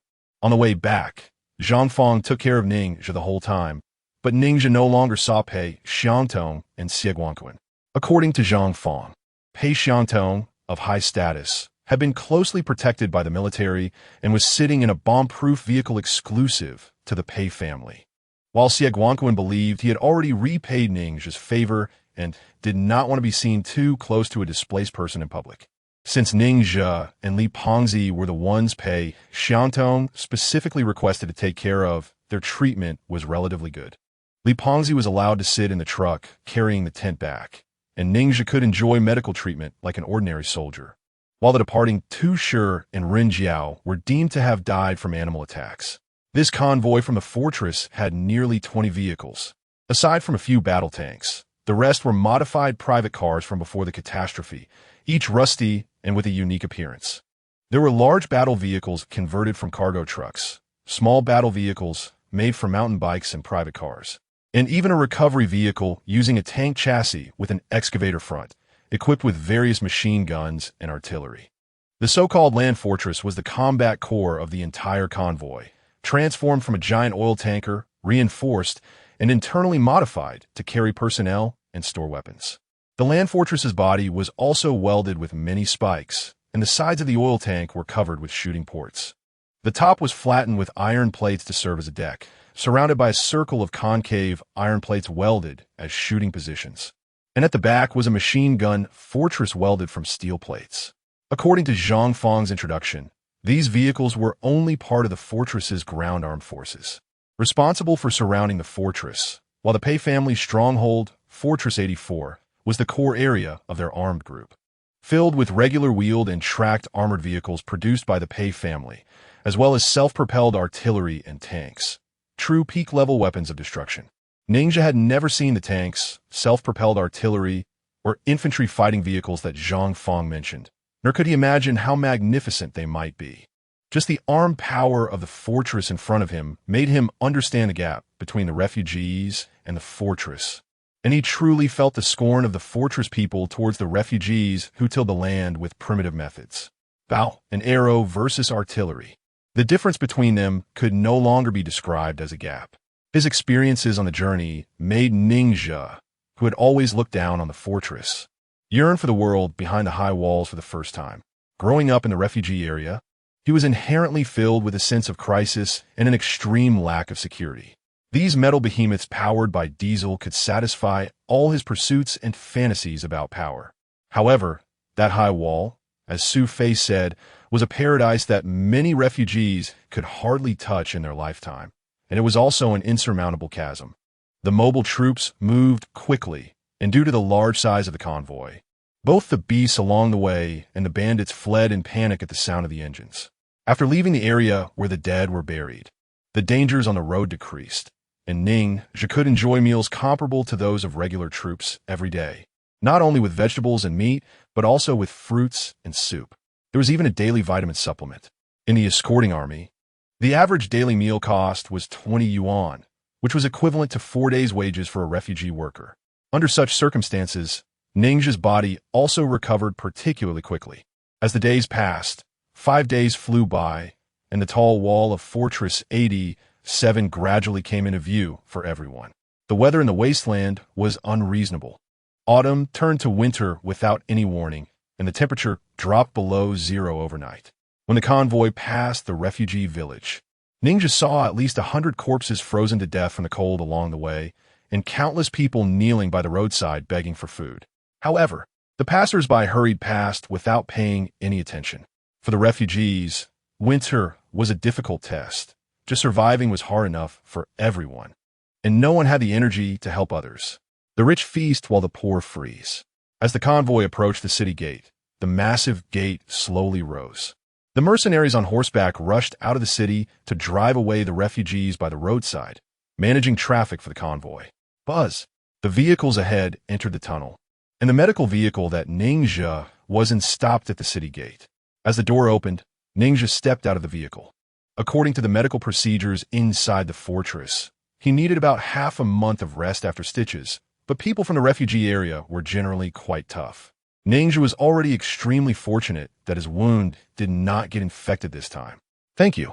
Ning Zhe took the item from Zhang Fang's hand and smiled. Take care. In a vehicle ahead, Pei Xiantong glanced at Ning Zhe's figure through the window and asked a middle-aged man beside her. He saved my life. Do I not even have a chance to say goodbye to him? Bang! After the convoy entered the tunnel, the massive gate slammed shut, once again separating the two worlds. Cotton clothes. He has cotton clothes. And food. In the distance, a group of beggars huddled by the street, shivering, their eyes fixed on the package in Ning's hand, charging at him like rabid dogs. Chapter 70. To die in order to live in the past. When people in the refugee area saw fortress people, their first reaction was to hide as far away as possible. But on this day, when those beggars saw the package in Ning's hand, they all rushed towards him. They had all seen Ning get out of the convoy from the fortress. Normally, they would never dare to approach, but their fear of the fortress people stemmed from the fact that those individuals could control their lives and destinies, depriving them of their right to survive. However, at this moment, they had no way out. If they could not fill their stomachs, they wouldn't need the fortress people to deal with them. The cold and hunger would be enough to claim their lives. When desperation sets in, people are bound to take risks, let alone the fact that the person standing in front of them was just a refugee. Even if a lone mercenary passed by at that moment, they would dare to swarm and rob him. Ninja had seen all the ugliness of the refugee area and knew well what these people, who usually seemed to lack any dignity, could become in order to survive. So, the moment the beggars rushed towards him, he pulled out the military dagger that Zhang Fong had given him for protection, made of high-carbon steel with a chrome-plated surface, and held it up, pointing at the crowd. Don't move. Stay where you are. Get back. Don't force us to hurt you. Fatly knew Ning Zhou was injured and was afraid those people would harm him. So he picked up a large stone from the ground and stood beside Ning Zhou, looking fierce but cowardly. Bro, we mean no harm. We don't want to hurt you. A beggar with a fierce look in his eyes stared at Ning Zhou and pointed at the bag in his hand. No other intentions. Just want to borrow some food and clothes from you. Don't worry. Once I get through this winter, I'll pay you back double. How about it? Big brother, please save my child. I saw you have medicine in your bag. A woman nearby brought a girl forward.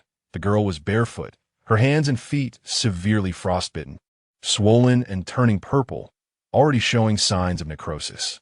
This winter was indeed colder than previous years, and in just a few seconds, nearly 30 beggars had surrounded Ning Zhou. Watching those beggars, either pleading or looking fierce, and some with shadowy gazes, Ning Zhou reached into his bag and took out 2 iron cans of beef and a tube of erythromycin ointment. He raised his hand and waved. You all see it. My supplies are limited. I can only give out these as a gesture. You need to survive the winter, and I need to live too. This is all I have.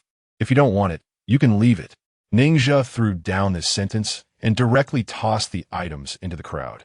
With a whoosh, the group of beggars surged together like koi fighting for food and water. Mom, I got the medicine.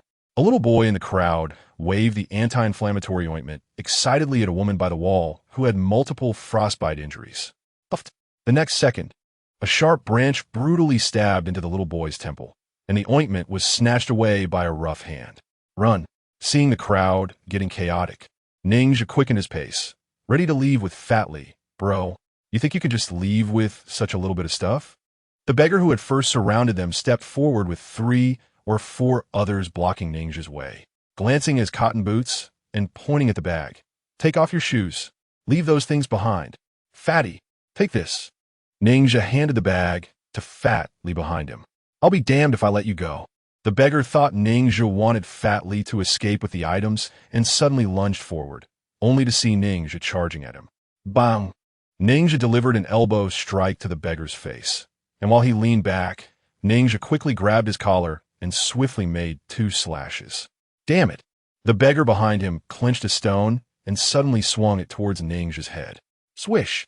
Ning Zhou sidestepped to avoid the opponent's strike, stabbing a knife into the person's abdomen, then quickly stepped left to evade further attacks. The beggar wanted to continue the assault, but as he lifted the stone, he felt his strength rapidly draining, and his stomach felt icy cold. Looking down, he saw that his clothes had been torn open, and his intestines were spilling out onto the ground. The remaining beggars were stunned, unable to comprehend that the seemingly young Ning Zhou could be so ruthless. He showed no psychological burden in killing. They were all afraid of death, and their choice to fight desperately was precisely to survive. However, Witnessing the deaths of two companions who had fought for survival made them sense the taste of death, awakening their inner fears. Get lost. Anyone who follows me will meet the same fate. Ningxia pointed his knife at the group, slowly retreating and creating distance between them. He quickly disappeared into the alley with Fatty Lee. Meanwhile, the 2 boxes of canned food Ningxia had thrown out had been snatched clean, leaving 4 corpses on the ground. 2 were killed by him, and 1 had starved to death due to exhaustion. In the face of the dead, the refugees showed no fear. After a brief moment of hesitation, they surged forward again, beginning to loot the blood-soaked clothes from the corpses. After Ningxia and Li Pengzi left the East City Gate. In order to avoid encountering beggars driven mad by hunger and cold again, they chose to take small paths to deter home. About half an hour later, they arrived at the street where they lived. When passing by Su Fei's house, Ningxia thought for a moment and asked Li Pengzi to wait outside the yard while he went in alone. Finding that Su Fei was not there, Ningxia felt a bit puzzled but didn't linger and left the yard. As soon as he stepped out, he saw a hedgehog vehicle with a trailer parked at the street corner, with 4 mounted mercenaries beside it. Bro! Lin Sun on the hedgehog vehicle saw Ningxia from a distance and excitedly ran over to give him a big hug. Seeing that Lin Sun was in good condition and all his injuries had healed, Ningxia let out a deep sigh of relief. There were no excessive pleasantries exchanged. For them, being alive was the greatest fortune. Just then, a mercenary got out of the passenger seat and walked over to the group, coldly asking, "Who is Ningxia?" Chapter 71. A beast called Desire Ningxia stood at the street corner and met the mercenary's gaze as he called out his name. "I am Ningxia. What can I do for you? This is your appointment letter and credentials. Keep them safe." The mercenary handed a brown paper bag to Ningxia. "Starting today, you are the head of this neighborhood. You will oversee the 100 households living here. You have the authority to manage public safety and the power to select workers for the factory. You need to submit the adjusted list of workers to the corresponding No. 11 outpost every week.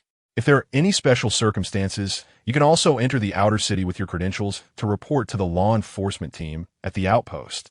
"I'm ahead." Ningxia was slightly taken aback and looked towards the yard behind him. "What happened to our previous head?" "Not sure, but I heard he probably died of illness." The mercenary showed no interest in the plight of the homeless. If it weren't for the fact that he was appointed to make Ningxia the head, he wouldn't have bothered to make this trip himself. He then pointed to the yard behind Ningxia. "From today on, the residents' rights of this yard belong to you. Also, I brought a ton of coal as your payment for serving as a guide. So hurry up and unload the truck." Ningxia took on this position not to please the people of the fortress, but to solidify his own status and to avoid being harmed by people like Hu Jida in the past. Moreover, being able to receive supplies for 1 person each day would increase their chances of survival, especially since prices rise sharply in winter, and people are less likely to sell their own rations to maintain their strength. Regarding the mercenary's claim that Su Fei died of illness, Ningxia didn't believe it at all. Although he hadn't interacted with Su Fei much, Su Fei left him with an impression of being knowledgeable and capable. Especially after confirming that Su Fei's friend Ren Jiao was a demon seed, Ningxia became even more certain that this person was not simple. So, Su Fei probably found an excuse to run away, and his choice to leave was likely related to a batch of seeds that Ren Jiao and Tu Shi obtained. As for what they intended to do with the seeds, Ningxia had no way of knowing. The mercenaries inside the fortress were full of vigilance and disdain towards the refugee area. Under their urging, Ningxia, Lin Sun, and Fatty Lee began unloading coal from the truck into the yard. After Ningxia lifted the tarpaulin covering the coal, he discovered that there were also 2 bags of rice and 2 bags of flour stacked on top of the coal. Looking puzzled at the mercenary, he asked, "Sir, what does this mean?" "A steward from the Pei residence asked me to bring this to you." "Don't ask too many questions. Just hurry up and unload the truck." The leading mercenary seemed to have received some favor and quietly threw down this sentence before stepping aside to smoke. Hearing this, Ningxia suddenly understood. These items must be the thank you gift from Pei Xiangtong because during their previous conversation, Ningxia had mentioned the barren conditions in the refugee area. Pei Xiangtong's gesture could be seen as a way to repay him. She only knew that the refugees were struggling to find food, but she was unaware that they were also lacking water, which is why she only sent grain. The rich accumulate wealth, while the poor eat coarse food. In the vicinity of the 87th fortress, the food for the refugees, apart from the soybean cakes and potatoes distributed by factories, mostly consisted of rough rice mixed with husks and chaff, as well as bean flour made from ground black beans. More than 90% of the population probably had never even seen fine rice and flour. Ningxia was afraid that this scene would be seen by passers-by. So he took advantage of the absence of people to let Lin Sun and Fatty Li hide the grain in the house before starting to unload the coal. In the past, they used homemade charcoal for heating every winter, but as the dead trees on the desert became fewer, the available fuel was also limited. As for coal, that was something only the city folks could use. Every winter, countless refugees would follow the coal transport vehicles, picking up the small pieces of coal that fell through the gaps in the trucks. The security personnel of those transport teams would also throw down some larger chunks of coal, watching as a group of refugees fought over them, often to the point of injury.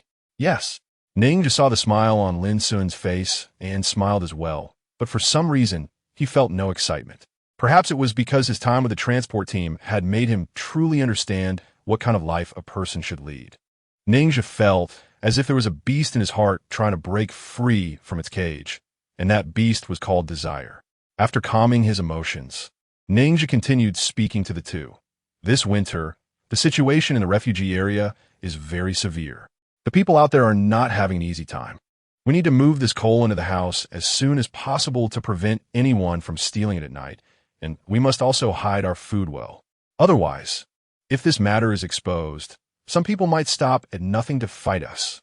By the way, Sun Ge, we also brought you some canned meat from inside the fortress. Try some. At this moment, Fatty Li took a can of meat from his bag, opened it, and handed it to Lin Sun. Sniff. Lin Sun smelled the aroma coming from the canned meat and immediately swallowed. He rubbed his hands on his clothes, grabbed a piece of beef, put it in his mouth, and then widened his eyes. Why is this meat so delicious? It's completely different from what we usually eat. Brother, Fatty, you guys should try it too. You go ahead and eat. Fatty Li and I have had plenty in the transport team. Don't eat all the canned food. We need to save some to mix in with the rice for porridge. Ningxia paused, then stepped outside. You two keep working. I'll go pick up Zhao Yi. Previously, when Ningxia left, he had left Zhao Yi 300 yuan. That money, combined with Zhao Yi's own savings, would allow her to live for half a month without needing to take on clients, which was manageable. Ningxia had promised to take care of Zhao Yi, and now that he had enough supplies, he thought of bringing her over as well. Otherwise, it would be quite difficult for such a fragile woman to survive the winter. However, when he arrived at Zhao Yi's home, he felt something was off, as he could hear a man's voice inside. Ningxia initially thought Zhao Yi had chosen to return to her old profession, but he quickly realized something was amiss, as there was also a woman's voice speaking in the room. But the owner of that voice was definitely not Zhao Yi. Chapter 72. The missing Zhao Yi. Ningxia stood outside Zhao Yi's door, hearing unfamiliar voices coming from inside. He quickened his pace and abruptly lifted the door curtain. What he saw was a room with 3 men and 2 women sitting by a charcoal brazier, using the charcoal that Zhao Yi had stored to keep warm. The originally clean and tidy room was now in disarray, filled with the smell of urine, and there were even 2 piles of feces in the corner. Damn it! Who are you? We'll let you into my house. A man stood up with a wooden stick in hand, his gaze wary as he looked at Ningxia. In the winter refugee area, incidents of home invasions had happened too frequently, making people cautious. Who are you? Where's the original owner of this house? Ningxia sensed that the other party was not friendly, a fierce glint flashing in his eyes, and a bad premonition rose in his heart. Are you deaf? I am the owner of this place. Don't you understand? Get out right now. The man, relying on the fact that there were more of them, approached Ningxia with the stick, but instead of hitting him, he reached out to push him out. Slap! Ningxia grabbed the man's wrist, twisting it back and directly pinned him against the wall. What the hell? The other 2 men, seeing this, immediately got up. Bang! Ningxia pulled out his military dagger and pressed it against the cheek of the man in front of him, stabbing it into the earthen wall. The other 2 noticed the metal knife and hesitated, not daring to step forward. Brother, let's talk this out. There's nothing to eat in this house. Just some charcoal left. Take whatever you want, but please don't hurt anyone. I beg you. The man holding the wooden stick looked at the sharp blade in front of him, and his tone softened instantly. I don't know. I really don't know. We just arrived here the day before yesterday, originally planning to beg on the street, but we found this house empty and there was some food inside. So we moved in, but we haven't seen anyone here at all. Really, I'm not lying to you. The man gasped and pleaded, brother. We are all miserable people. We haven't done anything evil. Please let us go. Bang. Ninja glanced at the ragged clothes of a few people and pushed him away. I am the head of this street. I'll give you 10 minutes to get out of here, or else don't even think about leaving. I understand. I'll leave right now. The man trembled in fear after hearing Ninja's words, nodding repeatedly. They dared to occupy the houses here because they had heard that the head of the street had died, which gave them the courage to take over the properties. Although the position of head had little power, it held the authority to grant work permits for the city, thus still having some influence. Whenever something happened in the neighborhood, if the head called out, people would come out to help. Except for a few individuals who wanted to curry favor with the head for an easier job, those who didn't help would find themselves in trouble during a raid, with no one to assist them. The people in the refugee area were all struggling, and everyone was equally poor. Apart from heads like Hujida, who wielded power like a feather, most heads were more humane. The position was established to supervise people at work, and the heads were elected collectively to ensure they were respected. However, Ninja Street was somewhat special. The previous heads, Hujida and Su Fei, had bought their positions, and Ninja had also risen through connections. When Ninja walked into Zhou Su's home, the three of them were sitting together in tears. Ninja also noticed that Zhou Su's wife's hand was wrapped in a rag, with exposed skin at the edges showing signs of ulceration. Brother Zhou, what happened to you? Ninja glanced around the room and asked with a frown. Water plant? Zhou Su's wife looked at the pouch in her hand, and, after hearing Ninja's assurance, her eyes widened in disbelief. In their area, every neighborhood chief had 100 quotas for workers from outside the city, and their street mainly corresponded to the hard-working steel mills. However, in order to give the neighborhood chief some prestige, they would also allocate a few relatively easy factory quotas to everyone, allowing them to use these quotas to win the favor of the homeless below, making it easier to manage. However, such quotas were generally not accessible to the homeless. Ninja nodded. Su Fei has left, and now I am the new neighborhood chief of this block. Great. If you become the chief, our Zhou family will finally be saved. Bao, hurry, bow to your Uncle Ning. Zhou Su heard this and crawled up with his broken leg, starting to bow to Ninja with his wife and children. His son was named Zhou Qi Bao, but he rarely got to eat his fill. Zhou Su shook his head in confusion and said, Zhao Yi, I really don't know. Our family has been in trouble these past few days, and I haven't had the mood to care about other people's business. Xiaozhe, I heard that recently. The Black Flag Gang has been capturing young and beautiful boys and girls everywhere to send them to brothels, and they have been eyeing Zhao Yi for a long time. In the past, to avoid offending the neighborhood chiefs of various blocks, they only went to unmonitored refugee villages to capture people. However, in the past few days, our street has been in chaos because there is no chief. And do you think Xiao Yi might have been captured by the Black Flag Gang? Zhou Su's wife pondered for a moment and then looked up at Ninja. Crack. Chapter 73. New grudges and old hatreds settled together. Sister Yi is in trouble. Zhigo, I want to go with you. Fatty Lee searched around the yard and picked up a stick to grip in his hand.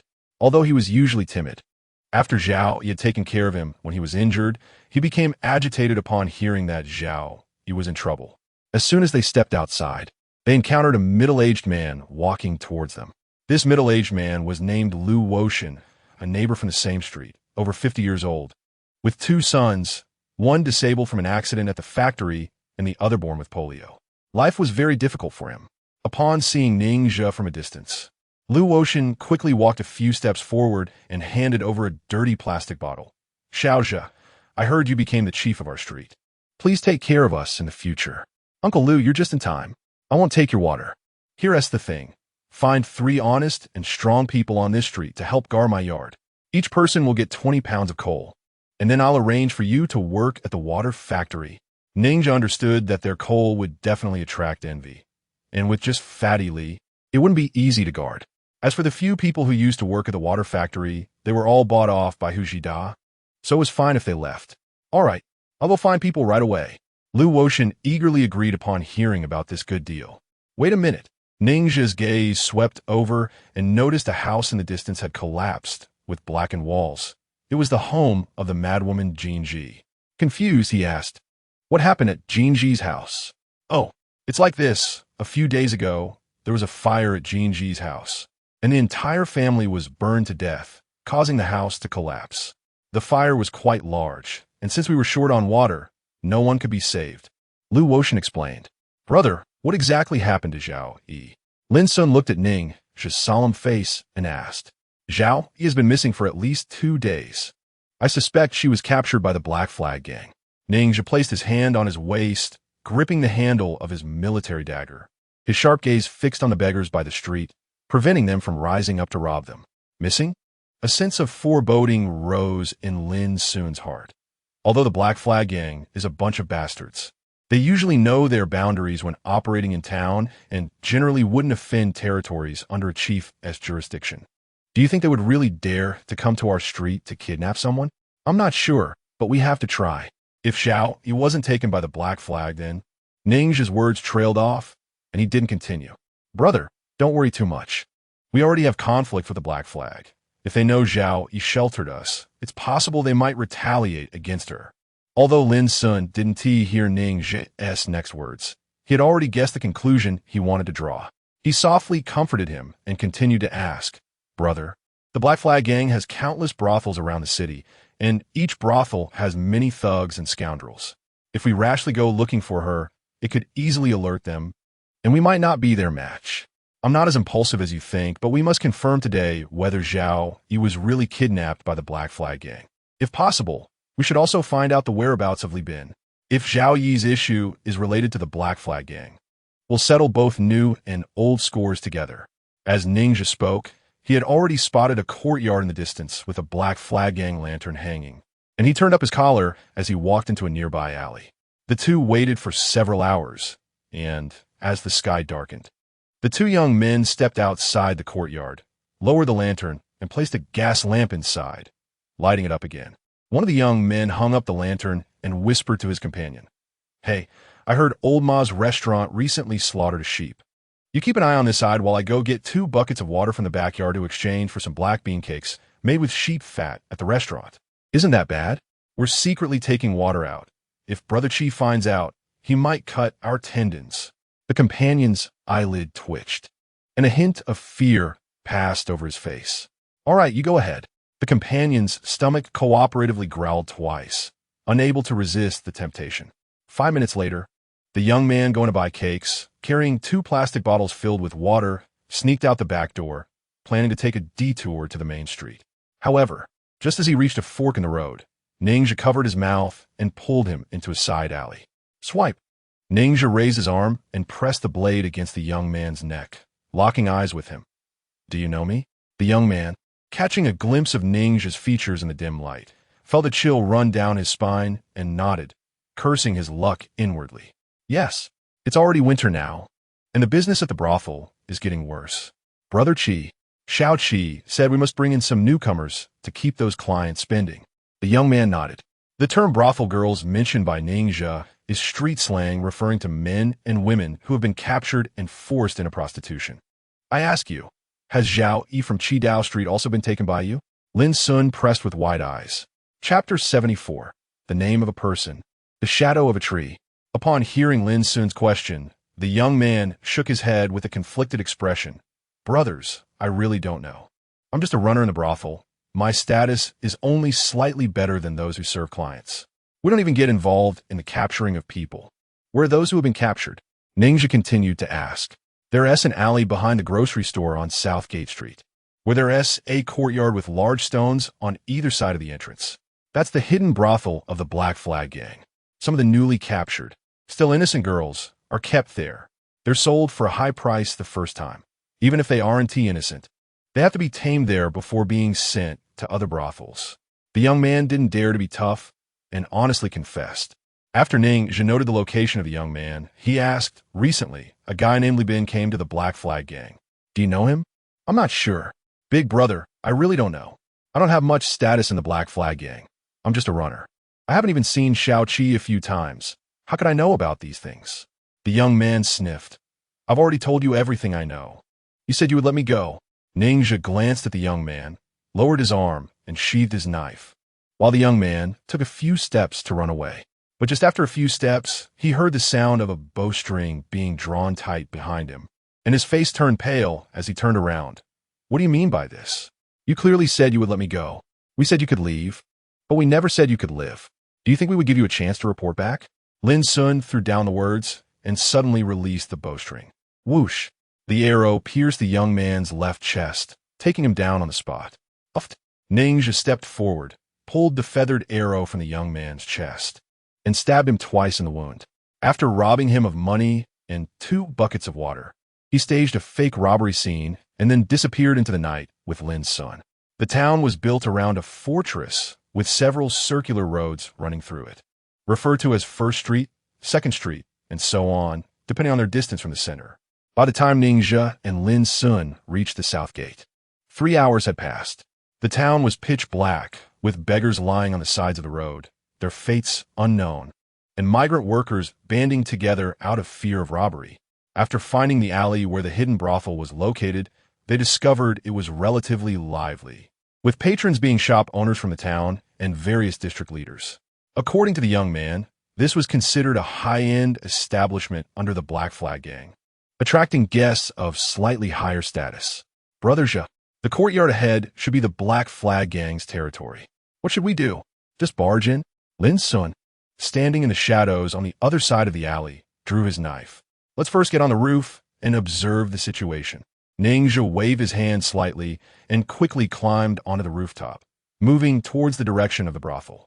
The closer they got, the clearer they could hear cries of anguish from the courtyard, accompanied by sounds of beatings and curses. At that moment, several lanterns hung in the courtyard of the Black Flag Gang's brothel, and light was seeping from several rooms, while the neighboring courtyards were silent, likely occupied by the Black Flag Gang. Brother, there are 4 people guarding the courtyard. The main door at the back is slightly ajar, probably where these people rest.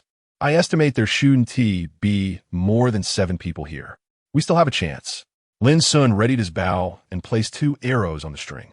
If we launch a surprise attack, I can take out 3 of them in the shortest time possible. I'll go into the courtyard first. You cover me. Ninx he. Hearing the heart-wrenching screams from the brothel, couldn't help but think of Zhao Yi's plight. He gripped his military dagger with one hand and quickly moved toward the corner of the courtyard. With a thud, 3 seconds later, Ninja jumped down from the roof into the courtyard. A young man, standing in the light of a lantern, smoking, heard the noise and instinctively turned around. Ninja remained silent, darting forward like a cheetah. Damn it! Thieves had broken into the yard. The young man saw the figure rushing towards him and, while shouting loudly, picked up a nearby wooden-handled stone hammer and swung it at Ninja. Seeing this, Ninja used his momentum to fall to the ground, executing a sliding tackle that caught the young man's ankle. Bang! The stone hammer struck the ground, and before the young man could turn around, he was stabbed in the lower back by the quicker Ninja, letting out a scream like a pig being slaughtered. Whoosh! The feathered arrow whizzed through the air, and the 2 henchmen who hadn't reacted in time fell to the ground. The remaining young man drew a bone knife, but after just a few steps, he was struck in the leg by an arrow, rolling on the ground and wailing in pain. Bang! The front door was pushed open, and a big fat man led 2 others out, cursing. Damn it! How dare you cause trouble on Black Flag's territory? You're asking for death. Thud thud. Ninja saw someone appear and drew his knife, ready to move forward. But then he saw the big fat man raise a homemade gun in his hand and suddenly duck towards the corner of the wall. Bang! A gunshot rang out, and the iron shot hit the wall, sparking a shower of sparks. The big fat man, realizing he had missed, reached out to the young man beside him. Change guns. A young man squatting at the door, looking at the big fat man's bleeding arm, breathed heavily. Fat brother, these people are well prepared. Useless. We have guns. What are we afraid of? Load the bullets. The big fat man handed the empty gun to the person next to him, intending to pull out the arrow lodged in his arm. But as soon as he touched it, he felt a heart-wrenching pain. Fat brother, don't you understand yet? The person who came here is Ninja. Previously, Li Bin and Meng Liang went to find him. Li Bin returned in defeat, and Meng Liang never came back. The The young man's forehead was sweating. Whoever messes with this devil has no good end. Damn it. The big fat man shivered upon hearing the name Ninja. Can you be sure it's him? It's not without reason that no one in the town wants to provoke Ninja and his group. I can definitely confirm it. The young man nodded without hesitation. Archery has long been outdated. Using this to fight is just pure foolishness. In the entire town, besides Lin Sun beside Ninja, I haven't heard of anyone else who can handle a bow and arrow this well. Top, top. At the same time, footsteps sounded again outside the door. Bang! The big fat man heard the noise, gritted his teeth in pain, snatched the gun from the young man's hand, and fired a shot through the door. Hearing a scream and the sound of someone falling, holding the empty gun, he ran unhesitatingly towards the back window. Chapter 75. Lost hope. Although the big fat man's previous shot did not hit Ning's vital parts, a considerable amount of iron shots still hit his leg. At first, Ninja did not feel any pain, but once he moved, he felt a sharp pain and numbness in his leg. Just as he was preparing to charge forward despite the pain, the door of a room in front of him opened again. A frightened customer, startled by the gunfire, turned to run, but as he passed by the main door, he was shot down through the door. Seeing this scene, Ninja dared not act rashly. He had witnessed the power of firearms, and, even knowing that the opponent was wielding a homemade gun with relatively low lethality, he still did not dare to underestimate it. Ninja didn't know if there were any other members of the Black Flag gang nearby, but after hesitating for a moment, he charged forward, pushed open the door of the main room from the side, and took a glance inside, only to find it completely empty. The few people inside had already escaped through the back window. Bro, there's still a survivor. Lin Sun then jumped into the courtyard and pinned the person who had been shot in the leg to the ground. Ninja turned around and quickly walked to the person, pressing the knife against his chest. I ask, you answer. If you don't lie, I won't kill you. All right, I'll speak. The young man on the ground was sweating and nodded decisively. Ninja saw the other party nodding and quickly asked, is there someone named Zhao Yi in this brothel? The young man shook his head. I don't know. The Black Flag brothel uses code names for the prostitutes to prevent their families from finding them, so no one is called by their real name. Ninja continued, do you know a new guy named Li Bin who recently joined the Black Flag gang? I know. He makes guns. The homemade gun that Fatty just had was made by him. The young man nodded. Li Bin is highly valued by Xiao Qi in the gang, and he has become one of his favorites. But if you want to find him, it should be very difficult.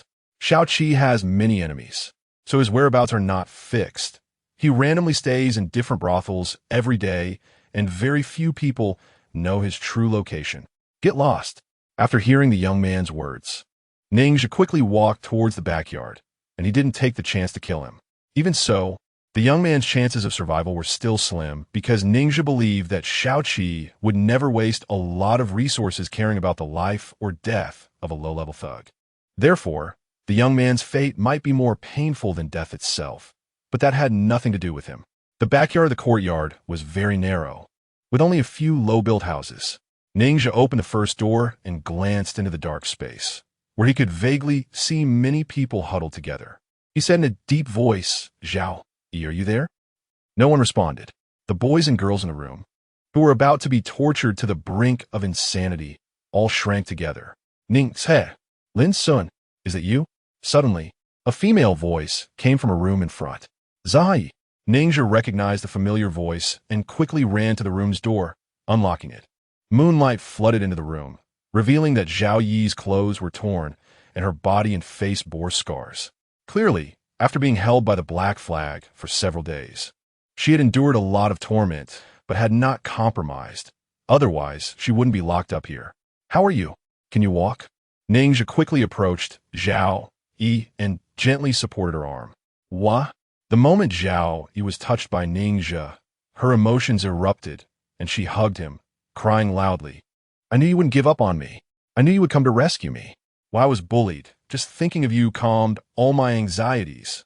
Even if you are far away, just knowing you exist in this world makes me fearless.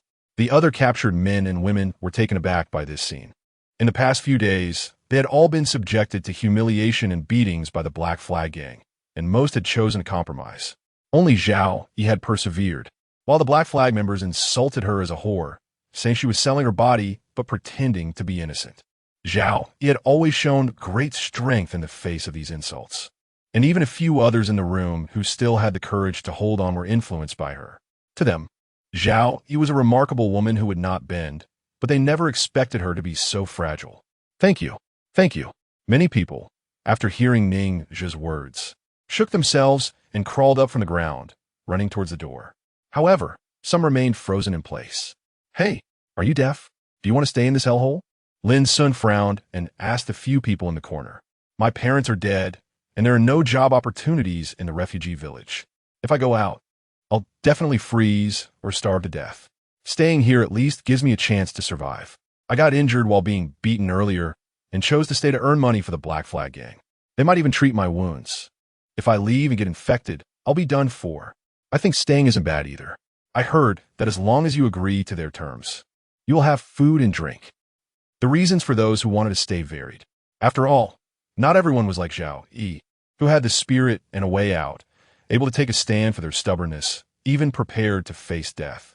There is a term in academia called Stockholm Syndrome, a rare and special psychological phenomenon where a victim develops a positive emotional bond with their abuser after experiencing mistreatment or fear of their environment. This includes feelings of sympathy, identification, and a desire to help the abuser, leading the victim to develop a sense of dependence and trust, even assisting the abuser. Those who wanted to stay had developed a strong sense of identification and attachment to the Black Flag gang, even viewing them as their savior. In their numbness, they dared not resist the injustices of life. Initially, they looked down upon others who sold their bodies in brothels, but when faced with their own situation, they found various excuses to justify their choices. Their understanding of life was merely about surviving physically, without the desire to rebel for a better spiritual existence. And they did not comprehend what rights they should possess as human beings. Old Master Lin once told Ning Zhe that when a person comes into this world, they must have something they pursue and cherish. When the day comes for a person to leave, there should be a reluctance deep in their spirit, not a fear of death. However, Ning Zhe felt that the people before him had no spiritual attachment. They could not even find the meaning of their existence. At this moment, he suddenly understood Su Fei's words. These refugees were losing hope. This was a tragedy caused by their own weakness. Chapter 76. Ants can kill elephants in a certain brothel of Shimen. Useless. You're just a waste. Shao Qi slammed the table, his chest heaving violently. Over 20 people in the dark brothel. They even had 2 guns. How could they let 2 people take them out? What the hell are you doing? Bang.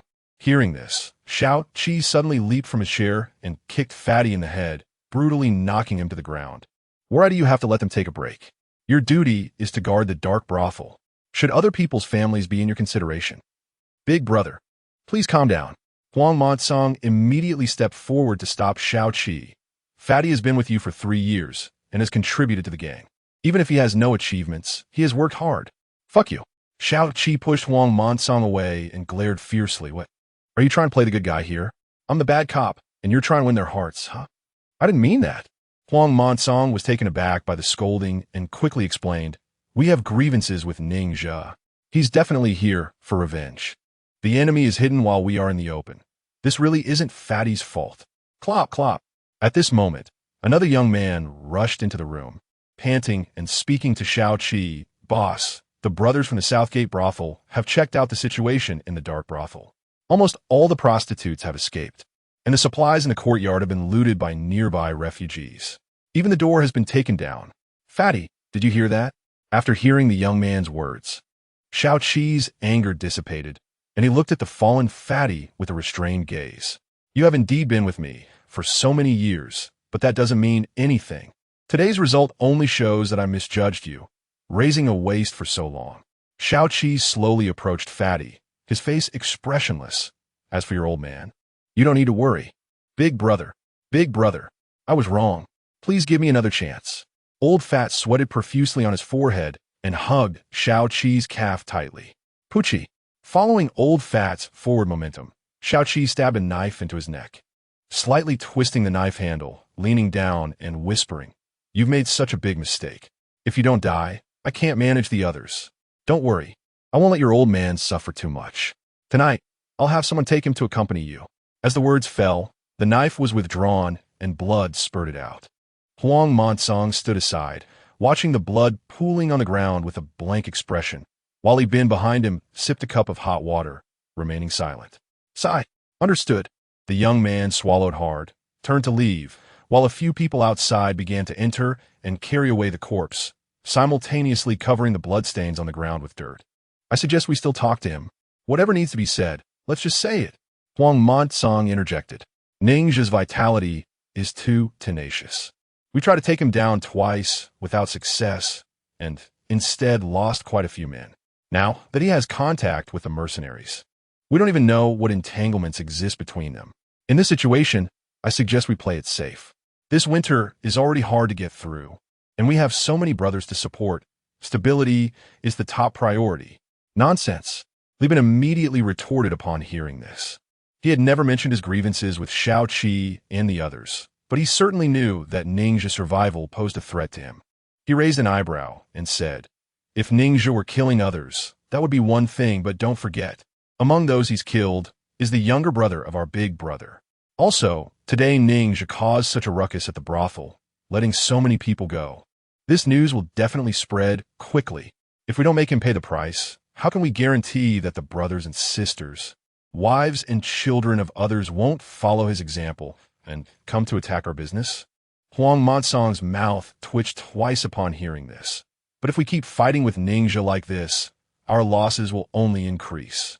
The reason we lost before was simply underestimating him. No matter how fierce Ningxia is, how many people can he really have? As the old saying goes, many ants can kill an elephant. When we were bandits before, we relied on sheer numbers to take down even well-equipped small transport teams. And Ningxia is just a refugee.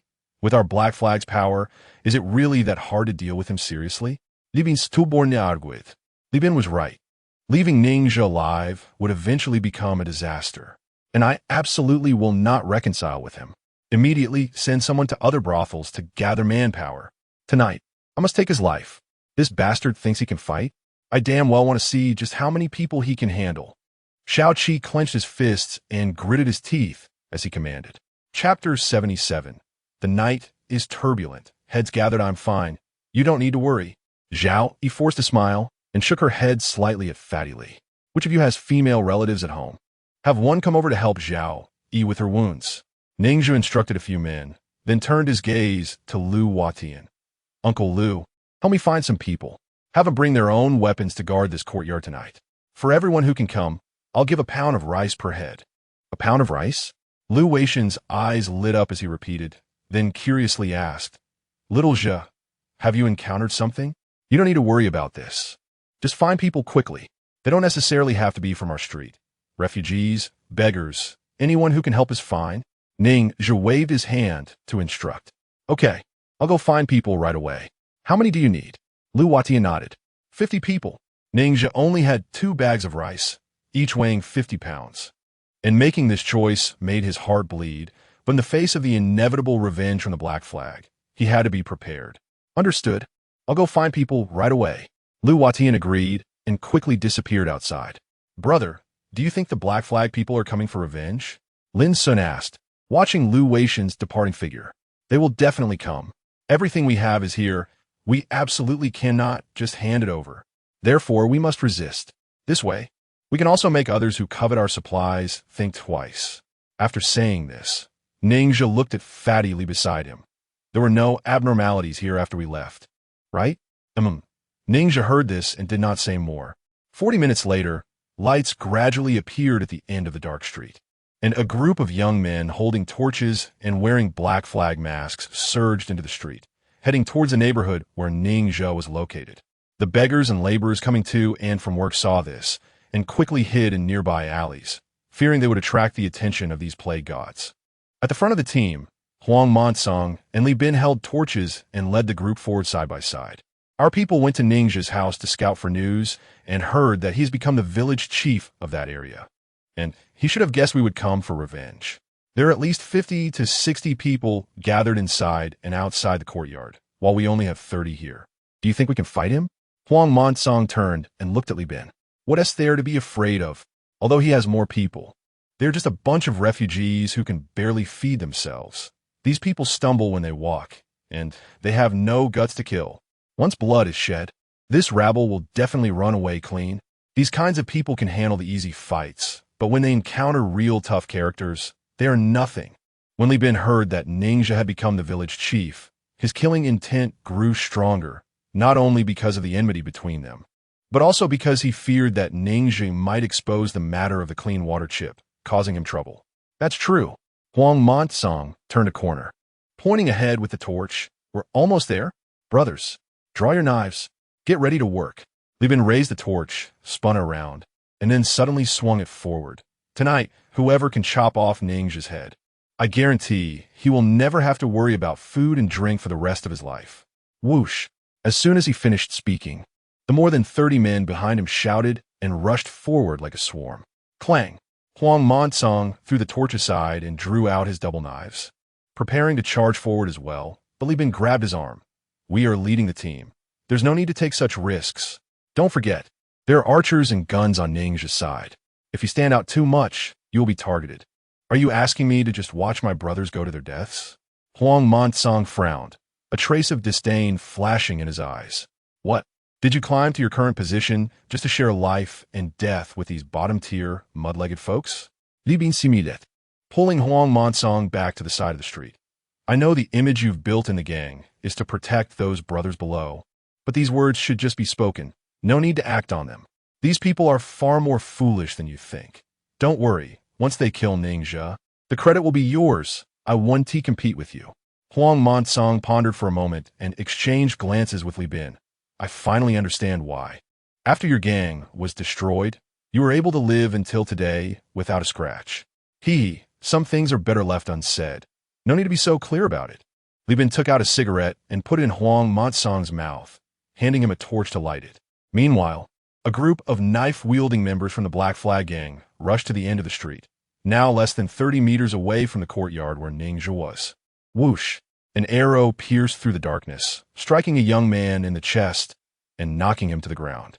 In ancient times, the effective range of a bow and arrow could reach about 150 meters, but that was only in dense formations. For Lin Sun, hitting an opponent from 30 meters away had a maximum probability of 70%. As the first member of the Black Flag Gang fell to the ground, the alley ahead was filled with people. Dozens of refugees, armed with various crude weapons, rushed into the street, charging towards the Black Flag Gang. Chapter 78.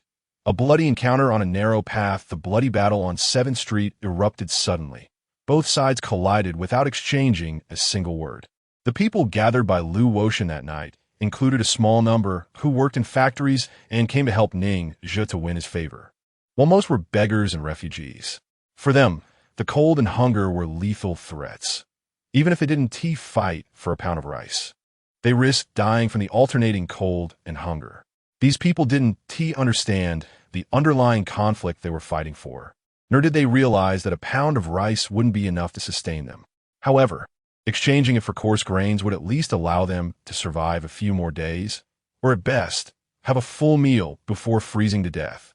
With this mindset, the fighting capability of the refugees far exceeded Li Bin's expectations. While they couldn't overwhelm their enemies, they certainly didn't crumble at the first touch. Bang! In the crowd, a refugee swung a decayed wooden stick and brutally struck a burly man from the Black Flag Gang on the back. The stick broke upon impact, but the man only staggered slightly before swinging his spiked club back at the refugee's face. Puff! Blood splattered as the spikes embedded in the refugee's face, pulling out one of his eyeballs in the process. The burly man didn't even glance back and began to smash into the crowd, each swing of his arm accompanied by a scream. Whoosh! Another arrow shot through the air, hitting the burly man in the back. He grunted, but turned to point at the roof of Ningxia's courtyard, shouting, "Damn it! Someone's shooting from over there. Take him out." Thud! 2 young men in the crowd heard this and drew the pistols from their waists, aiming at the rooftop. Lin Sun noticed their movement from a distance and quickly jumped down from the wall. Bang! Bang! 2 gunshots rang out in the darkness, iron shot hitting the wall and sparking a flash of fire. Whoosh! At the moment the gunfire erupted, More than 10 refugees who were still resisting against the Black Flag gang fled, several of whom had never seen a gun before and were completely scared off by the loud noise. Brothers, shoot! The burly man from the Black Flag gang saw the refugees starting to scatter and swung his spiked club with vigor, while the group behind him began to press forward wildly. In the melee, a refugee who had been stabbed twice suddenly let out a piercing roar and charged forward. When faced with a swing of the knife, he instinctively raised his arm to block it. Clang! A crisp sound rang out as the refugee's sleeve was sliced open and the bone knife wielded by the young man broke as well. The young man felt as if he had struck a stone, and then, gripping the half-broken knife, he lunged forward again. Bang! The refugee, seeing the young man's movement, picked up a stone and smashed it against his head, knocking him down. Rip! As the young man retreated, he accidentally tore the refugee's sleeve, revealing a horrific sight in the firelight. The refugee's wrist was now flesh-flayed, and the bones were rapidly growing outward, visible to the naked eye as they spread along the skin, with a fresh wound from being cut. At this moment, the refugee was already enraged and completely unaware of the changes happening to him. What is there to be afraid of? Charge! The burly man saw the crowd hesitate and swung his spiked club fiercely, but the refugee raised his arm to block it and then charged forward, knocking the burly man to the ground, raising the stone high. Bang! Bang! Gunshots rang out as several armed men from the group saw this scene and bravely rushed forward, shooting at the refugee from close range. Accompanied by 2 gunshots, the refugee was forcefully pushed away from the burly man by the impact of the bullets, collapsing to the ground and convulsing violently. He had been injured internally and began to spit blood, and the external bones of his arm lost control, falling to the ground. Damn it! Using beast bones as armor and still daring to act tough. The burly man cursed as he approached, smashing the club down onto the refugee's head, instantly crushing it. Thud! The remaining refugees, witnessing the devastating power of the firearms, completely lost their fighting spirit and began to flee en masse. The Black Flag gang, who had been holding back their anger, began to unleash a one-sided beating. Don't chase them. Push into the courtyard. Those with guns, lead the way. The burly man shouted to the crowd and then charged into Ning's courtyard, with the 2 young men who had fired first quickly following behind him. On the courtyard wall, Lin Sun peeked outside and turned to the inside. Brother, those refugees couldn't hold them back. The Black Flag people are coming. There are at least 20 more. Don't panic. Let them in. You go to the roof and keep an eye on the ones with guns. Ningxia stood behind the courtyard gate, holding a spear about 1.5 meters long with a metal blade as the tip, a weapon they commonly used in hunting. Facing the threat of beasts, maintaining distance was crucial for self-preservation. All right, be careful, Lin Sun replied, resting his bow on his shoulder and quickly moving along the wall. Xiaozhe, what about us? At that moment, Lu Woshan and a few other men crouched in the shadows opposite Ningxia, nervously gripping a rope. Everything is fine, stay steady. Follow my command. And remember the steps I taught you. Ningxia listened to the footsteps outside the courtyard and slipped into the shadows. 10 seconds later, the burly man and his group had all surged into the alley, standing outside Ningxia's courtyard wall. The burly man glanced at the 2 gunmen still loading their weapons and said to the 2 beside him, "Listen carefully. Once the door opens, shoot at anyone you see. But you 2 must stagger your shots. Don't shoot at the same time." Understood. The 2 exchanged nervous glances and nodded. Go. The burly man adjusted his breathing and kicked the door. Bang! The rotting door latch broke instantly under the force of his kick, flying to the side. As the door swung open, a middle-aged man inside the courtyard straightened the rope in his hand. Swish! In the shadows ahead, a wooden frame, fixed to the ground and covered with clothing, was instantly pulled taut. Bang!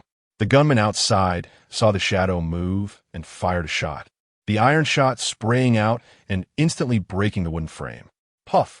Meanwhile, a long spear shot out from the gate with lightning speed, and the sharp tip violently thrust into the gunman's lower abdomen. Chapter 79. Fish swimming in a boiling cauldron, about to perish. In the yard outside Ningxia's door, as the first gunman fired a shot, everyone's attention was drawn to the bullet-riddled target. Therefore, Ningxia's spear thrust took everyone by surprise. However, Another gunman quickly reacted, stepping diagonally outside the door and aiming his gun at the direction of the spear. He suddenly pulled the trigger. Bang! With a muffled sound, the homemade gun failed to fire a bullet and instead exploded, the intense heat causing the gunman to howl in pain as several fingers on his hand were blown off. Thud! As an arrow struck his neck, the gunman fell to the ground. With a rush, the others heard the strong man's command and began charging into the yard with their weapons. They all knew there was an archer on the other side, but ultimately there was only one person. If they didn't rush in quickly, they would be treated as live targets. Lao Lu, Ninja, hiding behind the wall, saw people entering the yard and growled softly. Bang! Lu Woshan heard the shout and suddenly tightened the rope in his hands, creating a tripwire at the entrance. The first two people to enter were pushed by those behind them, stumbling and falling to the ground. Thud! Ninja tightly gripped the anti-slip handle of the spear, wrapped with hemp rope, and suddenly thrust it forward. Ah! A young man on the ground let out a cry of anguish. His hands began to frantically claw at the ground. Whoosh! The three refugees hiding beside old Lu saw Ning make a move and rushed out in a frenzy, brandishing sharpened wooden sticks and fiercely jabbing at the crowd outside. The gate of the courtyard where Ningxia was located could barely accommodate two people side by side. At this moment, it was being poked outward by four long spears, instantly injuring several. Are you all idiots? We can't get through the door. Just jump over the wall. The burly man tore off the cloth from his face, awkwardly wrapped it around his bleeding palm, and shouted at the crowd. With a rustle, a clever young man took the lead and climbed up to the wall, only to be shot in the head by Lin Sun's arrow. The feathered arrow bounced off the hard skull, leaving a gash on the young man's head. Ouch! The young man felt a buzzing in his head and immediately jumped down. Is my head still there? Bang! The burly man kicked the young man aside and glared at the others. Throw torches into the courtyard. Then we all jump over the wall. Let's see how many he can hit. Whoosh! Whoosh! Countless torches began to be thrown into the courtyard, and then a group of people started to climb the wall together. Swish! Lin Sun squatted on the rooftop, shooting down one person, and before he could act again, he heard footsteps behind him. Turning around, he saw two young men had somehow circled behind and were charging towards him on the rooftop. Seeing this, Lin Sun drew his knife and rushed forward, while quietly shouting, "Brother, the rooftop has been breached." Puffed. Ningxia heard Lin Sun shout a person outside the courtyard gate, and then shouted loudly, "Old Lu, guard the gate with me. The rest of you, hold the wall, don't let them rush in." Top, top, bang. At that moment, the gunman on the opposite side had reloaded, and one of them rushed to the doorway, firing a shot at Lu Wutian. As Lu Wutian heard the loud bang, he felt darkness enveloping his vision, and his face went numb. Instinctively covering his face, he felt a strange, slippery sensation, followed by intense pain in his neck, and he lost consciousness. Inside the courtyard, Ningxia saw Lu Wutian get shot, and then struck in the neck with a knife. He randomly jabbed outside. "Someone come help me." Thud! At the same time, people had started jumping into the courtyard, causing chaos among the several refugees inside, with people continually falling. Led by a strong man, the outsiders surged into the courtyard. Recognizing Ningxia, the strong man raised his club and shouted, "That's Ningxia! Kill him!" Crackle! As the strong man led the charge, countless weapons came rushing toward Ningxia. Facing the overwhelming crowd, he began to raise his spear diagonally to fend them off while retreating. Bang! A few seconds later, the end of Ningxia's spear hit the wall, forcing him into a corner. With no way to escape, he could only fight to the death, thrusting the spear forward. Thud! The blade, propelled by inertia, pierced the young man's abdomen, eliciting a scream from him. The strong man, seeing this, disregarded his companion's life, grabbed the injured man's shoulder, directly tripped him, and used his body weight to press down on the spear, then kicked the spear shaft. Crack! The wooden spear shaft broke with a kick, and the young man, pierced by the spear, gasped his last breath. Thud!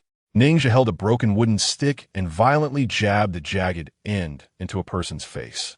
Then, he braced himself and took 2 stabs before darting into the doorway of the room.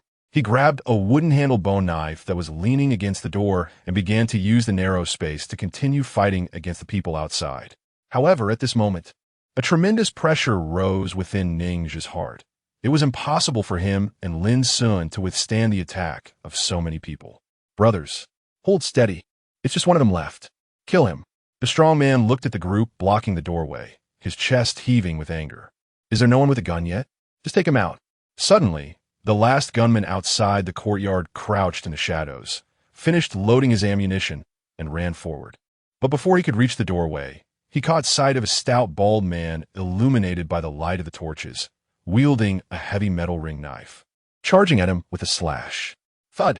The blade fell, severing the body, and blood splattered, extinguishing the torches ahead, while the bald man didn't even glance back as he directly charged into the courtyard. Thud, thud. Following closely behind the bald man, for more figures holding knives rushed in. Once they entered the courtyard, they wasted no time and began to hack at the crowd in front of them. The sudden appearance of this group of strangers through the Black Flag gang members, who had initially felt victory, was within their grasp, into disarray. Caught off guard by the danger behind them, 3 or 4 people fell at the moment of collision. Boss, they have reinforcements. We've walked into an ambush. A young man yelled as he looked at the 5 men like beasts. Damn it. Fall back. Retreat. The strong man surveyed his surroundings and noticed that all the newcomers were armed with metal knives. Being sensitive to the word ambush, he hesitated for a brief moment, then quickly dashed toward the nearest courtyard wall. In fact, the Black Flag gang still had a dozen or so people at this time. If their morale had been high, they might not have been outmatched by these newcomers. However, these individuals usually bullied the refugees with arrogance and had never encountered a large-scale resistance before. They felt insecure and, with Ningxia being the infamous killer on the opposing side, their psychological pressure increased even more. In that moment, everyone regarded the intruding group as the rumored beast-like hunters surrounding Ningxia. At this moment, not only were the people outside in chaos, but Ningxia was also confused. The refugees and Lu Woshan inside the courtyard had already deployed all their forces, and he had no so-called reinforcements. Chapter 80. The 5-man bandit group, an intense battle that was nearing its end, suddenly changed with the appearance of the 5 knife wielders. Faced with Ningxia's repeated resistance, the Black Flag members began to feel uncertain, completely losing their fighting spirit. As the strong man led the retreat, the others scattered like a tide, each searching for an escape route, desperately fleeing. It took the Black Flag members at least 3 minutes to break into the courtyard, but they took less than 30 seconds to retreat. At this moment, there were at least 4 or 5 corpses lying in the courtyard, and the number of injured was countless. The air was thick with the smell of blood, and the ground was slick with flowing blood. Thud! With a muffled sound, Lin Sun on the roof took down an opponent, kicking him down. He then quickly knocked an arrow, aiming at the people in the courtyard. What's going on? Don't know what's good for you? The bald man in the courtyard raised his ring knife, pointing it at him. Friend, don't misunderstand. We mean no harm. At this moment, a young man behind the bald man stepped forward and shouted into the house. It's safe outside now. Can you come out to chat? Thud, thud. Ningxia had just seen a few people attacking the members of the Black Flag gang in the room and slowly took a step towards the door, looking at them. Who are you? Why are you helping me? To be precise, I'm not here to help you, but to repay a favor. Let me introduce myself. I am Wu Hao, a refugee from Block 88. The young man clasped his fists and gave Ningxia a friendly smile, then pointed to the bald man and the other 3 youths beside him. These are my friends, Jiao Tubo, Li Lin, Ma San, and Ma Si. How did you find me?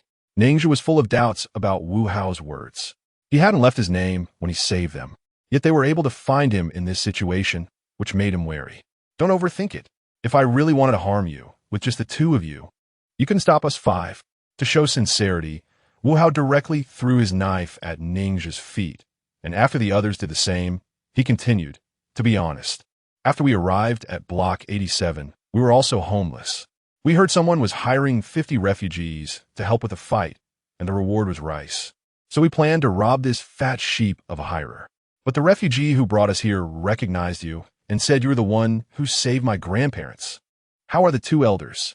Wu Hao's action of throwing the knife made Ningxia trust him a little more, but his vigilance remained undiminished. In this day and age, there were too many cases of friends stabbing each other in the back, and even refugees casually marrying someone just to work in a factory and find ways to kill their partner, simply to get a few dozen dollars in compensation. For us refugees, there's no space to survive here, so what good or bad can we talk about? Just managing to survive is already good enough. Wu Hao shook his head slightly and then glanced at Ning's wounds. If you're willing to trust me, Li Lin can help you treat your external injuries. He has experience in this area, and we have medicine. Thank you. Ningxia hesitated for a moment, then nodded in agreement. Masan, Masi, you two go outside to keep watch. Xiao Tubo, stay with me to guard the courtyard. Wu Hao knew that Ningxia wouldn't trust him, so he proactively led the others out, leaving only Li Lin behind. Once inside, Li Lin looked at the room filled with coal and widened his eyes in surprise. Dude, are the people in Block 87 this rich? You can still use coal? What Block 87 is like didn't you see? Ningxia took off his outer clothing and sat on the edge of the Kong in the inner room, exposing the wound on his back, which had the skin and flesh turned outward, while gently gripping a short knife hidden in his sleeve. Can you treat my wound? It's a bit serious. It needs stitching. Li Lin opened his crossbody bag and surprisingly took out a complete set of stitching tools along with an alcohol lamp. After lighting it with a match, he used a flame to sterilize the tools. I don't have anesthesia. You'll have to endure it. What'd you do back in Block 88? Ningxia's eyes widened when he saw the items Li Lin took out, as they were not items from the refugee area at all, and were almost identical to the ones used by the people from the previous block to treat his wounds. We survived by robbing, Li Lin said as he began to clean Ningxia's wound with alcohol. Hiss! Ningxia grimaced in pain, then gritted his teeth and asked, bandits? Not really. We specialize in robbing bandits. These surgical tools and medicines were all taken from the bandits. Li Lin laughed heartily. The transport team has too many people. We can't deal with them. And the refugees are too poor. There's nothing worth robbing. So we set our sights on the bandits, specifically targeting smaller groups or watching certain bandit dens. When they go out in large numbers for operations, we strike at their lairs. It was during the insect tide at number 88 that we went out to work, which is why Wu Hao got separated from his family. Ningxia listened to Li Lin's explanation and couldn't help but chuckle at the survival methods of this group of people. However, he was soon reminded of the pain and his mouth twitched. He shifted the topic of conversation to distract himself. So, you could be considered at the top of the robbery chain, right? Is Wu Hao the leader of your group? No. We are all childhood friends who grew up in a refugee village, except for the recently joined Xiao Tubo. We discuss everything together and don't really have a hierarchy of leader or second in command. However, Wu Hao is quite clever, and we generally trust him, Li Lin said. After cleaning the wound, he rinsed his fingers with alcohol and then picked up the suturing needle. It might hurt a bit, just bear with it. Chapter 81. The pig-slaying warrior, the medicine is given to us. What about you? Ningxia looked at the two bottles on the Kong and put on his outer garment again. We're all uninjured and won't need the medicine for now. Besides, for any minor injuries or illnesses, we just tough it out. These medicines are our backup supplies, meant for trading for food, Li Lin smiled. But you have too many scars on you, and it looks like many of them were caused by wild beasts. And your friend uses a bow and arrow. So he must be a hunter, right? Yes. Ningxia noted. You just said these things are your backup supplies, which means these medicines should belong to the team, right? Wouldn't others have a problem if they're used just for me?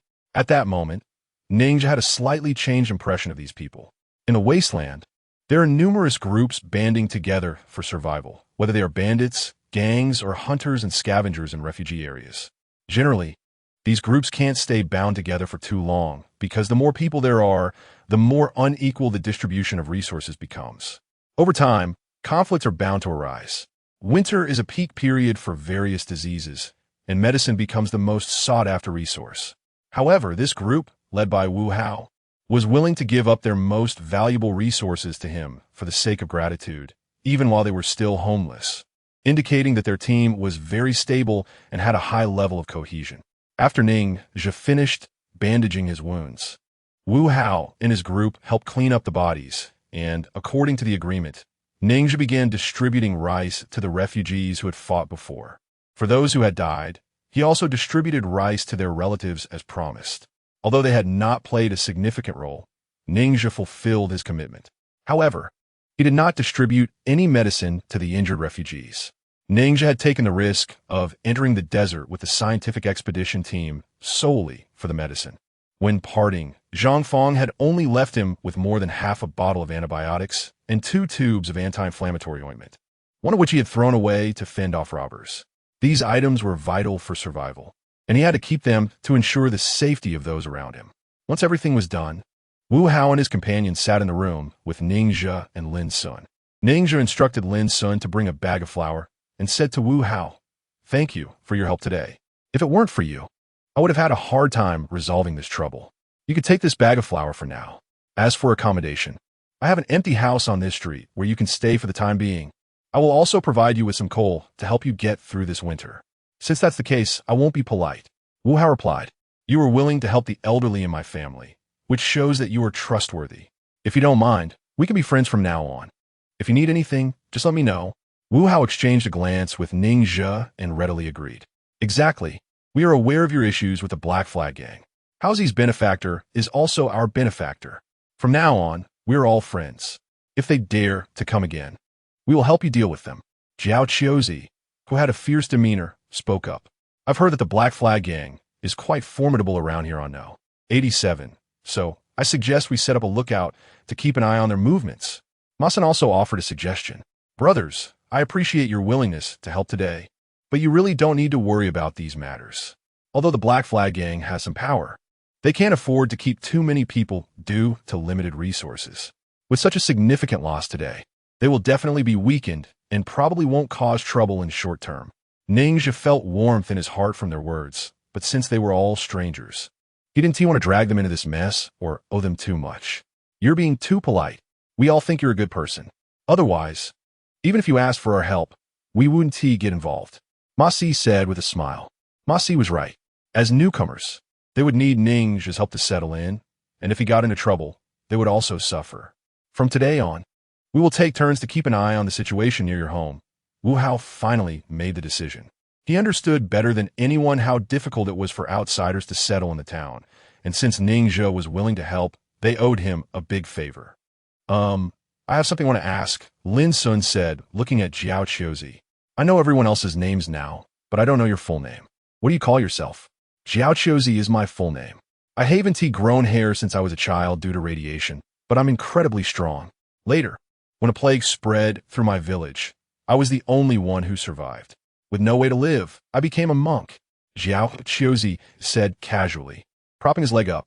"If you think Jiao Chiozi sounds bad, you can call me Jiao the Master." "Become a monk? Which sect are you from?" Lin Sun asked, sniffing. "Atomic God sect. Believing in atomic Buddha," Jiao Chiozi said, making a Buddha gesture with his hands. Despite the cultural disconnection, beliefs in ghosts and gods were widely accepted in less educated areas. So apart from the original sects, there were many strange beliefs in the wasteland, and the atomic god sect was one of them.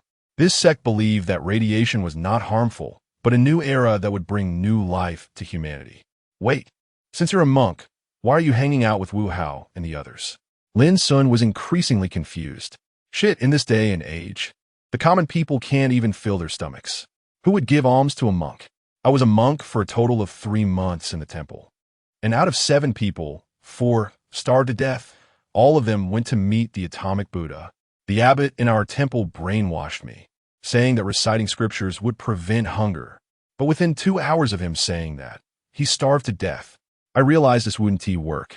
So I took the only ceremonial sword in the temple and returned to lay life," Jiao Chiozi said, gritting his teeth. "We met Jiao Chiozi by chance when we were scouting a bandit hideout. On the way, we found him wrestling with a wild boar." Li Lin chuckled, adding, "And the fight was basically a draw." "A draw? What does that mean?" Lin Sun said, looking at Jiao Chiozi in surprise. As a hunter, he knew how terrifying wild boars were.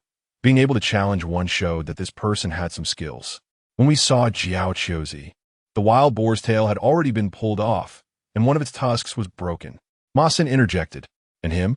Ningxia couldn't help but ask. "One of his eggs was bitten off by the wild boar." "Masia did." Ningxia. Lin Sun. Chapter 82. Fear from the unknown in the Buddhism of the Old World. It emphasizes the cycle of cause and effect, where one reaps what one sows.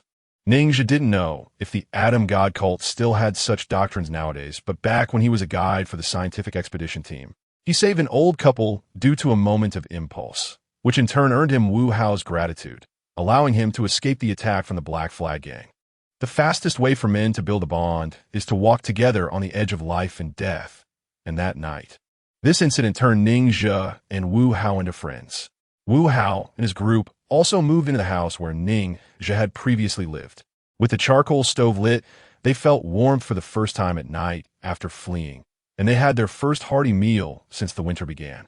Due to the lack of water in the refugee area, the common way to cook was stir-fried rice and noodles, and fine grains were only eaten occasionally for a treat. Wu Hao had already decided to take the remaining noodles to the restaurant in exchange for brown rice, and he even hesitated to eat a box of canned food that Ning Zhe had given him, as they still had no means of livelihood and could not afford such luxuries. That night, Wu Hao's group began taking turns to stand guard at the street corner to prevent a counterattack from the Black Flag Gang. Ning Zhe and Lin Sun were both hunters by trade, although they were skilled at camouflage and fierce in combat. When it came to sentry duty and teamwork, they were not as professional as Wu Hao, Li Lin, and the others who had dealt specifically with bandits. In fact, Wu Hao and his group's worries were unnecessary. As Ning Zhe had predicted, the Black Flag Gang was now unable to organize a second counterattack. Winter had arrived, and although the Black Flag Gang was one of the larger gangs in the town, they were still part of the refugee class, and the resources they could plunder were limited, making it difficult to support too many people. Workers in winter had a high demand for food, and fewer people were seeking entertainment at brothels.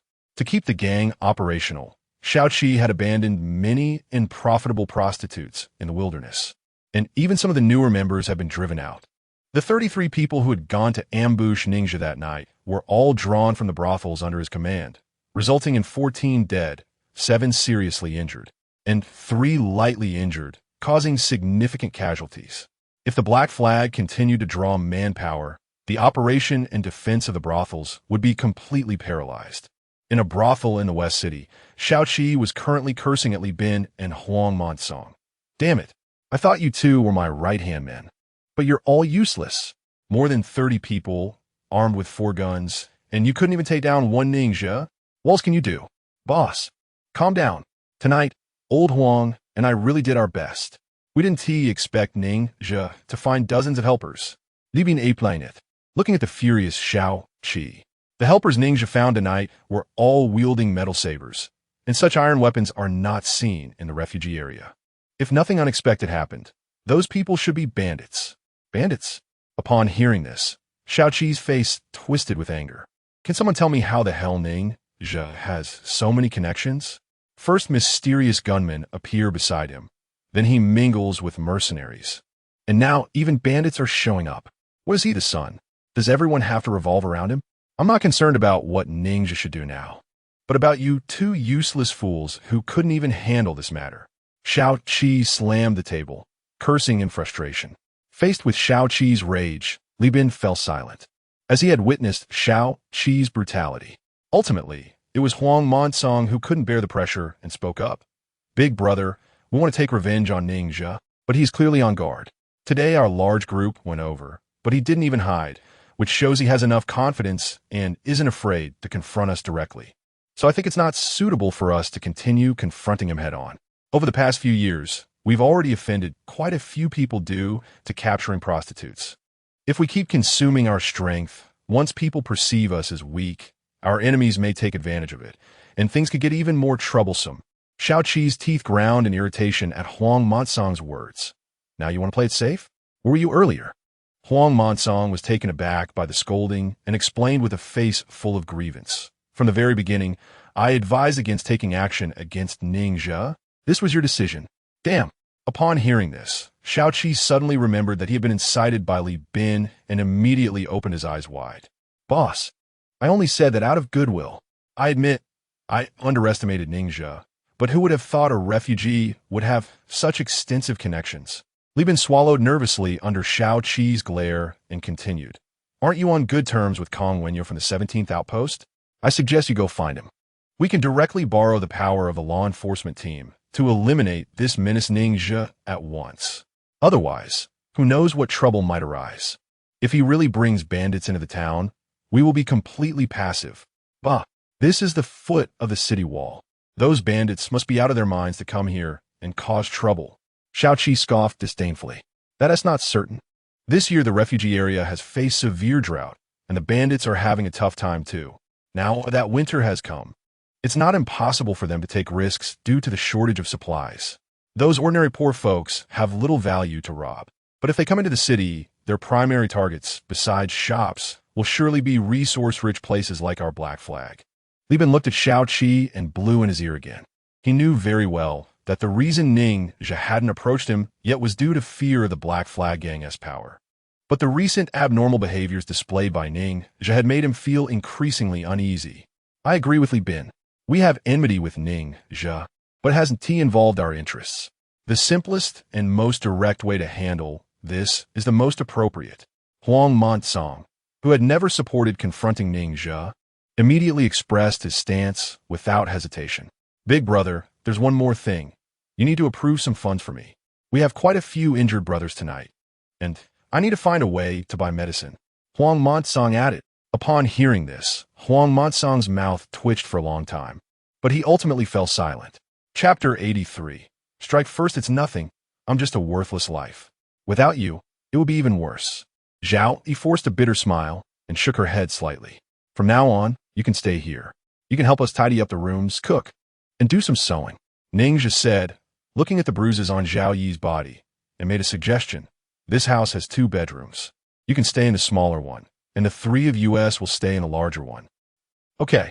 After hesitating for a moment, Zhao Yi finally nodded, but she didn't bring up their relationship again. For some reason, after being captured by the Black Flag Gang, it felt like Zhao Yi suddenly had an epiphany, realizing she was not worthy of Ning Zhe, especially after hearing that he had become a protector, making her feel a significant gap between them. She was not someone who sought to climb the social ladder and did not even realize that her resistance stemmed from her own insecurity. Ning Zhe grew up on this street and is familiar with the people in the area. After counting the number of people, he redistributed the roles. When Su Fei came to be the village chief, there was no personnel adjustment at all. Ning Zhe directly removed several people who had been assigned to the water plant by Hu Jida. Although those people were dissatisfied, they did not dare to show it in front of Ning Zhe. Many people wanted to please Ning Zhe by bringing the little food they had at home, but he did not take any of it. Instead, he allocated the 13 available work slots to families that were struggling. Zhao Yi and Fatty Li had also wanted to work at the factory, but Ning Zhe felt that there were still enough supplies and was worried they would be bullied there, so he thought about it and did not agree. To prevent Fatty Li from being targeted by the Black Flag Gang, he also temporarily stopped him from selling roasted rats. I just have a bit of a bruise, and I'm almost better. Ning Zhe waved his hand slightly, pulling Zhao Yi and Fatty Li out of the room, and said softly to Lin Sun, get ready, tonight. We're going out to do something. Is it about the Black Flag Gang? Ling Kun blinket, instantly gwissing Ning's hits tokts. That's right. It has been 2 days since the Black Flag Gang ambushed us, and they haven't made any moves, which means they must have suffered some losses. I want to take this opportunity to capture Li Bin. Ning Zhe nodded. They're temporarily quiet, probably to regain their strength, so we should take the initiative. Lin Sun's eyes lit up. Have you determined Li Bin's location? No, but we have to take action on such matters. It's impossible to wait at home for news about Li Bin to come to us. My plan is to deal with both Li Bin and Xiaoqi together. The reason the Black Flag Gang has been targeting us is that Xiaoqi's brother, Xiao Ming, was killed by us during a robbery against Zhuo Mingyuan. Ning Zhe glanced at the door and continued. It is said that Xiaoqi is brutal and does not have the support of the Black Flag Gang members. Others are loyal to him only because he has resources. So if we can eliminate him, no one will seek revenge for him. Only in this way can we achieve a lasting solution. I'm with you. Ever since we were ambushed, I haven't been able to sleep well these past few days. Lin Sun nodded and thought for a moment. Brother, just the 2 of us might find it a bit difficult to deal with so many people from the Black Flag Gang. How about we bring Wu Hao and his group along? From my interactions over the past few days, I feel that Wu Hao and his group are quite reliable. Yesterday afternoon, I visited them and found Wu Hao, Li Lin, and Jiao Tuzi all huddled together chewing on tree bark. Ning Zhe curiously asked, tree bark? Didn't I give them food? At that time, I also asked Jiao Tzu, and he said that a few people were voluntarily eating tree bark because they didn't know how long this winter would last. Moreover, the elderly had poor digestion, so they wanted to save the food for them. Although those two elderly people adopted Wu Hao, they were not related to others. In the refugee area, how many people can guard their food and eat tree bark? Lin Sun praised that group of people. Through this incident, I feel that these few people are quite reliable. Ningxia thought for a moment and finally nodded. Well, to handle today's matter, we indeed need a few helpers. How about this? You go talk to them and ask if they are willing to help today. If they agree to come, each will get 200 yuan as a reward. Lin Sun widened his eyes in surprise. 200 each? That makes 1,000 for 5 people. Brother, where did you get so much money? I earned 10,000 when I worked as a guide for the expedition team, and it's all with Fatty Lee. Dealing with the Black Flag Gang is a matter of life and death. We can't let them help us for nothing. After explaining the source of the money, Ningxia looked at the sky outside. The sun is about to set. Go and tell Wu Hao and the others about this. If they agree, have them come over to talk. Don't worry, you will definitely agree. Lin Sun grinned and ran toward the door. Chapter 84. The flames ignited in the deep of night as the sun sank below the horizon. Darkness gradually spread across the sky, enveloping the entire land. In an alley near the East City Gate, Ningxia stood at the alley entrance, pointing at a courtyard in the distance with a red lantern, and said to Li Lin beside him, Do you see that? That's one of the brothels of the Black Flag Gang. You just need to wait for the clock to strike 11 in the city, and then according to our agreement, set a fire. Brother Zhe, I don't quite understand. What exactly are you trying to do? Every time we pass a brothel, you leave someone behind. By now, this is the 5th one, right? Your goal isn't to catch the leader of the Black Flag Gang? Isn't making such a big commotion exposing us? Li Lin thought for a long time, but couldn't figure out Ningxia's intentions. I don't even know where Shao Qi is. How can I catch him? Ningxia pulled out a handful of fried rice from his pocket and chewed on it lightly. But if you set a fire, will you be able to find him? Li Lin pondered. Are you trying to lure the people inside out to see if Shao Qi is among them? It's one way, but the chances are slim. I can't keep an eye on so many brothels, and I haven't even seen what Shao Qi looks like. Even if he appears, I wouldn't recognize him. Ningxia smiled slightly. The brothels we are targeting are relatively remote within the Black Flag Gang, so the likelihood of him being inside is not high. Then what exactly are you trying to do? Li Lin felt increasingly confused. Don't ask, just take care of your business. Ningxia then hugged a bundle of straw and disappeared into the darkness with Lin Sun. Half an hour later, Ningxia and Lin Sun arrived near another brothel and climbed onto the neighboring rooftop. This is enough. We just want to create a bit of commotion. The structures in the refugee area are all quite similar, and there isn't much furniture or flammable material, as long as the fire can start. Ningxia poured a small bottle of kerosene worth 30 yuan onto the straw and then waited quietly. Boom! Boom! As time ticked away, the bells of the outer city soon rang out. Since the refugees generally had no clocks, the ringing of the bells became their timer for work hours, varying in length with the time of day. Lin Sun heard the bell ring, picked up the kerosene-soaked straw, and stealthily made his way to the backyard of the brothel. He nimbly jumped into the backyard, reached the woodpile, poured another bottle of kerosene, and struck a match to ignite the straw. A flame shot up from the woodpile, and Lin Sun quickly tore open the plastic sheet of the kitchen, picked up 2 burning pieces of wood, and threw them inside before swiftly climbing back over the wall.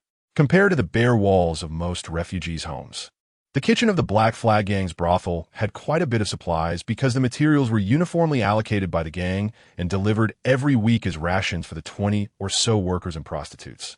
Given the water scarcity in the refugee area, the food was mostly dry, fried noodles and rice, which ignited instantly when exposed to fire. Boom! After the flour bags on the shelves were burned, the concentration of flour in the air increased, triggering a small dust explosion. With a muffled sound, a flame suddenly spread throughout the kitchen. Crash! As the explosion sounded, a door in the yard was pushed open, and a young man ran into the yard. Seeing the flickering firelight in the backyard, he was momentarily stunned, then shouted at the top of his lungs, Brother Hong! Brother Hong! There's a fire! Crash! Crash! After the young man's shout echoed out, doors in the yard began to be pushed open one after another. Some disheveled customers, seeing the scene, didn't even bother to put on their clothes, and started running toward the yard's exit. Brother Hong, our backyard is on fire. The young man quickly ran over to Brother Hong when he saw him. Bang! Brother Hong, the fire is so big. What are we going to do? The young man stumbled back, his expression anxious. Get a few people to the yard and shovel dirt. The rest get drinking water.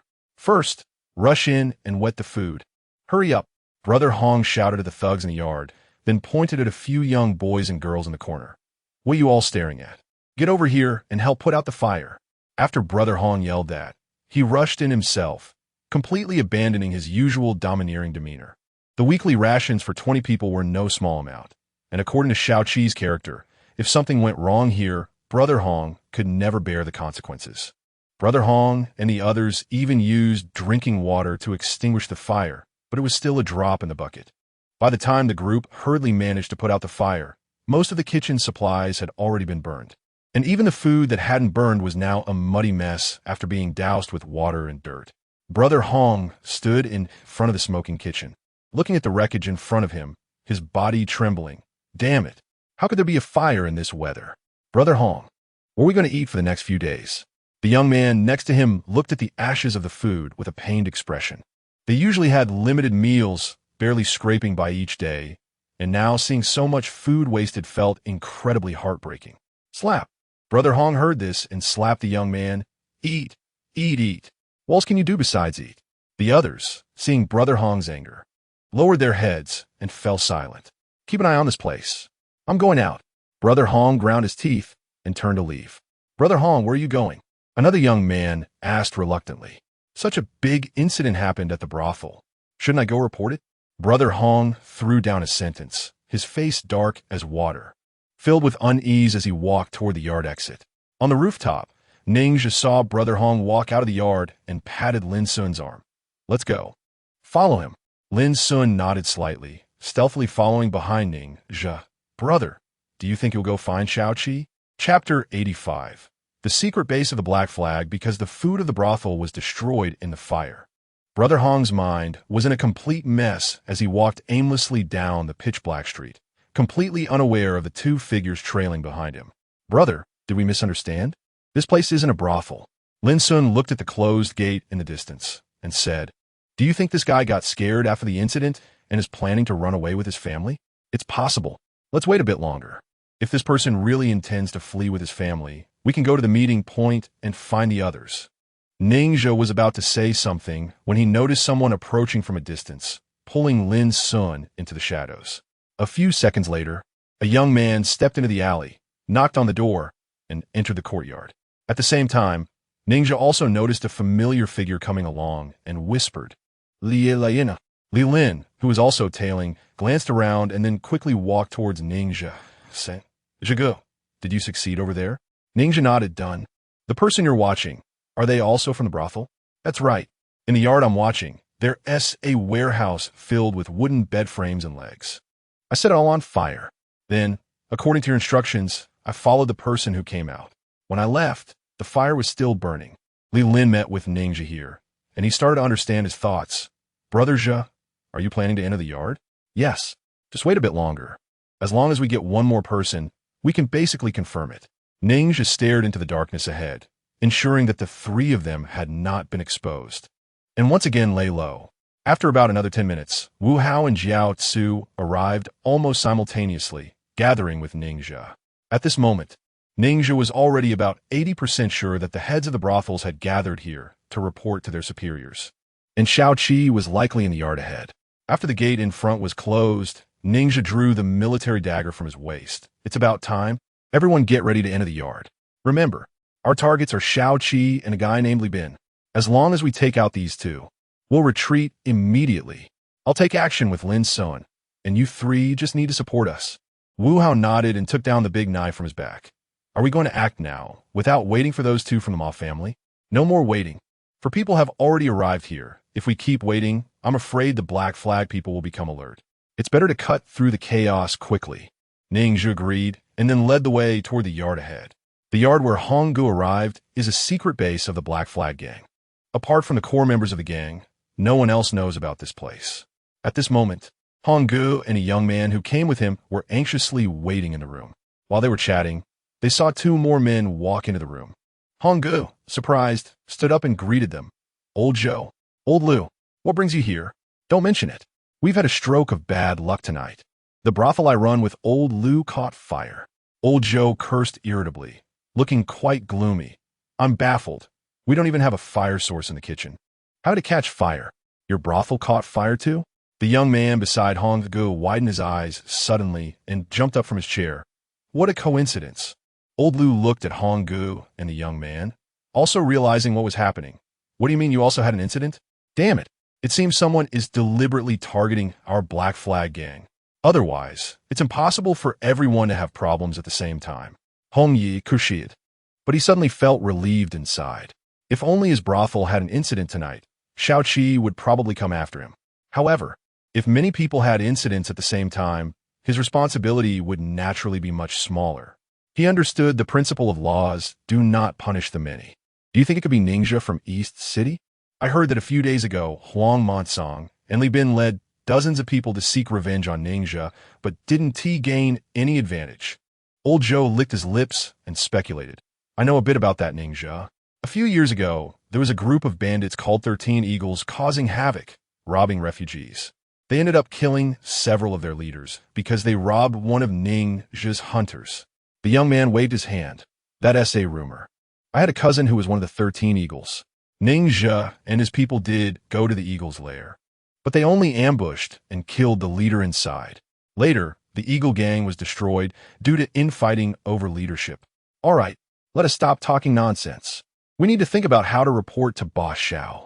Old Lu interrupted the conversation, rushing to Honggu. Dahong, where is Boss Xiao?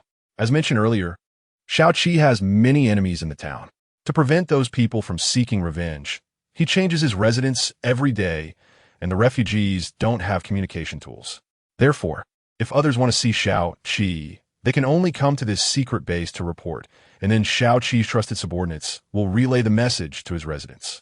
After Honggu and the others rolled up their dry tobacco, they were discussing how to report the fire incident to Xiao Qi while also figuring out how to unify their statements to shift the blame. Just as they were speaking, a noise suddenly came from outside, and Old Joe straightened up. Is it Boss Xiao coming? Let us go out to greet him. At that moment, Honggu also heard the noise outside, stood up first, and opened the door. Puff! Just as Honggu opened the door, a large knife suddenly swung forward, striking his face and knocking him down. Honggu fell to the ground, letting out a scream like a slaughtered pig. Damn it! Xiao San, who was following Honggu, instinctively reached for his waist. Bang! Before Xiao San could grab his bone knife, Ninja had already rushed into the room, delivering an elbow strike to his face, then swiftly stabbing twice into his abdomen. Chapter 86. Born with a fire fate, destined to be linked with fire inside the Black Flag base. Hong Ji's scream erupted in an instant, and several young men in the adjacent room, hearing the sound, rushed to open the door, wanting to see what was happening. Puff! Puff! Bang! One of the young men in the room was hit by two knives on his shoulder and staggered backward, then forcefully slammed the door shut, bracing his body against it, shouting to the others, "Signal fire! Quickly set off the signal fire!" Hula! Hearing this, the other young men, except for two who helped hold the door, all ran to the corner. The group, led by Honggu, came to the secret base to report the fire incident at the brothel. In their subconscious, they never expected that this place would be exposed, and they all had their minds occupied. They were originally prepared to greet Xiao Qi, but as soon as the door was opened, Honggu was struck down by Wu Hao. When Ning Zhe and Lin Sun rushed into the room, the remaining Old Lu and Old Zhou didn't have time to react and were directly taken down. Old Zhou fell to the ground, looking at Xiao San, who was clutching his abdomen and had already breathed his last, and Honggu, who was covering his face with blood seeping between his fingers. He was so scared that his voice trembled. Brothers, no, big brother, let us talk this out. As long as you don't strike, everything is negotiable. Get up. Ningxia noticed that Li Bin was not in the room, grabbed Old Zhou by the collar, and yanked him up, pressing the knife tip against his throat. I ask you, who is Xiao Qi? Boss Xiao is not here. He hasn't arrived yet. Old Zhou felt the pain in his throat, his body grew weaker, and he collapsed to the ground, We're also waiting for him here. Lin Sun glanced at the few people in the room, a hint of hesitation flashing in his eyes. Brother, what should we do? Puff. Ningxia exerted force with his wrist, slicing through old Zhou's throat with a single blow. He had never seen Xiao Qi and could not confirm the truth of their conversation. The only thing he could do now was to ensure that Ning killed without sparing anyone. Besides, the key members of the Black Flag Gang were all bullies. And even if it wasn't Xiao Qi, they deserved to die. Don't kill me. Old Lu, seeing Ningxia's movement, crawled up from the ground with a wet patch in his pants and ran towards the door. But as soon as he reached the entrance, he was taken down by Wu Hao with a single stab. There's still a group of people in the other room, and they've been blocked inside by Li Lin and Xiao Tubo. Wu Hao glanced at the several corpses on the ground and asked expressionlessly, So, how did it go? Is everything taken care of? I don't know. I can't confirm their identities, nor do I know if Xiao Qi is among them. But Li Bin isn't here. Ningxia shook his head slightly. Someone just said Xiao Qi hasn't arrived yet.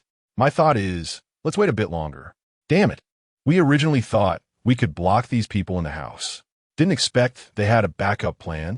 Xiao Tubo kicked the door that was being held shut and gritted his teeth. They're learning from bandits. Signaling for help by burning plastic and wet wood to send up smoke signals. These bastards. Wu Hao glanced at the thick smoke billowing from the roof, turned around, and pulled out a wooden stick wrapped in thin iron from old Lu's waist, then stepped forward to jam the door handle. Li Lin, block their chimney. Okay. Li Lin sprinted a few steps, quickly climbed onto the roof, lifted a piece of tar paper to block the chimney, and then placed a stone on top of it. No. Cough, cough. We cough, cough. We're sending up smoke signals to notify. Cough, cough. To notify the boss that there's something unusual here. Tell him not to come. The young man inside covered his mouth and nose with his hand, pleading, please, let's out. There's nothing here to put out the fire. If this goes on, we'll suffocate. What are you waiting for? Didn't Tiwi block the chimney? Xiao Tubo asked with a sidelong glance. Xiao Qi can't see the smoke, but can he not smell it? Don't waste time. Hurry up. Ning Se Urket. Preparing to step forward. Just then, Lin Sun pushed open the door of the opposite room, took a look, then turned around and shouted, Bro, there's something over here. It's full of cotton clothes, medicine, and food. With a thud, everyone rushed over to look at a small warehouse illuminated by moonlight. Inside, there was a shelf with about 10 bags of food, 2 brown glass bottles of medicine, and plenty of cotton clothes. Even 2 pieces of cured meat and other daily necessities. Wow, we're rich now. What are you waiting for? Hurry up and move. Xiao Tubo's eyes lit up as he went up to hang 2 pieces of cured meat around his neck and stuffed 2 bags of rough rice under his arm. Everyone, grab what you can. Focus on the medicine and cotton clothes first, then the food. We must act according to our strength and not delay, because we took too much. Ningxia stepped forward, picked up a winter coat, unfolded it, and stuffed all the medicine and seasonings from the shelf inside, while also grabbing 2 aluminum pots.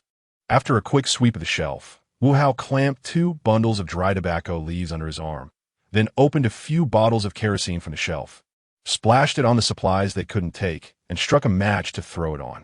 Ha ha ha. This is so satisfying.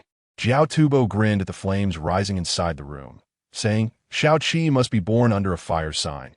Tonight is destined to be connected with fire. Meanwhile, Xiao Qi, accompanied by Li Bin and several young guards, was hurrying towards the location of the secret stronghold, but from 50 meters away. He could already see the towering flames that almost ignited the night. Chapter 87. The disfavored Li Bin Big Brother. The situation over there isn't right. We need to leave now. Huang Monsong reacted first after glancing in that direction, seemingly protecting Xiao Qi as they entered a nearby alley, and instructed a young man. You look unfamiliar. Go over there and check the situation. Got it. The young man replied and quickly dashed out of the alley, faced with the continuous bad news. Xiao Qi's expression darkened, his eyes bloodshot with anger as he slammed the table. In one night, there were 7 fires in the Black Flag Gang's businesses. 4 heads of brothels also died at the stronghold. Ningxia's actions are no longer a provocation. It's a retaliatory strike against the Black Flag Gang. Calm down, boss. I think we should gather all our forces and deal with Ningxia decisively.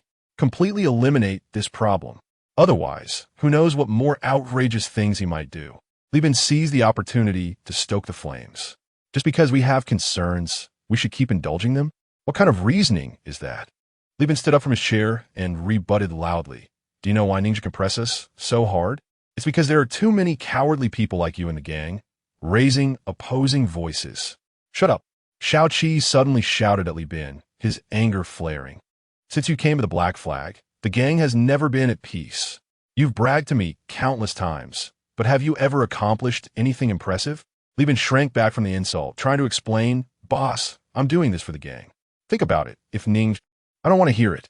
Get out. Xiao Qi yelled, startling Li Bin into a shiver as he reluctantly left the room. After he left, Xiao Qi picked up his water cup to calm down, looking at Huang Monsong. Do you think I made too many wrong decisions lately because of Xiaoming's death? Xiao Qi set down the cup, gently rubbing his temples. So what do you think we should do next? Control the situation. We still don't know what Ninja plans to do next. My suggestion is to withdraw all personnel from the brothels that have already had incidents and redistribute them to the other brothels to prevent further losses. At the same time, we need to strengthen the defensive forces around you. Wait for Kong Wenyo to take action. Huang Monsong spoke clearly and methodically. Do you know why I want to take revenge for Xiaoming? Years ago, I was also captured by a group of thugs from a refugee village, preparing to be sold as a prostitute. Later, to rescue me, Xiaoming voluntarily chose to entertain clients, and those beasts made him serve only men. Xiao Qi met Huang Monsong's gaze. After Xiaoming got me out, those thugs made me stay in the brothel to do chores. I watched my brothers suffer torment every day until later when they went back on their word and planned to make me entertain clients too. I couldn't bear it any longer and poisoned them all to death. I thought I would go on the run, but unexpectedly, after that, people began to fear me. It was from that day I realized that only ruthless people can live more freely in the wasteland. Xiao Qi took a deep breath. Let us do it your way. Tomorrow morning, I'll go meet Kong Wenyo. Outside the door, after Li Bin left the room, he pulled out a pack of cigarettes from his pocket and distributed them to a group of thugs outside. Brothers here, have a smoke. Hey, thanks, brotherly. A few young men approached with cheerful smiles, one of them eagerly striking a match to help Li Bin light his cigarette. Brotherly, we keep borrowing your cigarettes and always eating your food. It's really too much. Oh, just take it. You all know I'm not one to be falsely polite. Li Bin said, pushing money into Tuozi's hand without further ado, patting his hand. It's not easy for anyone to get by. We should take care of each other. Thank you, brotherly. Tuozi took the money, feeling warmth in his heart, then bit his lip and said, Brotherly, I know there are things I shouldn't say, but I heard Qi Ge scolding you just now. To be fair, what you said was for his own good. He shouldn't have treated you that way. Forget it. Let's not talk about this. Qi Ge is the boss of the Black Flag. He has his own thoughts on certain matters. As long as my brothers understand me, I feel pretty warm inside, but you all should say less of this in the future. Don't get yourselves into trouble because of me. Li Bin looked at them with a grateful expression, a smile spreading across his face. Chapter 88. Ghost Ninja led a group to attack several brothels of the Black Flag, originally intending to dig out Xiao Qi. However, due to Xiao Qi's extreme caution and his lack of understanding of the internal workings of the Black Flag, they managed to uncover the Black Flag strongholds, but failed to capture Xiao Qi and get the job done. That night, Ninja was well aware of how much damage this would cause to the Black Flag, so before taking action, he had considered the possibility of a counterattack and moved all supplies away before setting off. By the time Xiao Qi was furious, Ninja and his group had already moved to the wilderness outside the town, gathered around a temporary shelter to keep warm by the fire. Crackle. The burning firewood made a slight sound, and in a makeshift iron pot, rice porridge with preserved meat was cooking, the aroma wafting far away. Jiao Zhu, squatting nearby, kept adding firewood to the bonfire, swallowing saliva as he looked at Li Pengzi beside him. I've discovered that ever since I met you guys, we've really turned our luck around, no lie. Just a few days ago, I was so hungry I could have eaten a person. Eat people? Li Pengzi was immediately startled by this word. Jiao Zhu turned his head and looked closely at Li Pengzi. Don't worry, I wouldn't eat someone like you. Too fatty. No flavor. If I were to eat, it would be children. Their meat isn't sour. Li Pengzi looked at Jiao Zhu's bald head illuminated by the firelight. inexplicably feeling a bit of cramp in his calves. Master, you are a monk. You wouldn't really eat people, would you? That's so terrifying. Just thinking about that scene made Li Pengzi feel like his appetite had halved. Jiao Zhu stirred the porridge with 2 sticks. You're quite lucky to have someone like Ningxia protecting you in this world. Area 87 is very barren, but the northern desert is even poorer, and there's no fortress. The only places with water sources are controlled by several large tribes and clans, and everyone has to live in the desert. Often, when a sandstorm blows through, an entire village can get buried. Li Pengzi blinked, filled with curiosity, and asked, without a fortress and land, how do you survive? The northern desert is full of bandits. People are forced to form gangs to leave the desert and rob. As for those who are unwilling or dare not be bandits, they go to help those tribes excavate the ruins of the old world. Jiao Zhu pulled out a stick, tasted the rice grains on it, feeling it was almost cooked. He took out a salt bottle from his pocket and poured a little in. I've heard that beneath the desert in the northern region, there are many particularly large cities. If any ruins are excavated, a lot of things left from the old world can be found. If they discover a larger city ruin, it will be like finding a big mine with various metals, perhaps with unexpected gains. Li Pengzi thought for a moment. But wait, I heard brothers say before that those financial groups fight each other just to compete for resources, right? Since the northern desert has such rich resources, why don't the financial groups just go there directly? The northern desert has many ruins, but there are no other resources for survival. It's all desert, and fortresses can't even be built. The financial groups wouldn't waste manpower and resources to build fortresses, and the local tribes are so poor they can bleed. Even if they dig up gold, they can't eat it. They can only sell it to other financial groups. So the financial groups see no need to invest more in something they can buy with money.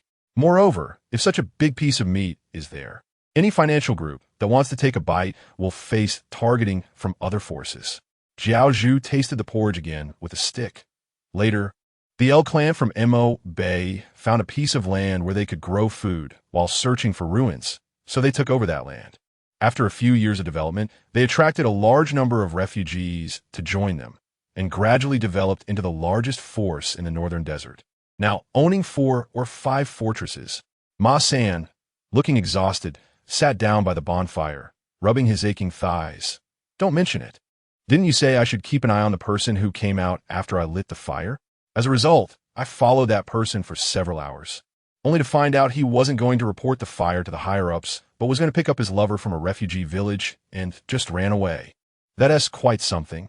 What if they took risky actions? Ma San argued. You should really thank the person you were tailing. Luckily, he was walking. If he had been riding a bike, wouldn't you have lost your shoes? Wu Hao, hearing that the porridge was ready, came over with a plastic bowl. Jiao Zhu, give me a bowl. Brother, what's a bicycle? Lin Sun turned to Ningxia and quietly asked. It should be some kind of high-tech thing. You just sit on it and it runs by itself, right? Ningxia analyzed the term bicycle literally upon hearing it.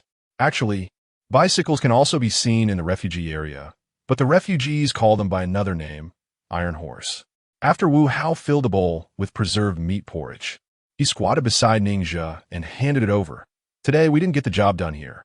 What are your plans next? Ningxia took the bowl and thought for a moment. The house you are living in now was my previous address. If the Black Flag wants to take revenge, they will likely find that place.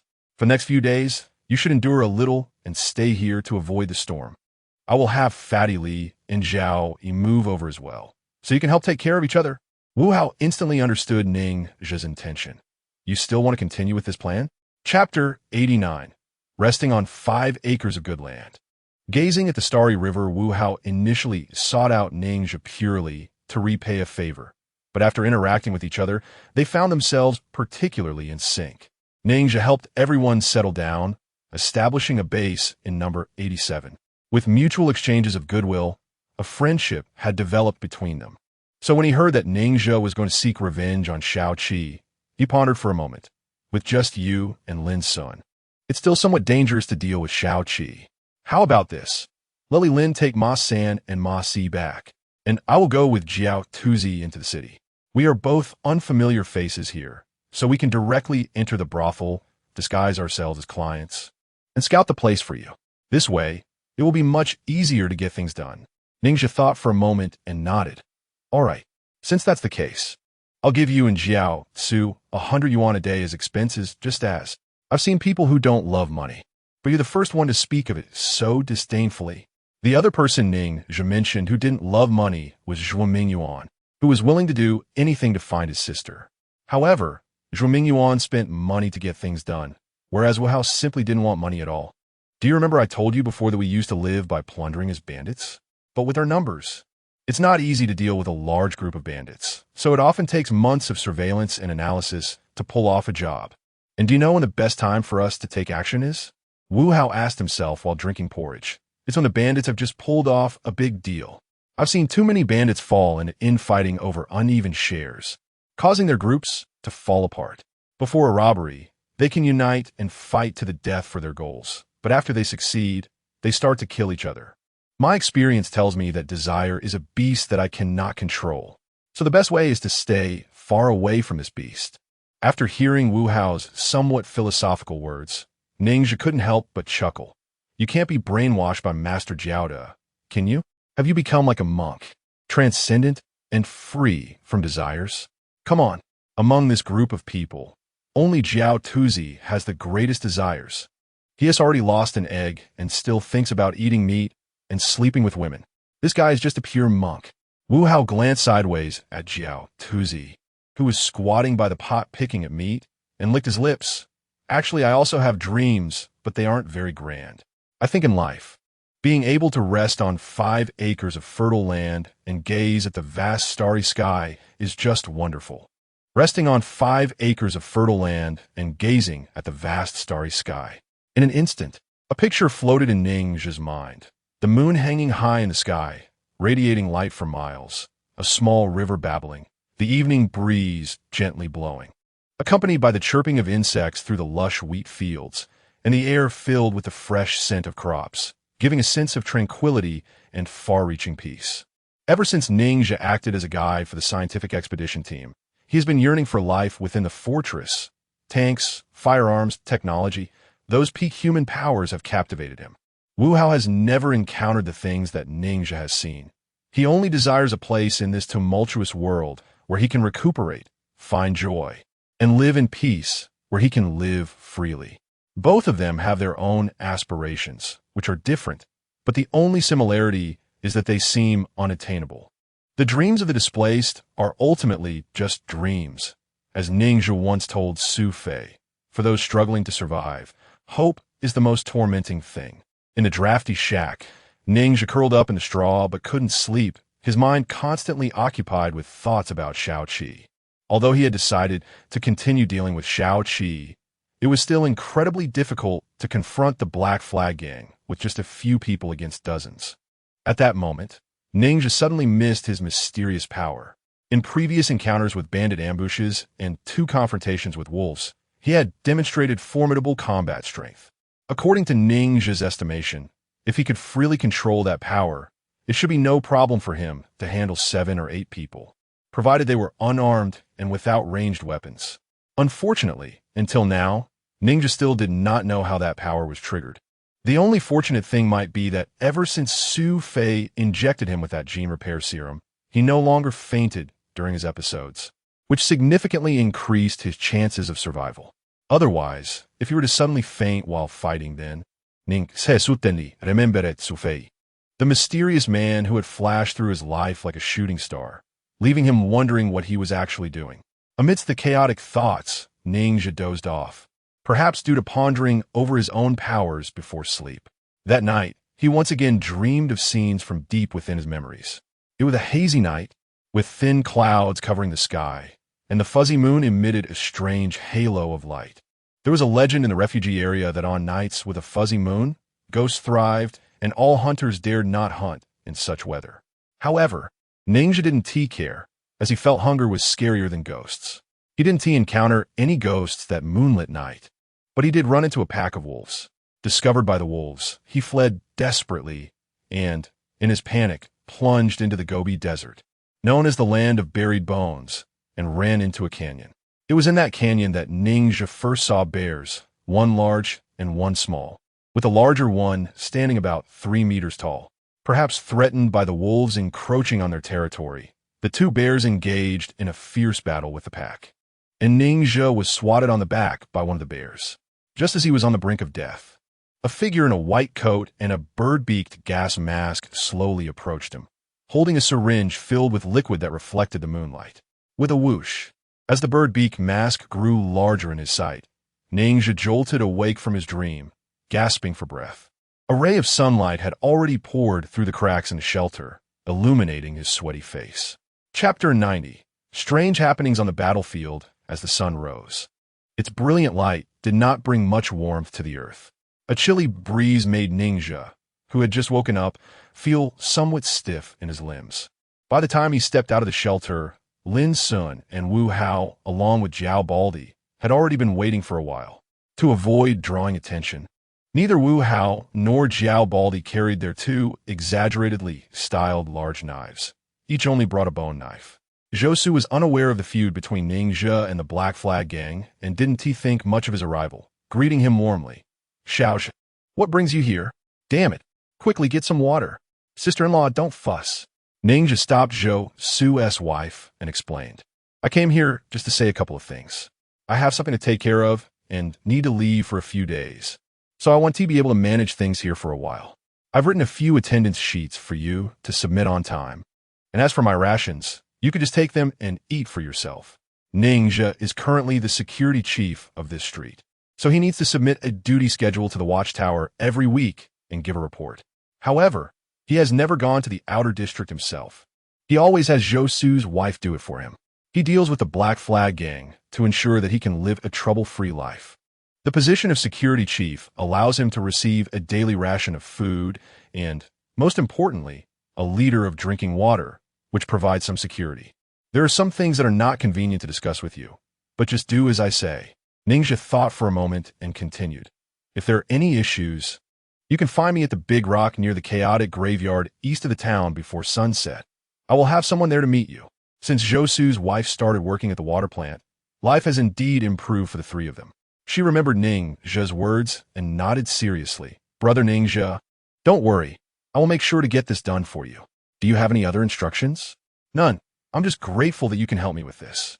Ninja glanced at the leaky shed at Zhou Su's home and took out 50 yuan. Take some time to buy some plastic sheeting and fix the shed. I'm off. After Ninja left, Zhou Su's wife looked at the 50 yuan on the table, slightly curious. Old Zhou, what do you think Xiao Zhou is busy with? I see that the other neighborhood's bailiffs usually act like they're raising a lord, idling around all day. But why hasn't Xiao Zhou changed at all?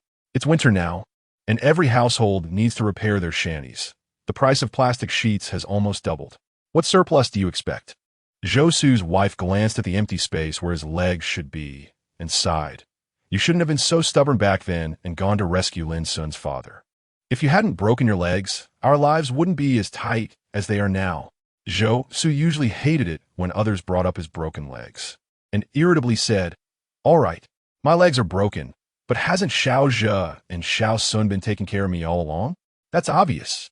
Your legs were broken because of their family. Isn't it only right that they take care of you? Zhou Su's wife, seeing him raise his voice at her, angrily slapped the 50 yuan on the table. If you hadn't been injured, your salary would have been at least 150 every month. Do we need to be grateful to others for this 50 yuan? You. Zhou Su was choked by his wife's words and turned his head away, not saying anything. In the outer city industrial area at the 17th century post. Oh, thank you, Captain Kong. Tea leaves are really a good thing. Xiao Qi smiled and responded, then diligently helped Kong Weini light a cigarette. Captain Kong, did you have any fresh news to share with me this time you came to the city? All right, I'll arrange it right away. Xiao Qi grinned and readily agreed. He chose to collaborate with Kong Weini to sell drugs not for profit, but just to climb up this big tree. However, hearing that the war was over, he curiously asked, Captain Kong, who won this time between the Jing family and the Pei family? Neither won. It said the war suddenly stopped because something strange happened on the battlefield. Kong Weini explained what he heard. It said many corpses disappeared from the battlefield after the battle. It's weird how they all vanished. But I don't know if it's true. Xiao Qi, intrigued, asked, The corpses disappeared? Were they taken away by wild beasts or what? I'm not too sure. These matters don't really concern us. Kong Weini lost interest and changed the subject. By the way, there's something you need to pay attention to. This time I came to the city for my report. The management center has made adjustments to the outer city law enforcement team. Many of the heads of the law enforcement teams have changed, and I don't recognize a lot of them. Tell the people you know to be honest and not to provoke any trouble. Chapter 91. Captain Kong strikes again. Trouble? Your Black Flag gang can walk sideways in the town. What trouble could you encounter? Kong Waney shot Xiao Qi a sideways glance. Is someone planning to rob your brothel business? Xiao Qi awkwardly shook his head. It's not a business matter. Someone has been targeting me and causing trouble lately, costing me quite a few brothers. I really have no choice but to come to you for help. Xiao Qi, you're really getting worse. Can't you even handle the refugees now? Kong Waney exhaled a cloud of smoke, looking disdainful. Who is it? You know this person. It's Ninja, the one you caught before for carrying a gun. Xiao Qi didn't dare tell Kong Waney that last time Huang Monsong falsely accused Ninja of carrying a gun to resolve their trouble. So he twisted the timeline a bit. After Ninja was caught by the law enforcement team once, he somehow heard that we exposed him for having a gun. So he targeted the Black Flag. Because of this, my own brother was stabbed to death in the street by him. Those people are all wild and have been dealing with beasts for years. It's quite difficult for my men to deal with them. You mean that hunter? Hearing this, Kangweios facha darkened down. This kid was caught by me once and still isn't satisfied. Wanting to retaliate? Yeah, that kid is notorious for being a troublemaker around the East City.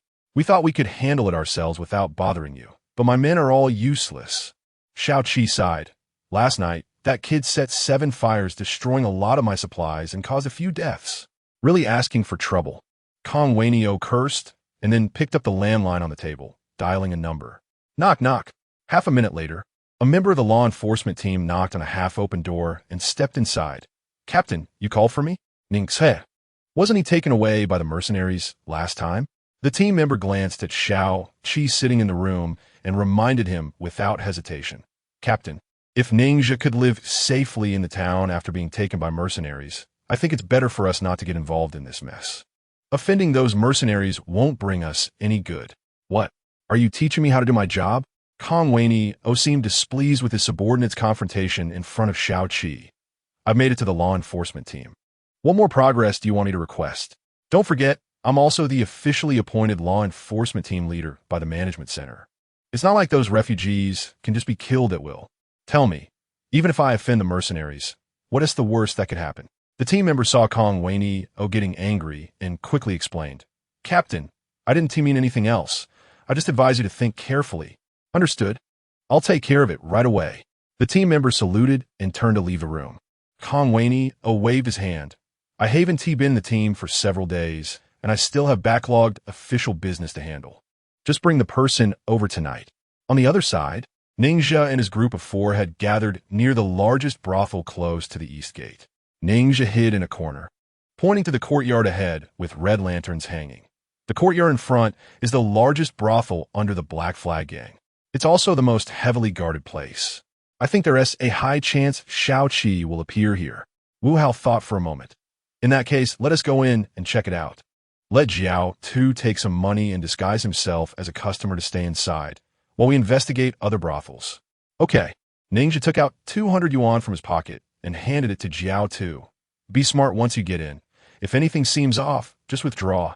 Don't worry. This isn't my first time at a brothel. I have experience. Jiao Tu grinned.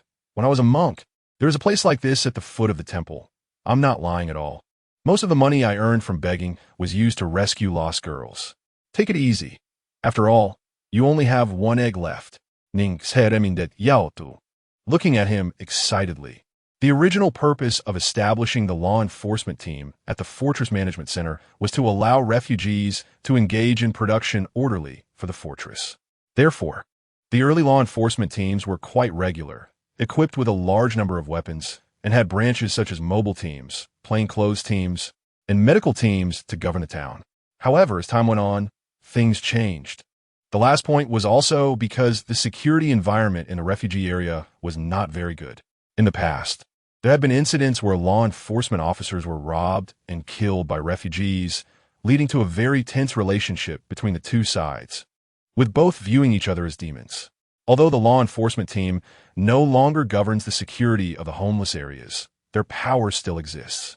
Just for the crime of murder committed by Ning Zhe, the law enforcement team is qualified to execute his arrest and trial. Thus, under the joint effort of Xiao Qi and Kong Wenyo, the 17th Law Enforcement Team, which had previously captured Ning Zhe once, dispatched an undercover team again, ready to crush Ning Zhe, who they regarded as a trivial bug. Chapter 92. To catch the thief. Let him go. A mutual test between two parties. The undercover team under the law enforcement team, as the name suggests, does not wear the official uniforms of the law enforcement team, but operates in disguises similar to those of the homeless to carry out their tasks. In fact, the watchtowers had long ceased to have this organization, as the law enforcement officers did not even leave the outer city, making it unnecessary to disguise themselves for reconnaissance. The reason the law enforcement team did not abolish these departments was that the heads of these departments could receive an additional management subsidy from the management center every month, which was a way for the team leader to provide benefits to his trusted subordinates. After Kong Wenyo issued the arrest order, it didn't pose a challenge for the undercover team leader, Li Chong. He directly commanded his subordinates to capture a few homeless individuals from a factory, and after changing into their clothes, he led the team to the town to conduct reconnaissance near Ning Zhe's residence. However, at that moment, Ning Zhe had already fled, and the house was completely empty, not even a straw left behind. The undercover team did not find Ning Zhe, which attracted the attention of other residents. "Hey, what are you doing?" As the law enforcement officers rummaged through Ning Zhe's residence, an old man stood outside and yelled loudly. His action was not motivated by a sense of justice, but rather by fear that these unidentified individuals might threaten his safety if they were to occupy the empty houses in their neighborhood. Li Chong, already frustrated for not finding Ning Zhe, turned around and scolded, "Old man, what does this have to do with you? Get lost, or I'll give you a beating." Seeing several young men coming out from the house, the old man pointed at them with a shaky voice. "I warn you, don't mess around. This is our bailiff's house. If you dare to stay here, you better watch out for trouble." Since Ning Zhe's residence was not under the jurisdiction of the 17th Law Enforcement Team, the undercover team had little knowledge of the area. After hearing the old man's words, Li Chong narrowed his eyes and asked, "Is your bailiff named Su Fei?" "Su Fei died a long time ago. Our current bailiff is Ning Zhe. You know Ning Zhe, right? No one dares to mess with him in the East City." The old man mentioned Ning Zhe's name and continued to threaten, "You'd better get lost right now, or I'll call for help." One of the undercover agents, seeing that the homeless man dared to threaten them, cursed and was about to take action. "Old man, you." "Hey, forget it." Li Chong hesitated for a moment and stopped the young man. "Let us go." With that, the undercover team, having found nothing, followed Li Chong's order and walked out of the courtyard. You guys are smart. A few days ago, dozens of people from the Black Flag gang came and were all chased away by our bailiff. The old man watched the group leave, thinking they were actually scared off by Ning Zhe, and proudly muttered a sentence before tremblingly walking back home. "Chang'e, what you said makes sense, but we can't just squat in the homeless area all day, right? After just a little while, I already feel my hands and feet going numb. How am I going to survive at night?" A nearby undercover agent shook off the dirt from his foot wraps, looking despondent. They were used to having regular meals at the watchtower with heating in the office. Although the environment couldn't compare to the fortress, it was 100 times better than the homeless area. "All right, stop complaining," Li Chong said. "Before we set out, Captain Kong told me that if we handle this case well, we'll get a bonus. I want to take a single cent of that money. I'll share it all with you guys. But if anyone dares to complain again, don't blame me for docking your bonuses." Li Chong knew that this group of subordinates was hard to manage, so he used both threats and incentives to finish his words, then continued from now on. "You six will split into two groups and take turns watching near Ning Zhe's house. As for the rest, you can disguise yourselves as homeless and rest at the brothel of the Black Flag gang. There may not be much, but there will be plenty of women." "Captain, do we have to stay here at night too?" One team member, hearing this, turned pale with fear. "The homeless area at night is so dangerous." "Bang!" Li Chong kicked him. "Can't you be a little more ambitious? You're armed. Who can threaten you?" After receiving a kick, the team member, risking further punishment, retorted, "What if a pack of wolves comes?" Not long ago, a pack of wolves attacked the camp and killed hundreds of homeless people. Hearing the term homeless, the team members inexplicably shivered and immediately lowered their stance. Captain, don't be angry. I was just saying, I'll listen to you, and it's fine to keep watching here. In the blink of an eye, 2 days had passed. During this time, the undercover team maintained a 24-hour surveillance on Ning's residence, but there were no abnormalities. Ning's yard remained empty, as if he had evaporated from the world. That noon, after Jiao Chuzi left the Black Flag Gang's brothel, he met with Ningzhe, Lin Sun, and Wu Hao, who were in a private room at a restaurant in the town after a simple disguise. Ningzhe saw Jiao Su enter and poured him a bowl of water. So, what have you discovered during these days at the brothel? I didn't find anything unusual over there, but the people inside the brothel have already noticed me. I was spending about $50 to $60 a day on the brothel lady, along with food and drinks. Such a big expenditure isn't something an ordinary vagrant can afford. Jiao Tzu shook his head. The brothel lady has already gotten me to spill some information. I made up an excuse saying my parents died in the factory, and I received over $100 in compensation, which is why I could come out and live freely. If I keep hanging around, I'm afraid it LL really raised suspicion. Wu Hao took a bite of the bean cake in his hand. My situation over there is pretty much the same, equally fruitless. Should we try switching to another couple of brothels? Wu Hao put down his food. Do you still think something's off at that brothel? Yes. Ning Se noted. In the past couple of days, Lin Sun and I checked out the Black Flag brothels and found that the place where Jiao Tzu stayed had twice the number of staff compared to other brothels. Although I haven't seen Shao Qi appear, I can't shake the feeling that something's not right with this place. It's better to investigate thoroughly. Chapter 93. An unusual room. Ning had been watching the Black Flag Gang for 2 days, but he hadn't gotten any news about Shao Qi throughout. Although he had no solid evidence, he had a nagging feeling that there was something off about the brothel where Jiao Tuzi was, which had doubled its guarding personnel. Jiao Tuzi had been staying in the brothel for 2 consecutive days, spending far more than an ordinary vagrant, which had drawn the attention of the Black Flag Gang. Given the tense atmosphere, Ningzhe was genuinely worried that if Jiao Tuzi continued to linger, problems might arise. Therefore, he sent him to a brothel with the least security forces and let Wu Hao take over to continue monitoring. Ningzhe chose to keep an eye on the brothels at both extremes in terms of numbers to prevent Shao Qi from secretly maneuvering and diverting attention this way. After the group split up, Ningzhe and Lin Sun concealed themselves in the town again, while Wu Hao returned to the brothel where Jiao Tuzi had previously been monitoring. Hey, looking for some company? As soon as Wu Hao entered the courtyard, a young man greeted him with a smile. Do you want a guy or a girl? What kind of question is that? Do I look like someone who prefers guys? Wu Hao grinned. How do you charge here? $5 for direct service. You can also substitute it with 2 cups of water, but it has to be measured with our cups. The young man pointed to 2 containers on a table at the entrance, slightly larger than the usual cups, and continued smoothly. If you find a girl you like, it's $15 for the night. You can also spend $40 for a whole day. We provide food and drinking water, but you have to pay for those. Wu Hao nodded. Your prices are a bit high. Can you make it cheaper? These days, it's tough to survive. Let's not haggle over this little matter, right? The young man picked his nose casually and said, if you're really concerned about money, you can find those so-called decent women on the street. They're cheaper. Just $2 for a service. But in those places, 9 out of 10 are scams. Is our Black Flag territory not safer? You have a point. It's not worth the trouble just to save a bit of money. Wu Hao smacked his lips, agreeing with the young man's words. All right then, I'll stay here. Let me check the quality of the girls first before deciding how to spend. After they settled the terms, the young man took Wu Hao to a room filled with girls in the courtyard. Wu Hao scanned the room and finally chose one he was attracted to, who was then sent to a separate room.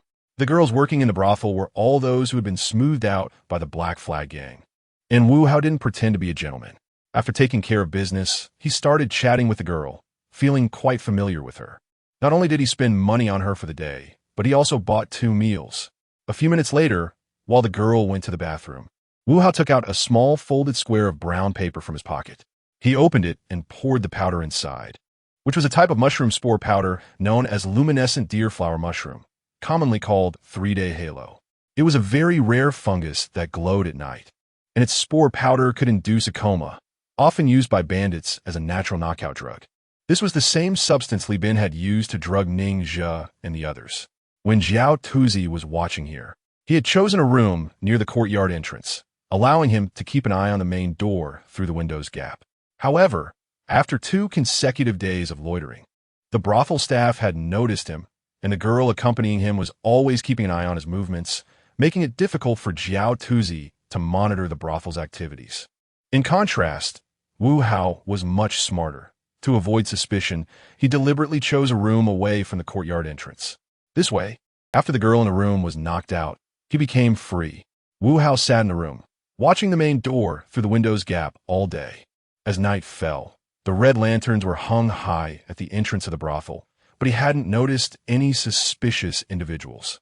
Throughout the afternoon, about 10 guests had come to the brothel, but none stayed for long. At this moment, he was the only guest left in the entire courtyard. Talp, talp, knock, knock. The young man outside peeked through the window gap and saw Wu Hao sleeping with the girl. He knocked on the door. Who is it? What's the matter? Wu Hao pretended to wake up groggily and asked, Hello, I'm a server from the brothel. The young man outside identified himself politely and asked, It's already dark outside. Would you like to order some dinner? Okay, wait a moment. Wu Hao got up, slipped on his shoes, walked over, and opened the door with a grin. I must have dozed off for a while. I slept all day. Haha, I understand. Sir, would you like dinner? $10 a serving. Each serving includes 2 bean cakes and a cup of water. The server slightly raised the meal box in his hand, allowing Wu Hao to see what was inside under the candlelight. All right, give me 2 servings. Wu Hao took out $20, picked up 2 plates of food from the meal box, and placed them on the table in the room. He then fixed his deep gaze on the young man's back. Just as he reached for something, Wu Hao could distinctly feel that the bottom layer of the meal box was emitting steam, and there was grease on his fingers from a box. Sniff. Wu Hao rubbed his fingers and smelled the odor. He could clearly distinguish the scent of animal fat. In the wasteland, vagrants usually cooked by roasting and rarely had access to meat. However, the meal box held food made with animal fat.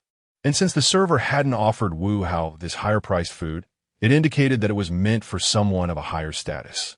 While Wu Hao was lost in thought, the server had already pushed open a door in the courtyard. After about 3 minutes, he came back out, but the meal box was clearly empty, as it had been sagging when he entered, and now it was shaking with his movements. Huff! Wu Hao glanced at the empty courtyard, hesitated for a few seconds, then blew out the oil lamp in the room and sat by the window, focusing intently on the unusual room. Chapter 94. The harvest of the law enforcement team in the blink of an eye. The undercover team had been lingering in the town for 2 days. During this time, except for those responsible for monitoring Ning Zhe, the rest had been resting in the brothel, enjoying food and drink being served very well.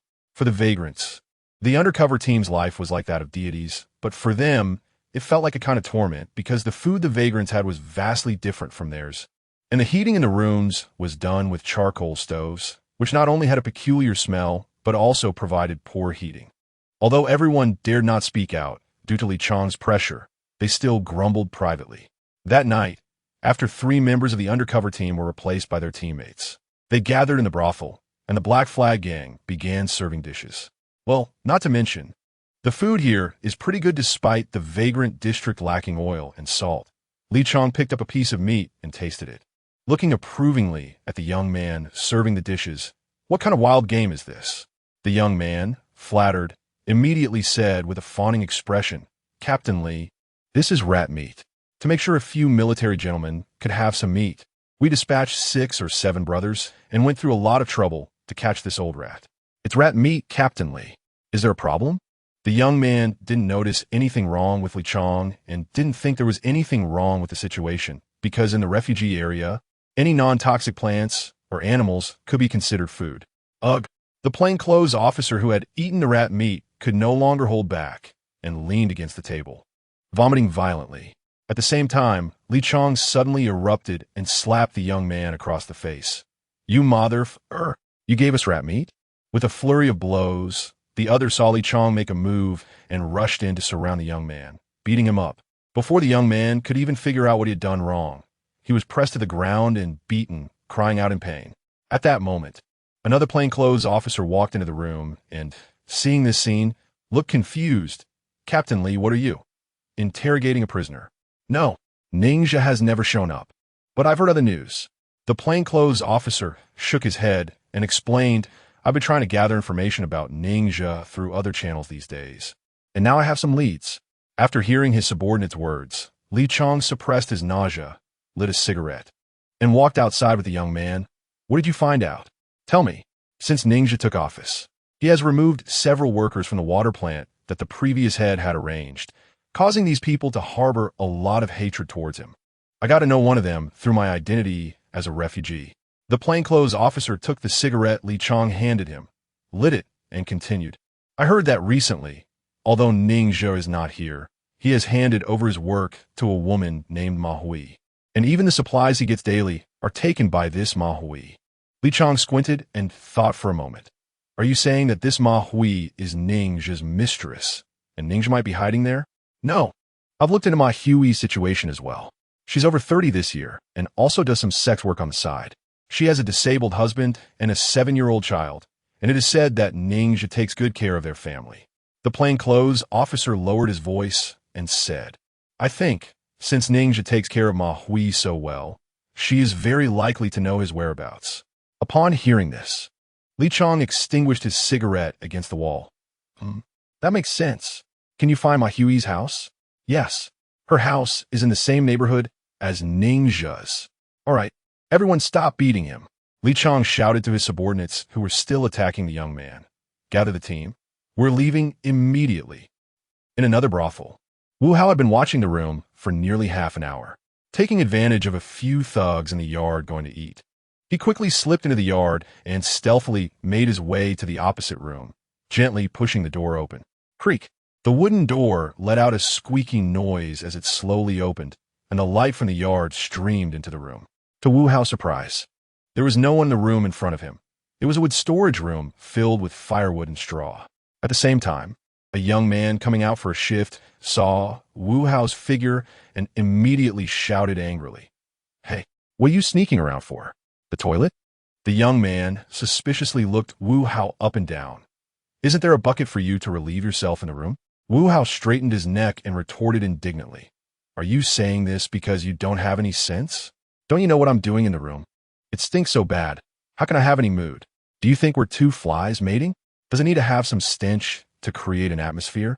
The young man was speechless from Wu Hao's retort and pointed to a small path beside the main room. The toilet's in the backyard. Don't wander around without reason, or you'll get yourself in trouble. What's the trouble in just looking for a toilet? Am I going to steal your broken wooden sticks from the wood storage? Wu Hao rolled his eyes and walked away, cursing. On the other side, Li Chong and his 4 plainclothes officers had already arrived at the neighborhood where Ninja was located, walking into the alley under the cover of night. The young man who had reported to them led the way, turning a corner and pointing at the low shack in front. Brother Chong, we're here. That's Ma Hui's house. Leave 2 people to guard outside. The rest follow me. Li Chong threw out a sentence and was the first to walk to the shack. After lifting the curtain, he was immediately hit by a pungent smell, causing him to frown, but he steeled himself and walked inside. At that moment, the Zhou family's home was lit by a kerosene lamp, and the 3 of them were gathered around a stone that served as a table, eating. Seeing the 3 men enter, Zhou Su looked at them in surprise. Who are you? What are you doing in my house? Don't misunderstand. We mean no harm. Please continue eating. Li Chong lit a cigarette to disperse the pungent smell and took out his credentials. Let me introduce myself. We are from the Industrial Zone Law Enforcement Team. Chapter 95. Coercion and Temptation. The plainclothes team's sudden interrogation, Li Chong's casual sentence, felt like a bolt from the blue to Zhou Su and his wife. The law enforcement team was at the top of the food chain for the refugees. A single word could determine life or death, and it was no joke. Don't be nervous. I'm not here to hold you accountable today, nor do I intend to do anything to you. I just want to ask a few simple questions. Li Chong smiled and sat on a slightly higher stone, feeling satisfied with the state of the family of 3. This not only showed his authority, but also made it more advantageous for him in the subsequent interrogation. You're not unfamiliar with this Ninja, right? Hearing the law enforcement team asking about Ninja, Zhou Su instinctively prepared to evade. Sir, I don't know. Bang! Before Zhou Su could finish his sentence, a plainclothes officer stepped forward, kicked him hard, and then twisted Zhou Baobao's ear, directly dragging him over. Zhou Baobao cried out in pain as his ear was twisted, and Ma Hui, seeing this scene, rushed over without caring about anything. "Child, let go of my child." Slap. Another plainclothes officer slapped Ma Hui across the face, while another covered the child's mouth and pointed a gun at Zhou Baobao's head, coldly looking at Zhou Su and his wife. "I don't want to kill refugees because I'm afraid your filthy blood will splatter on me. But don't force me.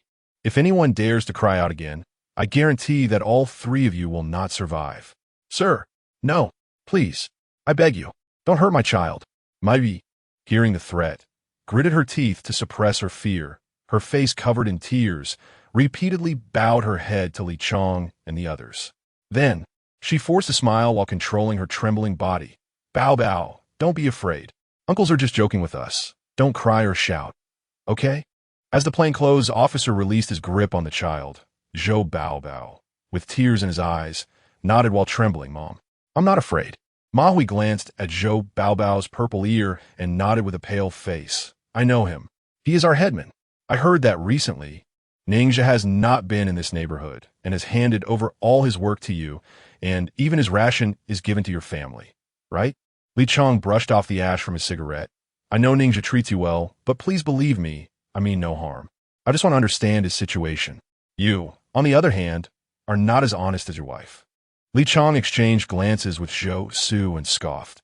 "I know how difficult life is in a refugee zone, so I really don't believe that anyone would give up their rations to help unrelated people in such a harsh winter." Zhou Su felt uncomfortable under Li Chong's gaze, but still gritted his teeth and said, "Sir, I'm telling the truth. I saved Ningxia's adoptive father while working back then, which is why he is grateful to me. He takes care of me, but it's only out of gratitude. As for his whereabouts, we really don't know. Forget it. I originally wanted to direct my heart to the bright moon, but the bright moon only shines on the ditch." Li Chong uttered a phrase that Zhou Su and his wife could not understand, snapped his fingers lightly, and the plainclothes officer next to Zhou Baobao drew out a dagger and pressed him down onto the table. "Don't." Ma Hui saw the movement and reached out to stop them, but fearing her actions would provoke them, she knelt on the ground, trembling like a leaf. The plainclothes officer exerted force, the blade cutting a bleeding wound on Zhou Baobao's arm. The little boy looked at his injured arm, tears streaming down his face. But he dared not cry out, as he also heard the law enforcement officer's words, afraid that his actions would bring trouble to his parents. "Sir, I beg you, let my child go." Zhou Su, lacking legs, awkwardly turned over and kept banging his head on the ground. "I'm not lying. I really can't find Ningxia. You're right. It's hard for us refugees to survive. Please let us go. Please let us go." Bang! Zhou Su's throat emitted a low roar as his forehead repeatedly struck the ground, producing muffled thuds, and soon blood was streaming down. Over the years, Ningxia had taken great care of Zhou Su, helping him through one harsh winter after another. This heavy gratitude was enough for Zhou Su to go to any lengths to repay it, even if it meant sacrificing his own son. Zhou Su did not understand the saying about Han Xian's meal being worth 1,000 gold, nor the bond of loyalty between Lin and Lin, nor the brotherhood of Lu, Guan and Zhang. He was illiterate and felt that Ningxia had done him a favor, and if he were to bite back, he would live in guilt for the rest of his life. "It seems you really don't know anything." Li Chong observed the couple's demeanor, fell silent for a few seconds, suddenly smiled, then pulled out a stack of cash from his pocket, which looked to be around 4,000 or 5,000, and slammed it onto the table, scattering it all over. "If threats don't work, then let us talk about incentives. As long as you can tell me Ningxia's whereabouts, this money is all yours. And once we find him, he will undoubtedly die. That way, no one will take revenge on you. You can take this money and easily get through this cold winter." Chapter 96. Who is truly wrong? Crash. Li Chong drew out his handgun from his waist, skillfully racked the slide, pointing the gun at the Zhou family of 3. A slight smile at the corner of his mouth. "Did you hear that crisp sound of the chambering? Next, all I have to do is gently pull my finger, and your family of 3 can become a pile of rotten flesh." You've seen the power of firearms, right? Who? The Zhou family of 3 breathed heavily, huddling tightly together. Although the temperature in the room was frigid, sweat was pouring down their faces. Life and death, poverty and wealth, are not difficult choices in my view.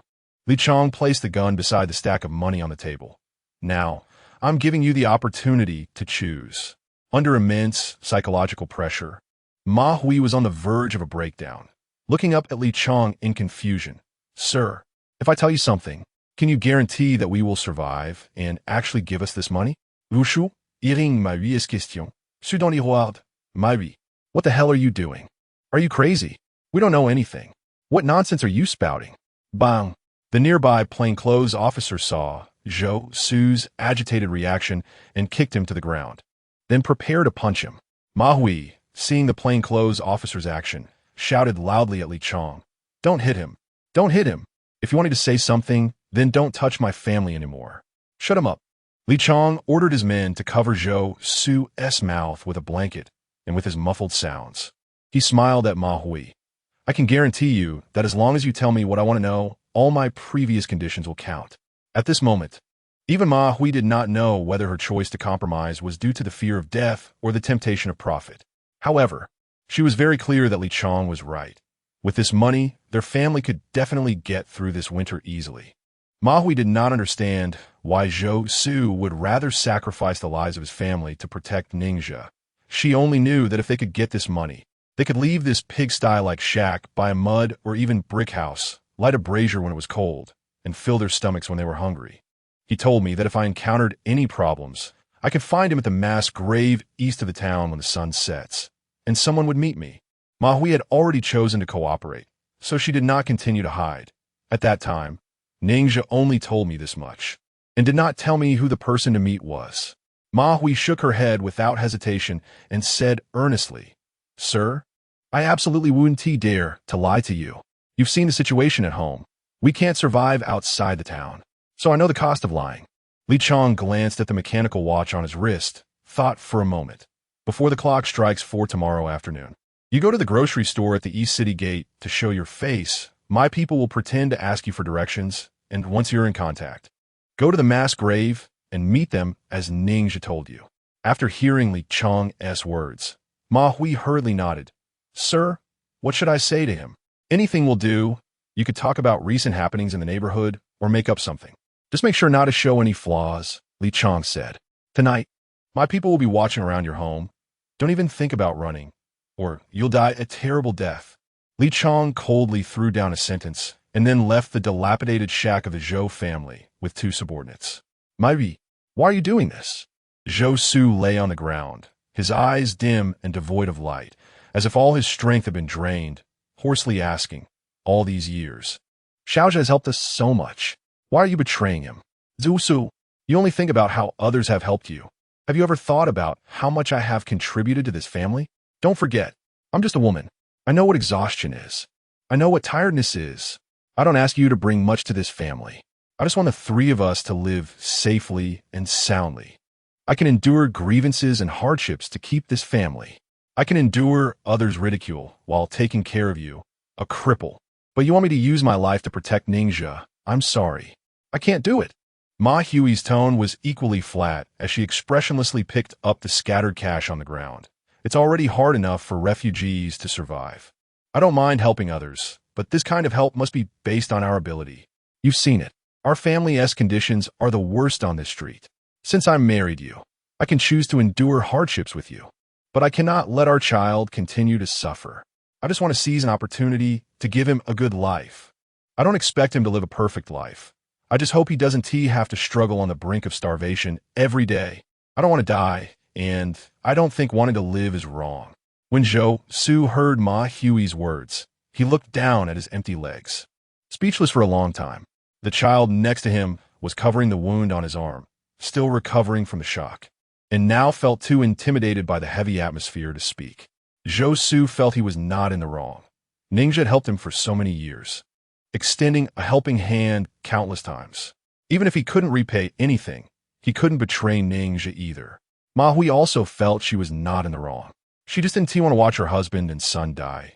She just wanted to seize an opportunity to survive and make her family live better. Since they both felt they were not wrong, then who is wrong? Perhaps neither of them is wrong, just as Ningxia once told Lin Sun, in this era, If you want to be a good person, you must bear the backlash that kindness brings and pay the price for it. Zhou died, quietly and without a sound. He chose to hang himself in the shed with a hemp rope in the deep of night, due to his lack of legs. It was difficult for him to hang himself, and his death was quite comical. He could not accept Ma Hui's betrayal of Ningxia, could not face his own heart, did not want to become a burden to his family, nor did he want his wife and child to be mocked for having a disabled husband and father. He feared even more to hear others say he was an ungrateful scoundrel, until the moment before his death. Zhou felt he had figured out one thing. Perhaps neither of them was wrong. What was wrong should be this era. Chapter 97. Captain Li preparing to strike, since Wu Hao discovered that the people from the brothel were delivering food to a firewood room. He became very curious about this place. Moreover, through his subsequent observations, he found that a group of thugs in the yard would keep an eye on the direction of the firewood room while on duty. This special situation kept Wu Hao awake all night, and he stayed in the room until noon the next day. When the girl he had drugged slowly woke up, he found an excuse to leave the brothel and met Ningxia at a restaurant. Ningxia sat in the private room, casually ordering some dishes, and then brought the conversation back on track. So, what did you find out over at the brothel? You won't believe it, but I actually discovered something. Wu Hao nodded and explained. Last night, I noticed someone delivering food to a room, so I took a risk and checked it out. However, that room turned out to be a storage room, and from last night until noon today, no one has come out of that room, nor has anyone delivered food again. I suspect that room might have a tunnel or something, and the exit isn't in this courtyard. Wu Hao nodded again and shared his thoughts. That's right.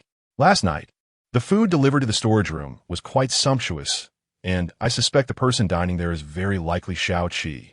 Based on the frequency of the deliveries, he probably only stays here overnight and hides somewhere else during the day. All right, I'm leaving now. Lin Sun stood up, clutching half a pancake, and left the private room directly. In another inconspicuous brothel, Xiao Qi was also meeting with Li Chong and started chatting. Captain Li, you and the brothers have been working hard these past few days. May I ask how your progress is going? Li Chong took the cigarette Xiao Qi offered, struck a match to light it, and replied, It's going okay. We have some leads now. We've found an informant, and tonight we're preparing to capture Ningxia. By the way, we spent 10,000 yuan to bribe the informant, and this cost needs to be covered by your black flag. 10,000? That's a lot. Upon hearing this number, Xiao Qi felt like he was bleeding money. The divide between the inside and outside of the fortress was very serious. Li Chong and his official personnel inside the fortress had salaries of at least 2,000 or 3,000 a month, while the refugees worked hard and could only earn a little over 100 a month. So it wasn't easy for Xiao Qi to make money from the refugees. He had to save up 3 or 5 yuan at a time.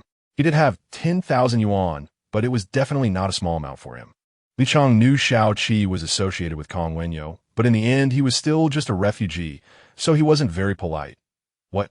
You want me to spend money while you're asking for my help? Captain Li, you misunderstood. I didn't mean that. I'm already very grateful that you're willing to help me with this. All right, I'll cover this cost, and I'll gather the money as soon as possible and send it to you. As long as we can solve the trouble with Ningxia, I'll accept spending a bit of money. Xiao Qi knew very well that the price Li Chong offered was definitely inflated, intending to fleece him. But he ultimately didn't dare to show any dissatisfaction. Captain Li, do you need me to help with anything? What can those useless people around you do? Li Chong didn't hide his disdain. Just prepare a good feast to celebrate for me. After Ningxia, Wu Hao, and Jiao Tzu had lunch. They were now gathered near the largest brothel in Black Flag, looking for another exit to the tunnel.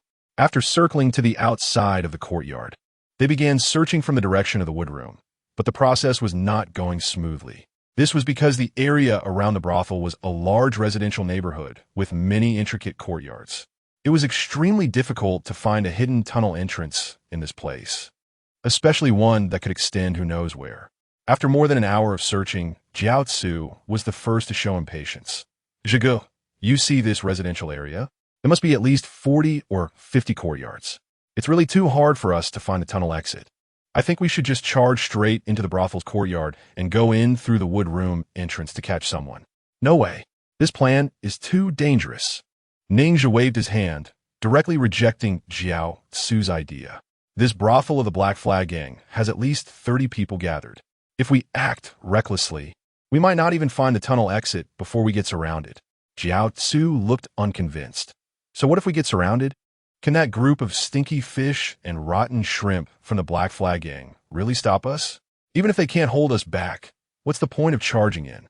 Wu Hao took out a pouch for his dry tobacco and skillfully rolled a cigarette. We still haven't figured out how many exits this tunnel has in the brothel. If we recklessly charge in, the people inside the tunnel will definitely take the opportunity to escape. In that case, the information we've painstakingly gathered will lose its value again.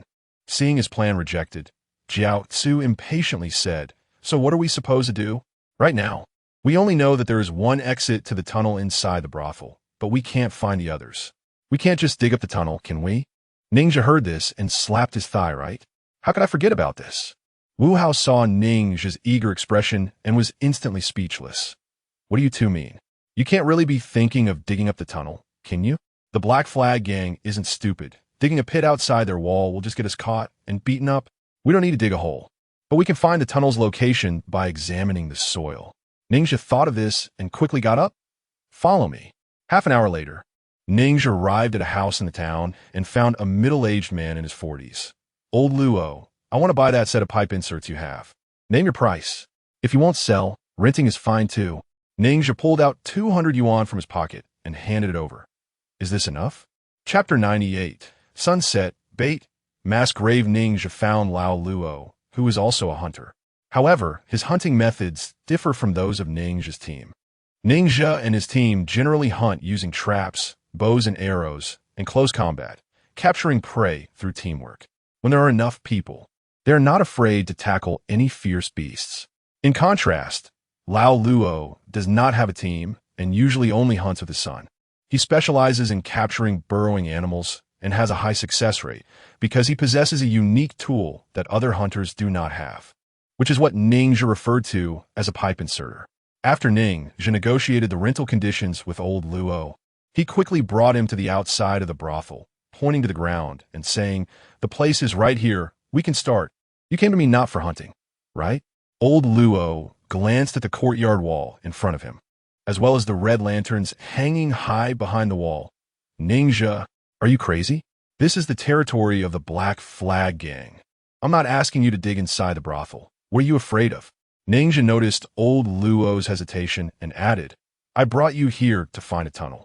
As long as you can help me determine where this tunnel exits, I'll give you 500 bucks. Can you do it? Just give me a straightforward answer." Old Luo, who was already thinking of backing out, was swayed again upon hearing this. Although he could use a Luoyang shovel to increase his hunting chances, the animal population had sharply decreased due to this year's drought, and hunting had become increasingly difficult as winter approached. Moreover, his family had no jobs, making their lives quite tough. Driven by the need for money, he steeled his heart and started digging a test hole on the spot.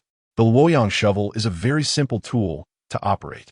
Taking advantage of the fact that no one was around, old Luo quickly dug 4 or 5 test holes in the ground, observing the color of the soil. He turned to Ningxia and said, "Confirmed.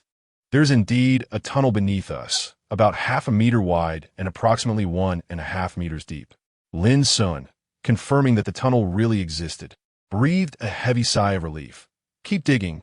Find a way to determine the direction of this tunnel. Wu Hao, Jiao Chiozi, you two go to the sides of the alley to keep watch. If anyone comes, give us a signal." As time passed, the sun gradually sank lower. When the clock struck 4, Ma Hui arrived as promised at the grocery store at the East City Gate. A few hours earlier, she had just buried Zhou Su. At this moment, there was no sadness on her face. Since Zhou Su became disabled, Ma Hui had been solely responsible for supporting the family. Over the years, she had endured hardships and always wanted to support her family through her own efforts. It wasn't until Zhou Su passed away that she suddenly realized that, compared to her grief, there was a sense of relief in her heart. As Ma Hui appeared at the grocery store entrance, a plainclothes man dressed like a refugee approached her. "Sister, may I ask where the restaurant is?" Ma Hui glanced at him and pointed in a direction. "Over there. Go through that alley, and it's right across." "Thank you."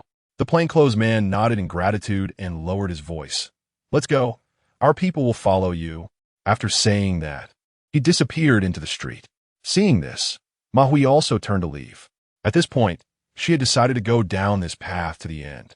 Since Zhou Su was dead, the only thing she could do was to survive with the child of the two of them. As she continued on her way, Ma Hui finally arrived at the chaotic graveyard on the east side of the town. This place was filled with undulating mounds of graves. Perhaps because the refugees were too poor, none of the graves had headstones, and no one came to pay respects. Due to long-term neglect, most of the mounds had snake holes or rat holes, with the refugees eating them when they were alive and becoming food for them after death. A cycle repeating over and over. The landmark of the chaotic graveyard was a large stone that rose abruptly, eroded by wind and sand over time, leaving it pockmarked. Ma Hui glanced at the setting sun and then stood by the big stone, waiting as Ningxia had instructed her. The winter wind howled, and the sky grew darker, with red and blue ghostly flames flickering from the graves, sending chills down her spine. Ma Hui waited in the cold wind for nearly half an hour. Fatly, following Ningxia's instructions before leaving, hid in the distance and observed for half an hour. Confirming that Ma Hui was fine, he finally emerged from behind a grave and walked towards her. "Sister Ma, did you come here for something today?" "Little Li, it's you." Ma Hui had seen Fatly in the neighborhood before. Seeing him eased her nervousness a bit, and a smile appeared on her face. "The thing is, recently a few refugees in the neighborhood have been causing trouble, and they are very dissatisfied with Xiao's work arrangements. I heard they are planning to unite and go to the watchtower to report Xiaoxia, wanting to revoke his position as the headman." Fat Li's eyes widened in surprise. "Are they crazy? The headman is a position assigned by the fortress. How can these refugees decide?" "I also heard about this.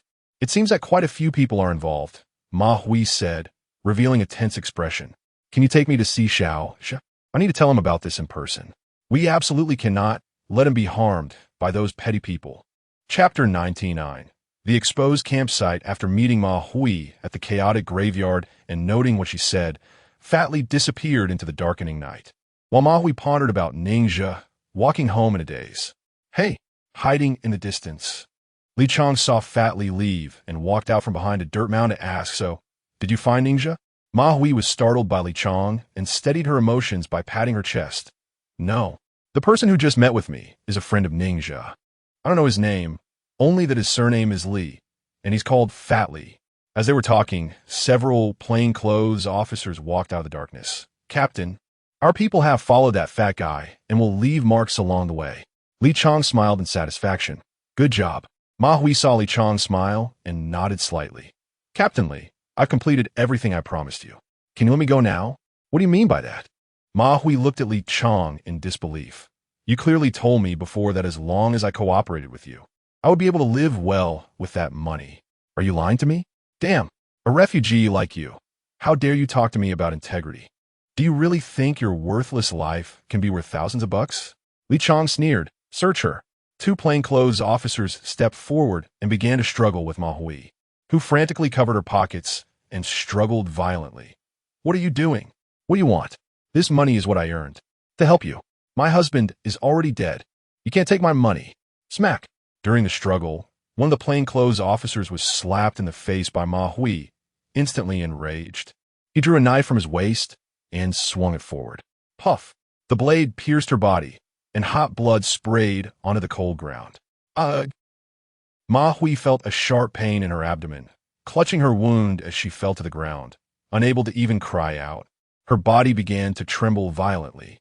"Dirty bitch! How dare you lay a hand on me?" The plainclothes officer kicked Ma Hui again, then rummaged through her pockets, pulling out cash and saying to Li Chong, "Captain, the amount doesn't match. There are only over 200. Refugees wouldn't dare bring that much money out. It must be hidden at home. You take someone in her house to find the money and also take care of that little brat. The rest follow me to find Ningxia's hideout." Li Chong tossed out a sentence and stepped forward towards the direction Fat Li had disappeared. "No, please." Ma Hui heard their conversation and reached out to grab Li Chong's pants leg. Don't hurt my child." Bang. "You sweet talker. The food we eat every day is the same, and we don't even have any seasoning. How good can it taste?" Zhao Yi smiled as she picked up a baked pancake by the fire and handed it to Li Pengzi, then served 2 bowls of porridge. "Recently, the water prices have been rising, and we're almost out of water here. Grandpa Wu and Grandma can't chew well, so they need to eat porridge, But we can't. I understand. I'll take the porridge to them. Li Pengzi held the pancake in his mouth and was about to take the bowl from Zhao Yi's hand when he caught sight of several refugees walking toward them out of the corner of his eye. He immediately picked up a stick from the campfire and stood up cautiously. Who are you? What do you want? The undercover officer recognized Li Pengzi, drew his handgun, and pointed at the two. Stop talking shit. Get on the ground and don't move. Li Pengzi was stunned when he saw the gun. Who are you? Really? The food here isn't bad. Li Chong stepped closer to the campfire, glanced at the pot of porridge, and patted Li Pengzi's face. Where is Ninja? Seeing Li Chong asking about Ninja, Zhao Yi quickly explained, Officer, you might have misunderstood. We are just a group of refugees. We don't know anyone. Li Chong smiled slightly and said in a low voice, Li Dongfa, Zhao Yi, right? Both of them were taken aback when they heard their names. Li Pengzi started trembling at the realization that this group came from the stronghold, completely unsure of how to respond. Li Chong looked at the two shabby tents. So, what's it going to be? Are you going to tell me what happened? Or do I have to ask you one by one? Officer, we're just with Ninja to get a full meal. That's why we chose to work for him. But we really aren't in cahoots with him.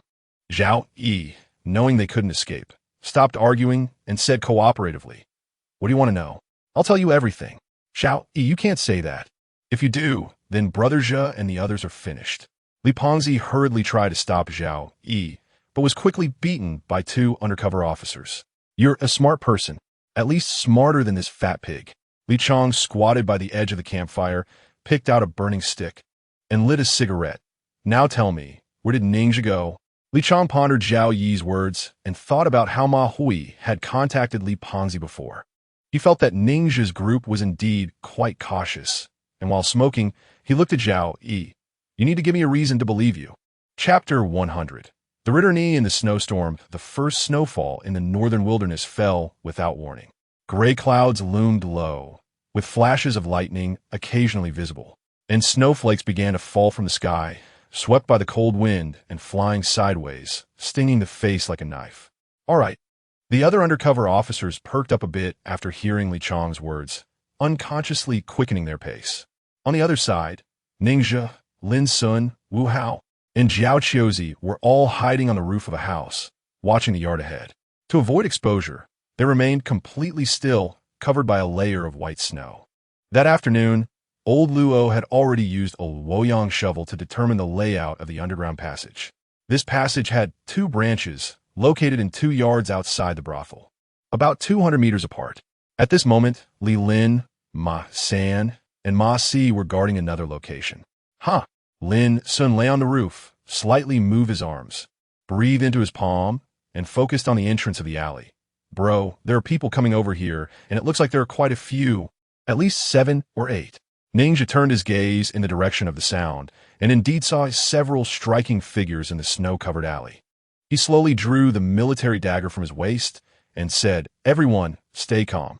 If the people coming are really from Shao Qi's group, we need to let them into the courtyard first. Inside the alley, Shao Qi was still unaware of the potential danger. Accompanied by Huang Monsong and several subordinates, he was walking towards the courtyard while casually asking, How's the repair of the brothels that caught fire before? Can Kong Wenyo help with anything? Their lookout post doesn't lack food, but the rations allocated to them from the fortress are distributed per capita. Even if they can spare us some, the amount won't be much. Shao Qi was very resistant to this suggestion with Kong Wenyo's character. If I go to him for help, he'll definitely squeeze us for money. Huang Monsong waved his hand to explain. Big brother, you misunderstood my meaning. I meant, can we ask Kong Wenyo to help us make connections to buy food from a city? Are you dreaming? Do you think the people in the city eat the same coarse rice as the refugees? I've heard that the food for the fortress people costs $7 or $8 a pound. Even if there are channels, can you afford it? Shao Qi rolled his eyes. Kong Wenyo at the lookout post can only bully the refugees. Not to mention whether he has connections with the food bureau or whether he can get food. Even if he could, do you think someone who can only go to the city 4 times a year can help us transport food out? Since food is insufficient, let's activate the emergency plan. First, you order all the older and unproductive prostitutes from the brothels to be driven away. Leave in thought for a moment. And those useless people in the gang should all be cleared out too. Huang Monsong twitched at the corner of his eye. Big brother, Driving people away at this time is pushing them to a dead end. Old Huang, you're good in many ways, but your biggest flaw is that you're filled with worthless compassion. You're able to think of them now because you can fill your belly, but you also need to remember your sympathy might just starve you. While Xiao Qi spoke, one of the subordinates in front had already opened the door to a residential house, and he stepped into the courtyard, continuing to speak to Huang Monsong. I don't want them to freeze or starve either, but right now, the Black Flag can't support so many idle people. What do you want me to do? Can I conjure food out of thin air? If you feel sorry for them, that's fine. After these people are driven away, if you can't stop worrying about anyone, just share your rations with them. As for how many people you can support, I absolutely won't interfere. Huang Monsong was so choked that he couldn't say a word. As he walked towards the front house, he pulled out a cigarette and put it in his mouth, only to realize he had no lighter. He turned to the young man behind him. Give me a match. Just then, as the young man reached for the match, a feathered arrow whizzed past Huang Monsong's cheek and struck the young man squarely in the chest. Blood splattering onto the pure white snow beneath, extremely conspicuous and blinding. Chapter 101. The Struggle of a Cornered Beast. The combat power of the Black Flag's direct line Lin Sun suddenly shot an arrow, instantly taking down a young man. Amidst the young man's screams, Huang Monsong was the first to react, grabbing Xiao Qi's wrist and starting to rush toward the house ahead. Enemy attack. There's an enemy attack. Get inside, all of you. With a whoosh. As he spoke, several young men rushed forward, surrounding Xiao Qi as they collectively charged toward the house in the courtyard. You bastards from the Black Flag have been looking for us, right? Today we've come. Lin Sun saw the crowd in the courtyard in disarray and shouted violently. He stood up and drew his longbow to full draw, shooting an arrow toward the center of the crowd. Boom! The group inside the courtyard heard the furious shout and stirred slightly. A young man used his momentum to crash through the door, the first to rush in, brandishing a knife and looking around. There's no one inside. Hud. Huang Monsong immediately led his men into the house, breathing heavily. Everyone stay with me. Hold this position. Big brother you.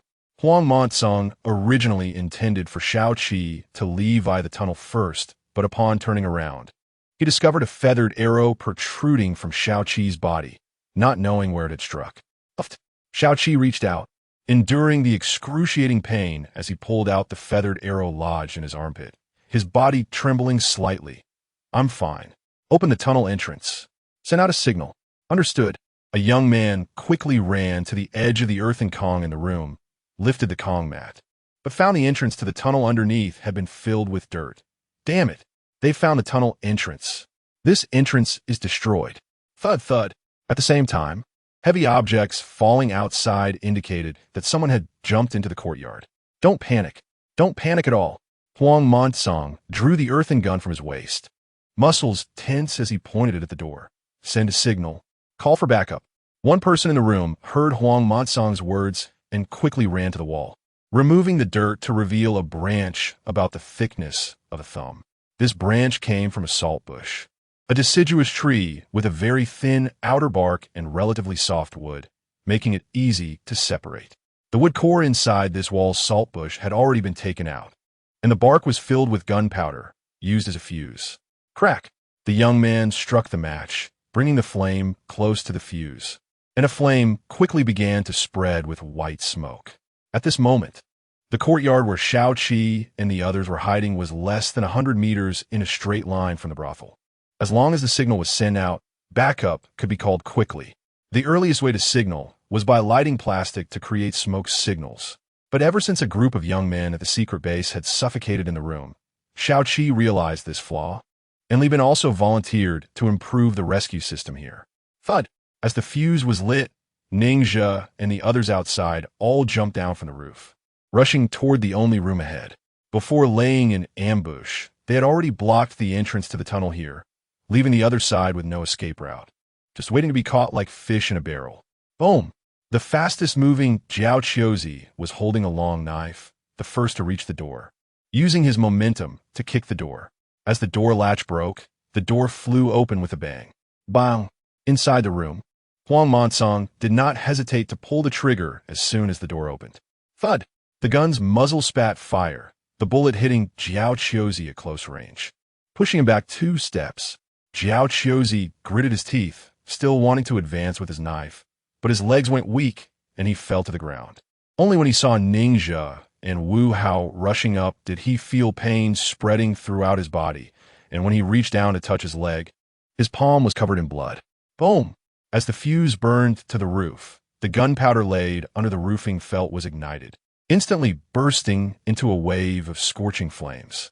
Thick white smoke rose in the heavy snow, and Lin Sun, caught off guard, had several large holes burned in his clothes. His hair and eyebrows instantly scorched. The intense flames also temporarily blinded him, causing his eyes to tear up continuously. Block them for me. After Huang Monsong fired a shot, he saw a figure outside the door in the firelight and quickly retreated while unfastening the gunpowder bag from his waist. Our reinforcements are coming soon. Hold the line. Hearing Huang Monsong shout, the others rushed towards the door like a swarm, and at that moment, Ningxia had already reached the front door. He grabbed the arm of a person wielding a knife and struck at his abdomen with 2 consecutive slashes. Fuck you. A young man behind saw Ningxia's move and swung a knife down at Ningxia's head, crossing his arm over the shoulder of his companion in front. Buzz. Outside the door, Wu Hao saw this scene and brought down his heavy iron broadsword, weighing 4.5 pounds with a sudden force. PFF. The cold blade swept across, directly severing the outstretched arm, and with the remaining force, it also struck down the young man who had been stabbed twice by Ningxia. The scoundrels in the refugee area were just some braver refugees who had no access to systematic training and certainly wouldn't engage in fitness, as excessive exercise would mean needing more energy intake, which was unrealistic for those who could barely fill their stomachs. Because of this, apart from being in groups, they were not much different from other refugees. However, as the leader of the Black Flag Gang, Shaoqi's men were naturally not on the same level.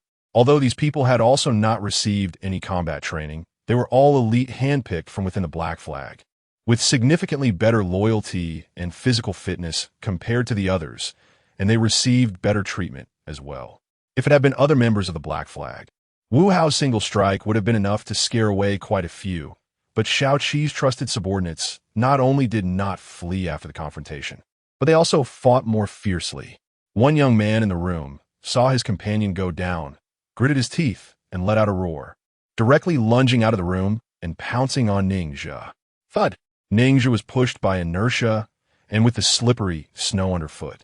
His body immediately leaned back and was pressed to the ground. Puffed. Wu Hao saw this scene and slashed at the back of the young man, but then was continuously attacked by 2 people rushing out the door, leaving 2 bloody wounds on his arm, while others were in chaos. Huang Monsong finished loading the gun with gunpowder, stuffed in a piece of cotton, and poked it a few times with a wooden stick to compact the gunpowder and iron sand below. He then charged out the door, striding towards Ningxia, shouting, "Everyone get out of the way." Chapter 102. The crumbling house. Turmoil erupts. A conflict in the courtyard of the house turned chaotic, with people fleeing in all directions. The pure white snow was constantly blooming with spots of bright red, and shouts and screams echoed back and forth. Among the 4 on Ningxia's side, Jiao Tuo had already been taken down by a gunshot, and Lin Sun had also been injured in the eyes by burning gunpowder, crouching on the roof and losing his fighting ability. Only Ningxia and Wu Hao were still holding on, although they were fierce. They were still at a disadvantage against the 7 or 8 burly and fearless bodyguards around Shaoqi. Since Ningxia was tackled by a young man from the other side, he was pinned to the ground by several others. At this moment, Huang Monsong was also striding towards the door with a gun in hand, shouting, "You little brat, playing dirty with us? Do you think you're worthy?" As his words fell, Huang Monsong lowered his gun, aiming at Ningxia's direction. Not far away, Jiao Chiozi saw this scene and grabbed a knife beside him, suddenly throwing it towards Huang Monsong's position. Bang! The knife spun through the air, the handle striking Huang Monsong on the forehead, causing him to stumble slightly, and his finger inadvertently pulled the trigger. Bang! A gunshot suddenly rang out in the courtyard. This inaccurate shot hit the young man, pinning Ningxia, causing a spray of blood to erupt from his back and Ningxia's leg simultaneously. Puffed, puffed. Ningxia took advantage of the young man, holding him down, being injured, pushed him away, and fiercely stabbed at another person with 2 strikes, trying to struggle to get up. At the same time, another young man charged forward, holding a more than 1 meter-long stabbing gun with a sharp steel pipe at the top, rushing toward Ning Zhi. Damn it. You still want to run? Bang. Clang. At a critical moment, the gate of the courtyard was kicked open, and then Li Lin, Ma San, and Ma Si rushed in with long knives, charging in like mad dogs, starting to slash at anyone they saw. Crackle. Fall back. Fall back. Huang Monsong saw the situation change drastically, grabbed his empty gun, and turned to run into the house. He knew very well that these people were coming for Shao Qi, and as long as they held on to Shao Qi, reinforcements from the brothel would arrive soon. They only needed to hold onto Shao Qi to win. There was no need to fight to the death with the enemy. Just then, as Huang Monsong was shouting, Ningxia sprang up from the ground, holding a knife and darting toward the room inside. Huang Monsong saw Ningxia's movement and swung his empty gun at him. Bang! Ningxia sidestepped Huang Monsong's strike, using the inertia to knock him down with the hilt of his knife, and then dashed into the room. Buzz! A young man guarding the door saw Ningxia enter and immediately swung a knife at him. Bang! Ningxia dodged the opponent's attack and knocked him down with an elbow strike, then strode toward Shao Qi. You bastard! You think you can touch me? Shao Qi saw the figure rushing towards him and quickly drew a handsaw from his waist, sweeping it fiercely at Ningxia. Bang! Ningxia raised his knife with one hand and blocked Shao Qi's strike. Then, his right elbow bent again and smashed towards Shao Qi's face. Seeing Ningxia's movement, Shao Qi quickly lifted his left arm to block the attack, but the wound on his arm, which had been shot by an arrow, burst forth with blood. He then extended his right leg to hook Ningxia's left leg, pushing off the wall behind him with his left foot, and suddenly charged forward. Thud! With Shao Qi's collision, both of them fell backward simultaneously. Before hitting the ground, Ningxia twisted his body sharply, pinning Shao Qi beneath him. Realizing he was no match for Ningxia, Shao Qi let go of the saw and grabbed Ningxia's wrist, preventing him from inflicting any fatal harm. Bang! After Ningxia was grabbed by the wrist, he guessed Shao Qi's thoughts and suddenly slammed his forehead into Shao Qi's nose. Taking advantage of the moment when Shao Qi was dazed, he grabbed his injured arm with his left hand. Ugh! A sharp pain surged through, and Shao Qi let out a muffled groan, only to be immediately pressed against the neck by Ningxia's knife. Who? Due to the pain from the wound, Shao Qi's face was covered in steaming sweat, and with rapid breaths, he locked eyes with Ningxia. You are the Ningxia who killed my brother, right? Shao Qi ground his teeth, his gaze fierce as he said, Ningxia, I remind you, don't get too carried away. If anything happens to me today, you won't get away either. Ugh! As soon as Shao Qi's words fell, a gunshot rang out from outside the door, and then dozens of Black Flag Gang thugs holding torches rushed into the courtyard. One of the middle-aged leaders fired a shot into the sky, then reached out to take a powder-filled earth gun, shouting loudly, Everyone, don't move. If anyone dares to move again, I guarantee you'll be lying in a mass grave by tomorrow morning. Get up! Ningxia heard the shouting outside and yanked Shao Qi up from the ground, holding the knife against his neck as he strode out. Everyone, see who this is? If you don't want anything to happen to Shao Qi, put down your guns. Wu Hao, Shao Sun, come on my side. Don't let them go. Shao Qi looked at the line of torches at the gate and shouted back. Listen up. If anything happens to me, no one here is allowed to leave. Ningxia, I've seen you. Huang Monsong adjusted his breathing after seeing Ningxia threatening Shao Qi, and with 2 large bumps on his forehead, he spoke. You can see the current situation. If we continue to hold our ground, it will only lead to mutual destruction. So I advise, let's both take a step back. You let my brother go, and we will let you all leave. How about that? Cut the crap. I didn't come here to negotiate with you. Don't try to scare me with talk of mutual destruction. We are just a group of starving refugees. After having dinner tonight, we don't even know what we'll eat tomorrow morning. We can't compare to you people who have no worries about food and clothing. A fierce expression appeared on Ningxia's face, illuminated by the flames. If you think it's worth trading lives with us, then let's not hold back. You open fire now. Let us see who can afford to lose more. I have a worthless life. If I lose, then so be it. But what about you? Do you dare to gamble with me? Chapter 103. The giant net woven by gun muzzles after Ningxia's shout, the courtyard of the residential building fell silent. And even Xiao Qi became quiet. His words were not wrong. Although the members of the Black Flag Gang were also from the refugee class, they were already at the top of this food chain. In their eyes, the life of any refugee was worth less than their own. Xiao Qi's earlier remarks were meant to increase pressure on Ningxia, but if it really came to exchanging a life with a refugee, he definitely would not be able to accept it. Ningxia glanced around the room, looking at the blood-soaked bald man, and said in a deep voice, "Xiao Sun, Wu Hao, you guys take the others and leave first." The man with the gun stepped forward, raising his weapon and shouting, "You can't leave. Let Boss Xiao go first." Ningxia exerted force with his wrist, and the blood from Xiao Qi's wound flowed along the blade. "I said let them go. You mutafia." The man turned the gun's muzzle towards Ningxia. "Enough." Huang Monsong looked at the hostage, Xiao Qi, fearing that the conflict between both sides would escalate further, and took the initiative to make a concession. He nodded at Ningxia. "As long as you can guarantee that you won't hurt my brother, I can let you go. But you also need to understand, this is our bottom line." Ningxia saw Huang Monsong relent and turned his gaze to Lin Sun and the others. "Xiao Sun, Wu Hao, you guys go first." Upon hearing Ningxia's words, Lin Sun's eyes flashed with anxiety. "Brother, if we leave, what about you?" According to Ningxia's initial plan, he intended to eliminate Xiao Qi and Li Bin directly, but the people from the Black Flag Gang were no pushovers. With their fierce resistance, the situation had already spiraled out of control. In this encircled situation, the more people they left behind, the more dangerous their position became. Conversely, if only Ningxia remained, whether he intended to forcibly take down Xiao Qi or use him to escape, his concerns would be significantly less. "Be careful." Lin Sun had a high level of tacit understanding with Ningxia and roughly guessed his thoughts, stepping forward to help the bald man. Bang! At that moment, another gunshot rang out from outside the courtyard, followed by a shout. "Surround the courtyard. Not a single person inside is allowed to leave." With a rush, the gunfire echoed, and the people at the entrance parted to create a passage. Then Li Chong, holding a handgun, strode into the courtyard, followed by several plainclothes officers, all pointing their guns at the others. This is really like someone sending a pillow just as I was dozing off." Li Chong looked at the chaotic scene in the courtyard and waved towards Ningxia. "One and all. Capture them all.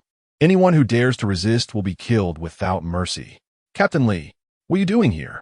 Huang Monsong's eyes flashed with urgency upon seeing Li Chong suddenly appear. "You can't be rough. If anything happens to my brother, our Black Flag will be finished. You need to understand, I earn my salary from the fortress. I only answer to the orders from the management center, and the lives of the refugees are not my concern." Li Chong coldly threw out a sentence, then revealed a cunning smile. "Besides, they might not even dare to resist. Get in."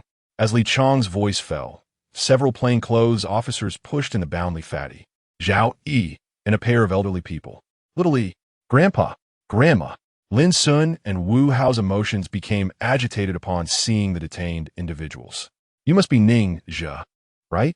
I am Li Chong, the captain of the 17th Law Enforcement Team's plainclothes unit. I want to talk to you." Li Chong locked eyes with Ningxia, scratched his head with the gun barrel, and pointed at Li Fatty and the others with a smile. "You are wanted for murder, arson, and robbery. However, they are all innocent. If you are willing to give up resistance and plead guilty, I can spare their lives. Otherwise, as soon as I pull the trigger, none of you will escape, and these few will accompany you to the grave." Ningxia heard Li Chong announce his identity, and his hand, gripping the knife, trembled slightly. He had to admit that Li Chong had indeed put him in a difficult position. If Ningxia were facing the thugs from the Black Flag Gang, armed with knives, clubs, and homemade firearms, he might have had a chance to fight back. However, facing law enforcement officers equipped with standard weapons, they stood no chance at all. The guns pointed at them felt like a giant net descending from the sky, leaving them no way to escape. How could you not understand such a simple truth? While speaking, Li Chong raised his arm and pressed the gun barrel against the head of the nearby Fat Li. "You really want to find someone to accompany you to the grave?" Feeling the coldness of the gun barrel, Fat Li tightly shut his eyes, trembling, and remained silent. He wanted to cry out for help or plead for mercy, but he was afraid that his actions would affect Ningxia's state of mind. Whoosh! Ningxia held the military dagger in his hand, constantly calculating how to break the deadlock. However, several thoughts flashed through his mind, and the odds of winning were all zero. Even if he were to suddenly unleash that strange ability right now, he would probably still be unable to escape the outcome of being shot dead in front of the gun's muzzle. Bang! Li Chong seemed to have grown impatient from waiting. He pressed his arm down and directly pulled the trigger. Thud! A stream of blood shot out from Fat Li's leg, and his body fell to the ground, finally unable to suppress a painful wail. Dong fa! Zhao, he was also startled by this scene and let out a sharp scream, rushing over to cover the gun muzzle on Fat Li's leg. Clang! Ningxia watched the blood oozing from Zhao Yi's fingers, threw away the knife in his hand, and looked at Li Chong, the mad dog. You win? Lin Sun, Wu Hao, and others beside him also threw away their weapons upon seeing this. Bang! Xiao Qi, freed from his restraints, turned around and punched Ningxia down, excitedly looking at Li Chong. Captain Li, keeping him is a disaster. Kill him. As long as you kill him now, it's all over. With a clatter, as soon as Li Chong's words fell, a series of gun-chambering sounds erupted at the scene, with countless muzzles pointing at Wu Hao and others beside Ningxia. At the slightest command, blood would be spilled on the spot. Chapter 104. The Cold Wind Rises. Old friends return as Li Chong issued the execution order. The undercover agents present raised their guns, aiming at Lin Sun and Wu Hao's group. At that moment, to everyone, the fall of a group of refugees seemed inevitable, and even in Ningxia and others' eyes, they didn't feel any possibility of escape. The conflict between a group of refugees and the Black Flag Gang could be called a confrontation, but once the stronghold people appeared, the situation turned into a crushing defeat. Among a group of refugees that could dominate with metallic cold weapons, the law enforcement team armed with firearms became the deities that could dictate fate. Those cold, hard guns were no different from the scythe in the hands of the Grim Reaper. Xiao Qi looked at Ningxia's group standing in the firelight, and the emotions that had accumulated over the days instantly dissipated.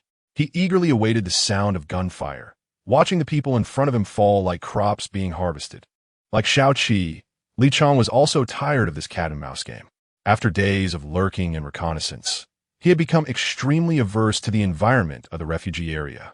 So, while his subordinates raised their guns, he slightly raised his hand, extending 2 fingers in preparation to wave.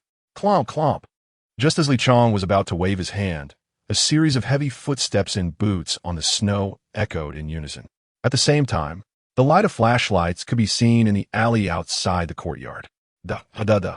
The roar of submachine guns resonated in the alley, accompanied by a loud shout from outside. Rebels inside, you are surrounded. Surrender and lay down your arms. It's your only way out. Damn, what's going on? Li Chong instinctively turned to look upon hearing the gunfire, and saw a team of law enforcement officers in winter uniforms rushing into the courtyard. Bang bang. The law enforcement officers in front, holding automatic rifles, brutally smashed down several Black Flag Gang thugs outside the door, then aimed their guns at the undercover agents in the courtyard. You bastards. Don't know how to appreciate kindness. Didn't you hear the shout? Throw down your guns.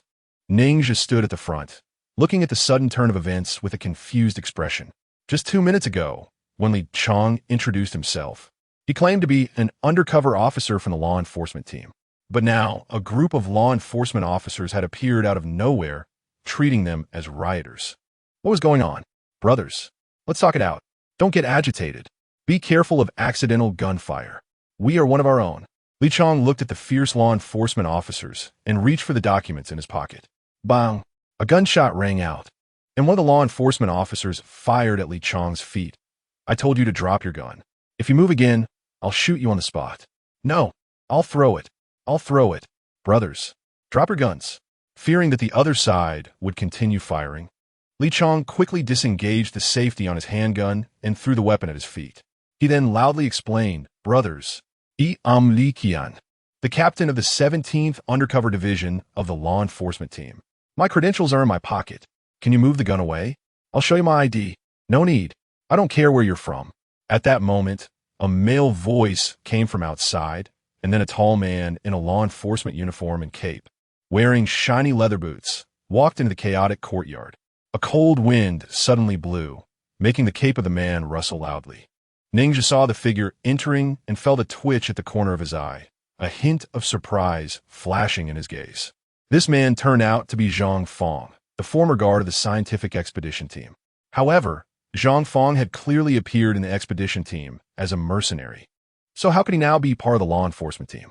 Li Chang noticed the cloak that only the captain of the law enforcement team wore on Zhang Fong and immediately stood up straight.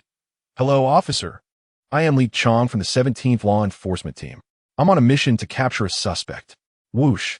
As Zhang Fong's voice fell, the law enforcement officers beside him all stepped forward and surrounded Ning Zhe and the others. Slap! Without waiting for Li Chang to finish speaking, Zhang Fong suddenly raised his arm and slapped him hard on the face, looking at him sharply. "What are you, a mere undercover team leader, to ask me for face? I am capturing a suspect according to the law. Do you think I am playing house with you? Is there any room for negotiation? On what grounds do you hit people?" Li Chang was instantly furious after receiving the slap.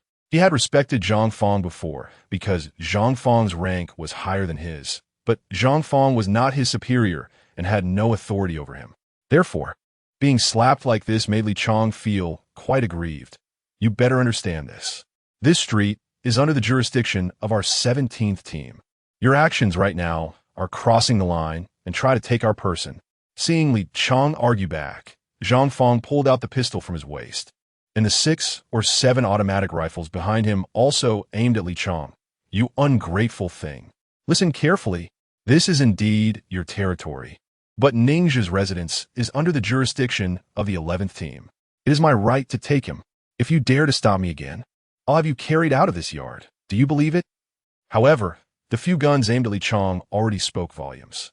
Li Chang tried to appeal to Zhang Fong's humanity, but Zhang Fong was talking to him about the law. When he brought up the law, Zhang Fong responded with force. Li Chang believed Zhang Fong wouldn't dare to shoot him, as they were both law enforcement officers, but he was very certain that if he continued to argue, Zhang Fong would definitely give him a beating. After realizing this, Li Chang ground his teeth. "Officer, if you take him away like this, our Captain Kong will definitely seek an explanation from you. To hell with you. I've been demoted from the guard officer of the management center to the outskirts. Do you think I'm afraid of anyone asking me for an explanation? Take him away. Withdraw." Zhang Fong dismissively threw down a sentence and led his subordinates in escorting Ning Zhe and the others, swaggering away from the scene. Chapter 105. The disparity is vast. Unable to empathize, Outer District, 11th Law Enforcement Team base. After the injuries on Ning Zhe's body were treated by the medical team, he was taken to Zhang Fong's office. At this moment, Zhang Fong was sitting at the table, cooking hot pot on an induction cooker, when he saw Ning Zhe arrive. He smiled at him. "I just mentioned the saying the mountains are high and the waters are long a few days ago, and I didn't expect we'd meet so soon. Come and sit down. Have something to eat to warm yourself up. Honestly, I'm really surprised to see you here." Ning Zhe exchanged a glance with Zhang Fong, stepped over to the table, and smelling the enticing aroma in the air, looked at the bubbling soup base in the pot, raising his eyebrows slightly. "This pot doesn't even need coal. It should be powered by electricity, right?" "Yes, it's an induction cooker." Zhang Fong pulled out a pair of chopsticks and handed them to Ning Zhe with a smile. "You probably haven't had hot pot before, right? Just put whatever you want to eat from these side dishes into the pot to cook, and once it's done, you can eat it. The jars and bottles on the side are for the dipping sauces. You can mix whatever you like." Ning Zhe glanced at the bottles on the table, which were filled with chive flowers, sesame oil, chili oil, cumin, and other condiments he had never seen before. However, his mind was not on the food at the moment. He made eye contact with Zhang Fong. "What have you done with my friends?" "Don't worry. The injured have all been sent to the medical room. The doctor said there's no life-threatening danger. As for those who weren't injured, they're all in the detention room. I'm not doing this to imprison them, but because the outpost doesn't have a suitable place for them to stay. I've instructed my people not to mistreat them and to provide them with food.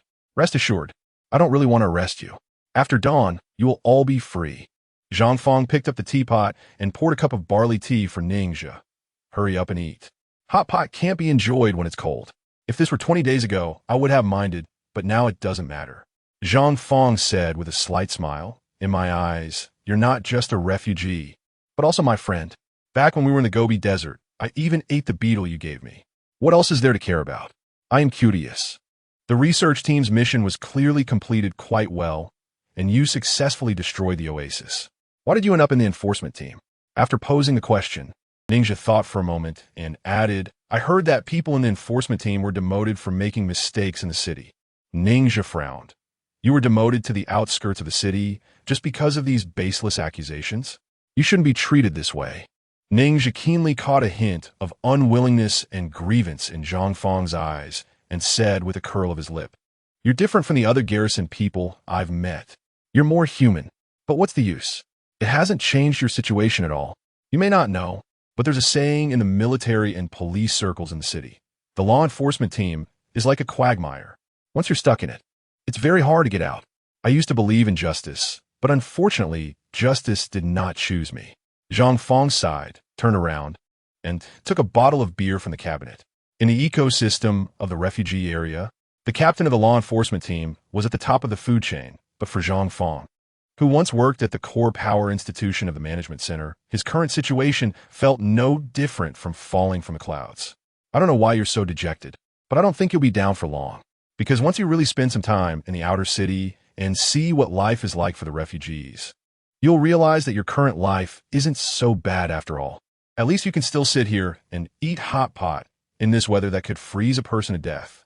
By the way, how should I add these seasonings? Ninja could tell that if he continued to discuss this matter with Zhang Fang, his mood would only get worse. So he picked up his bowl and changed the subject. For Zhang Fang, becoming the captain of the law enforcement team was the lowest point in his life. But Ninja felt that there was nothing wrong with it.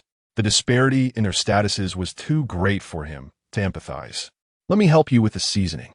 Zhang Fang took Ninja's bowl and started to mix the seasonings, then asked, by the way, how did you get into conflict with those people? For survival, of course. In the refugee area, the grudges between people are very simple. It's either about money or food. Ninja succinctly explained his feud with Xiao Qi, then shifted the topic. Speaking of this, I want to ask you, how did you know something happened to me tonight? You're lucky. Zhang Fang chuckled upon hearing this, returning the mixed seasoning to Ninja. When I first left the city, I thought about looking for you. But the veteran members of the team told me that finding someone in the refugee area is like searching for a needle in a haystack. Perilous. I was feeling pretty down, so I temporarily gave up on that idea. In fact, I've been in office for 3 days, but I haven't dealt with any official business. I came to the office tonight to get something and accidentally saw your name on the list of wardens on the desk, which is why I sent someone out to investigate.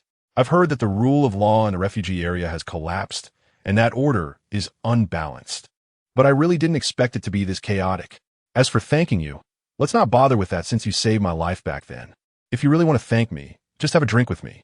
Zhang Fang smiled and lifted Ninja's cup, spilling the tea on the floor, which made Ninja feel a pang of heartache at such waste of water resources.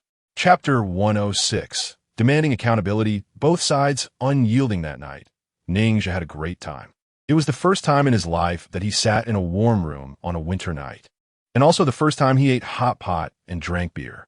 The spicy and fragrant taste of the hot pot, along with the rich malt aroma of the beer, made him feel thoroughly enjoyed.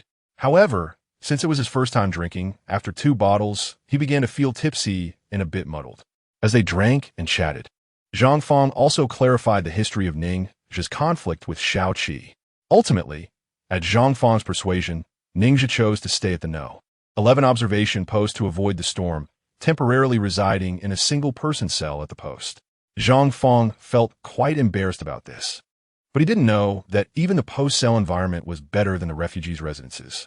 Just having heating alone made it 100 times better than the kind of environment where Ninja and the others used a coal stove to keep warm, risking carbon monoxide poisoning at any moment. Ninja is not afraid of the retaliation from the Black Flag Gang. But the incident where Zhang Fang publicly slapped Li Chong to take him away has undoubtedly offended the members of the 17th Law Enforcement Team. He is not a naive person and naturally does not believe that the people from the 17th Law Enforcement Team will truly let him off the hook. As for Zhang Fang's arrival, Ninja is quite happy. Through their previous interactions in the scientific research team, he has confirmed that Zhang Fang is a trustworthy person. Having a friend who is the captain of the law enforcement team greatly increases his chances of surviving safely in the refugee area. Ninja was happy, and naturally, some people were not happy. Previously, Kong Wenyue had Li Chong capture Ninja, And it was because Xiao Qi had provided him with so many resources over the years that he chose to help. Moreover, this help was not a big deal for Kong Wenyue. It was merely killing a vagrant, as simple as stepping on a bug. However, such a seemingly simple matter triggered a series of chain reactions, resulting in Li Chong being slapped in public. This outcome made Kong Wenyue very angry. And it was not so much about the unfinished business he had with Xiao Qi, but mainly due to Zhang Fang's actions, which made him lose face. There's an old saying that one should look at the person when hitting a dog. Thus, Zhang Fang's slap to Li Chong was also a slap to Kong Wenyue's face. The next morning, Kong Wenyue rode the law enforcement team's motorcycle to Zhang Fang's 11th law enforcement team, ready to demand an explanation. The law enforcement team members were rude and violent, but that was only towards the vagrants. When dealing with the people of the fortress, they still adhered to the regulations and would not resort to violence easily. Although the people of the fortress and the vagrants were biologically and taxonomically the same, they had clearly become two distinct groups. After drinking all night with Ning Zhe, Zhang Fang was still sound asleep when Kong Wenyue arrived at the 11th outpost. It was only when his subordinates woke him up that he drunkenly made his way to the office to meet Kong Wenyue. "Captain Kong, hello." Zhang Fang greeted Kong Wenyue with his messy hair and a yawn as he sat down behind the desk. "I just arrived and had a little drink with my colleagues yesterday. I didn't know you were coming, so I hope you can forgive me for not welcoming you properly." "Oh, you mean Li Chong, right?" Zhang Fang laughed heartily and stretched his shoulders. "I just arrived and have always heard that the law enforcement team's discipline was loose. But I didn't expect it to be so loose. Your subordinate, Li Chong, repeatedly confronted me, so I taught him a lesson." "No need to thank me, haha." "Zhang Fang, don't you think you're being a bit too arrogant?" Kong Wenyue clenched his fists, seeing Zhang Fang's nonchalant demeanor. "We are all of the same rank. No one is above anyone else. I don't care what you did in the fortress before, but being assigned to this outer city shows that you don't have very strong connections.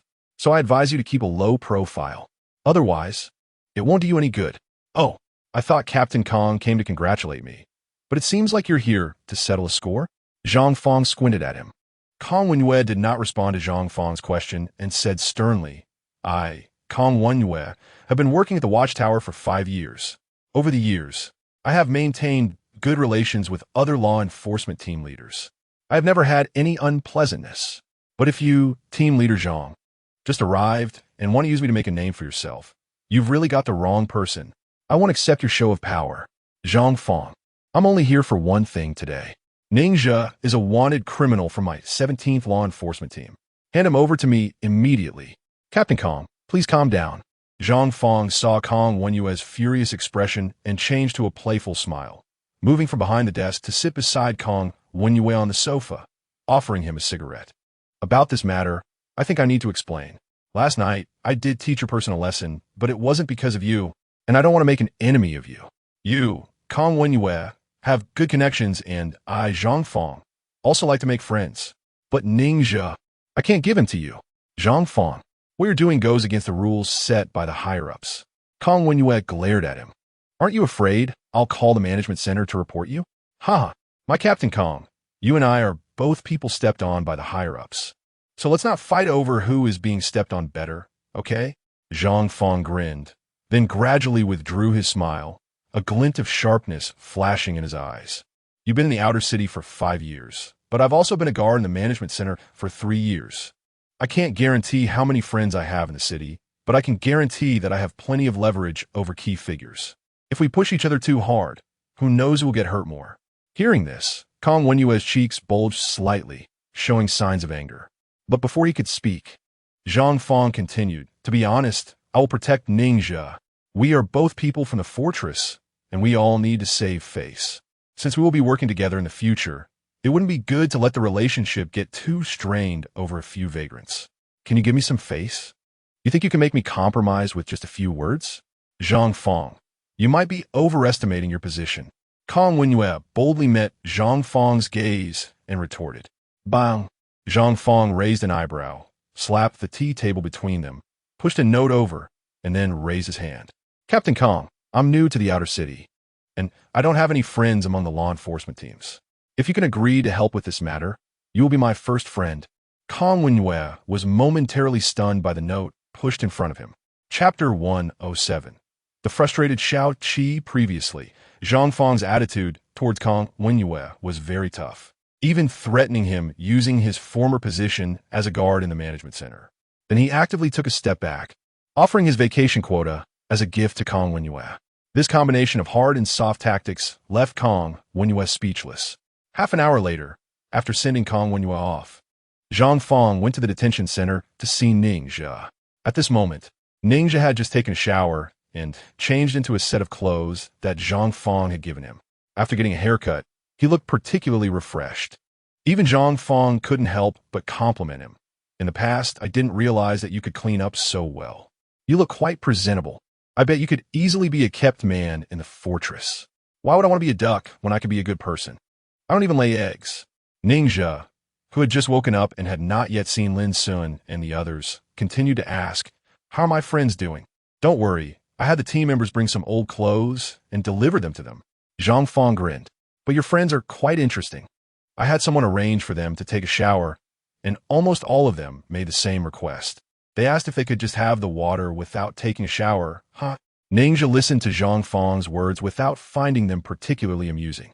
Instead, he explained seriously, "We are short of water in the refugee area, and everyone is used to being poor. Water resources are more precious to us than you can imagine. Now that I am here, things won't be like this anymore. Although I don't have much power, I can at least ensure that the people in your small group can have enough to eat and drink." Zhang Fang paused for a moment, then changed the subject. "I just met with Kong Wenye and reached an agreement with him. He has agreed not to pursue your responsibility any further and will mediate the conflict between you and Xiao Qi, while also handing over Li Bin for you to deal with." "Thank you." Ning Zhe's eyes lit up at the mention of Li Bin's name. "You must have paid a lot to help me with this, right?" "It's nothing." Zhang Fang shook his head with a smile. "We are all people who came from the fortress, and we won't let the matters of the refugees ruin our relationship." Zhang Fang didn't mention that he had given up his only annual vacation opportunity to help Ning Zhe settle things. Making friends is often like this. There's no need for the other party to know how much you've put in, and you don't have to keep bringing it up. Only when the other party discovers something on their own can this relationship build a firmer foundation. "Captain Kong, have you gotten results from the 11th Law Enforcement Team?" As soon as Xiao Qi entered the room, he impatiently asked Kong Wenye. "I've already spoken with Zhang Fang, the new captain of Team 11. Kong Wenye gestured for Xiao Qi to sit down and continued, "From today onward, your conflict with Ning Zhe ends here. From now on, you are not to cause him any trouble, and likewise, he won't seek revenge on you. Since Zhang Fang has just taken office, and he sought my help, I have to give him face." When facing Xiao Qi, Kong Wenye clearly lacked the patience he had shown when talking to Zhang Fang. "This matter is settled. Just follow my instructions." Hearing Kong Wenye's words, Xiao Qi clenched his fists. "Captain, my younger brother was killed by Ning Zhe. This matter." "Enough." Kong Wenye cut him off impatiently. "I am informing you, not discussing it with you. If the Black Flag Gang wants to continue its business, then this matter must be handled my way. You need to remember, only obedient dogs get bones to eat, understand?" Xiao Qi, the gang leader who could command respect in the town, looked at Kong Wenye's unwavering gaze and fell silent for about 3 seconds before finally nodding weakly. "I understand." Kong Wenye's decision left Xiao Qi feeling extremely dissatisfied, but he had no strength or confidence to argue back. After years in the refugee area, he knew better than anyone that the Black Flag Gang could not survive in the town without the support of the law enforcement team. If Kong Wenye truly abandoned him, he would soon be torn apart by other enemies. "Are you saying the new captain of Team 11 has spared Ning Zhe?" Huang Motsang's brows immediately furrowed into a knot. How could Ning Zhe have such connections? Huang Motsang shook his head. "Not yet. This time, he took the initiative to volunteer to help us negotiate with the bandits and procure food, which is quite dangerous. Although I often disagree with him, I have to admit that Li Bin is a capable person." Huang Motsang looked confused. "Captured? Brother, what does that mean?" Outside, Li Bin, who had just returned from the wilderness and was prepared to report the good news about finding a food procurement channel, broke out in a fine sweat upon hearing the conversation inside. Chapter 108. In a dilemma, Li Bin's fork in the road, although Shao Qi didn't specify the exact reason for wanting to capture Li Bin. He did mention that he was someone Kang Wenyao wanted personally. After a brief thought, Li Bin understood the situation. He had never met Kang Wenyao, but he had heard that the new captain of the 11th Law Enforcement Team had spared Ning Zhe. Analyzing it, there were only two possibilities for why they were looking for him. The first was that his possession of a clean water chip had been exposed, but that seemed unlikely. Otherwise, they wouldn't have only sent Shao Qi to capture him. The second possibility was that the new captain of the law enforcement team specifically wanted to take him away. After figuring this out, Li Bin took advantage of the absence of people and turned to leave. He knew very well that even Shao Qi, who usually held a high status, was nothing in the eyes of the law enforcement team. As for someone at his level, he was even less significant. If he didn't run away quickly, he would likely be completely finished. However, after taking a few steps, Li Bin stopped again, a look of conflict appearing on his face. He couldn't leave. This time, in search of the bandits deep in the desert, he had passed through numerous refugee villages. And the conditions there were even more tragic than in the town. This year's winter had come too early, combined with the previous drought, leaving the refugees with almost no supplies. In some villages, where corpses were strewn about, rumors of cannibalism had already emerged. So even if Li Bin could escape the Black Flag gang now, he probably wouldn't find any other way to survive. Leaving meant death, staying also meant death. In that brief moment, two emotions collided in his mind, and at this critical juncture of life and death, confusion filled Li Bin's eyes. At the 11th Law Enforcement Team, when Zhang Fang arrived during lunchtime, he had a gasoline barrel cut in half set up in the yard. Charcoal was laid at the bottom, and half a pig was tied up on the iron rack above, brushed with vegetable oil and sprinkled with barbecue seasoning, emitting an enticing aroma. Ning Zhe and others were also invited to join the lunch. For the refugees, the law enforcement team was like a fierce beast. So the meal was not very harmonious. Li Fati and Lin Sun looked at the other law enforcement officers, feeling somewhat oppressed and sensing the strange atmosphere. The law enforcement officers, although they ate some food out of respect for Zhang Fang, were equally resistant to the refugees and resolutely avoided touching the parts of the meat that had been cut by the refugees' knives. Ning Zhe and Zhang Fang both understood that this class gap wouldn't disappear in a short time, or even at all. And those people didn't share the same life and death experiences as they did. They weren't thinking about reconciling the relationship between the two sides. Instead, they were sitting a bit farther away, chatting and eating barbecue. Zhang Fang skillfully handled his knife and fork, putting a piece of grilled meat into his mouth. Since Kang Wenyao has promised to bring Li Bin over, this matter should be settled soon. Once Li Bin is delivered, the conflict between you and Shao Qi will come to an end. In this matter, Kang Wenyao has already made a concession. As a newcomer, I can't push too hard. Otherwise, it could lead to unnecessary trouble. Don't worry, I understand what you mean. The conflict with Shao Qi started because his brother tried to rob a friend of mine, but I ended up killing him. After such a long struggle, I haven't really suffered any losses. As long as he can hand over Li Bin, I won't actively seek trouble anymore. Ning Zhe hadn't eaten much meat, but had been drinking a lot. Ever since he tasted beer, he had become obsessed with this refreshing drink, especially the moment when the malt flavors spread in his mouth, giving him an immense sense of satisfaction. Ning Zhe, have you thought about the future? Zhang Fang saw that Ning Zhe's bottle was empty and opened another one for him. Do you really want to live your whole life in this chaotic refugee area? What else is there? Ning Zhe paused for a moment before pouring himself some beer. After finishing a glass, he raised two fingers. 20 years. In my 20 years of memory, the biggest change in this town is that there hasn't been any change. The people here are like walking corpses, working in factories day after day. They are like machines made of flesh and blood, burning their lives to sustain the next life until they are reduced to ashes. Over the years, I have never seen any changes in the lives of refugees. I have seen too many refugees born and die here. So my life has been predetermined since the moment I became a refugee. Planning? Ning Zhe thought for a moment and shook his head. Life as a refugee isn't as complicated as you think. Our entire lives are centered around two words: survival. As long as we can stay alive, what planning is there? Zhang Fang clinked his glass with Ning Zhe and drank his wine in one go. But always thinking about going out to hunt isn't a solution. Relying on nature for food not only lacks security, but is also very dangerous, making it hard to support so many people and maintain a normal life. How about I let you manage the grocery store at the East City Gate? That way, you and your people should have no problem making a living. Ninja was a bit surprised and exchanged a glance with Zhang Fong. Do you have an industry in the town? That's not my business. In fact, the shops in the town are all supported by the fortress. Otherwise, how would they have a supply channel? The previous owner of the grocery store was a person from the last chief of the enforcement team, and that captain has already retired. Moreover, the money the grocery store owner made is enough for his retirement. I plan to let him step down and have you take over. Zhang Fong briefly explained and then shared his thoughts.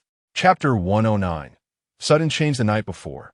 Ning Zhe had his first drink, and after 2 bottles, he was already feeling a bit hazy. However, by noon the next day, he may have adapted to the alcohol as he chatted and ate with Zhang Fong, consecutively drinking 7 or 8 bottles of beer before feeling slightly tipsy. When Zhang Fong suggested he take over the grocery store, he agreed, as Zhang Fong was right. With Ning Zhe's current abilities, it would indeed be difficult to support a large group like Wu Hao and the others without a business of his own. Ning Zhe initially planned to share a portion of the revenue with Zhang Fong, but Zhang Fong refused to accept anything. He worked in the enforcement team and earned a salary from the management center, which was over 3,000 a month. This was considered a middle to upper middle class salary within the fortress, and outside the fortress, it was a considerable sum for the refugees. Moreover, he helped Ning Zhe purely out of friendship, without any ulterior motives. Just as Ning Zhe was about to close his eyes, he suddenly experienced that sensation of falling just before sleep, and then his body, which had been somewhat numb from the alcohol, instantly returned to a peak state, as if he had received ample rest.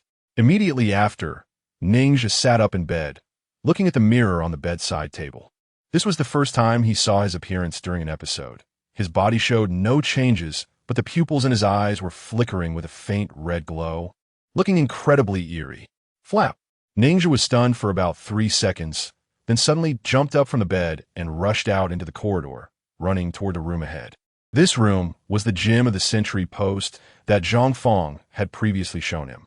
Ning Zhe was unfamiliar with many of the gym equipment, so after a quick glance, he hurried over to a mechanical treadmill and started running wildly while gripping the handrails. This mechanical treadmill didn't need to be charged. It had a mechanical counter connected by a drive shaft, and as Ning Zhe began to run, the numbers on the counter started to jump wildly, while the bearings beneath the conveyor belt made clanking sounds. This was the 3rd time Ning Zhe had experienced this situation while being conscious, but the first 2 times had been during life-and-death struggles with a pack of wolves. This was the first time he had harnessed such power without any danger. As he ran at high speed, Ning Zhe felt as if he had an inexhaustible source of strength, and he didn't even feel tired. Time quickly passed, and after more than 3 minutes, suddenly, Ning Zhe felt as if the power within his body had been drained in an instant. He was thrown off the treadmill by the rolling conveyor belt and landed awkwardly on the ground. This high-intensity exercise had exhausted his stamina, and he didn't even have the strength to get up. Huff huff! Ning Zhe lay on the ground, glanced at the quartz clock on the gym wall, and realized that from the moment he entered until he fell off the treadmill, he had only spent about 3 minutes. Even counting the time wasted in the room and hallway, it was still under 3.5 minutes. When he looked at the numbers on the treadmill, Ning Zhe was immediately stunned. 200 meters. He had run over 3 kilometers in just 3 minutes. In his impression, a professional athlete would typically take about 10 minutes to run 3 kilometers. Even for a top-level athlete, it would be around 8.5 minutes. His result was already more than double that of a professional athlete. For an ordinary person without training, the gap would likely be 3 or 4 times greater. This result left Ning Zhe truly shocked. At that moment, he could clearly realize that this ability of his was definitely not some strange illness. This result made Ning Zhe's mind a mess. He was well aware that his body underwent such changes because of the strange drug injected by the person in the birdbeak mask when he accidentally stumbled into a graveyard years ago. But what exactly was that person injecting him with? And why did he do it?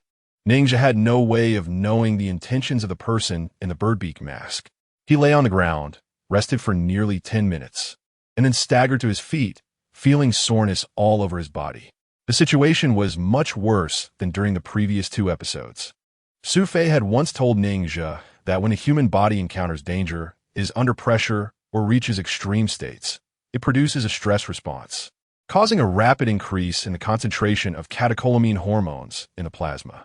The main component of these hormones is adrenaline, which can accelerate heart rate, raise blood sugar levels, increase blood flow, enhance myocardial contraction force, heighten excitability, and increase cardiac output, among other phenomena. It can even improve reaction times and mass pain, acting like a naturally secreted stimulant. Previously, when Ningxia accidentally triggered this ability during 2 dangerous situations, his body was also in a highly tense state. Perhaps it was precisely because of the high secretion of adrenaline that his bodily functions could better adapt to this frenzied state, reducing its negative impacts. Compared to the previous 2 life and death emergencies, Ningxia's eruption of this ability today was due to being drunk. At that time, his physical condition was not at its peak. Rather, he was somewhat fatigued. Thus, the side effects he was experiencing now were likely due to insufficient adrenaline secretion. Although this ability allowed him to possess immense combat power in a short time, the side effects were equally significant. If he were to experience this power during a fight, once the strength dissipated, even a child could easily kill him. Therefore, the pros and cons of this power were quite apparent. Ningxia lay on the bed, starting to seriously think about this matter. This situation, which he had previously regarded as a disease, had now been proven to be a kind of power. But how could he actively control this power? Chapter 110, Night, Deep Alley, Armed Person. Through the previous experiences of entering a frenzied state, Ningxia always believed that this power would only emerge in life and death situations. However, today's circumstances gave him a somewhat different understanding of this ability, as he had only consumed a little alcohol today and had not encountered any danger. Thinking about this, Ningxia began to reflect on the commonalities between the previous instances of his ability erupting and his current drunken state. After much contemplation, he realized there was only one point that made sense. He had lost control over his power. In the previous fights, Ningxia had suddenly entered this frenzied state when he was lacking strength, and today, while drunk, he was similarly unable to control his body due to the effects of alcohol. He felt weak, yet at that moment, this frenzied power reemerged. Could it be that his ability only takes over his original bodily functions when he loses control over his power? Or does he need to reach a state of selflessness, without any subjective consciousness, in order to summon this ability? In Ningxia's mind, a multitude of thoughts suddenly emerged, but given his current physical condition, he could no longer verify them. If he became as weak as he was at that moment, every time he used his abilities, it might not be a good thing at all. With his mind in a chaotic state, Ningxia, feeling exhausted and weary, gradually fell into a deep sleep, and faint snoring began to sound. The conflict between Ningxia and the Black Flag Gang reached its peak, only to abruptly stop when Zhang Fong was demoted to the law enforcement team. With Zhang Fong's involvement, Xiao Qi became somewhat hesitant under Kong Wenyo's pressure. However, the person suffering the most in this incident was Li Bin, who instigated the dispute between the 2 sides. At this moment, Li Bin was alone, lying on a dirt mound at the edge of the town, basking in the sun. The scorching sunlight did not warm him. Although he was wearing the inferior cotton clothes issued by the Black Flag Gang, they were not enough to keep him warm in the severe cold. Thus, apart from the Black Flag Gang, Li Bin had no other options. Moving forward, Xiao Qi had already decided to abandon him and hand him over to Kong Wenyo, which would surely lead to his demise. But if he wanted to run away, there was hardly any chance of survival. Under immense psychological pressure, Li Bin made up his mind, got up from the dirt mound, and disappeared into the cold wind. As night fell, Huang Monsong, as usual, left the brothel with a few subordinates, preparing to inspect other brothels. Now that the conflict between the Black Flag Gang and Ningxia had been mediated, the priority was to resolve the food supply issue within the gang. Since Xiao Qi ordered Huang Monsong to reduce the number of gang members, Huang Monsong felt conflicted. Although he was the second in command of the Black Flag Gang, he was more of a strategist and rarely involved in violence, spending most of his time managing internal affairs for Xiao Qi. Due to his gentle nature, Huang Monsong was well-liked within the gang, which made him procrastinate after receiving orders from Xiao Qi. However, today, Xiao Qi was upset because of Kong Wenyo's attitude and had just scolded Huang Monsong, demanding that he handle the matter quickly. Huang Monsong pondered the issue of reducing gang members as he walked into a dark alley with a few subordinates. Just crossing this alley would lead them to a brothel of the Black Flag Gang across the street. Don't move. Suddenly, a loud shout rang out in the darkness. Huang Monsong was startled and looked up to find Li Bin had appeared from somewhere, brandishing 2 homemade guns, pointing them in their direction. Brothers? Li Bin Sikofut, old Huang. Ever since I joined the gang, although we've had disagreements, I've always considered you a brother. But what about you? Have you ever truly regarded me as a brother? Huang Monsong heard this and opened his lips to explain, but hesitated and finally sighed. You know, old Huang, I'm here today to ask you one question. Li Bin, holding the guns, asked with a serious expression, since I joined the Black Flag, have I ever done anything to betray the gang? No, although we disagree. I can't deny that your thoughts are wrong. At least I haven't seen any disloyalty from you. Huang Monsong thought for a moment and shook his head. Especially this time when you were willing to take the risk to negotiate with the bandits to buy food for the gang. I admire you. To be honest, I don't have that courage. Then why does Xiao Qi want to abandon me? Li Bin gritted his teeth, his face full of anger. Just because Kong Wenyo said something? Just because he has to listen to Kong Wenyo? And I have to become the sacrificial lamb? Huang Monsong was somewhat at a loss for words. You know, Xiao Qi has that kind of personality. I advised him, but I couldn't convince him. Seeing Li Bin's furious expression, Huang Monsong spoke calmly. You don't really want to ask Xiao Qi for an explanation, do you? After being in contact with him for so long, don't you understand his character? If I really wanted to ask him for an explanation, I wouldn't be stopping you now. Li Bin replied. Old Huang, don't you think we should resist? He lowered the gun, making eye contact with Huang Monsong. I don't believe you haven't noticed that Xiao Qi is the biggest tumor of the Black Flag Gang.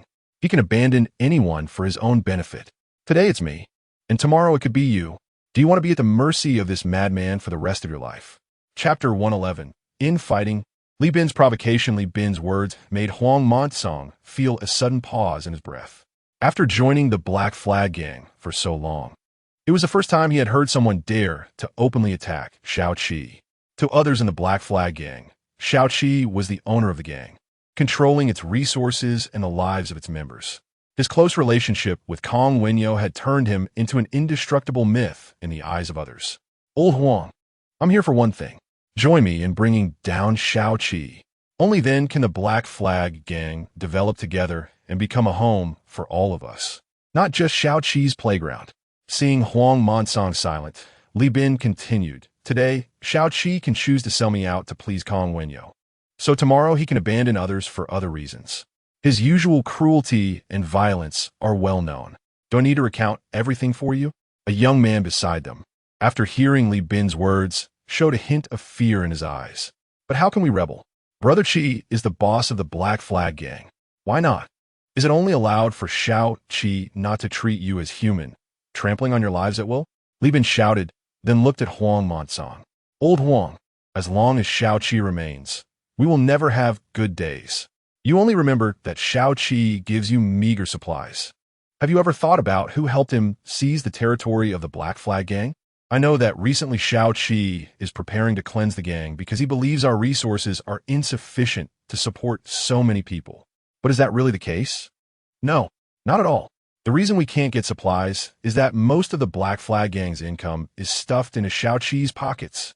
We're just a group of pitiful people squatting at his feet, picking up the crumbs that fall from his fingers. After hearing Li Bin's words, Huang Monsong fell silent. As the second in command of the Black Flag Gang, he knew better than anyone that Li Bin was speaking the truth. Xiao Qi was not unable to support so many people. He just felt that those people were not worth his resources. Look at the brothels of the Black Flag Gang. Which one is not paved with blood? But it's our blood, not Xiao Qi's. Li Bin keenly sensed Huang Monsong's wavering and quickly continued. Old Huang, as long as you agree to cooperate with me, we can eliminate Xiao Qi. I am willing to support you as the new leader of the Black Flag Gang. From now on, I will bring my brothers to assist you. Brother Huang, I think what Brother Li said makes sense. A young man who had benefited from Li Bin's kindness became excited by his words. We usually live in fear next to Boss Xiao, afraid that if he is unhappy, He will make us suffer. To be honest, if it weren't for survival, I would have left the Black Flag Gang long ago.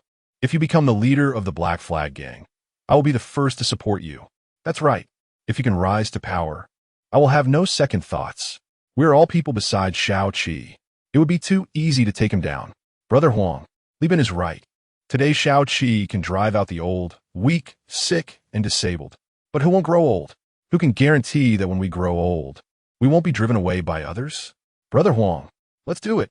Rather than waiting to be cleaned out later, it's better to take the opportunity now and fight for a chance to take control. Under Li Bin's guidance, everyone's dissatisfaction with Shao Qi was vented, and they began to advise Huang Monsong in a flurry of voices. Huang Monsong was a clever man, regardless of whether he had any rebellious thoughts. He knew very well that Shao Qi was not popular. If he did not agree to cooperate with Li Bin at this moment, he feared that the next second, a bullet would hit him. After a brief consideration, Huang Monsong looked at Li Bin and said, "You should know that Shao Qi can maintain his position because of his good relationship with Kong Wenyue. Even if we really want to take action against Shao Qi, can we withstand the onslaught of the law enforcement team with these crude weapons in our hands? Since I dare to come to you about this, I naturally have a complete plan. I have thought it through. The reason Shao Qi has a connection with Kong Wenyue is ultimately because of interests, so we just need to." Li Bin dared to approach Huang Monsong because he was well aware that there were too many people below who were dissatisfied with Shao Qi due to his tyranny. Seeing that Huang Monsong was wavering, he took a few more steps forward and whispered, while eating meat with noodles. Shao Qi saw Huang Monsong return and put down his chopsticks. "How is it? Have those brothels been cleared out?" Huang Monsong, smelling the aroma of the noodles, rubbed his palms and said, "Big brother, I went down for a round and found that the brothers are having a hard time. How about this? Let us give these brothers a way to survive, even if we cut their rations in half or only give them a third. Otherwise, they really won't have a way to live." Bang! "Big brother, there's one more thing I haven't told you. Li Bin has been captured, and he's outside the courtyard." Huang Monsong lowered his head to light a cigarette. Before he left, he wanted to see you. Shao Qi lowered his head to eat noodles and said dismissively, "What do I have to talk to him about? Just send a few people to take him to the fortress and tell the guards of the city gate that he is wanted by Captain Kong. They will hand him over to you." "Shao Qi, I have been working for you for so long, and I didn't expect you to be able to betray me so calmly, not even giving me a chance to say goodbye." Suddenly, a male voice came from outside the door, and then the office door was pushed open. Swish! Shao Qi turned to look at the sound. Seeing Li Bin burst into the room with a soil gun in hand, his pupils suddenly constricting. Chapter 112. The great trend has passed. The Black Flag changes owners. Faced with Li Bin's sudden appearance, Shao Qi's hand holding the chopsticks seemed to freeze, especially with the gun in the other person's hand, which made him feel an immense threat in an instant. He widened his eyes and looked at Huang Monsong. "You betrayed me? This is not betrayal." Li Bin raised the gun, aiming it at Shao Qi's body. "We just want to live like human beings. Step, step." As soon as Shao Qi finished speaking, several bodyguards stationed outside stepped inside, but stood silently behind Li Bin and Huang Monsong. "Huh, good. So you all have rebelled, huh?" Seeing the scene, Shao Qi revealed a sinister smile. "You bunch of bastards. Have you all forgotten how you got here? Without me, you should all be begging on the streets now. Do you understand? Big brother, a person can't always live in the past. We are indeed all from humble beginnings. You did give us a living environment, but all of this was earned with our lives. Compared to what we gained, we gave more." Huang Monsong looked at Shao Qi numbly, his face expressionless. "You always want us to remember your kindness, but you have never considered everyone as feelings. I have always believed that to maintain a long-term relationship between people, one must empathize. You have reached today's result, which was inevitable, and we do not want to walk this dark path with you. Step, step." Li Bin s'était put forward. Only 2 meters away from Shao Qi, his gaze cold. "Shao Qi, take one last look and say goodbye to your Black Flag Gang." "Wait, I still have something to say." Shao Qi quickly raised his hand. "You want the Black Flag Gang? That is fine, but we don't need to make it so that both sides suffer. I can negotiate terms with you. I can give the Black Flag to you as long as—" Thud! Before he could finish speaking, a gunshot rang out and iron sand splattered onto Shao Qi's body, creating a mist of blood. leaving several small holes on his face. Ugh! Xiao Qi felt a burning pain all over his body, let out a muffled groan, and painfully fell back against the chair, breathing heavily. Old Huang, have you forgotten that I saved your life back then? I saved your whole family. Are you really going to treat me like this? The trend was unstoppable, and the public anger was irreversible. This matter was no longer something I could control alone. Huang Montong turned his gaze aside. If your character weren't so brutal, perhaps today's outcome would have been completely different. You wouldn't be facing betrayal at this moment, and no one would choose to stand by your side. Li Bin suddenly turned around, looking fiercely at the few people behind him. What are you wasting words on with him? Everyone agreed. Since we are rebelling, no one should hide. I'll go first. The young man who had once received Li Bin's favor, known as Camel, was the first to rush forward, grabbing a bone knife and stabbing it at Xiao Qi's shoulder. Puff! The knife blade tore through Xiao Qi's clothes, and a line of blood burst forth. You bastard! The renewed pain made Xiao Qi roar, using his last bit of strength to try to resist, but he was quickly pinned down by several others who rushed into the room. Knives, guns, and clubs began to rain down upon him. All along, Xiao Qi had been seen as a sacred and inviolable figure in the eyes of the Black Flag Gang. But Li Bin's gun shattered his myth of superiority, making others realize that when all his glory and aura faded away, he was just an ordinary person. When reverence turned to nothing, the accumulated anger in their hearts instantly transformed into the strength to strike with their weapons. Puff!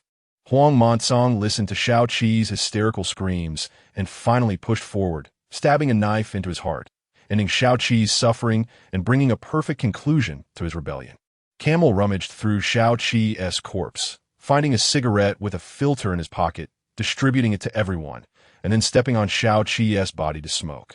Huang Montong initially wanted to stop him, but after thinking about it, he refrained and turned his gaze to Li Bin. Now that Xiao Qi is dead, what should we do next? Li Bin lit 2 cigarettes, handing one to Huang Montong. Do you know where Xiao Qi's assets are stored? Step. Huang Montong stepped forward, tearing down a few tattered newspapers stuck to the wall, pointing to the back wall, and speaking to the others. Smash it! Bang! Bang! Several young men rushed forward, starting to smash the earthen wall. In just 2 or 3 minutes, the yellow dirt of the wall collapsed, revealing a wooden board behind. Camel also walked over and reached out to lift it. Clatter! Some gold nuggets spilled out from the cracks, exposing the drugs, gold, cash, and other supplies hidden inside. Damn it! Xiao Qi actually has so much money. The value of these items was at least close to 100,000. Camel saw the things in the hidden compartment and ground his teeth in anger. These supplies are enough to sustain the Black Flag Gang for 2 whole years. This bastard has so much money, but would rather let the people below starve. Camel, take stock of the supplies inside, take out 20% of them, and distribute 10% to the brothers. Use another 10% to buy winter supplies. Seal up the rest. Li Bin glanced at the items in the hidden compartment, then turned to Huang Montong. I'm going to find Kong Wenyo to talk, hoping this money can give us a way out. If he agrees, I can also promise that from now on, 50% of all the profits of the Black Flag Gang will be handed over to him, and you will take 30% of the remaining 50, while the other brothers will take 20. From now on, you are the new boss of the Black Flag. And what about you? After planning such a big thing, what are your demands? Huang Montong did not object to Li Bin's words, because when Xiao Qi was in charge, he monopolized 70% of the Black Flag Gang's profits. I said, I have no ambition, I just want to live a stable life. Li Bin shook his head slightly. I won't take a single cent. Huang Montong thought for a moment. I'll go with you to see Kong Wenyo. No need. Xiao Qi is very close to Kong Wenyo, and even if we are willing to promise benefits, we can't guarantee he will agree to ease the pressure. There's no need for everyone to take the risk together. Li Bin walked to the hidden compartment, grabbed a handful of gold beans, and stepped away.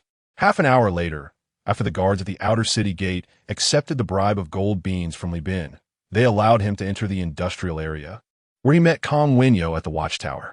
Upon seeing Kong Wenyo, Li Bin politely nodded. Captain Kong, hello. I am Li Bin from the Black Flag Gang. I didn't expect you to be quite loyal to the Black Flag. I thought you would be brought here tied up. Kong Wenyo raised an eyebrow and looked him over, thinking that Li Bin's arrival was arranged by Xiao Qi. Captain Kong, You might have misunderstood my determination to survive. I have no great ambitions, and I'm very afraid of death. Li Bin pouted. I know Shao Qi was going to betray me, so I killed him.